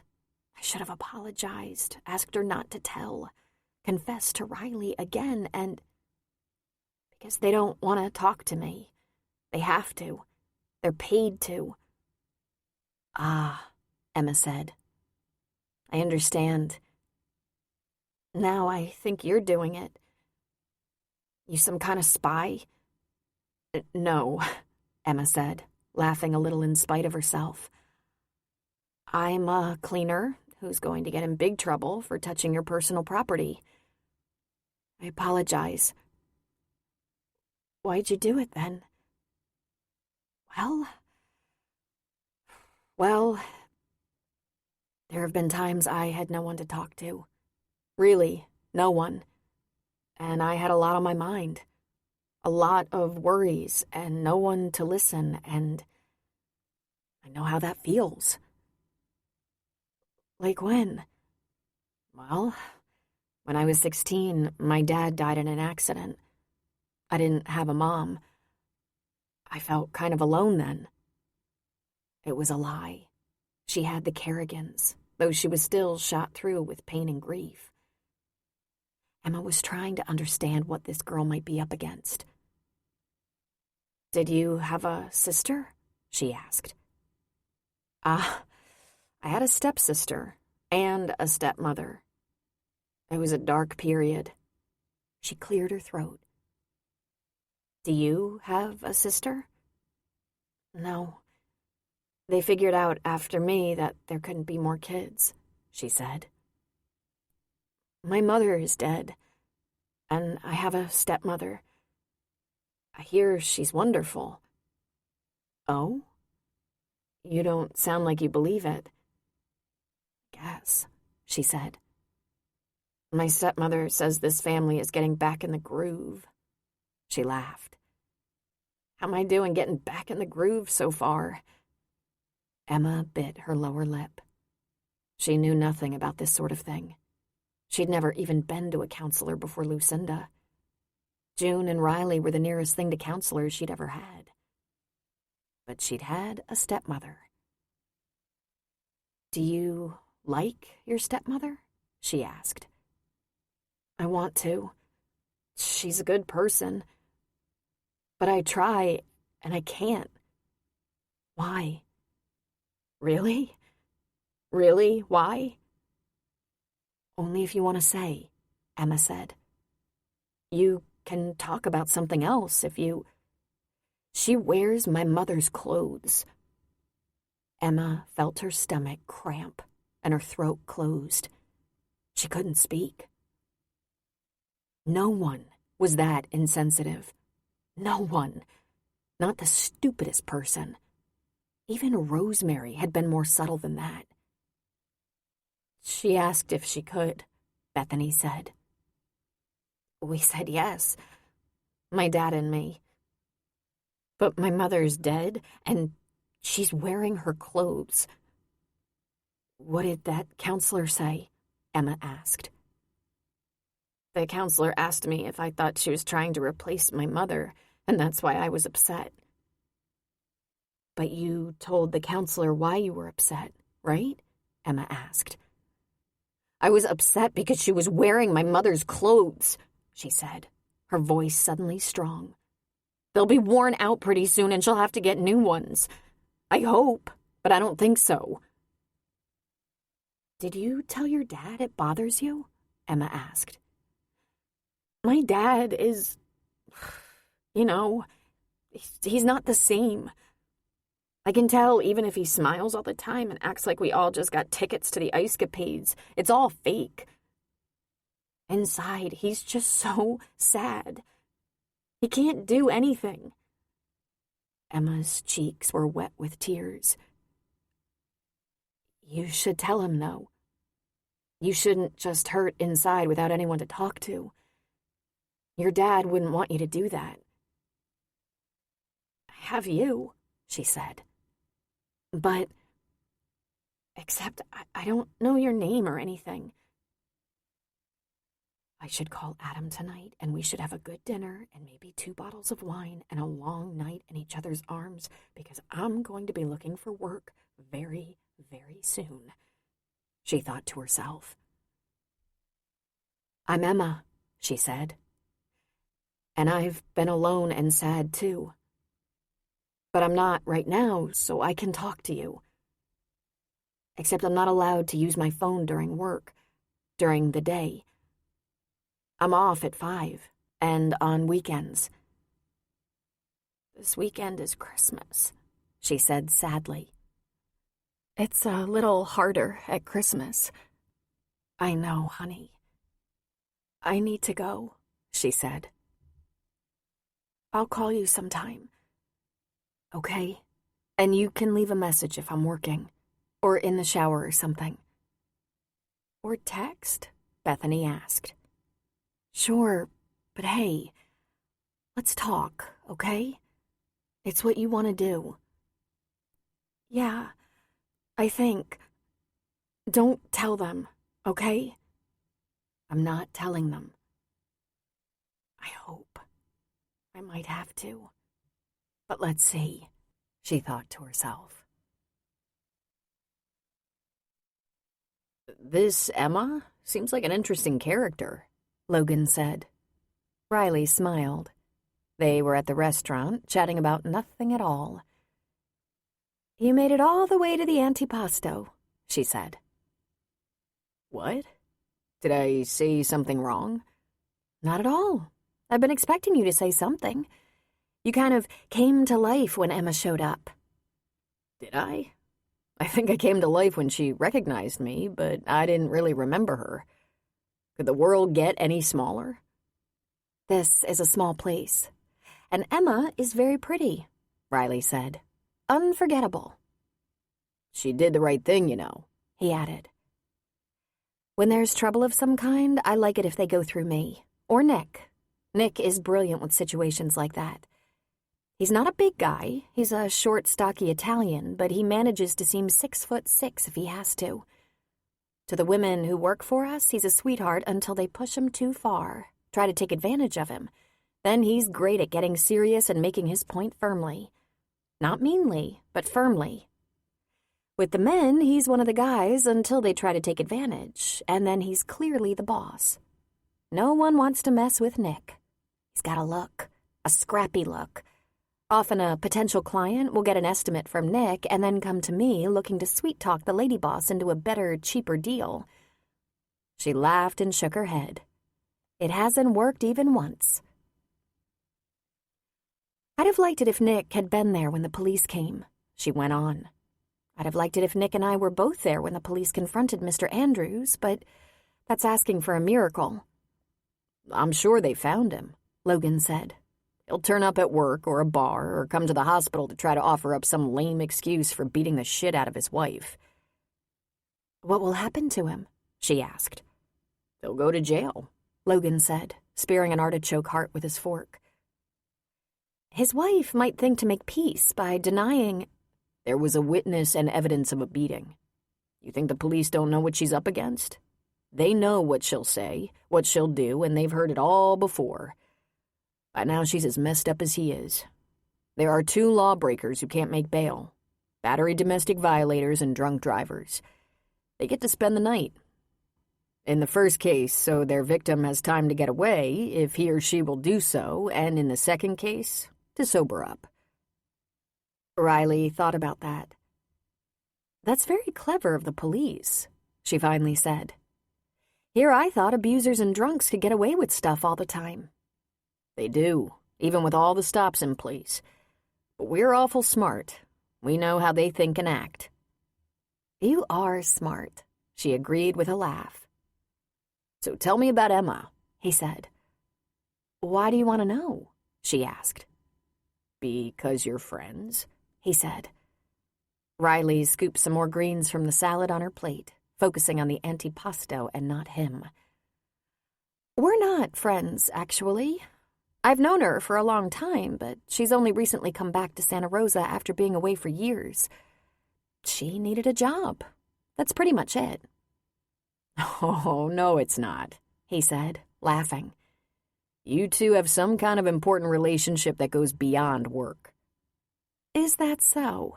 And how would you know that? He shrugged. Experience, body language, tone of voice, eye contact, the way you two respond to each other. There was a lot of chemistry in your office for a little while. Sassy, she said, lifting her eyebrows. You're a smarty pants, aren't you? We were friends in younger years. I thought so. We went to school together, but Emma went away to college, moved away after college, got married, and just recently returned, after the death of her husband. Aw, he said, chewing. She's young. That's sad. I gather it was a bad marriage. Abusive? Why would you ask that? Riley wanted to know. It would explain her sensitivity to that woman being abused. Huh, she said. I thought I was intuitive. But I don't know if the marriage involved that kind of abuse. Her husband wasn't a good man, I hear. And he killed himself.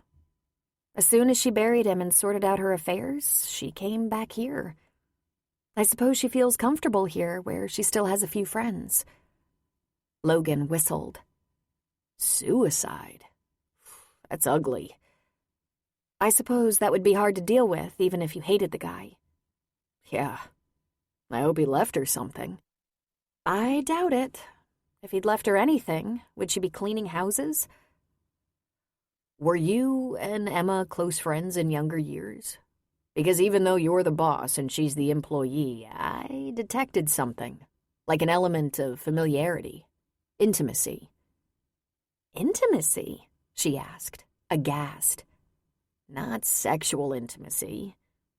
Or maybe it was trust. From her?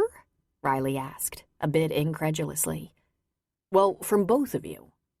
If you looked anything alike, I'd make you out to be sisters. There was that familial give and take, like sibling love-hate. You know what I'm talking about. We all have it. I can call my sister a bitch, but no one else can. There was... You know each other very well. She smiled at him. We were good friends as kids, but that was a long time ago. We haven't even been in touch in over 15 years. Don't you love the Riviera Antipasto? Isn't it the best there is? We should have gotten the bruschetta, which is also the best there is. He put his elbows on the table, leaned forward, and smiled at her. If there's something you'd rather not talk about, you can just say so. When I'm on a date, which I so rarely am, I'd rather not talk about another woman, Riley said. Besides, if your secret motive is that you'd like to date her, I believe she's taken. And I'm not one bit happy about it either. His eyebrows shot up and his eyes were as round as saucers. One look at him and she knew he wasn't going to let that one go. Do not be a tease, he said. Riley sighed in defeat. I suspect she's seeing my brother. Adam said he ran into her, that it was really great to see her again after so many years. They went out for a glass of wine, and he passed on one of my business cards. I said she'd never call me for a job, never work for someone she'd felt kind of competitive with when we were kids. Not nasty competitive, not rivals, nothing like that, but still. Adam's been curiously busy and stupidly happy lately. That made Logan smile. Why, Riley, you little witch. Well, she works for me. Do you think I want to see her at every family function? That would be a little complicated, don't you think? The waiter was just passing by and tried to snatch the antipasto platter, and Logan stopped him. We're still working on this, but I'll have another beer, and I think the lady will be ready for more wine in a few minutes. Thanks. Then to Riley, he said, I think there's more to it than that, but I don't want to screw up the rest of our date. I like the way our dates end, slowly, with lots of personal contact. So, how about those Lakers? I didn't want to give her a job and my brother, she said. He reached for her hand. I thought she was a good-looking woman, and have absolutely no interest in dating anyone but you. You're a showstopper, Riley. And I want to make out with you like mad. I might be falling out of the mood, she said. Drink more wine, he urged. We're going to be on hiatus over Christmas, and by the time we get to... Hey, should we make plans for New Year's Eve? Maybe, she said. Can I check with my daughter first? I want to be sure she's not on the loose while I'm partying with you. Fair enough, he said. Here comes dinner. And save a little room for the tiramisu. Damn, does that look good or what? He gave her hand another squeeze. Come on, baby. Let's get in the same canoe here. Tonight's about us. I want to impress you with my manners, good taste, brilliance, and sexual allure." She laughed at him. I don't want to hear another word about your sexual allure, especially in front of the waitstaff. Killjoy. Some women find the spectacle of a man willing to make a fool of himself in public very titillating. Do they now? You know they do, Riley. And he winked. Logan had learned something tonight, like what an idiot he could be. First of all, a detective with a working brain would have waited for her to bring up Emma before homing in on her and their friendship. And second, whatever was in their past was enough to take Riley to another place and nearly ruin the evening. Maybe he wasn't smart enough to balance a budding relationship and a case because he was hot for Riley. He liked her in a way he hadn't liked a woman in a long time. By the time the conversation got around to Emma possibly dating Riley's brother, she was shutting down, moving away. Riley didn't seem to mind talking about the fact that Emma was pretty, that she'd had a bad marriage, but she didn't want to talk about Emma and her relationships with men. After dinner, he managed to persuade her to do a little kissing beside her car. He even talked her into getting in the car for a little more. But when he asked her to come to his place for an hour or so, she was too smart for him. "I'm afraid not, Logan," she had said. "I'm not ready for that next step." And he said he was ready whenever she was, and she replied, "I know. I can tell. I'm so smart that way." So now they were driving home to their own houses in their separate cars, and he had the feeling something had changed. Instead of going forward, they were moving back. And this had something to do with Emma, even though Riley had no idea of his interest in Emma. His cell rang and the number popped up on the dash screen in the car. Georgiana. He pressed the connection for the hands-free. "What?" he said. "Hello, dear," she said. "You're late for dinner again." "What do you want?" "What if she'd been in my car?" "Didn't you say you'd be meeting for dinner?" "Why would she be in your car?" "Because she drank too much wine and I had to drive her to my house, which I very much tried to do. But she left most of her second glass and declined my invitation. And I'm a little unhappy, so why don't you just leave me alone?" "Did you learn anything?" "No, not anything useful." "Why don't you go ahead and tell me, huh? I'm much more objective than you are." He took a breath. She was right. "There's some significant history between the girls, but it's obviously complicated. When I started to ask about their history, using all of my brilliant detective skills, she mentally moved away from me. That's when I lost her. She was fine talking about Emma coming back here, needing a job, getting over a bad marriage, generic on the bad, no details. But when I asked what their relationship was like when they were young, she shut down. Oh, and she thinks Emma might be seeing her brother." "She doesn't know?" George asked. "Not for sure, I guess. How firm is that?" "Every night." "How do you know?" he asked. "The only conversations they have are about what's for dinner and when will you be here." Logan thought Adam Kerrigan was getting a lot luckier than he was. "I don't get it," he said. "They're one nice, big, happy family. I saw Riley and Emma today, working through a tense situation, supportive of each other, friendly. The brother and the mother obviously like her. But Riley's smart. She's scary smart. You think she knows something and doesn't want her family mixed up in it?" "Possible," George said. "If you don't have anything interesting to tell me, I'm going to kiss the kids and hit the sack. Bruno's on shift." Bruno was not his real name. Mr. Universe's real name was John. "Good. Don't call me anymore." "You know, it's probably a good thing you didn't get laid." "Shows what you know. That's almost never a good thing." "Oh, I can think of a ton of circumstances when getting laid would be a really bad..." He hung up on her.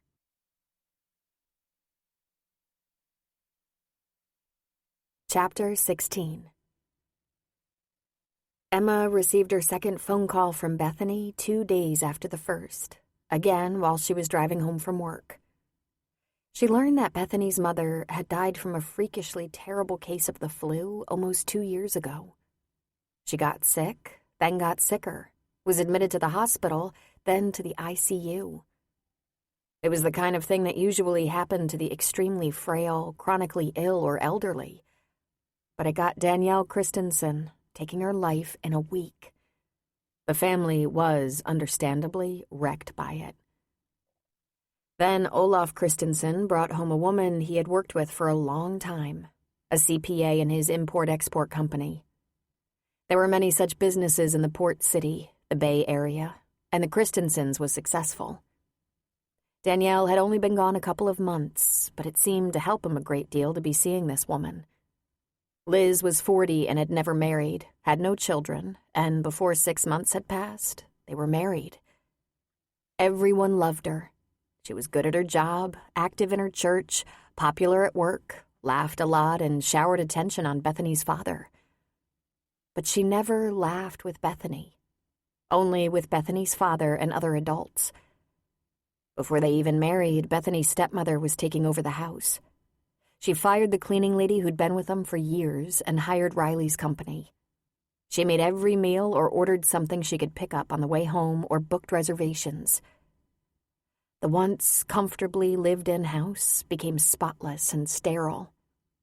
Danielle's clothes were moved to a guest room closet and chest of drawers. Then, little by little, they moved back to the master bedroom. The family pictures were removed. Liz said, "They're certainly not helping our situation, these constant reminders." Bethany was told to clean her room to Liz's specifications, and if she didn't, Liz went in her room, put things away, and tidied up. In order to keep Liz out of her room, Bethany followed the instructions. When Bethany just wouldn't stop acting depressed, Liz found her a therapist.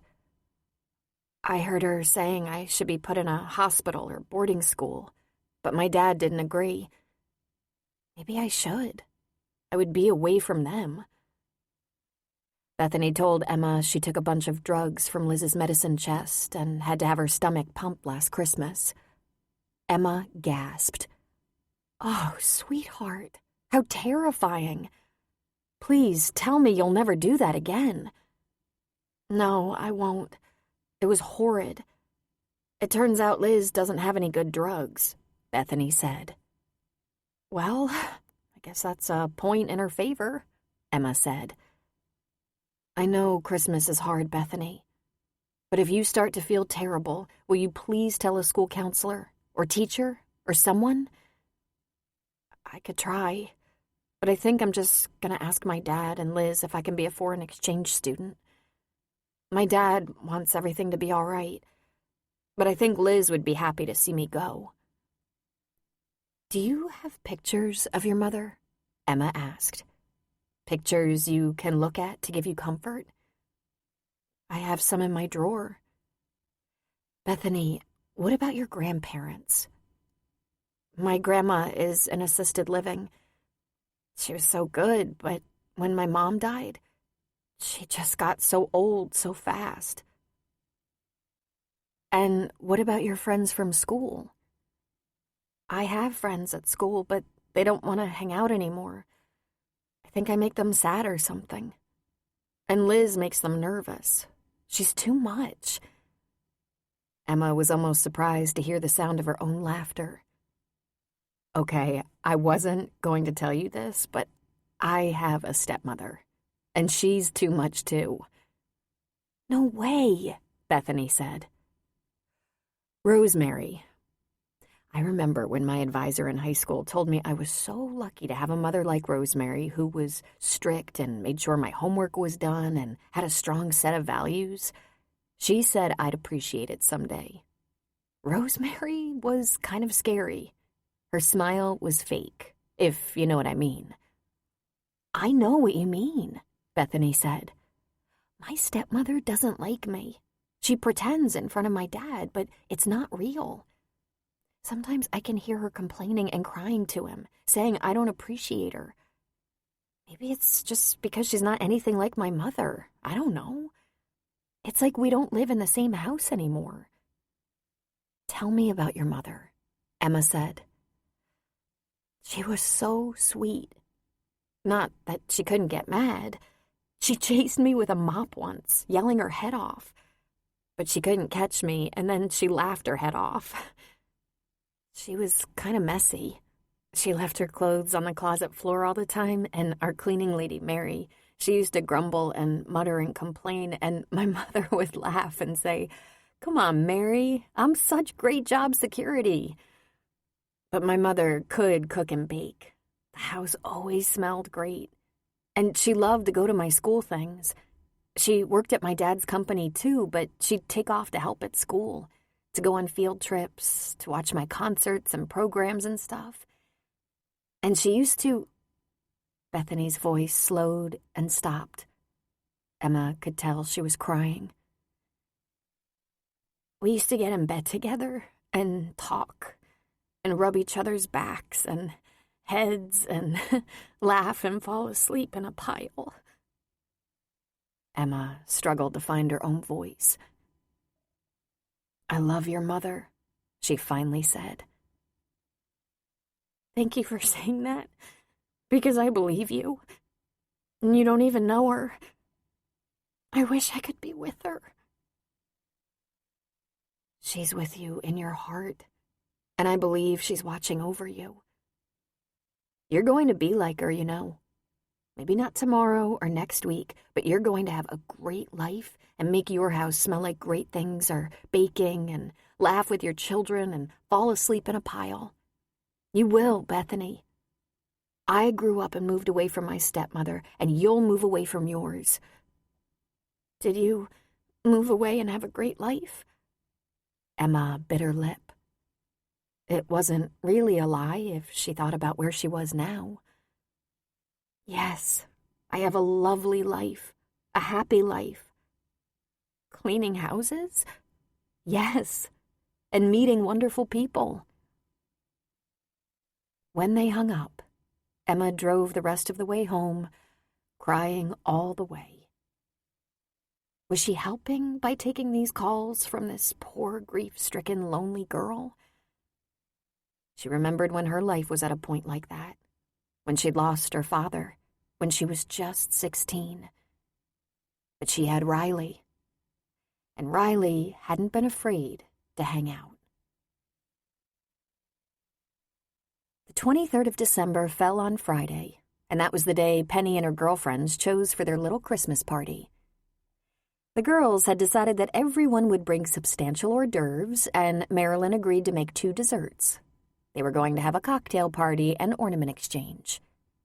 Earlier in the week, Emma had helped Penny bring in her tree and put her decorations up. She brought another centerpiece and wine. Her wrapped presents were under Penny's tree.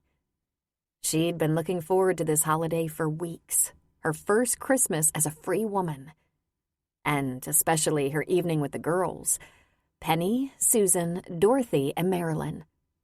But all the while, it was hard for her to shake off Bethany's call. Their wine was poured, their cocktail plates were loaded, they were comfy in Penny's little living room, and someone toasted, "Another year gone to hell." They all said, "Hear, hear," with laughter. "You're not quite as perky as usual, Emma," Marilyn pointed out. "You haven't had another pan of pea tossed at your head, have you?" Emma shot wide eyes to Penny. "You told?" "Way to keep it to yourself, Marilyn," Penny scolded. "Well, I don't have to keep it from Emma, do I? You haven't had a falling out with that lovely Adam, have you?" "No, he remains lovely. Really, Penelope, I can't believe you told about that." "I'll see Adam late tomorrow night after he has his dinner and celebration with his family." "I have the littlest work problem, that's all." "Do tell," 3 of them said at once. "I shouldn't. I don't believe you're entirely trustworthy," Emma said. Dorothy laughed. Don't worry about that, Angel. No one listens to us anyway. What happened at work? She sighed. Truthfully, she was dying to talk to someone, and these old biddies were good listeners, as long as she didn't name names. I've gone and done the dumbest thing. What? Tell us at once. But it's not a happy story, she apologized. I don't want to cast a pall on our party. I've been looking forward to it. Ha! We love trouble and misery. We can take it. Indeed, Emma said with a frown. That's quite sad, really. They had no trouble talking her into it. She was more than ready to unload. She started with the new clothes in the trash, the scarred desktop, then the diary, and her bold move in leaving her number. Oh, bless you, little darling, Susan said. You're all mush, aren't you? Then Emma explained Riley's rules and Bethany's 2 calls. Oh, my dear, you did absolutely the right thing, Penny said. Someone has to talk to that child. But what can I do to help? I'm sure listening helps, love, Dorothy said. Where is that girl's grandmother? I asked, as a matter of fact. Apparently, she went downhill fast after her daughter died and is now in assisted living. I don't know the details, but I gather she can't be of much help in her condition. Some of us are frail, Marilyn said. Not us, mind you. We turned into leather. Tough old broads who've outlasted way too many friends. You can give her our numbers, Emma. There's no group of grannies who know more about the pain of loss and the way to move on than we do. I bet you would be good for her, Emma said. What about that woman, the new wife, wearing the dead woman's clothes? That should be against the law. I'm calling my lawyer after Christmas. I'm going to give him a list of names of those approved to be seen in my clothing after I'm gone, Marilyn said.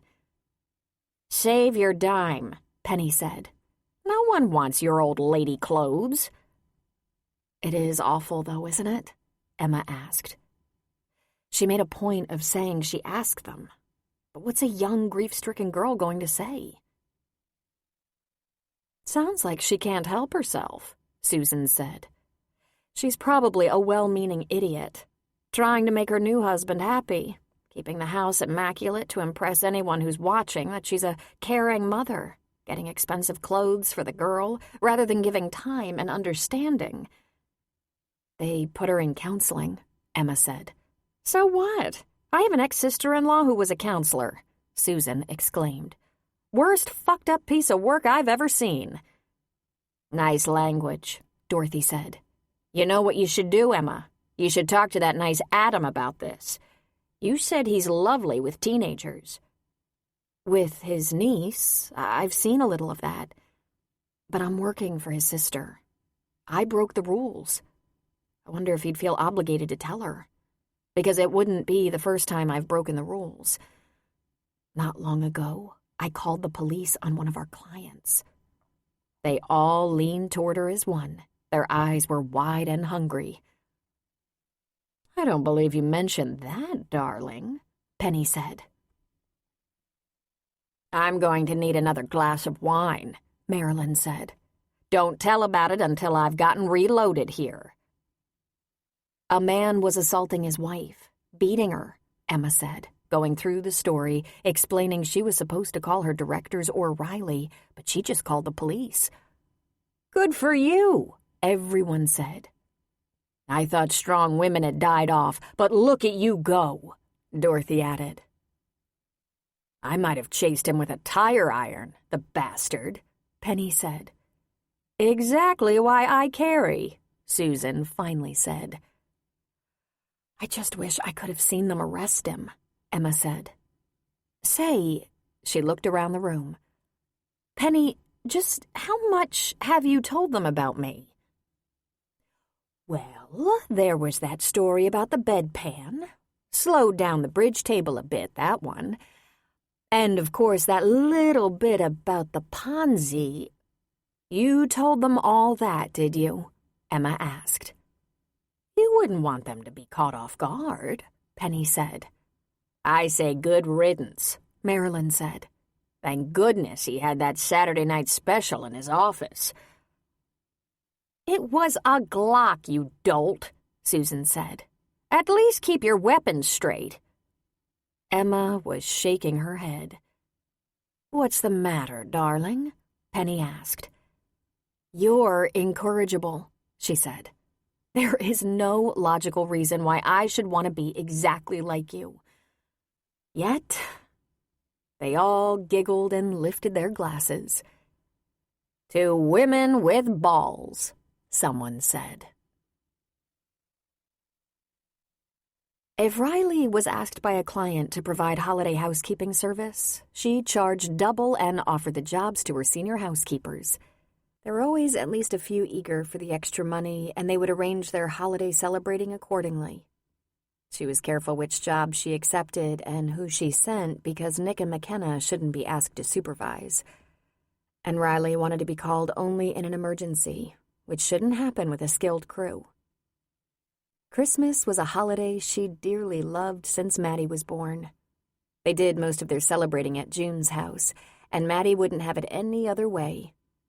Jock had joined them for dinner a few times, usually showed up early Christmas morning to watch Maddie open gifts, even stole Maddie away for a few hours to spend time with his family.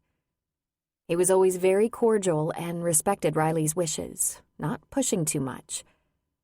He still spent most of his major holidays with his mom, dad, brother, and sister. Once he'd asked if Maddie could stay over so they could have Christmas at his mom's. Riley had known that wasn't asking too much, but she'd said no, and he'd come to June's instead. Riley loved helping her mother with the meals. Adam was always there Christmas Eve and Christmas Day, and over the years there'd been the occasional extra guests, a girlfriend of Adam's, or friends or coworkers who would otherwise be alone. Now that Maddie was a teenager, Christmas morning wasn't such a big deal, and they'd do their gift opening later in the morning while the turkey roasted. June cooked all day, talking, laughing, and singing carols when the spirit moved her.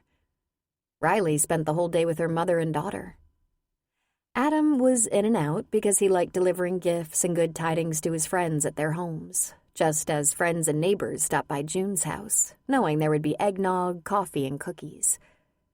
It was always warm, cozy, low-key, and made Riley feel secure. After all, she'd drawn the blueprint for this life. She had a feeling everything was about to change. She could smell it in the wind.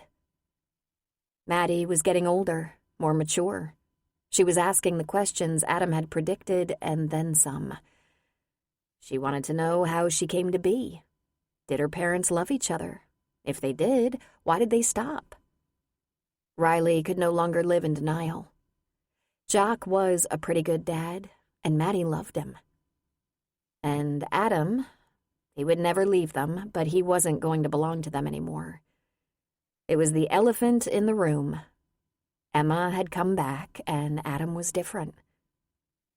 Emma had come back, and Riley had lost 15 years, feeling thrown back in time.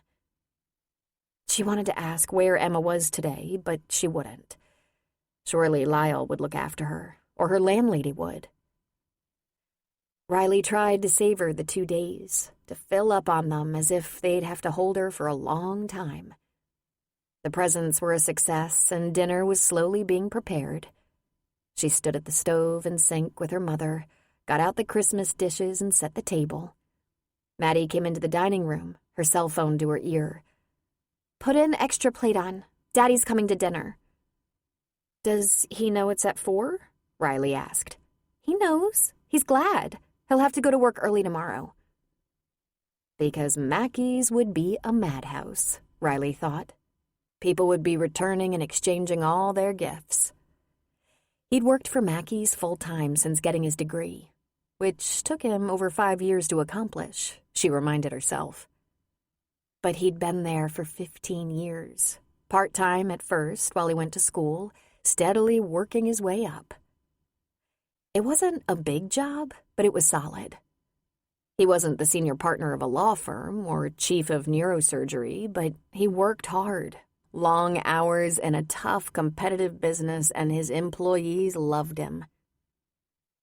So when are you gonna give him a break, huh? She asked herself. He arrived, wearing the ugly Christmas sweater Maddie had gotten him, thrilling her and forcing a laugh out of everyone, even Adam. And too soon it was coming to a close. And Riley had a sinking feeling the Christmas holidays she'd known since Maddie was born would never be the same. Maddie was growing up. She was so smart they were already looking at colleges. Riley, though still young, was staring in the face of a different life. June would age, Adam would leave her, Maddie would build a life of her own. Riley's phone rang and she fished it out of her purse. "I just wanted to call to wish you a Merry Christmas," Logan said. "And Merry Christmas to you," she replied cheerily. "We're just sitting down. Can I give you a call after we eat?" "Perfect," he said. "I am blessedly finished with my family. I'm home." "I'll call in a little while," she said. Jock and Adam both left while Riley and June were cleaning up the leftovers and washing the dishes. Maddie was on the phone planning a big shopping day with Grandma and 2 of her girlfriends for tomorrow, bright and early. Riley would go to the office. The Monday after Christmas was always a busy day for her crews. That left only tonight. Maddie was staying overnight with Grandma, and Riley was alone. She felt a little guilty that seeing Logan hadn't even come to mind. It was only 7 and Christmas was over. It was a dark, cloudy night, and she drove to Jock's house. He'd lived in this house for 3 years now. It was small and one of the newer houses in Santa Rosa, a new construction. He was proud of it. Riley had never been inside, but she knew where it was because she'd dropped Maddie off there to visit many times. Maddie hadn't spent the night very often. Her life was still mostly with her mom and Grandma and girlfriends. Jock didn't push any kind of custody arrangement. He didn't dare. Riley scared him. She knew that. She sat in her car out front for a while, just thinking. She wasn't sure what she was going to do, but here she was. She was driven by some sentimental force she didn't understand. After 10 minutes or so, she walked up to the front door and rang the bell. Jock threw open the door and looked at her in shock. "Riley?" he said. You need Maddie to stay over?" he asked, looking over her shoulder. He'd gotten rid of the sweater and wore an old sweatshirt, Seahawks. His jeans were old, torn here and there, and looked like a beloved garment and in absolutely poor taste. He was in his stocking feet and held the TV remote in his hand. The TV was muted, but there were football players paused like statues on the screen. "You shouldn't just open the door like that," she said. "I could have been a home invader or something." "In Santa Rosa?" "We have crime here, you know." "Would you like to come in?" he asked. "I don't want to interrupt. I just had something on my mind, and Maddie's growing up so fast." He stepped back and held the door open. "I'm having a cup of coffee. Would you like one?" She absently rubbed her tummy. "I've had too much of everything today. But I wondered if we could have a little talk." "Something wrong?" he asked, walking back into his living room. "No, She stopped talking and looked around. He had a tan velour sectional, a tall dining table surrounded by stools. Looked like a poker table. There was a wall unit and a big screen, but it looked like someone had actually helped him decorate. There were female touches, throw pillows, a marble bowl on the table, a couple of framed prints on the wall, shelved books, a shadow box with pictures of Maddie from childhood. "This is very nice, Jock." "Would you like to see Maddie's room?" he asked. "Sure," she said. He led the way, and she was stunned to see an actual girl's bedroom. The furniture matched. The bulletin board was covered with pictures. There was pretty bedding, a couple of her trophies were on the bureau, there was a desk and chair, and her pom-poms from 7th grade were hanging up on the wall. On her bedside table was a professionally done portrait of Jock and Maddie. It was beautiful. She walked over to it and picked it up. "When did you have this taken?" "Last year. We'd have given you one, but I was pretty sure that wouldn't work. My mom has one." "Why didn't Maddie tell me?" she asked. "I suppose because she thinks you don't like it that I'm her father," he said. "Oh, nonsense," she said defensively, with the slightest blush. "I'm surprised by all this. Maddie doesn't stay over here very often." "She has, though. Did you think I put her on the couch? She knows she has a room here whenever she wants it or needs it. I bet she has a room at Adams." "No," Riley said. "No, of course not. But if Mom and I were both going somewhere and needed a babysitter, he wouldn't mind coming over to my house. Or Mom's house. But this is so nice. Thanks." "She doesn't use it that much," he said. "Come on, Riley. What do you want to talk about? You never want to talk." She turned and went back to the living room. "We talk," she said as she went. She sat at the end of the sectional, as far from where his coffee cup sat as she could get. She put her purse down on the floor beside her, but she didn't even open her coat. "We talk," she said again. "Not really," he said, sitting down. "You're very businesslike." "Well, I suppose that goes with the territory. I run a business, and I'm used to being that way." "And tonight?" he asked. She sighed deeply. "I don't know why, but it just struck me. Things will be changing again. Maddie's growing up. She's a woman now." "I wouldn't go that far," he said. "She's still a young lady to me." "Jock, I did a good job, didn't I?" "Huh?" he said, obviously completely confused. A single mother, barely holding it together, living with her mother and brother. Maddie seems to be remarkably well-adjusted, don't you think? "She's fine, Riley. She's amazing." "She's been asking me difficult questions lately." "Really? Like what?" "She hasn't had anything new for me," he said. "She said you two have talked a lot about back when we were so briefly together." "I wouldn't say a lot," he said. "I think she was about 12 when she asked me why we weren't married.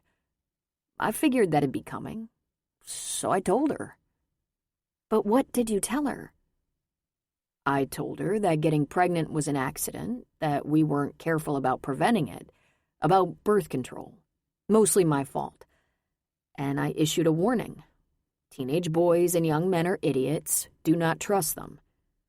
So, we were pregnant and we talked about marriage but didn't think it would work for us.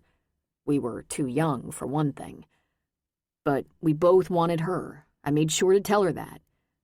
My mom always said that kids want to know two things, that you love them and wanted them. "You offered to give me money for an abortion," Riley reminded him. He shook his head sadly. "Look, I did what I thought men did, what I thought they were expected to do. I didn't think it through. Thank God you didn't want that. Thank you for that, Riley. You've always been the smart one." "You didn't tell her about that, did you?" "Of course not," he said. "That wouldn't do one single positive thing for Maddie. And I'm so damn grateful for her, you will just never know. I did tell her that as far as stupid 18-year-olds go, I was the dumbest. I told her I had a lot of regrets, but none had anything to do with her. She made me the luckiest dimwit alive." "She wants to know things, like did we love each other," Riley said. "I told her I loved you." That was good, to say that. She should think that her mom and dad loved each other when she was made. Jock, I did love you. I told you I loved you, and you said, "Whoa, wait a minute." He rested his elbows on his knees and briefly hung his head. Then he looked at her. Riley, there's no way I'm ever going to be able to go back in time and fix mistakes like that. I never should have done that. I never should have talked that way. I'm telling you, I was a stupid boy and I was scared to death. I didn't know how I felt. I just didn't know what to do. You wouldn't tell Emma. Yeah, the list just gets longer and longer. Riley, I'll be the first person to admit it took me way too long to grow up, to know my mind, to figure out that life was handing me a gift and there was no way I was ever going to deserve it. But I admit I'm a damn lucky man, and really, I'm so grateful. And I made my peace with Emma. I finally got to see her and tell her I was sorry that I did that to her, that I cheated on her. Huh, Riley huffed. I should have called her and told her we were together. Things might be a lot different if I'd just done that.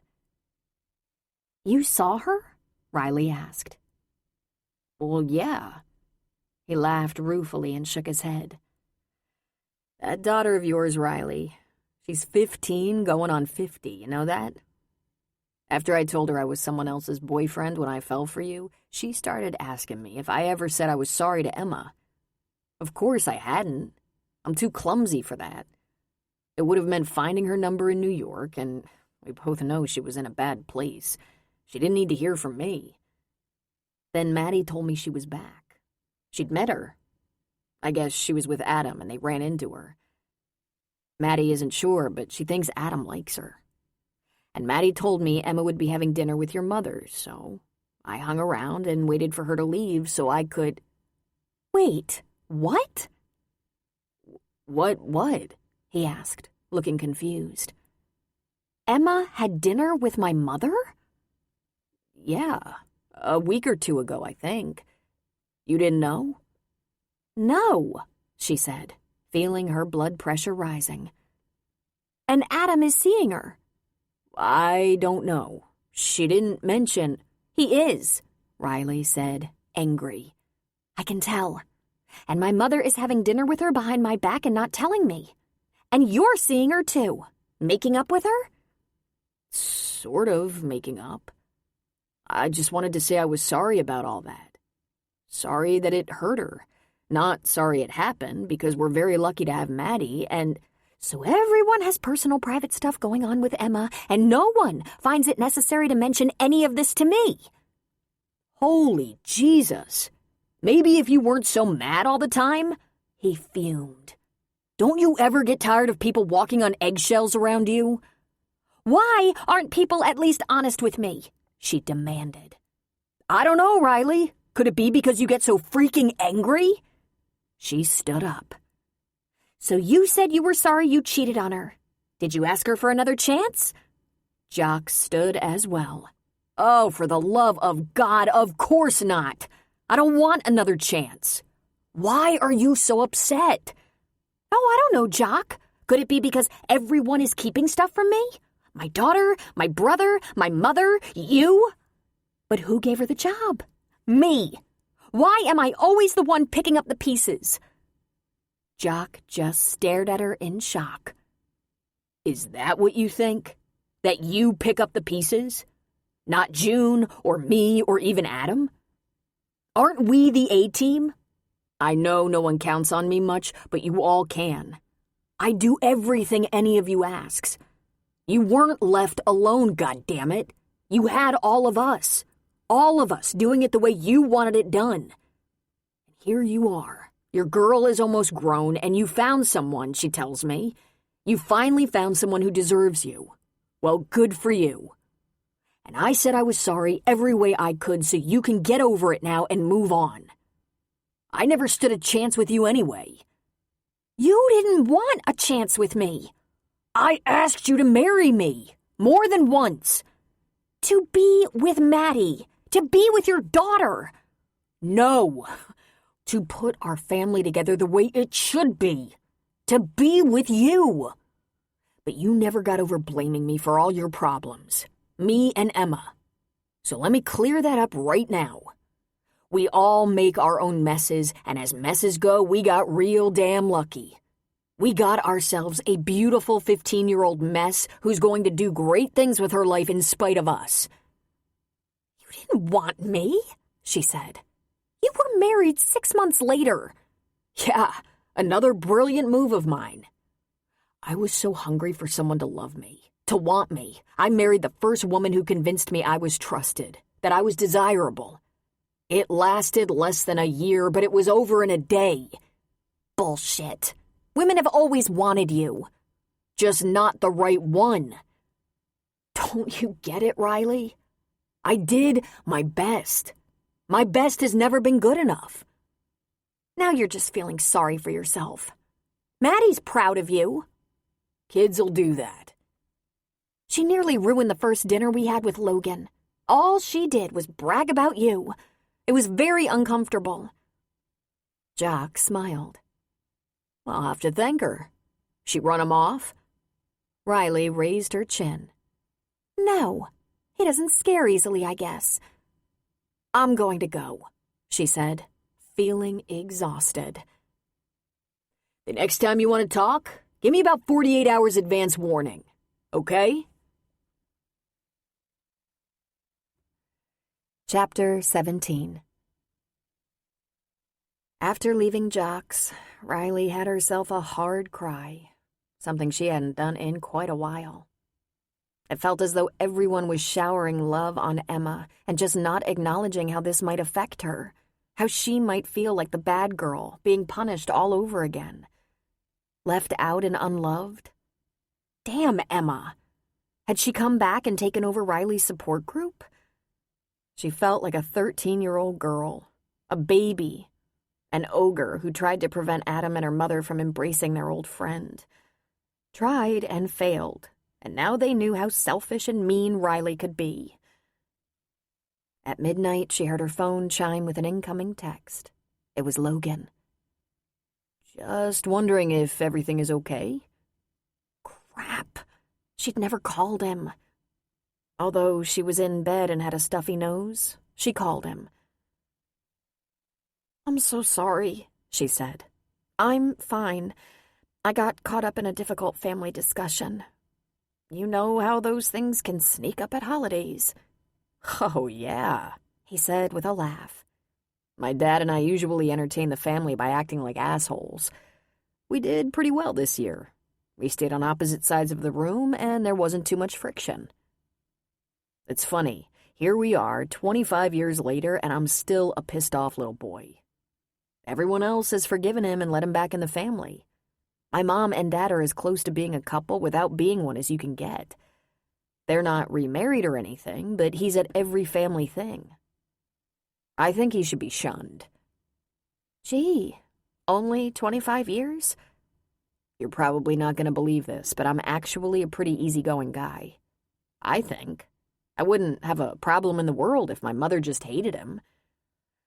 Sadly, I understand completely. Let's talk tomorrow, she said.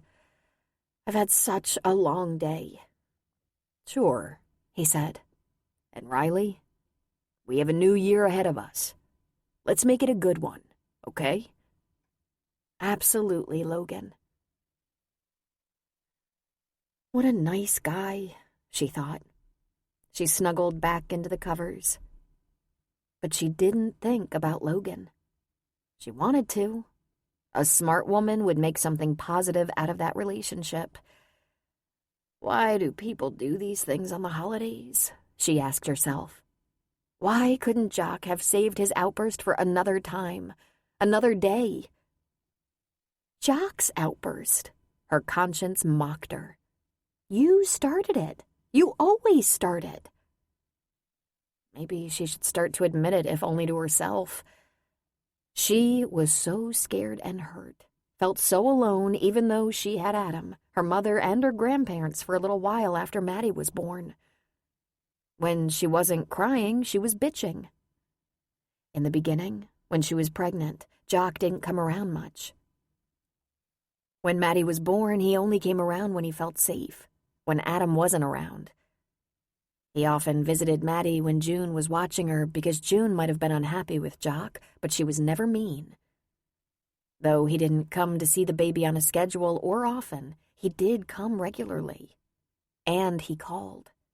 He called Riley until he could just call Maddie.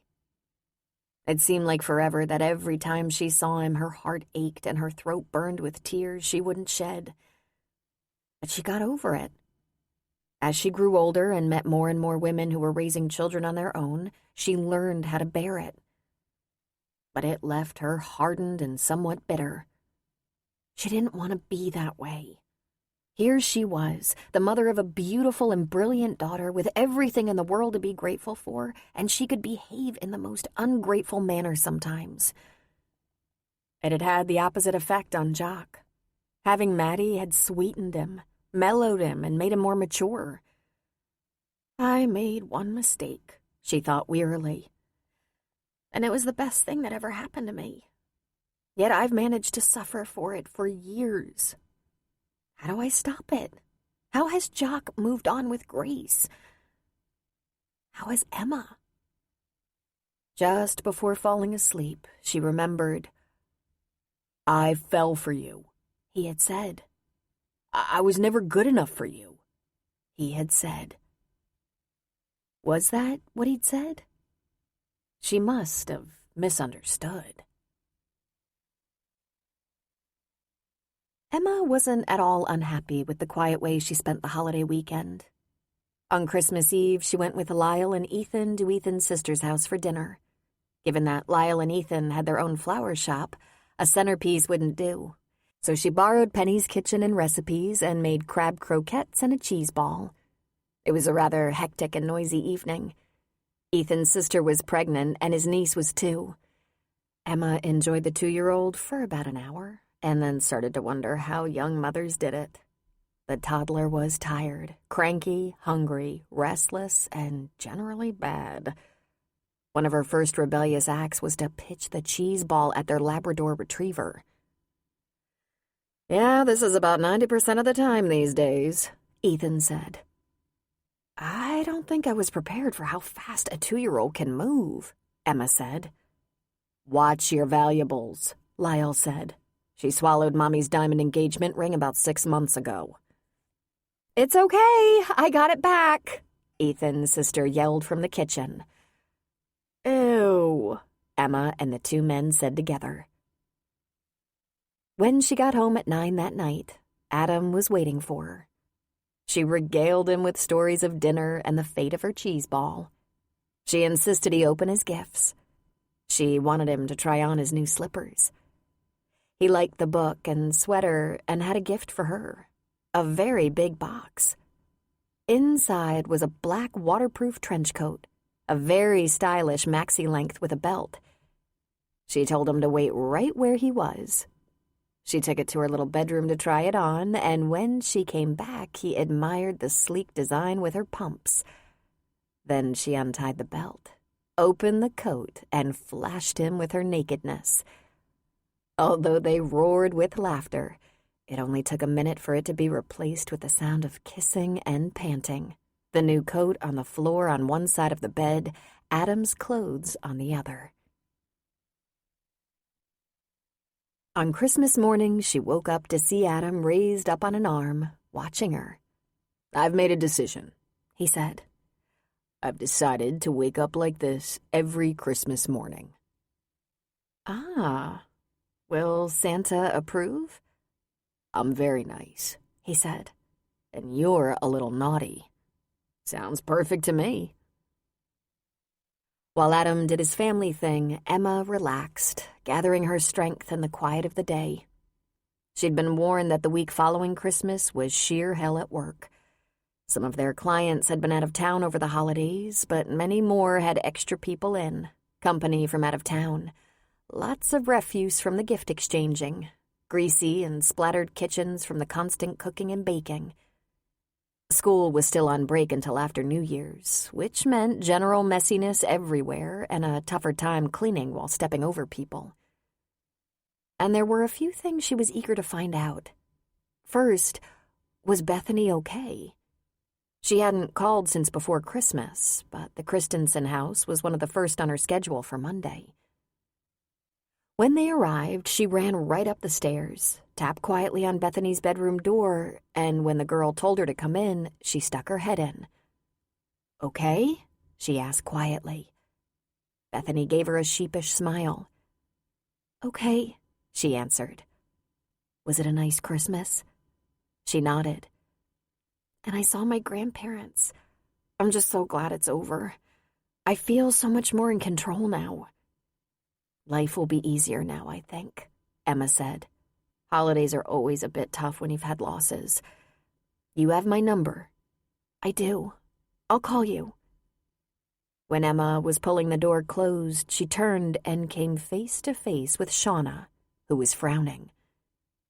"You're gonna make trouble for yourself," she predicted. "It'll be all right," Emma said, because that's what she'd been telling herself. The Christensen home reminded her a little bit of her own New York apartment. Spacious, pristine, the furnishings rich and carefully chosen. And while it was filled with warm colors and dark wood, you could almost feel the emptiness. It was too quiet. Homes were made to be filled with conversation and laughter, and even arguing from time to time. It was too clean, too orderly. It felt so lonely here. Emma, Shauna, and Deli got busy, and as predicted, there was more cleaning than usual. Mr. and Mrs. Andrews hadn't canceled the cleaning service. Nick caught up with them on Tuesday to tell them he was sending a different crew and he would be watching closely to be sure there wasn't any trouble. He wouldn't allow Emma's crew to return to that volatile house. "For 2 cents, I'd cancel them," Nick said. "For now, I'll be keeping a very close eye on that house." At the end of the week, when they were nearly finished with the last house, Riley texted Shauna and asked that the 3 of them stop by the office when they returned to turn in the van. They found a full staff gathered. Nick, McKenna, Riley, and her young assistant, Jeanette. "Come in, please," Riley said. "Something terrible has happened, and I wanted to tell you. You'll hear about it tonight if you watch the news. Mr. Andrews is dead. It appears Mrs. Andrews shot him. The police have taken her into custody." Riley cleared her throat. "Our crew let themselves in and found them." Emma actually swooned against Shauna. "Dear God," she whispered. "Here, sit down," Nick said. "That man probably got what he had coming," Shauna said. "He was beating that woman." "Has anything like this ever happened before?" Emma asked. "We've had a delicate situation or two over the years. One of our clients was found unconscious. He had a stroke and went to the hospital, and from there into a special care home. Nothing like this. People don't just have dust and dirt," Riley said. "They have complex personal lives. Some of them have serious problems, and we're in their private space. We have to be vigilant and blind. It's a very difficult balance. I'm sorry this happened." "The other crew," Emma said. "Are they okay?" "Not at all," Nick said. "It was Cora, Maria, and Connie, and they're shook up. They're going to take Monday and Tuesday off, and if they need to see someone, like a counselor, we'll find someone." "Was it horrid?" Deli asked. "1 bullet in the back of his head," Nick said. "He still had the TV remote in his hand. Looked like it might have happened much earlier or even the night before." "Ooh, that ain't gonna play good for her," Shauna said. "Had he been beating her again?" Emma asked. Everyone shrugged. "I'm sure we'll get more information as time passes. I just wanted to be sure to tell you personally, since you know the couple and had some dealings with them and the police. Everyone okay?" "Sure," Deli said. They have kids, you know. Grown kids in their 20s. I know. Emma? Yes, fine. She shuddered, remembering Richard, remembering the cruelty of his suicide, the horrific sight, the smell of blood and gunpowder, his open eyes and gallons of blood, the smell of death and all its atrocities. Fine, she said again, standing. Then I think we're finished here. Nick, you'll let me see that memo before you send it out to our crews. Definitely. Thanks, everyone. Emma lingered as people slowly left, talking among themselves. When Riley was alone behind her desk, gathering up her purse and briefcase, she approached. Excuse me? When would be a good time to talk? There's something I should tell you. Is it going to upset me? Riley asked. Probably. Riley hesitated. Sit down. Let's get it over with. Emma told Riley about Bethany's house. Bethany, so frail and pale. Emma leaving her phone number and Bethany calling it. You have got to be kidding me, Riley said. Emma shook her head.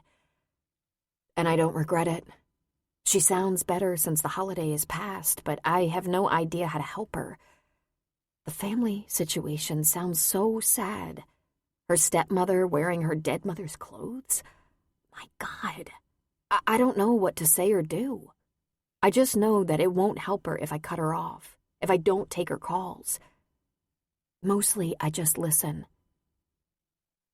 Are you going to fire me? You've put me in a terrible position here, she said.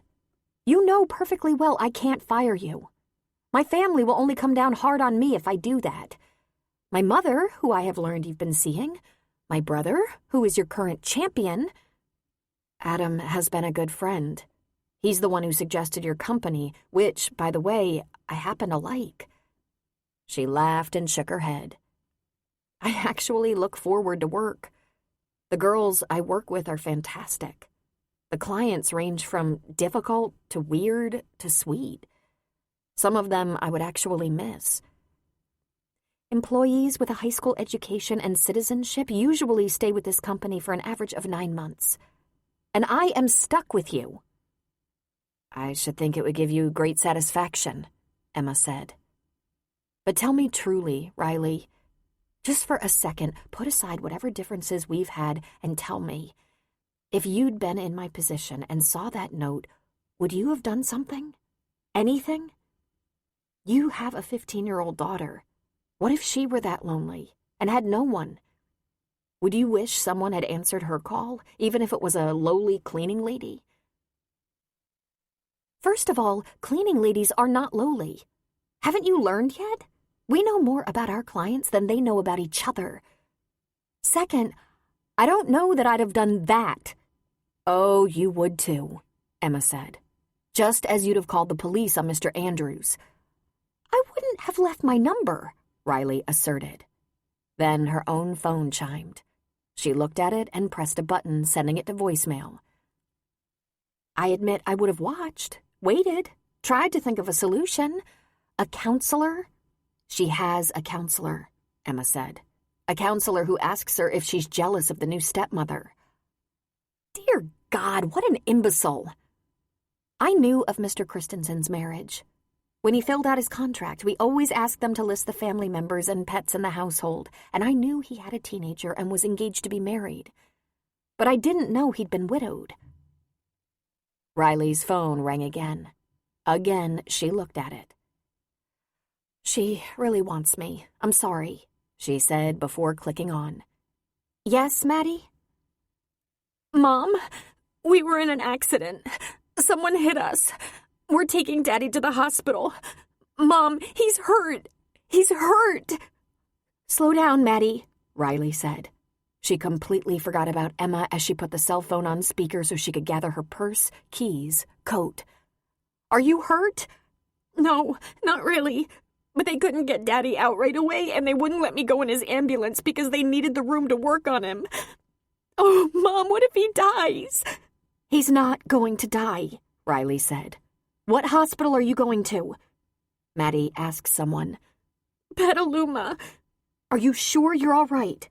A couple of bumps, that's all. All right, I'm coming. I'm on my way.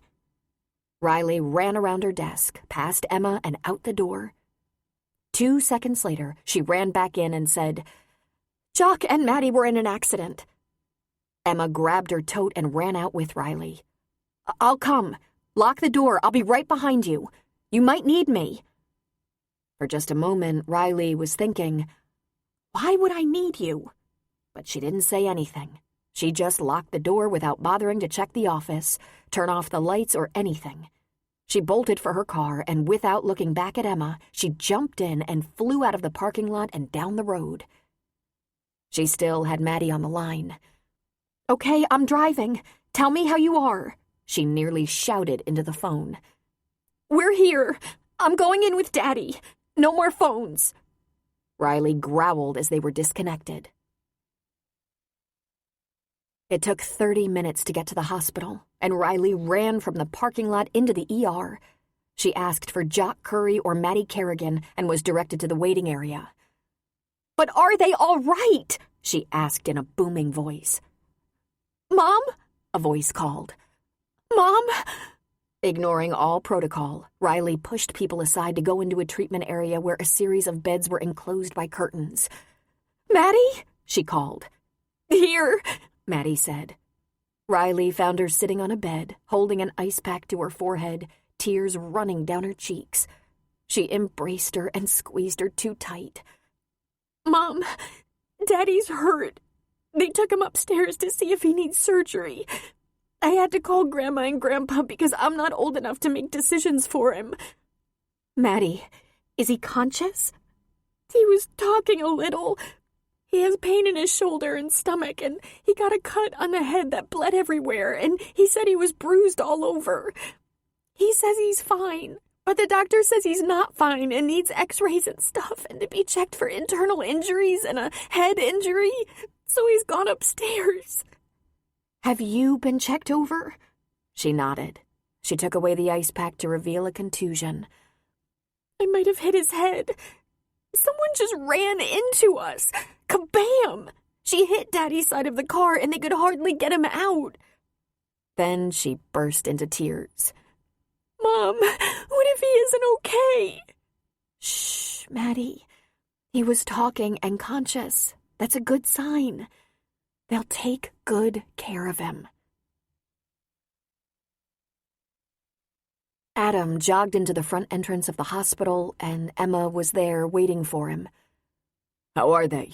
He asked. Maddie is fine, and they've taken Jock to surgery, but they're not sure they're going to operate on him.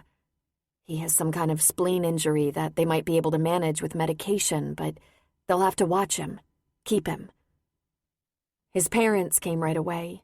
Maddie and Riley won't leave until he's completely out of the woods, and I knew you'd want to see them. Where are they? They're all in the third-floor waiting area outside of surgery. Quite the group. Okay, he said, grabbing her hand. I'm gonna go. Will you call me if you need me? If there's any change? You don't have to go, Emma. I think I should. I'm not family, and I'm not family of family. I just wanted to be here until everyone arrived. Just in case, in case Riley needed me. I'm going up there, he said. He leaned toward her and kissed her on the forehead. Thank you. I'll call you the second I know something. I'll be around. Go take care of your girls. Emma was glad to be leaving, though she was worried about Jock. She had a soft spot in her heart for the guy after his amends. If they kept him in the hospital for the weekend, she'd swing by and pay him a visit. Her phone chimed with a text, and she saw it was from Lyle. Can you call or come by the shop before we close? She got in her car and turned it on for a little heat, but she sat in the parking lot while she called Lyle. What's up? You might want to hear this in person. Are you far away? Half hour, I suppose. Just tell me. It's been a crazy day. Well, it's about to get crazier.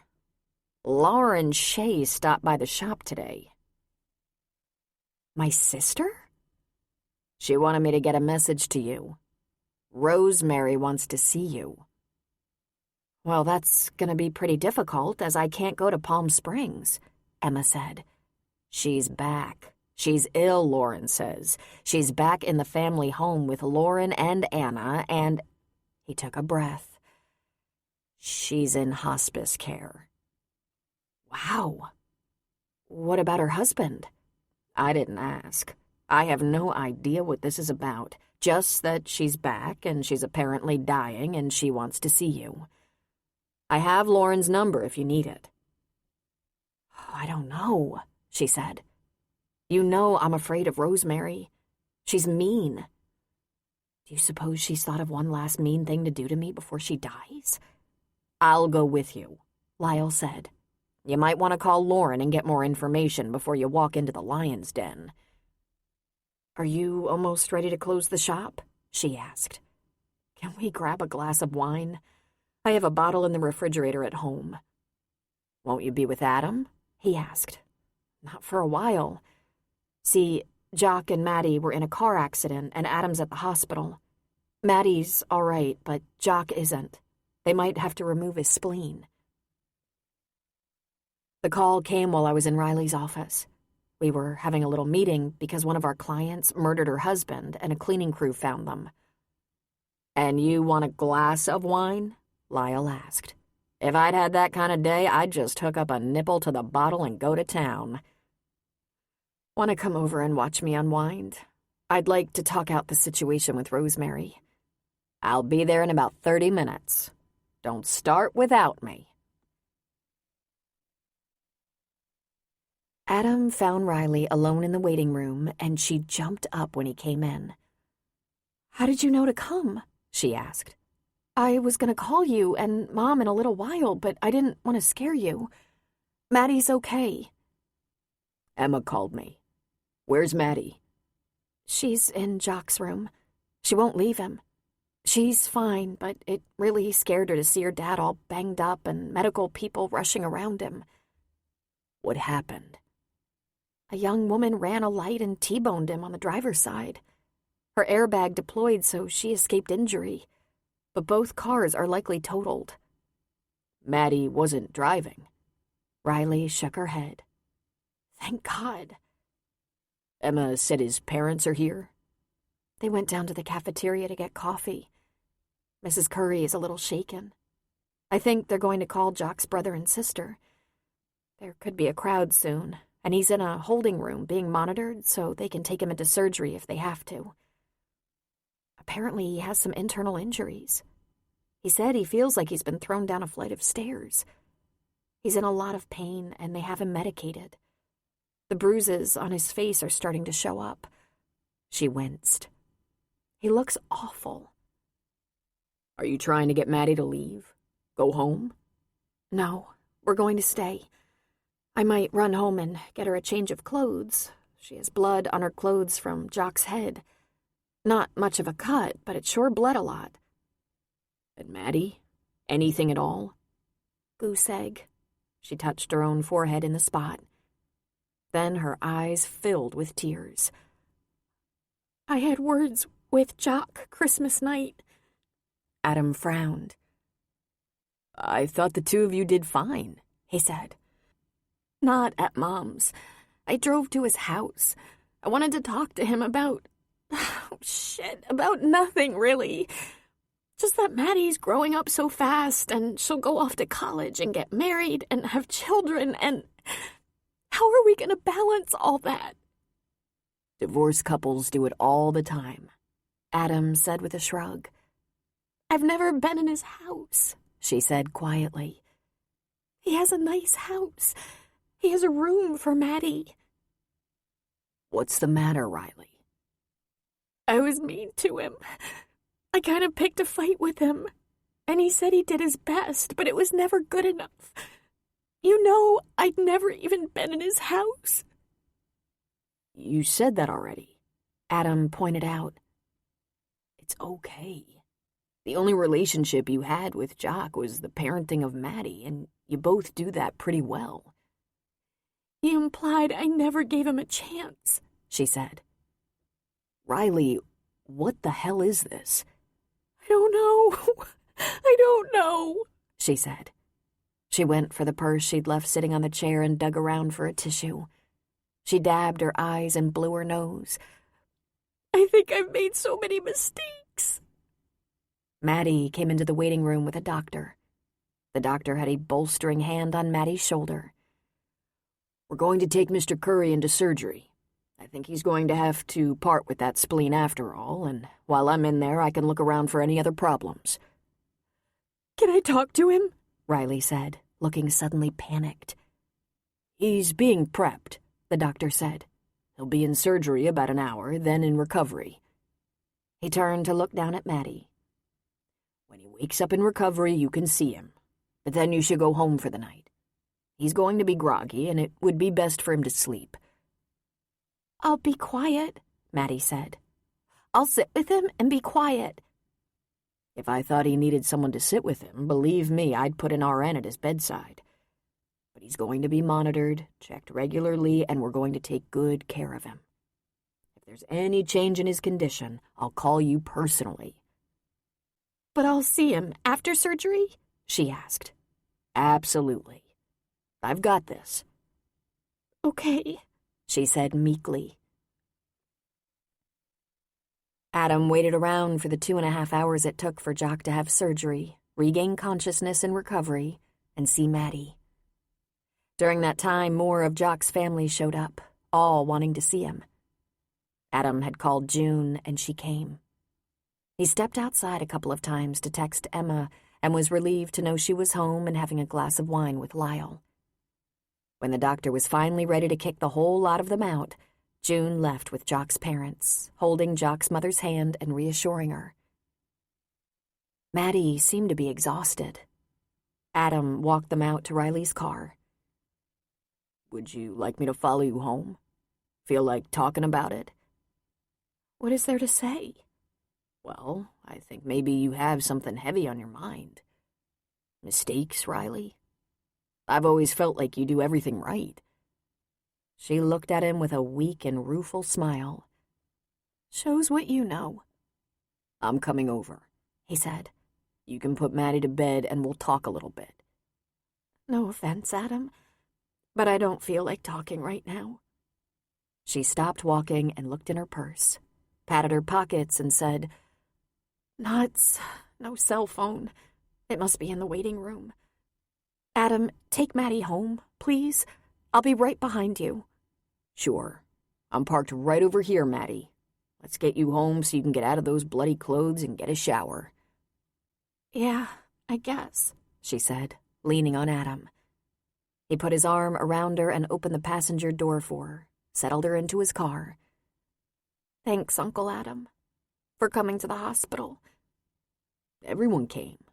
It was like a party. He reached across the console and patted Maddie's knee. You feeling a little better now that he's out of surgery? I guess so. It's just that I know so many people who lost a father when they were still young, and just the thought. 2 friends at school, and even you, Uncle Adam. She sniffed back tears. I want Daddy to have a chance to be happy. That's all. Your dad seems pretty happy to me, Adam said. He says he's fine, that he's happy, that he's proud of me. But one time when we were talking, he said his one biggest regret was that he couldn't get Mom to marry him so we could be a real family. But he doesn't blame her. He said he made mistakes. Mistakes, Adam muttered. Lots of talk about mistakes these days. You know what I think? I think I'm tired of hearing about mistakes. It would be a lot more productive to leave the mistakes behind and just think about the future. Don't you have any regrets, Uncle Adam? Everyone does, Maddie. But I think my life has turned out exactly the way I meant for it to. And it's a good life. Our family might be a little different, a little chopped up here and there, but Last time I checked, we were all feeling pretty lucky with what we have." "Maybe till tonight," she said. "I'll feel a lot better when I know Daddy's all right." "See what I mean?" Adam said. "He's a lucky man." Riley got off the elevator on the 3rd floor. She pulled her cell phone out of her coat pocket and glanced at it. 4 missed calls from Logan. She'd texted him about the accident, told him everyone was fine, but she was tied up and would call him later. Then she turned her phone off.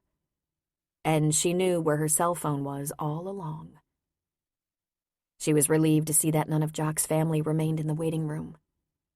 She went into the recovery area where she'd seen Jock not 10 minutes ago, and there he was, sleeping off his anesthesia and pain meds, mouth open slightly. She felt tears threaten again. She walked over to his bed and gently touched his forehead. "Oh, Jock," she whispered. "I'm the screw-up, not you." All those years of being angry, of being awash in pride and determined to keep Jock from ever hurting her again, she held him back, held herself back. She put her head down and worked like a maniac, single-minded and aiming to succeed in business and show them all. "I am not a bad person, am not a disloyal, betraying friend. All I wanted to do was keep myself safe," she whispered to him. "To keep Maddie safe, to prove to the world I could make it without trusting anyone." He opened one eye and she sniffed. "You're right about me, Jock. I was always angry and scared. I never gave you a chance." He lifted his hand to where hers rested on the bed rail. "It's okay, Riley," he rasped out. "It's gonna be okay." "What if you'd been killed in that accident? What if I never got to say I'm sorry?" "Shh," he said. "It's okay." "It's not, really," she said with a hiccup of emotion. "But maybe, when you get better, if you think you can give me another chance, I'd like us to be friends." He smiled sleepily. "Okay," he said, letting his eyes drift closed. "Boy, you really make a guy work for it, don't you?" A huff of laughter escaped her. "It wasn't my intention." "What about the other guy? The new guy?" he asked, not opening his eyes. "Not much going on there, Jock. But listen, let's not say anything to Maddie. I don't want her having fantasies about us." "Okay," he said. He gave her hand a little squeeze, and she bent over and put a soft kiss on his forehead. Suddenly, there was an orderly and a nurse at the bedside interrupting them. "We're going to take Mr. Curry to his room now. You can follow us if you like, Mrs. Curry, but then you should let him sleep and come back in the morning." "I'm not..." "Okay," she said. "I'll follow you so I know where to find him in the morning." Chapter 18. Adam and Emma stayed in for New Year's Eve. Emma parked her car in his garage in case Riley or June drove by. "I think the point of this discretion is just about moot," Adam said as he was taking her coat. "My mother has guessed, I think Riley has guessed, and Maddie wouldn't care. Still, until Riley assures me there are no longer any hard feelings between us, we will be discreet. One of the last things she said to me just before her phone chimed with Maddie's call was that she was stuck with me because of her family. She's not ready. By the way, where is Riley spending New Year's Eve?" "She and Maddie took some snacks and a couple of board games to the hospital to spend it with Jock. I'm pretty sure they won't be allowed to stay until midnight, but they're keeping him company tonight." "Oh, that must make him very happy. He'd probably risk another car accident to get this much attention from Riley. Now, why would you say that? Adam asked. I think he cares for her very much. I think he might love her. The way he talked about Riley and Maddie, about how he screwed up with Riley, it just sounded like he has deeper feelings than he lets on in front of you. She put her arms around Adam's waist and looked up at him. Do you ever think about ways things could have been different? Like how? He asked, really wanting her perspective. Well, Jock could have started dating Riley in the first place. Then I think we would all have remained friends. But Riley might not have built her business. I get the impression she did it out of survival. Or I could have come back here after college and fallen in love with you 10 years ago. He stroked her cheek with the back of his knuckles. Are you in love with me now? She nodded. Pretty much. It all hangs on what you feed me tonight. If I'd known that, I would have tried harder. I have a big assortment of finger foods. Your favorite crab balls, stuffed mushrooms, a cheese ball and no dog present, spinach, artichoke dip, and a veggie tray. She put her arms around his neck. My absolute favorites. You're a shoo-in. But Adam, when do you think you'll fall in love right back? Emma, I've been in love with you since I was 18. I'm just waiting for you to get your life back so you can share it with me. Well, I didn't expect this, you know? I thought I'd be spending my Saturday nights with my gay boyfriend and his jealous partner, looking for work all the time and trying to forget the debacle that was my marriage. I don't know if you'll ever forget it, he said. We can move on in spite of it. Are you finally over the idea that being with you will hurt me? I'm still worried that it might, but I'm now convinced I couldn't change your mind if I tried. There has been yet one more complication, one more piece of unfinished business I have to deal with. I'm going to see Rosemary tomorrow. She asked Lauren to get in touch with me. It seems Rosemary can't die in peace without seeing me, and she's coming back to Santa Rosa to die. She's in the house that had belonged to my father. And you're gonna do it? He asked. I am.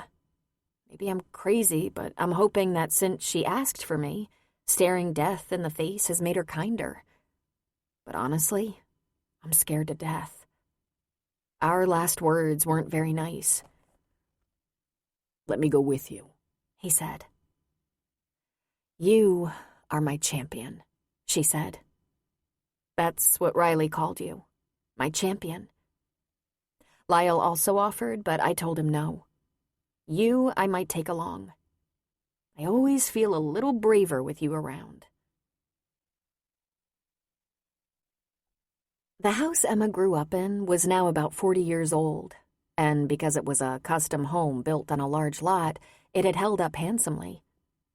It was, she remembered, one of the best homes in the area, at least in the parish where her Catholic school was located. Compared to some of the homes Emma had cleaned lately, it seemed ordinary, but it wasn't. It was a large 5-bedroom, 3-bath home decorated in country French style.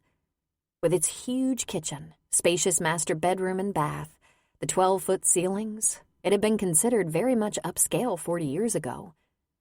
The curb appeal was still there. The house was very attractive with its well-maintained lawn, shrubbery, and a couple of formidable trees, sitting on a wide street with well-spaced homes. Of course, Emma didn't have many good memories of the place. She was not Rosemary's child. Rosemary introduced Anna and Lauren as her daughters, Emma as her stepdaughter. I've never been in the house, Adam said. Never? How is that possible?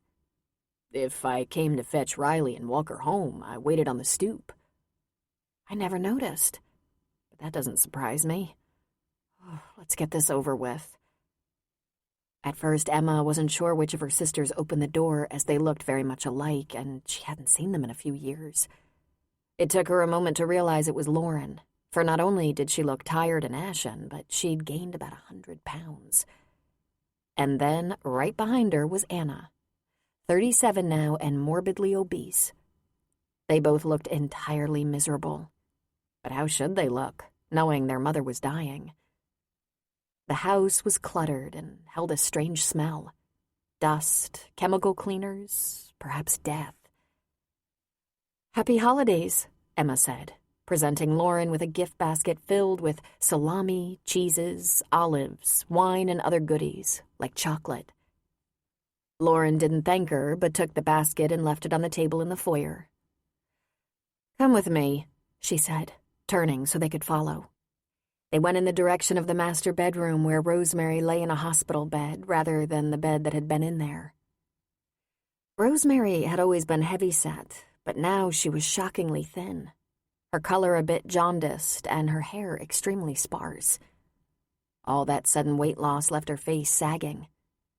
There were bottles and vials on the dresser, an IV hooked up to her arm, and the room was messy with medical supplies. Her Bible lay on the bed beside her. Rosemary's eyes were closed. "Rosemary?" Emma said, merely breathing her name. She opened her eyes. "Oh, it's you." "Lauren said you wanted to see me." "Yes. Who is that? Another man so soon?" Rosemary asked weakly. "It's Adam Kerrigan. You remember him, Riley's brother." She looked around the room. "Rosemary, where's Vince?" "Vince isn't here. He didn't sign on for this." Emma actually grimaced. She hadn't liked Vince at all, but hadn't they been married quite a long time for him to bail out on her like that? "So, you turned your lawyer on me," Rosemary said. "No," Emma said, shaking her head. "Mr. Justice was my father's lawyer and helped him with his will. He offered to—" "I am the trustee of my late husband's estate, and I want you to know what to expect. Your father left some money in a trust. It was left up to me to distribute with discretion. I have my own lawyer. He'll tell your lawyer if there's anything to distribute, but I highly doubt it. Then we have no further business. And I forgive you." Emma's mouth hung open. "You forgive me for what?" "For being an ungrateful brat. For bringing shame on our family with your scandal. For never appreciating your good fortune. I'm going to die in peace, knowing I did everything I could and more than necessary." Emma had to bite her lip to keep it from trembling.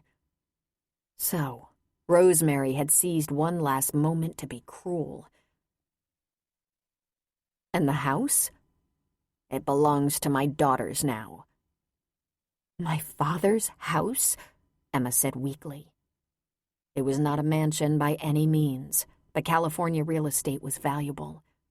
Just guessing she would think a custom home this size on such a generous piece of property would go for a great deal of money. "It became my house," Rosemary said. "You've never mentioned money before," Emma said. "You said there wasn't any." "It was a modest amount. There was no reason to discuss it," she said. Then she winced as if in pain. "I was given discretion to use it for the children responsibly, and I did." "You didn't use any on me," Emma pointed out. "You were married to a millionaire," Rosemary screeched, which sent her into a coughing fit. Lauren came rushing to her side. She held her mother up until she recovered. Then she gently lowered her again. "I was 16 when my father died," Emma said. "I paid for college with scholarships, part-time work, and loans. You remarried. You don't need it now," Lauren said bitterly. "My father built this house," Emma said. "He left it to me, and it has been transferred into my daughters' names. I want you to tell your lawyer this business is finished, that we have nothing more to discuss. I want to be at peace with this. Please tell your lawyer that you're satisfied everything is settled and stop pursuing this idiocy. Leave my poor girls what little I left them and go away. Don't be picking my bones like a selfish brat. Stop, Adam said. Stop it right now. I'm sorry for your ill health, Rosemary, but I think you've abused this woman enough. It's over. Adam turned Emma around. We should leave. There's nothing more to discuss here. I just want to leave peacefully knowing you won't visit your vengeance on my daughters, Rosemary said. Emma just shook her head. Why would I? Knowing you think you deserve everything. You've always been haughty, Miss Homecoming Queen. Don't steal what I left for my daughters. Adam just shook his head. Let's go, Emma. You wouldn't want this house. The meanness has seeped into the walls by now. He looked at Rosemary with a frown. Adam took Emma's hand and pulled her away. Don't listen to her anymore, Emma. These people are poisoned with envy. Come on. She let him pull her to the car and help her inside.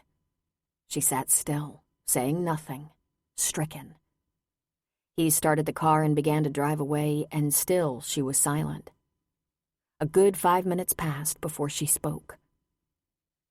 I thought I was beyond being surprised by them. I thought I was beyond being hurt. She must hate me so much. Why does she hate me so much? I think Rosemary might hate a lot of people. At the least, I think very few people are cherished by her. Emma, you can walk away from them knowing you were very kind. More kind than I would have been. I think that woman stole from a grief-stricken child. I wouldn't want to be where she's going. She might meet Richard where she's going. His values were similar, I think. The following week, Emma finally met with Lucinda Lopez again. It's been over 2 weeks, Lucinda said. Your first Christmas in your hometown in at least 10 years. More than that, Emma said. More like a dozen. It didn't take me too many years after my father's death to see that my stepmother and sisters didn't really want me to interrupt their celebration. But it's a whole new life now. A simpler, quieter life. There was a little excitement here and there. Emma told Lucinda first about Bethany and how she seemed much brighter and stronger now that the holiday was past. That's very kind of you to take the time to listen to this troubled girl, Lucinda said. Would you do something for me? If you think she trusts you, will you please promote the idea of her talking to her counselor? And if her counselor isn't helping her, suggest she ask for a new one or talk to someone at school. Kids that age who have suffered loss are feeling isolated and fragile, and they're very unpredictable. I don't want you to find yourself up against a situation you can't handle. The loser could be the girl. Yes, she said. Yes, of course. Can I suggest you? You can suggest me, sure. In fact, you're welcome to tell her you're seeing a counselor. Sometimes that has a positive effect. I just worry when someone who has been depressed suddenly becomes cheerful. Emma then told her about her visit with Rosemary and her plea that Emma leave her daughters and their inheritance alone. My father's been gone for 18 years, and while we were comfortable, he wasn't a rich man. I can't imagine there's much, if anything. And I'm not going to stir up the curious press by going after money. In fact, I don't want to hear the word money associated with my name in any way. You'll do whatever makes you comfortable, Emma. I would like you to think about one thing. What your father had in his will was his ardent wish. If he willed something to you, he meant for you to have it. I understand that. But it was meant for college. He told me when I was just a little girl that he was saving for college. Well, college was paid for a long time ago.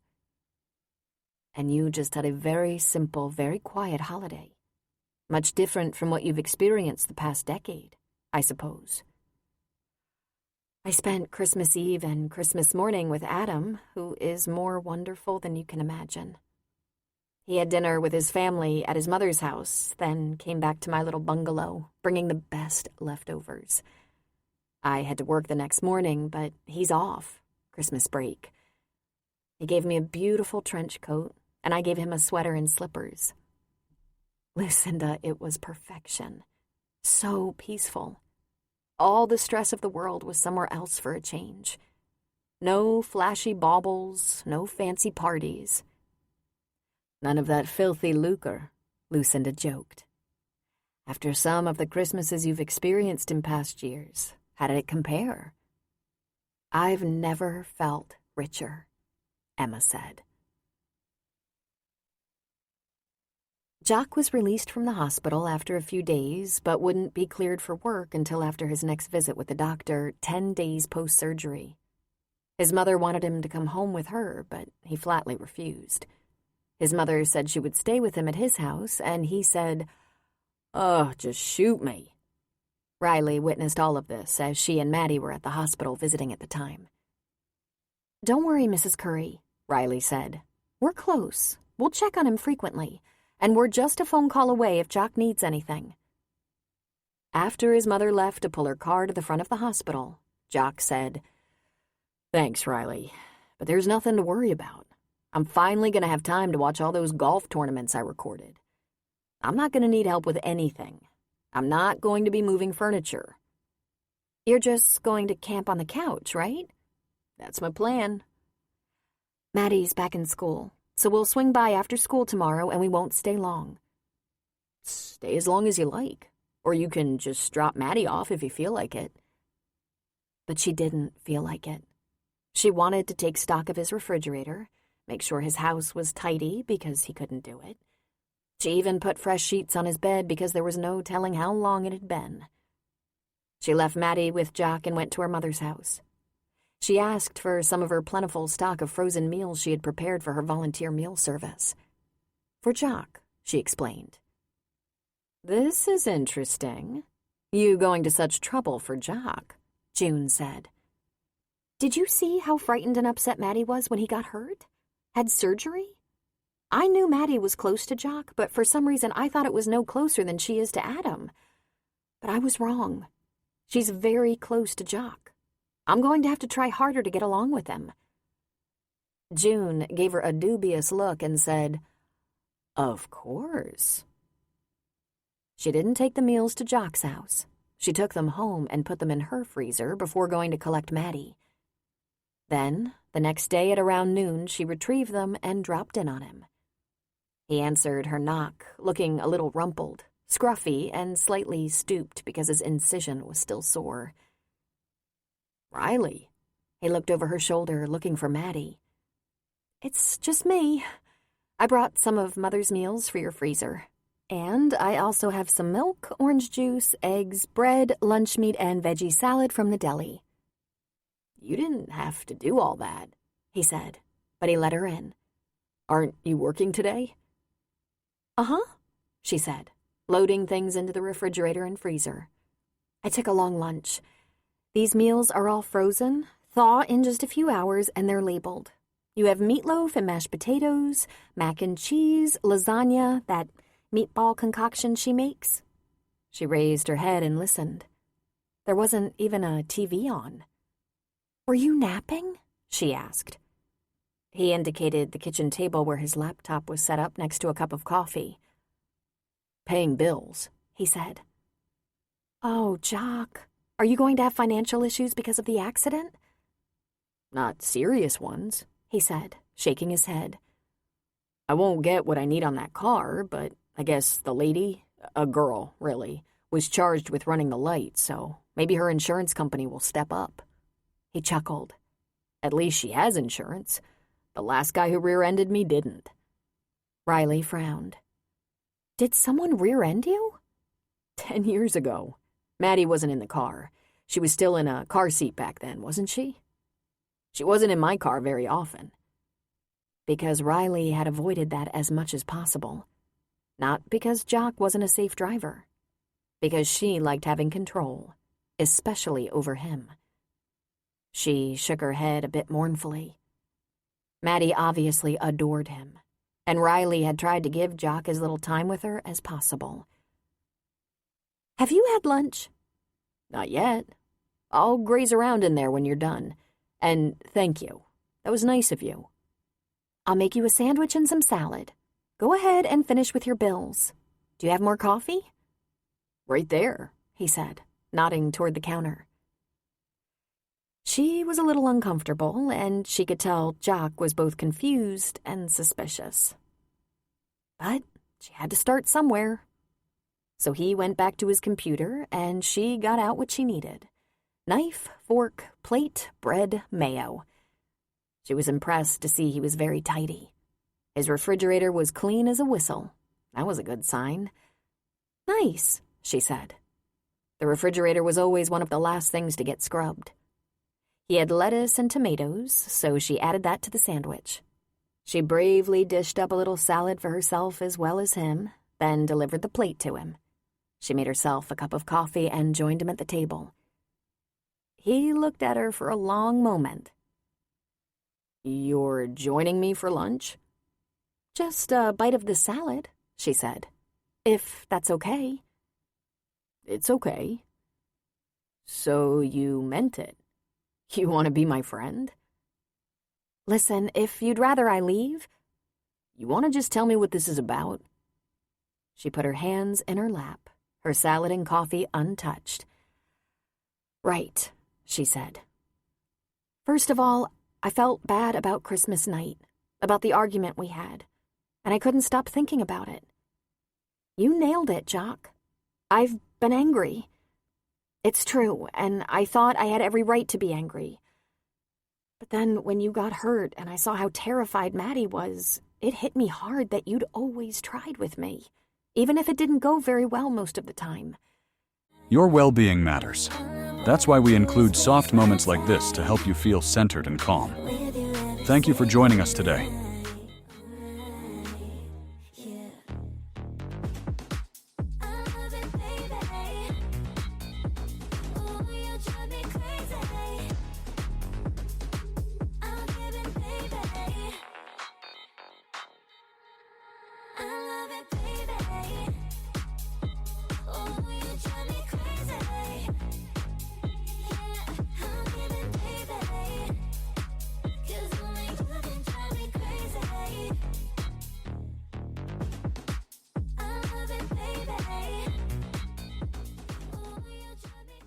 And I didn't really try with you.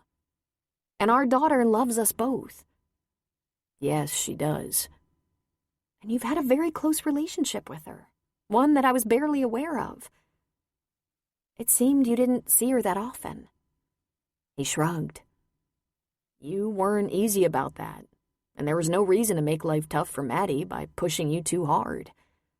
So I got her a phone and..." "She was much too young for that phone." Jock waited patiently for her to get over that little outburst, and she did. There she was again, jumping to conclusions, controlling things. She twisted her lips a little. "Ugh," she said, chagrined. "I got her a phone and a laptop so we could communicate, and we stayed in close touch. I went to all her school things when I could. My hours weren't always good. I had the store a lot of nights. But we were able to talk.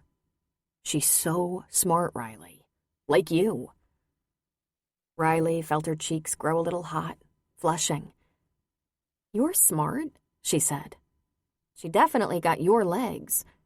He laughed. "Yeah, you've been looking up at her since she was 13. She's a beauty." "I didn't know you'd told her about Emma. I didn't know a lot of things you talked about." I told Maddie it wasn't a good idea for her to carry stories about me to you and about you to me. I told her that would cause more friction between us, and she didn't want that. "I don't know where we start," Riley said. "We've been kind of at each other's throats for a long time." "Not really. Not always," he said. "I really pissed you off a few times, but around Maddie, we were always nice to each other. At least tolerant, thanks to June. But there is one thing that kind of grates on me.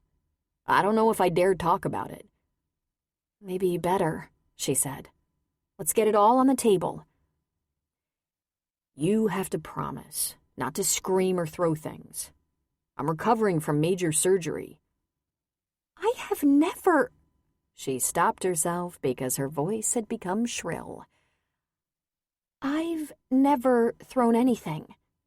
He smiled.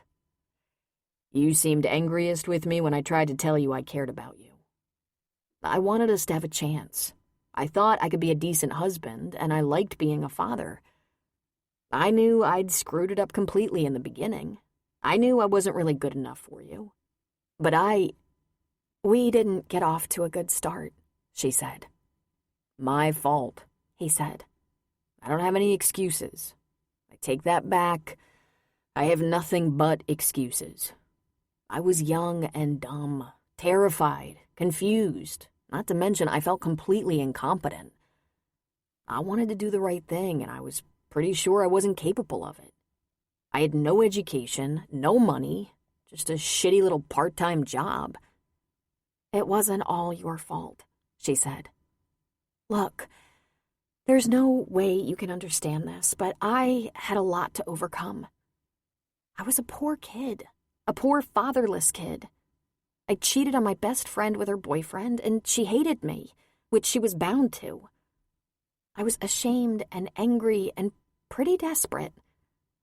It gave me a little satisfaction to blame you for all my problems. Then I started my company, and I was afraid to look up for at least 12 years. When you asked for another chance, I couldn't hear you. I asked a few times. You married Lori. I thought it might fix what was hurting. I shouldn't have done that to her. But she dumped you. We knew right away it wasn't working.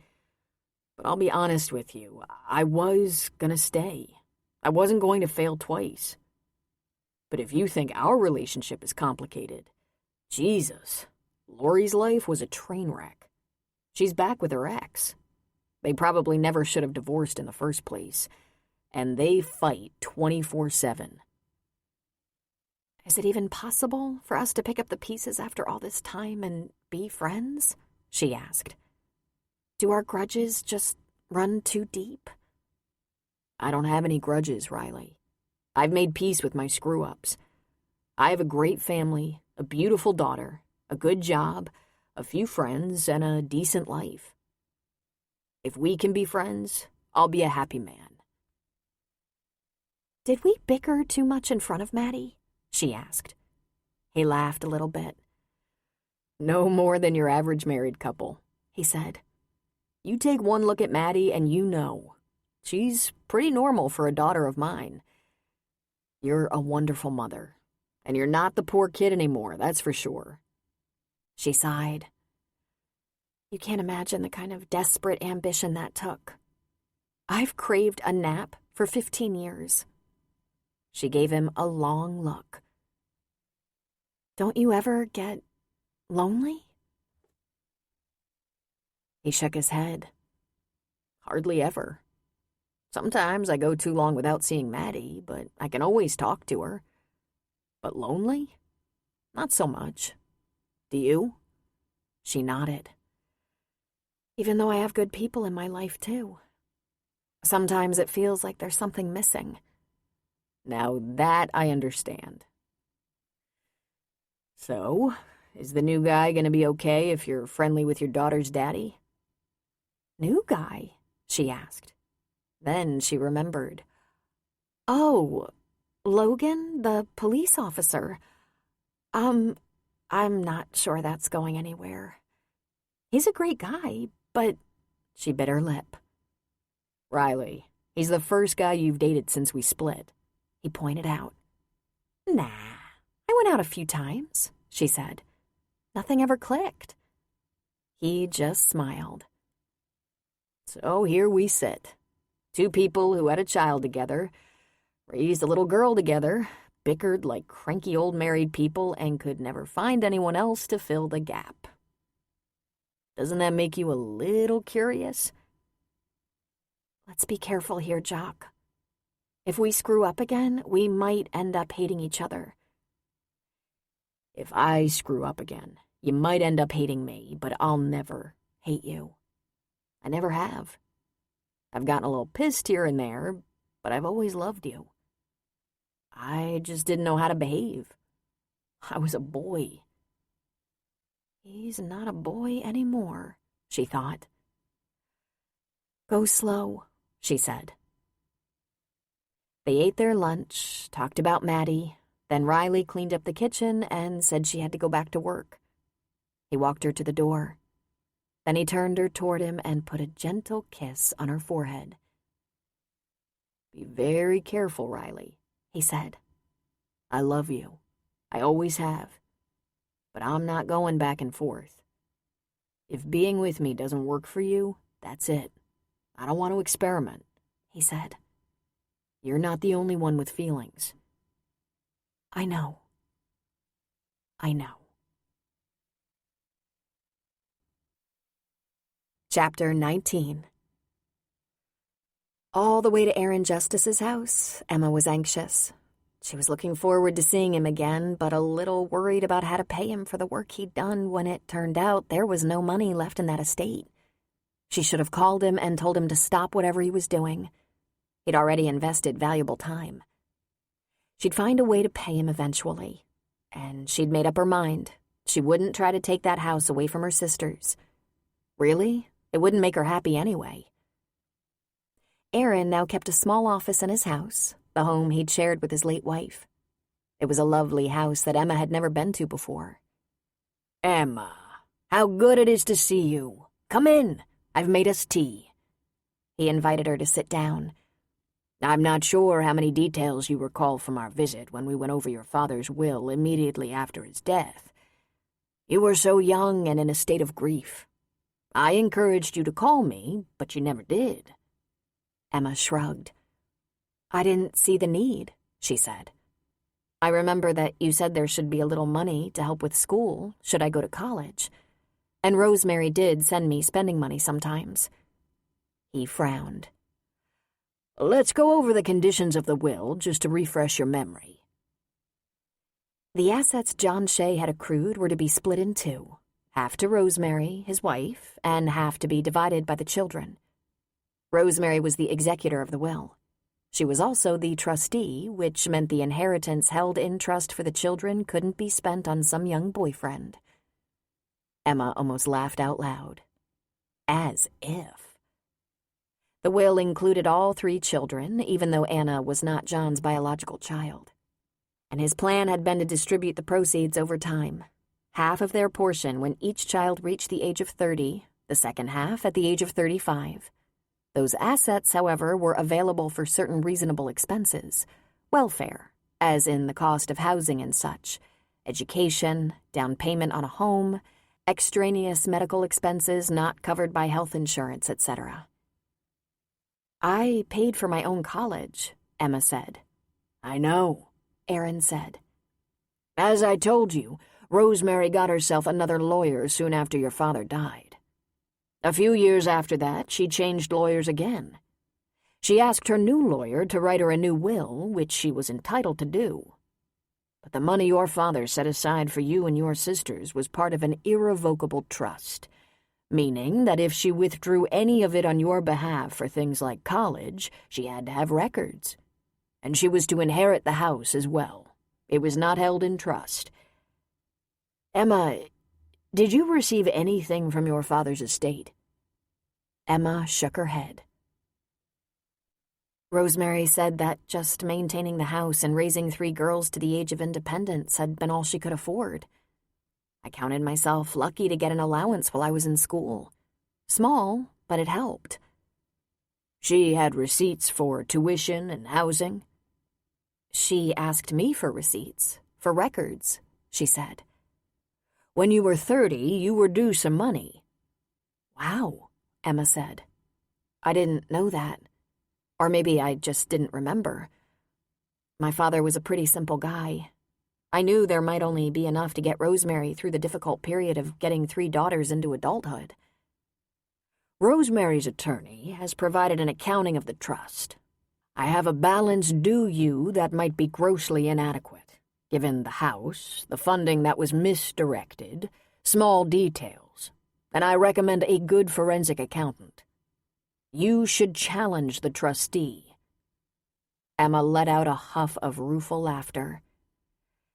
"Aaron, the trustee is dying. I saw her. She has very little time left, and she wasn't pleasant. She asked me to leave her daughters alone, said that she's leaving the house and whatever money there is to them. I'm not going to challenge them. I'm not ever going back to court." "Unfortunately for Rosemary, she can't redirect the terms of the trust. The sum left to you is grossly inadequate. You're entitled to more. I'm afraid she was irresponsible." She shook her head. "I'll take whatever it is and I'll pay you, but I'm not going to pursue this. She can take the burden to eternity with her. Those mean girls who got the house and the bulk of my father's life savings and insurance can choke on it. I've learned a few things about money, Mr. Justice. It can turn sour in your mouth." "You should think about your future nonetheless." "And challenge a will? Oh, wouldn't the news people love that?" "No. If there's $1,000 left, I'll pay you. Otherwise, the idea of going after my father's money just holds no appeal at all. I know, you'd think I'd be more pragmatic, but I watched what that whole thirst for money can do to a person. I'm cleaning toilets for a living, Mr. Justice. I have a boyfriend who's a school teacher, a wonderful school teacher. I feel richer now than I did when I was married to Richard. I don't need anything more. I'm good." He was speechless for a moment. His hands were folded primly on his desk, and he looked at her earnestly. "Emma," he said, "it's more than $1,000. "Well, how lucky for me," she said with a laugh. "And here I thought Christmas was over. How much, then?" "This would be half. What you were due at age 30, with another payment due quite soon when you're 35. Before even doing an audit, to see if there's more buried in there, it's $463,072. Emma's mouth hung open, and she stared at him in shock. Then her eyes rolled back in her head, and she fainted, falling off the chair and hitting the floor with a thud. Sitting at his desk, Logan felt frustrated by his failed attempts to get Riley alone at all over the holidays. First came family. He understood that. And she'd explain that people didn't cancel housekeeping services, unless, of course, they were out of town, and the office cleaning arm of the business stayed steady. And then there was her ex's car accident. They might never have married, but there was no disputing he was the ex. And although Riley insisted it was for Maddie's peace of mind and not hers, she was spending an awful lot of time with the guy. But now the holidays were past. Maddie was back in school, and the ex was cleared to go back to work. Everyone could get on a normal schedule, and by the end of next month, he and George would be closing out the surveillance on Emma Shea. 6 months of watching and listening. No one had talked about money. The banking was tight as a drum. Emma was still cleaning houses, and all seemed right with the world. It was possible the federal judge could extend the warrant, but it wouldn't be based on anything George and Logan had discovered. No calls to Aruba, no suspicious dialogue, no funny money. "Good news," Georgiana said. "We caught a break. She's moving money." "Huh?" he asked, dumbfounded. "Large sums, too. We got a wire transfer for almost $500,000. "No shit," he said, stunned. "We know where it came from yet?" "We'll know soon. We just have to exercise the warrant. And I think we notify the feds and offered to open an investigation." "We can notify the feds and let them open an investigation," he suggested. "It's our investigation," she reminded him. "It doesn't have to be." "Is this you making the easy choice?" she asked. You skipping out so you don't mess things up with the girl? Should we pull you out of this investigation for conflict of interest? There's nothing to indicate Riley had anything to do with Emma Shea's financial situation. George sighed, took a deep breath. Emma's tied into the Kerrigan family in a big way. A bigger way than I think you realize. She works for Riley Kerrigan, she's sleeping with Adam Kerrigan, she's socializing with June Kerrigan, and the other guy, your girl's ex, that was her boyfriend in high school, and they've rekindled their friendship. She's referred to him in conversations with Adam. And there's another twist that makes me uncomfortable and suspicious. Emma Shea is having serious dialogue with a teenage girl she calls Bethany. And I'm asking myself if that could be Maddie Kerrigan with an alias or a close friend of Maddie's. Emma and the girl are close. They seem bonded over something, and I'm not sure what. The girl complains about her stepmother sometimes, and Emma commiserates. Is it possible that it's Emma's child, given up for adoption? Could that be her motive for hiding money? A child? What? Just a thought. A guess, really. Quite a coincidence that Maddie Kerrigan is 15 and this Bethany, whoever she might be, is 15 and troubled. That aside, just with the money transfer, we have enough probable cause. We'll get the okay. We'll get a little more traction on this, then bring her in for questioning. He winced. There's a reason we don't get involved with our suspects. Riley isn't a suspect. She's a person of interest with a close relationship to our suspect. Logan knew this wasn't going to bode well for their relationship. Riley wasn't dumb. She was going to have no trouble connecting the dots. He didn't simply come upon her in the deli section. Innocent of agenda or intention. He knew Emma had some connection to the Kerrigans and stumbled across Riley, and then, damn, she was just the kind of woman he wanted. Somehow, he thought he could get the skinny on Emma without damaging his budding relationship with Riley. This is why we don't shit where we eat, George told him. He knew why. He just didn't want it to be true this time. It was the second week in January by the time Riley finally got around to having lunch with Logan. She invited him.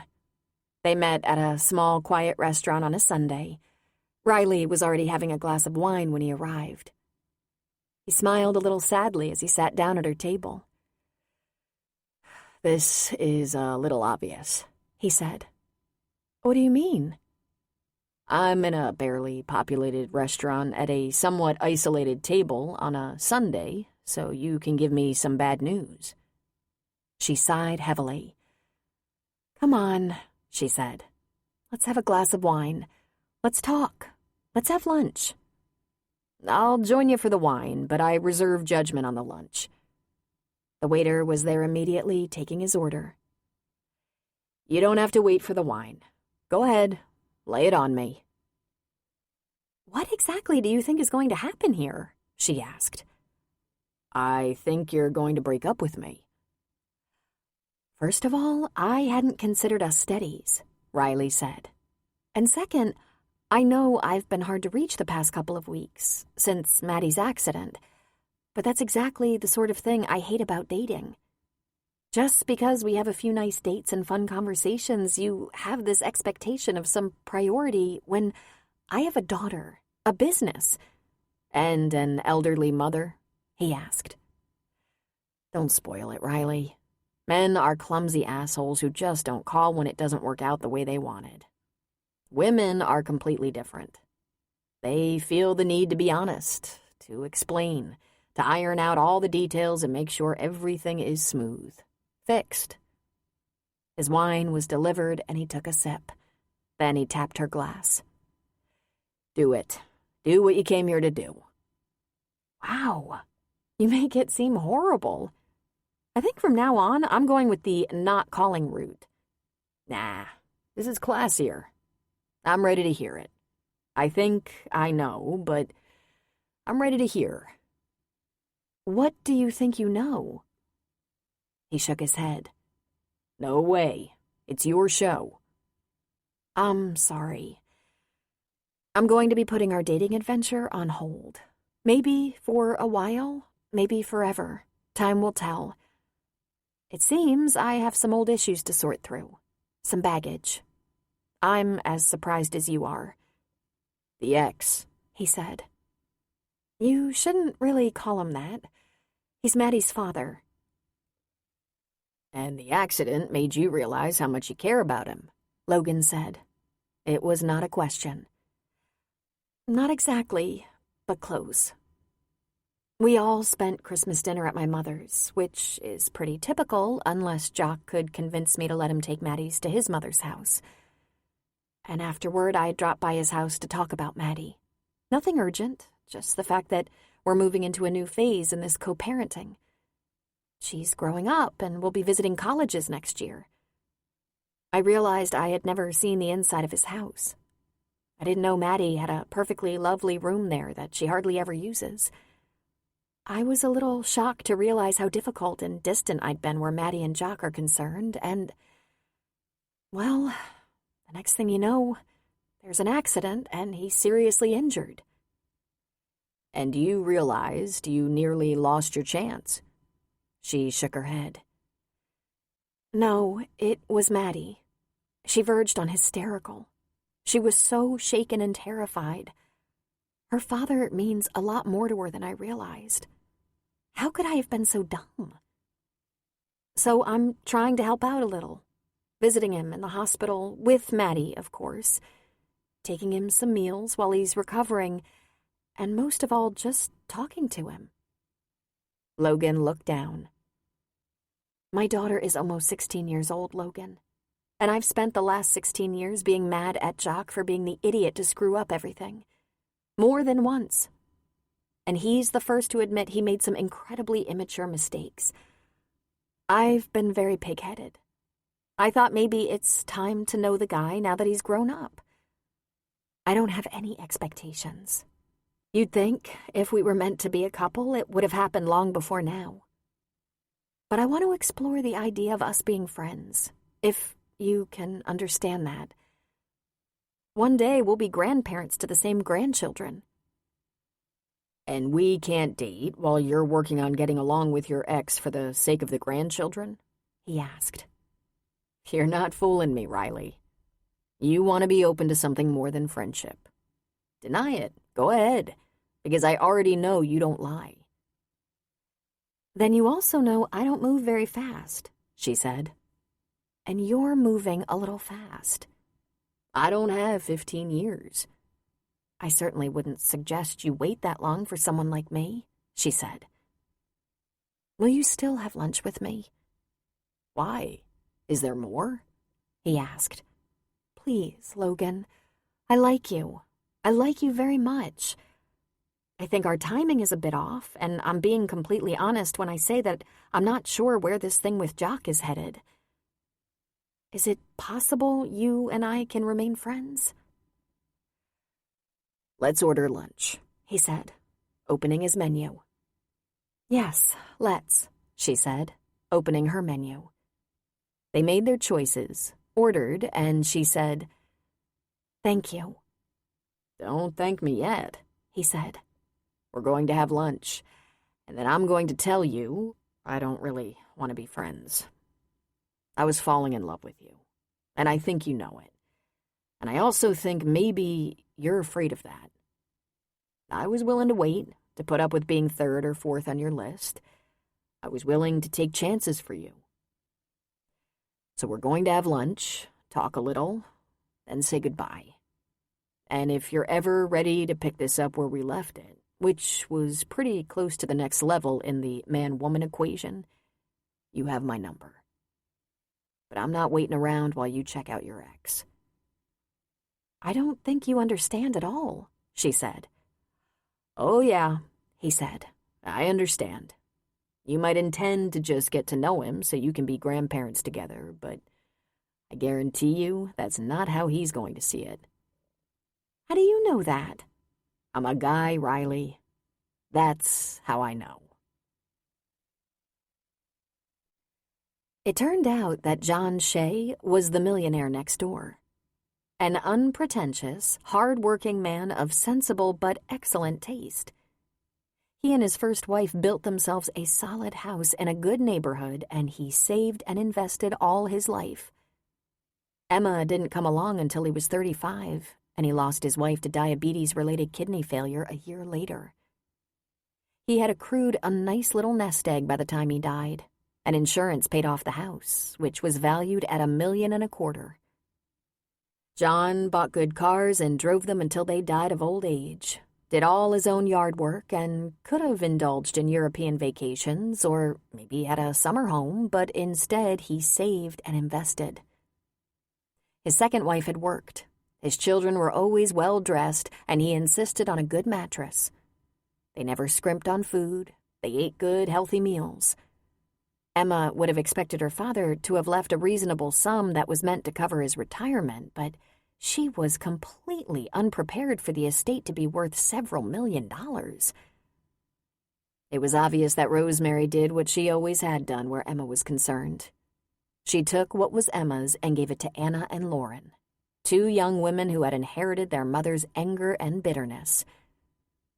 For a little while, Emma was sad that those 2 had her father's house.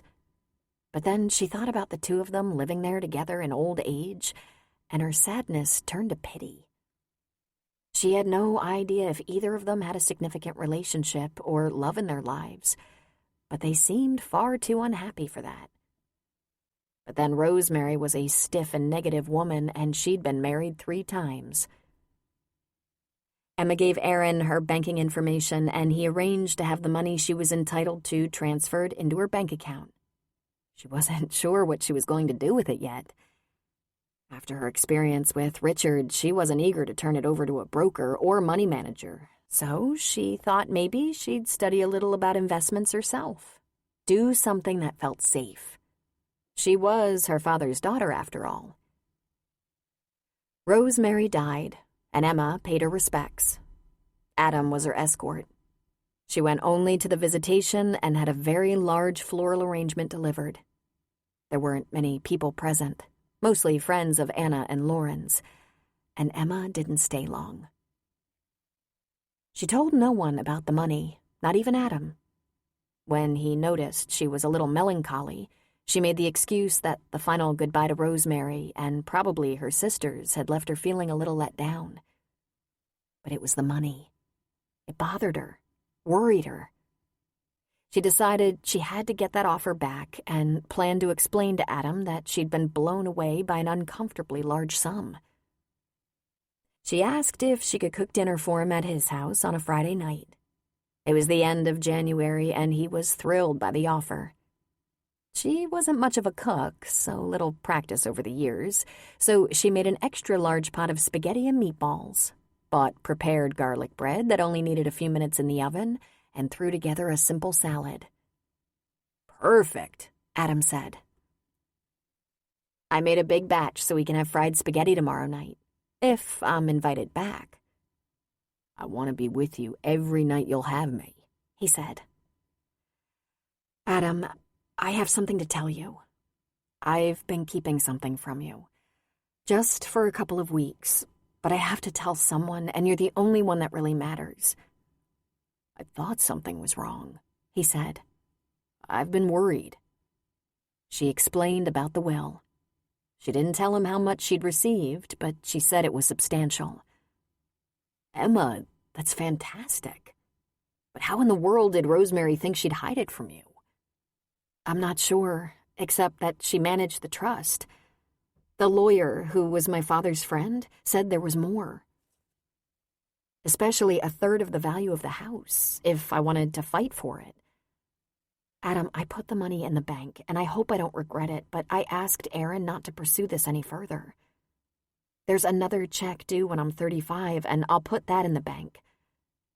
My sisters, my lonely, angry, heartbroken sisters might be very rich, but I won't challenge the management of the trust. I'm done. Just having more than $10,000 in the bank makes me uncomfortable." He laughed. "Something for you to talk to Lucinda about," he said. "But you have a little savings, Emma. The sky isn't falling anymore." Why does having anything make me feel bad? Guilty? And why does that surprise you after what Richard did? Listen, if you can't beat the guilt even with therapy, you can always give it all to charity. Would you? Oh, hell no, he said with a grin. I've been working my whole life for a savings account. I'm 37, have an IRA, a little money socked away, a school teacher's pension, and my mortgage will be paid off in 10 years because I always throw a little extra at the principal. Mom is taken care of. Riley's very successful. Maddie's college tuition is in the bank. We're in great shape. If someone dumped a bunch of money in my lap, I wouldn't feel guilt unless it was stolen. But I bet you'd use it to help people, she said. Emma, I help people every day. My mom helps people and animals. Riley thinks she's just working herself to death, but look at what she's built and how it caters to the single mothers she employs. For most people, helping people is either a way of life or it's not. And she thought, he is so right. I'll just be still and quiet for a little while, and I'll know exactly how to make my father's legacy help people. One of the best ways to help the world is to never be a burden to it. Give money, give time, give love, and make sure you give yourself a little to spare so you're not the one in need. You are so wise, she said. Poor boys work harder to be wise, he said. I'm very grateful not to be a poor boy anymore. And I'm really grateful for this spaghetti. And to know you have no real reason to be sad. They talked late into the night. They kicked back and forth many ideas of what it meant to really live well, to live in the moment, to be present and aware, and to be grateful. What was plenty, really? Emma had been up and down the financial spectrum so many times, she should know. She'd been one of the well-off girls in school, struggled in college, and almost didn't have enough money to join a sorority. Her first years in New York were awfully tight, but also filled with light creatures and great fun. Then there were the years with Richard during which she often felt like a visitor in her own life. And here she was, in the arms of a good, honest man, and everything seemed so real to her, so rich. In the morning, she began to stir when she heard him moving around. He got up, started the coffee, got in the shower. When she heard the shower shut off, she went to the kitchen for coffee, and the second her feet hit the floor, she felt strange. Her stomach was upset. Her knees were a little weak. She got to the kitchen and was overtaken by instant and powerful nausea, and she dashed for the sink to be sick. She retched and choked. Not that there was much there. She felt Adam come up behind her, take hold of her hair, and gently rub her back. She ran the water, rinsed her mouth, reached for a paper towel, and slowly, shakily turned to face him. He lifted one brow. That spaghetti worked fine for me, he said. I have no idea what's wrong, she said. She sniffed. I feel completely fine now. That coffee even smells good. Emma, he asked, when did you last have a period? Oh, shit, she said. It was next to impossible to get an immediate appointment with an OB, especially if you were a woman about 4 weeks pregnant. What they routinely did was give you vitamins and see you for the first time in a couple of months, maybe 3 months. But Adam talked with a man whose wife was an OB and called in a favor because Emma was worried. She was afraid she'd gotten a positive pregnancy test because something was terribly wrong. After all, she'd been through a little over a year of infertility tests and treatments. I can't see that anything is wrong, Dr. Winnett said. And you are definitely pregnant. Due in the fall. But I was told my only hope was in vitro. I'll request the records from your specialist and do a little blood work, but if you were infertile, you're not anymore. And you appear to be in excellent health. Her records were electronic and therefore transferred from Dr. Grimaldi in New York within a couple of days. Dr. Winnett called her. I'm a little confused. You say he did a fertility workup? Because all I find in your chart is regular exams, birth control medication, 1 cyst removal.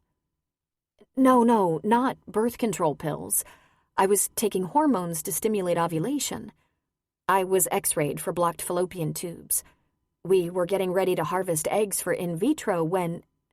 She stopped. She remembered when Richard said, I don't have time to deal with this while I'm consumed with the investigation. They're demanding records constantly. Just let me get through this and we'll give it a go. Maybe I can find better records at the hospital or surgical center where the procedures were performed. Emma took a deep breath and tried to think clearly. It couldn't be that it had all been a lie. Dr. Grimaldi had his own surgery center, and she had gone with Richard after hours because of Richard's impossible schedule. I'll call them, ask if they have records for your procedures. But there were none. Could the records have been lost? Emma asked. Possible, but unlikely, Dr. Winnett said. It has happened, though it's rare.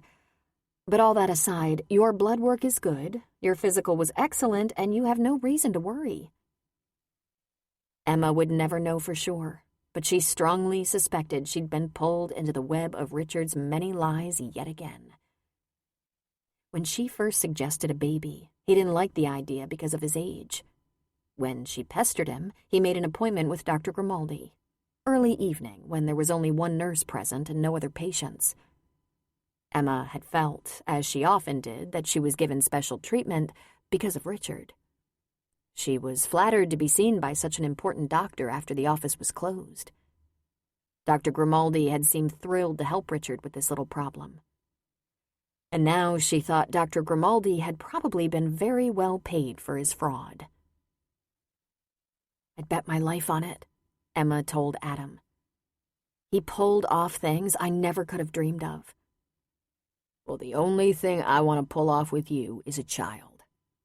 I didn't think I'd ever be a father. You don't have much choice now, do you? She said. You're going to have to come clean with Riley, he said. We can do it together. You can do it your own way. You can enlist June to help, but it has to be done. Like it or not, we're all family now. I'm sorry for the surprise, for the shock, Emma said. I'm not, he said. I wasn't sure how I'd ever convince you to give me a chance. I couldn't be happier about it. And all I want to do is make you happy. Think you can live with that? She smiled and touched his sweet face. I'm sure I can.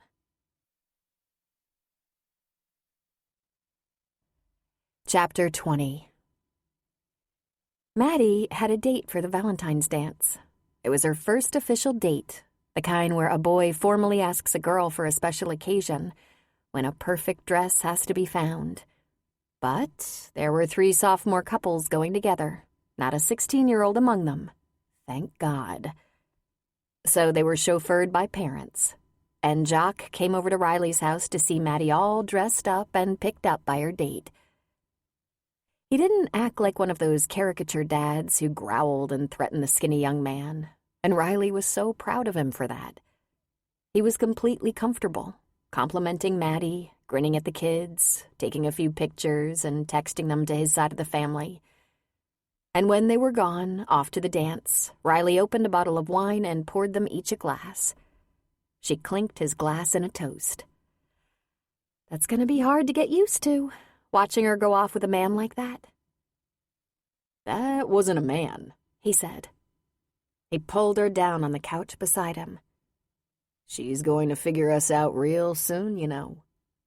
I think she has no idea it's you I've been talking to at night. It's probably none of my business, but what happened to the other guy? We parted on friendly terms, Riley said. I invited him to lunch, told him that many circumstances combined to make me realize I wanted to get to know my daughter's father better. He was pretty civil about it. Pretty civil? Jock asked. He's a very nice guy, and I suggested we stay in touch, remain friends, and he said no thank you. Smart man, Jock said. What are we going to do if we don't work out? Riley asked. You mean if it doesn't work for you? It's working pretty well for me. I don't want Maddie traumatized, Riley said. You know she'll be thrilled to think of her parents romantically involved. What if we hit a wall, fight, split apart again? What if that happens? He smiled and just shook his head. Couples argue sometimes. People disagree. He put his arm around her and pulled her closer. It's okay if that happens. But those things that kept us apart as teenagers, we don't have those things to wrestle with anymore. At least I don't. I'm not scared and immature anymore. And you and Maddie are my family. You think I won't do anything under the sun to protect that? How long have you been like this? She asked him. I don't know. Look, I'm not the smart one, but my mother says I have good common sense. There hasn't been anyone for me, she said. No one. He chuckled. I wish I could say the same, but I made a few women completely miserable looking for someone to love. Is it positively ridiculous that we've loved each other for all these years and we couldn't get together on anything? I think Emma has something to do with it. Emma? Riley, you've been hung up on Emma for 16 years. Feeling guilty, angry, lonely. You blamed yourself for so much. You blamed her when you couldn't blame yourself anymore. Then she came back, wounded after all she went through, and you saw that she was just a hurt little girl willing to do whatever she had to get her life back. Just like you had been. The two people who had failed you in the worst time you'd ever faced, me and Emma, are back, hoping for another chance to be there for you. I get that you are, but Emma? Emma. Working for your company, following your rules, staying away so she doesn't crowd you, visiting your mother in secret so she doesn't anger you. Just coming back, she reminded you that all our mistakes were so long ago. And some of them turned out to be real gifts. She wants to be your friend again, Riley. And I want to be your man. After all this time, she said. I couldn't get close to you before now, he said. It wasn't your fault. I don't blame you. I was such an asshole. But we have what it takes now. Ever since you lost your spleen, I've been very satisfied. Nice to be a little older, isn't it? The back seat of a car or a sandy beach sure can be a challenge. Maddie can't come home early without calling one of us for a ride. Let's go to bed and take our time, huh? It amazed Riley that her old passionate feelings for Jock when she was so young could feel just as fresh and new now, but vastly improved. Now she couldn't help but be aware that his every touch was meant simply to please her. They had only renewed this part of their relationship about a week before, and already they were like seasoned lovers, like old pros. He worked her body like he'd been doing it for years. The Jock she'd been so angry with had been replaced by a tender and unselfish man. The Jock she always thought of as an idiot was actually a very funny, intuitive man. And the man who had been such a giving father to their daughter proved he could be trusted. She curled up to him and whispered, "I think you are a wonderful lover." "Or you are, and it makes me look good," he said, kissing her. Pressed up against his warm body, she drifted back in time for a while. They didn't have the tools to make it when they were kids, nor the wisdom and patience. But they had those things now. It seemed that only seconds had passed when the sound of the front door opening woke them. Riley looked over Jock's shoulder at the clock. It was midnight. "Oh, God, what are we going to do?" "Mom?" Maddie yelled. "I think we're coming out of the closet," Jock said. "Unless you have a better idea." Mom, you went to bed? I thought you'd wait up to hear about the... She stood in the doorway, her mouth hung open. Her eyes were big and round. Dad? She asked, confused. What are you doing? Well, we couldn't find the Scrabble game. Late Sunday morning, Riley went to Emma's little bungalow. She knew the address from her employment records, and she wasn't going to do what she had to do at work. She immediately thought it was so cute, sitting on a street with a lot of little houses, big trees, and old people. Not a child in sight. She parked on the street and recognized her brother's SUV in front of the house. That should make things easy. Sort of. She tapped on the door and Emma opened it wearing jeans and a sweatshirt, her hair pulled back in a ponytail. She jumped in surprise when she saw Riley.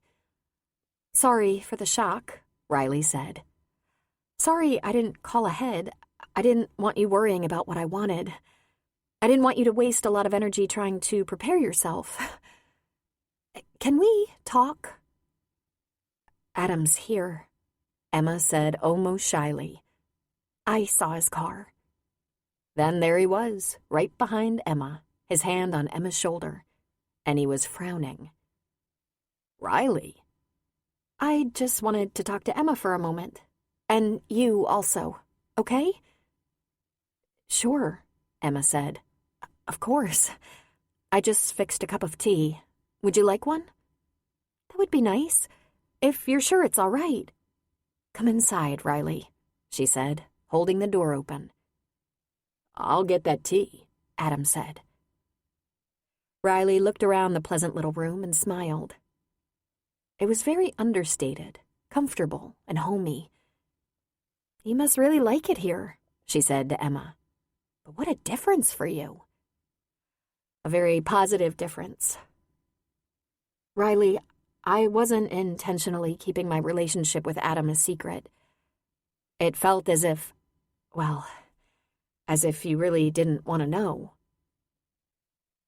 One of the many things I probably should work on. That control thing. Emma, we've worked well together. Despite the fact that I can't seem to follow the rules.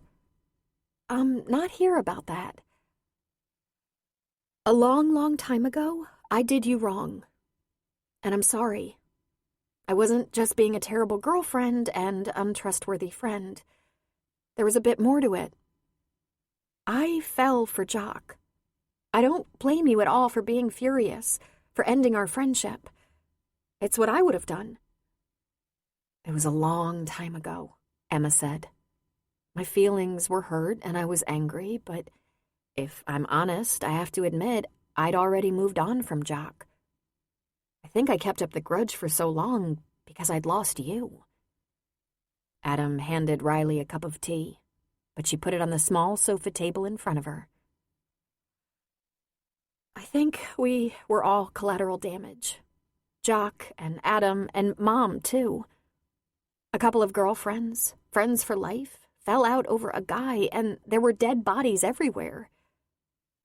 I'm here to tell you again, I'm sorry for what I did to you. And I'd like another chance. Of course, Emma said. Why now? Because Jock and I are back together. After 16 difficult years. Emma actually stood up from her chair. Really? Then she slowly sat. Really? Jock's always been a good father to Maddie, when I'd let him. And when he was in the accident and I saw how terrified Maddie was, I decided I'd waited way too long to have a closer look, to make an effort with Jock. He loves Maddie so much. He's not the same kid who messed up our friendship, Emma. He's a good man. And I find I still care about him. Oh, that's so sweet, Emma said. What could be better? Yes, of course we should give ourselves another chance. But don't worry. I will remember you're my employer when we're at work. I'm not worried about that. I have a feeling you won't work for me much longer. You have too much talent." Riley took a breath. "So, you two are official?" she asked of Emma and Adam. "More than official," Adam said. "We're pregnant." "Are you kidding me?" Riley said. "Does Mom know?" "We have to take care of that," Adam said. "Easier now that you know." "And you're getting married?" Riley asked. "We're still kind of in shock, but probably." Riley got a little teary. She felt the emotion welling up inside her. "We should have worked on this a long time ago. Let go of the baggage and grudges." There was suddenly a hard knocking at the door, and they all froze. There was something about it that signaled it was not an ordinary visitor. Certainly not Penny. Adam opened the door and was met with 2 badges. "We're looking for Emma Shea."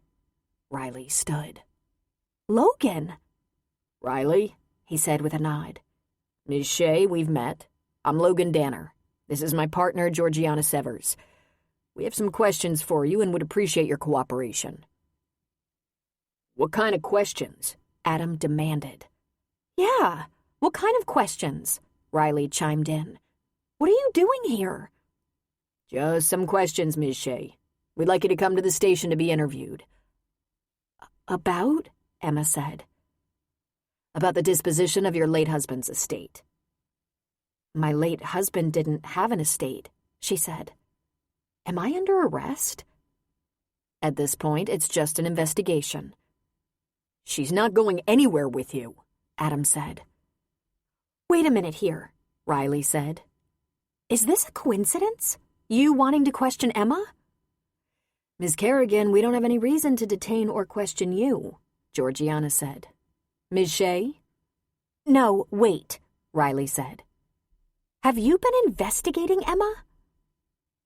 "Ask me whatever you like," Emma said. "Just make it quick. We'd like you to come to the office so that we can record and have a record of our interview." I wonder if my lawyer would approve of that idea. "We're not filing any charges at this point. We're not going to be reading you your rights. If you just answer those questions, you can. We'd very much appreciate it. No one wants to arrest you." "And this is in regards to," Emma persisted. "Large sums of money appearing in your accounts, ma'am," Georgiana said. "Ah," she said. "So you've had a warrant, the only way you could legally watch my account. I see. I'll drive myself to your office and I'll answer your questions, with my lawyer present." "No, Emma," Adam said, taking her elbow in a soft grip. "I don't want you to do this. There's no reason." "Yes, let's get this over with," she said. She looked at Logan. "Is the warrant for banking records?" He nodded. "And what else? Have you been in my house?" Logan shook his head. "What else is your warrant for?" she asked. "Banking and phone. Let's do this, Ms. Shea. You're eventually going to have to answer our questions. We don't want to ask for an arrest warrant." "And I don't want you to," she said. "I'll call my lawyer and drive myself over. I'm not going to take off." She grabbed her purse and jacket. "This must be exciting for you," she said. "It's Sunday morning." "And you knew exactly where to find her," Riley said. "They've always known, Riley," Emma said. "They've been watching me. They want to know if I have some secret hidden money for my husband. They're going to watch me forever, and they're not going to find anything because there isn't anything." She looked at Logan and Georgiana. "Let's get this over with." "I'm going with you," Adam said, grabbing his jacket. "I'm going too," Riley said. 3 hours later, Emma and Aaron emerged from the interview room to find Adam and Riley waiting. By quick consensus, they decided to go to a nearby Mexican restaurant to talk and order something to eat and drink. Aaron excused himself from the group. Riley beat them inside and secured a booth. The waitress was beside them right away. "I think we're going to need 3 wines. Any preference? Riley asked. I'm having tea, Emma said. Just any hot tea, please. Milk and sugar. I'll have hers. Chardonnay, Riley said. I'll have a beer, whatever's on tap. And how about some nachos? Adam asked. When they were alone again, Riley was the first to speak up. I think that bastard dated me because he was watching you. They were very nice, Emma said. Tiresome, but polite enough. I was warned this might happen. When we settled up in New York, the lawyers told me there would be victims and law enforcement who would find it preposterous that I'd surrender everything, right down to my engagement ring. I didn't want anything that had come from Richard, but I did recently come into some money. My father's estate, which Rosemary always claimed was hardly worth talking about, actually had something in it. Rosemary, God rest her soul, failed to let me know. She clearly meant for her daughters to have it. But my father's lawyer followed through, and some money came my way. He showed them a copy of the will, along with all the financial information. It's all completely legitimate. Is this going to keep happening? Riley wanted to know. Emma shrugged. Until there's nothing to notice, I suppose. But you were already investigated and cleared, Riley said. And I remain a curiosity to some. The best way to handle it is to be cooperative. Show them the quickest route to the information they want or need. Emma, how have you stood this kind of treatment? I found that if I just put myself in their shoes, I get it. And it's best to just be honest and forthcoming. I learned right away, refusing to answer just intensifies the whole process. According to Logan, they'll make their report to the FBI Fraud Division, and it'll probably be over. Not to say it can't start up again in the future. Her tea was delivered along with the drinks for Riley and Adam. I've made peace with that. I understand why they want to be sure I'm not a part of his crimes. You are a brave soul, Riley said, lifting her glass to Emma. I still want to punch Logan, the bastard. Go easy, Riley. He has a job to do. And I'm just guessing, but I don't think he had to date you to do it. Then she smiled. Even so, the best news I've had lately is that after all this time, you and Jock will find a way. Jock, Adam scoffed. What the hell kind of a name is that anyway? You know he was named for his grandfather. Are you going to start being nice to him now? He took a drink from his beer. I guess I'll have to. Emma, do you need a day off to recover from Dragnet? Riley asked. Nah, I'll be fine. Let me catch my breath, and then I think we should tell June she's going to be a grandmother again.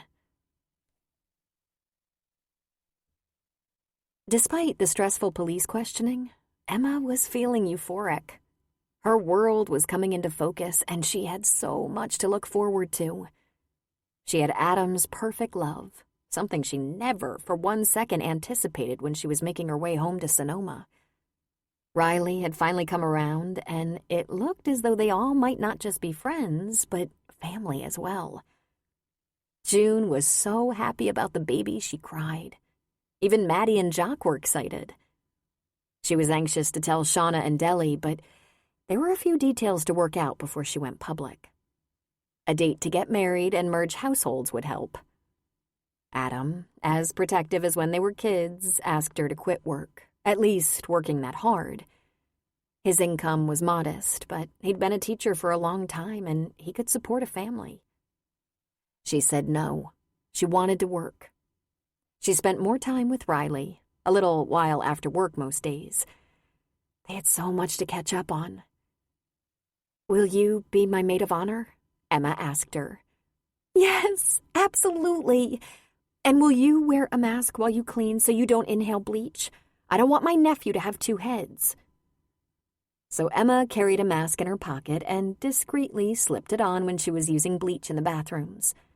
But Riley's concern gave her deep happiness. And then a text came from Bethany. I'm sorry, Emma, but it's just too much. There's no laughter. There's just no love here. And I've had enough. Emma was cleaning another house, but because it was Bethany, she read the text and responded immediately. What's too much? The girl had been mostly cheerful since Christmas. Emma had hoped her feelings of sadness and helplessness were starting to wane. No reply. If that had been Adam or Riley, she'd have waited until she was between houses, but she smelled an ill wind. Bethany, where are you? No reply. She tried calling, but it went directly to voicemail. She went to Deli. Deli had daughters, and there was something about teenage girls, even those not in crisis, that was so terrifying, so filled with drama. Deli, Bethany texted me this, she said, showing her the phone. I can't reach her. She's just wanting some attention, probably. What if she's not? She took a bunch of her stepmother's pills a year ago or so, and it just knocked her out for a while. But that's something to think about. What if this means she's given up? What if she's suicidal?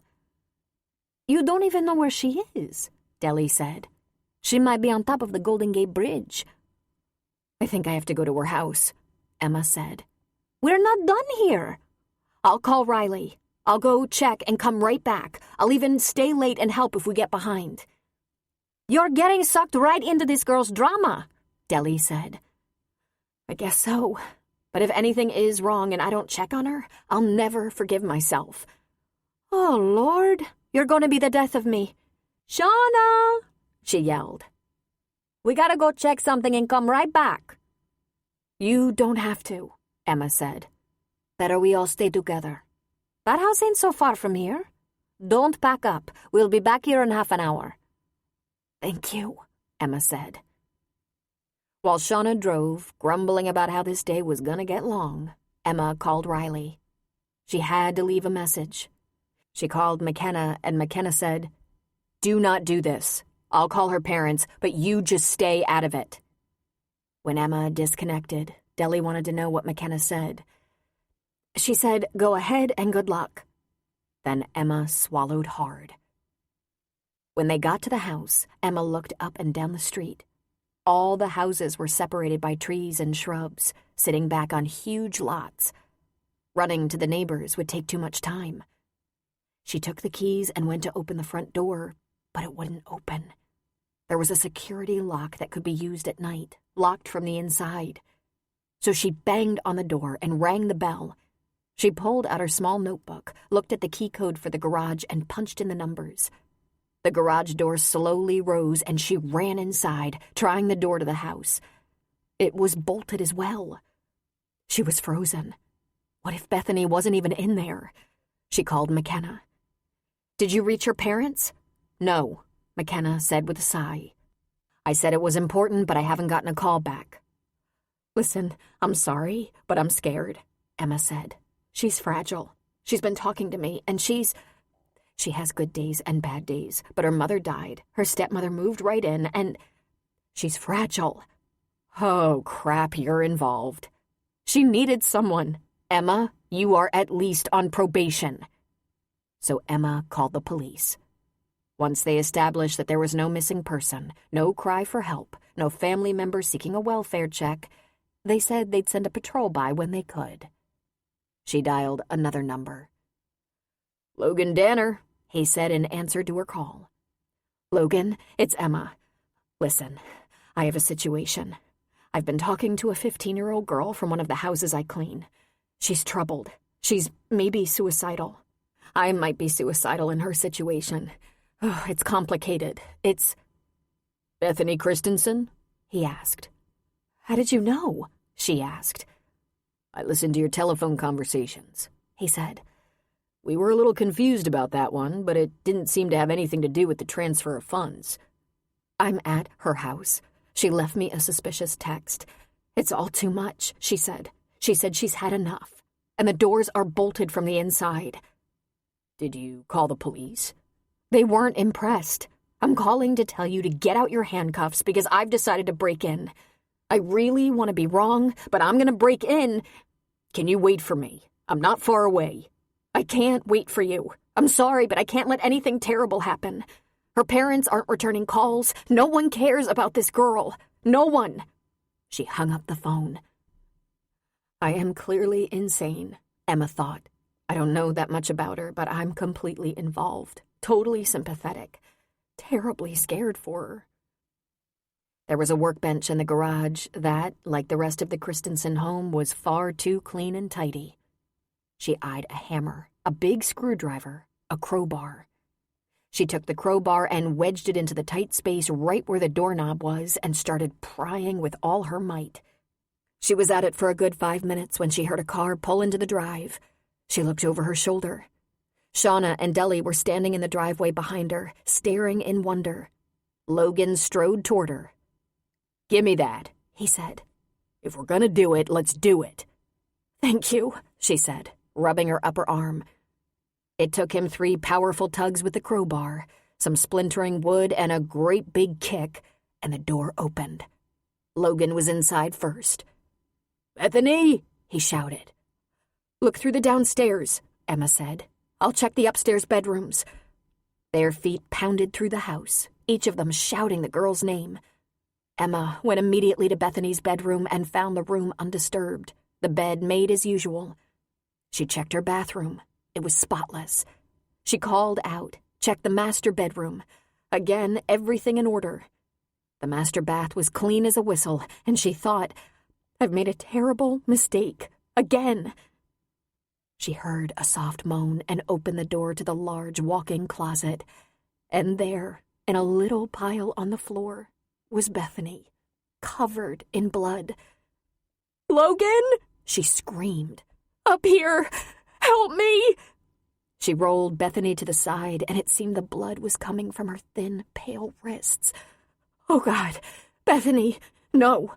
She put her fingers to Bethany's neck and felt a faint pulse. "In here!" she shouted again. "Is she alive?" he asked. "Yes, but unconscious, and her pulse is weak." Before Emma even finished talking, Logan had grabbed a white shirt from a hanger, bit a tear in the hem, and ripped it into a couple of strips. He tossed one to Emma. "Pressure," he said, ripping the shirt again and again. "Nice and tight." When that was done, he got on his cell and called for paramedics. Over the next 15 minutes, the master bedroom began to fill with people. Emma and Logan stayed beside Bethany, Emma holding her gently, rocking her, telling her she must be all right. Must. First, Deli and Shauna were there, watching. Then McKenna, followed quickly by Riley. Both of them were stunned and angry that this poor girl could have suffered so much, and there seemed to be no one to help her. Finally, paramedics arrived, and by that time Bethany was moaning and whimpering weakly. After an IV was started and the gurney stood ready to take her to the ambulance, Olaf and Liz Christensen appeared. Liz gasped and covered her mouth, while Olaf rushed to his daughter. As the paramedics transferred Bethany, Olaf Christensen faced Emma. "Who are you? And how did you know my daughter was in trouble?"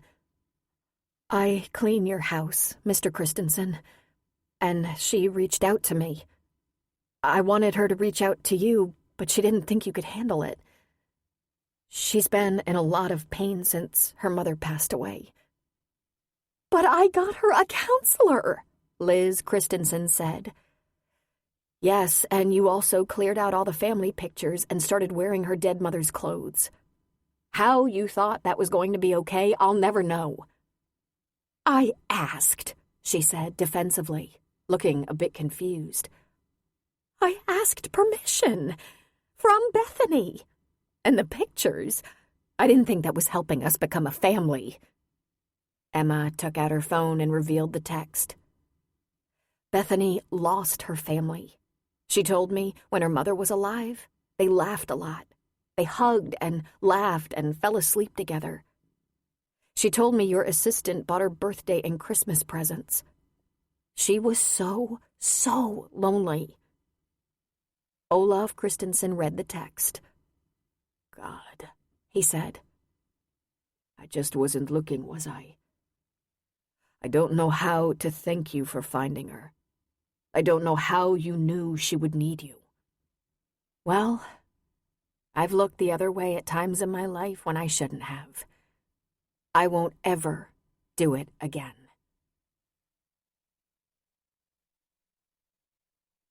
Epilogue. June Kerrigan threw a nice party for her family and friends 2 days before Christmas. It was a buffet featuring her favorite dishes. Her house was decorated to such an extent it made her shudder to think about the taking down and putting away. She may have gone a little overboard, but this was a very special holiday to her. Emma Shea Kerrigan no longer cleaned houses for Riley. Now she was a full-time student and mother. John Shea Kerrigan was born in October, a little early but a good size. While Emma was supposed to be in a lecture at UC Davis where she was studying toward a master's in counseling. Now, at his first Christmas, John was being passed around to every person present. Adam was married and a new father, something June had nearly lost hope for. Riley and Jock were married too. Riley had just announced that Maddie would be getting a little brother or sister in the spring. Penny Pennington had been invited and had spent a lot of time in the kitchen with June and was busily monitoring the buffet table to make sure fresh hors d'oeuvres were always available. Ethan and Lyle were literally waiting in line for their shot at John. Aaron Justice had come, bringing a huge wreath with him. Beatrice, the particularly ugly rescue dog, had found her forever home with June, though she had not gotten very much prettier. And Bethany, Liz, and Olaf Christensen were there, together, laughing at all the old Kerrigan family stories. But the nicest thing, June saw Riley and Emma lifting their glasses in a secret toast, smiling. Emma had her favorite wine, and Riley had sparkling cider. They were friends again. They'd been each other's maid and matron of honor and would be raising their children together, after all. The end. This book was read for you by Therese Plummer, a member of SAG-AFTRA. This is Therese Plummer. We hope you've enjoyed this production of The Life She Wants by Robin Carr. Recorded Books offers a wide selection of bestsellers, mysteries, classics, histories, and more. So look for us at your public library or on download sites online. And thank you for being a Recorded Books reader.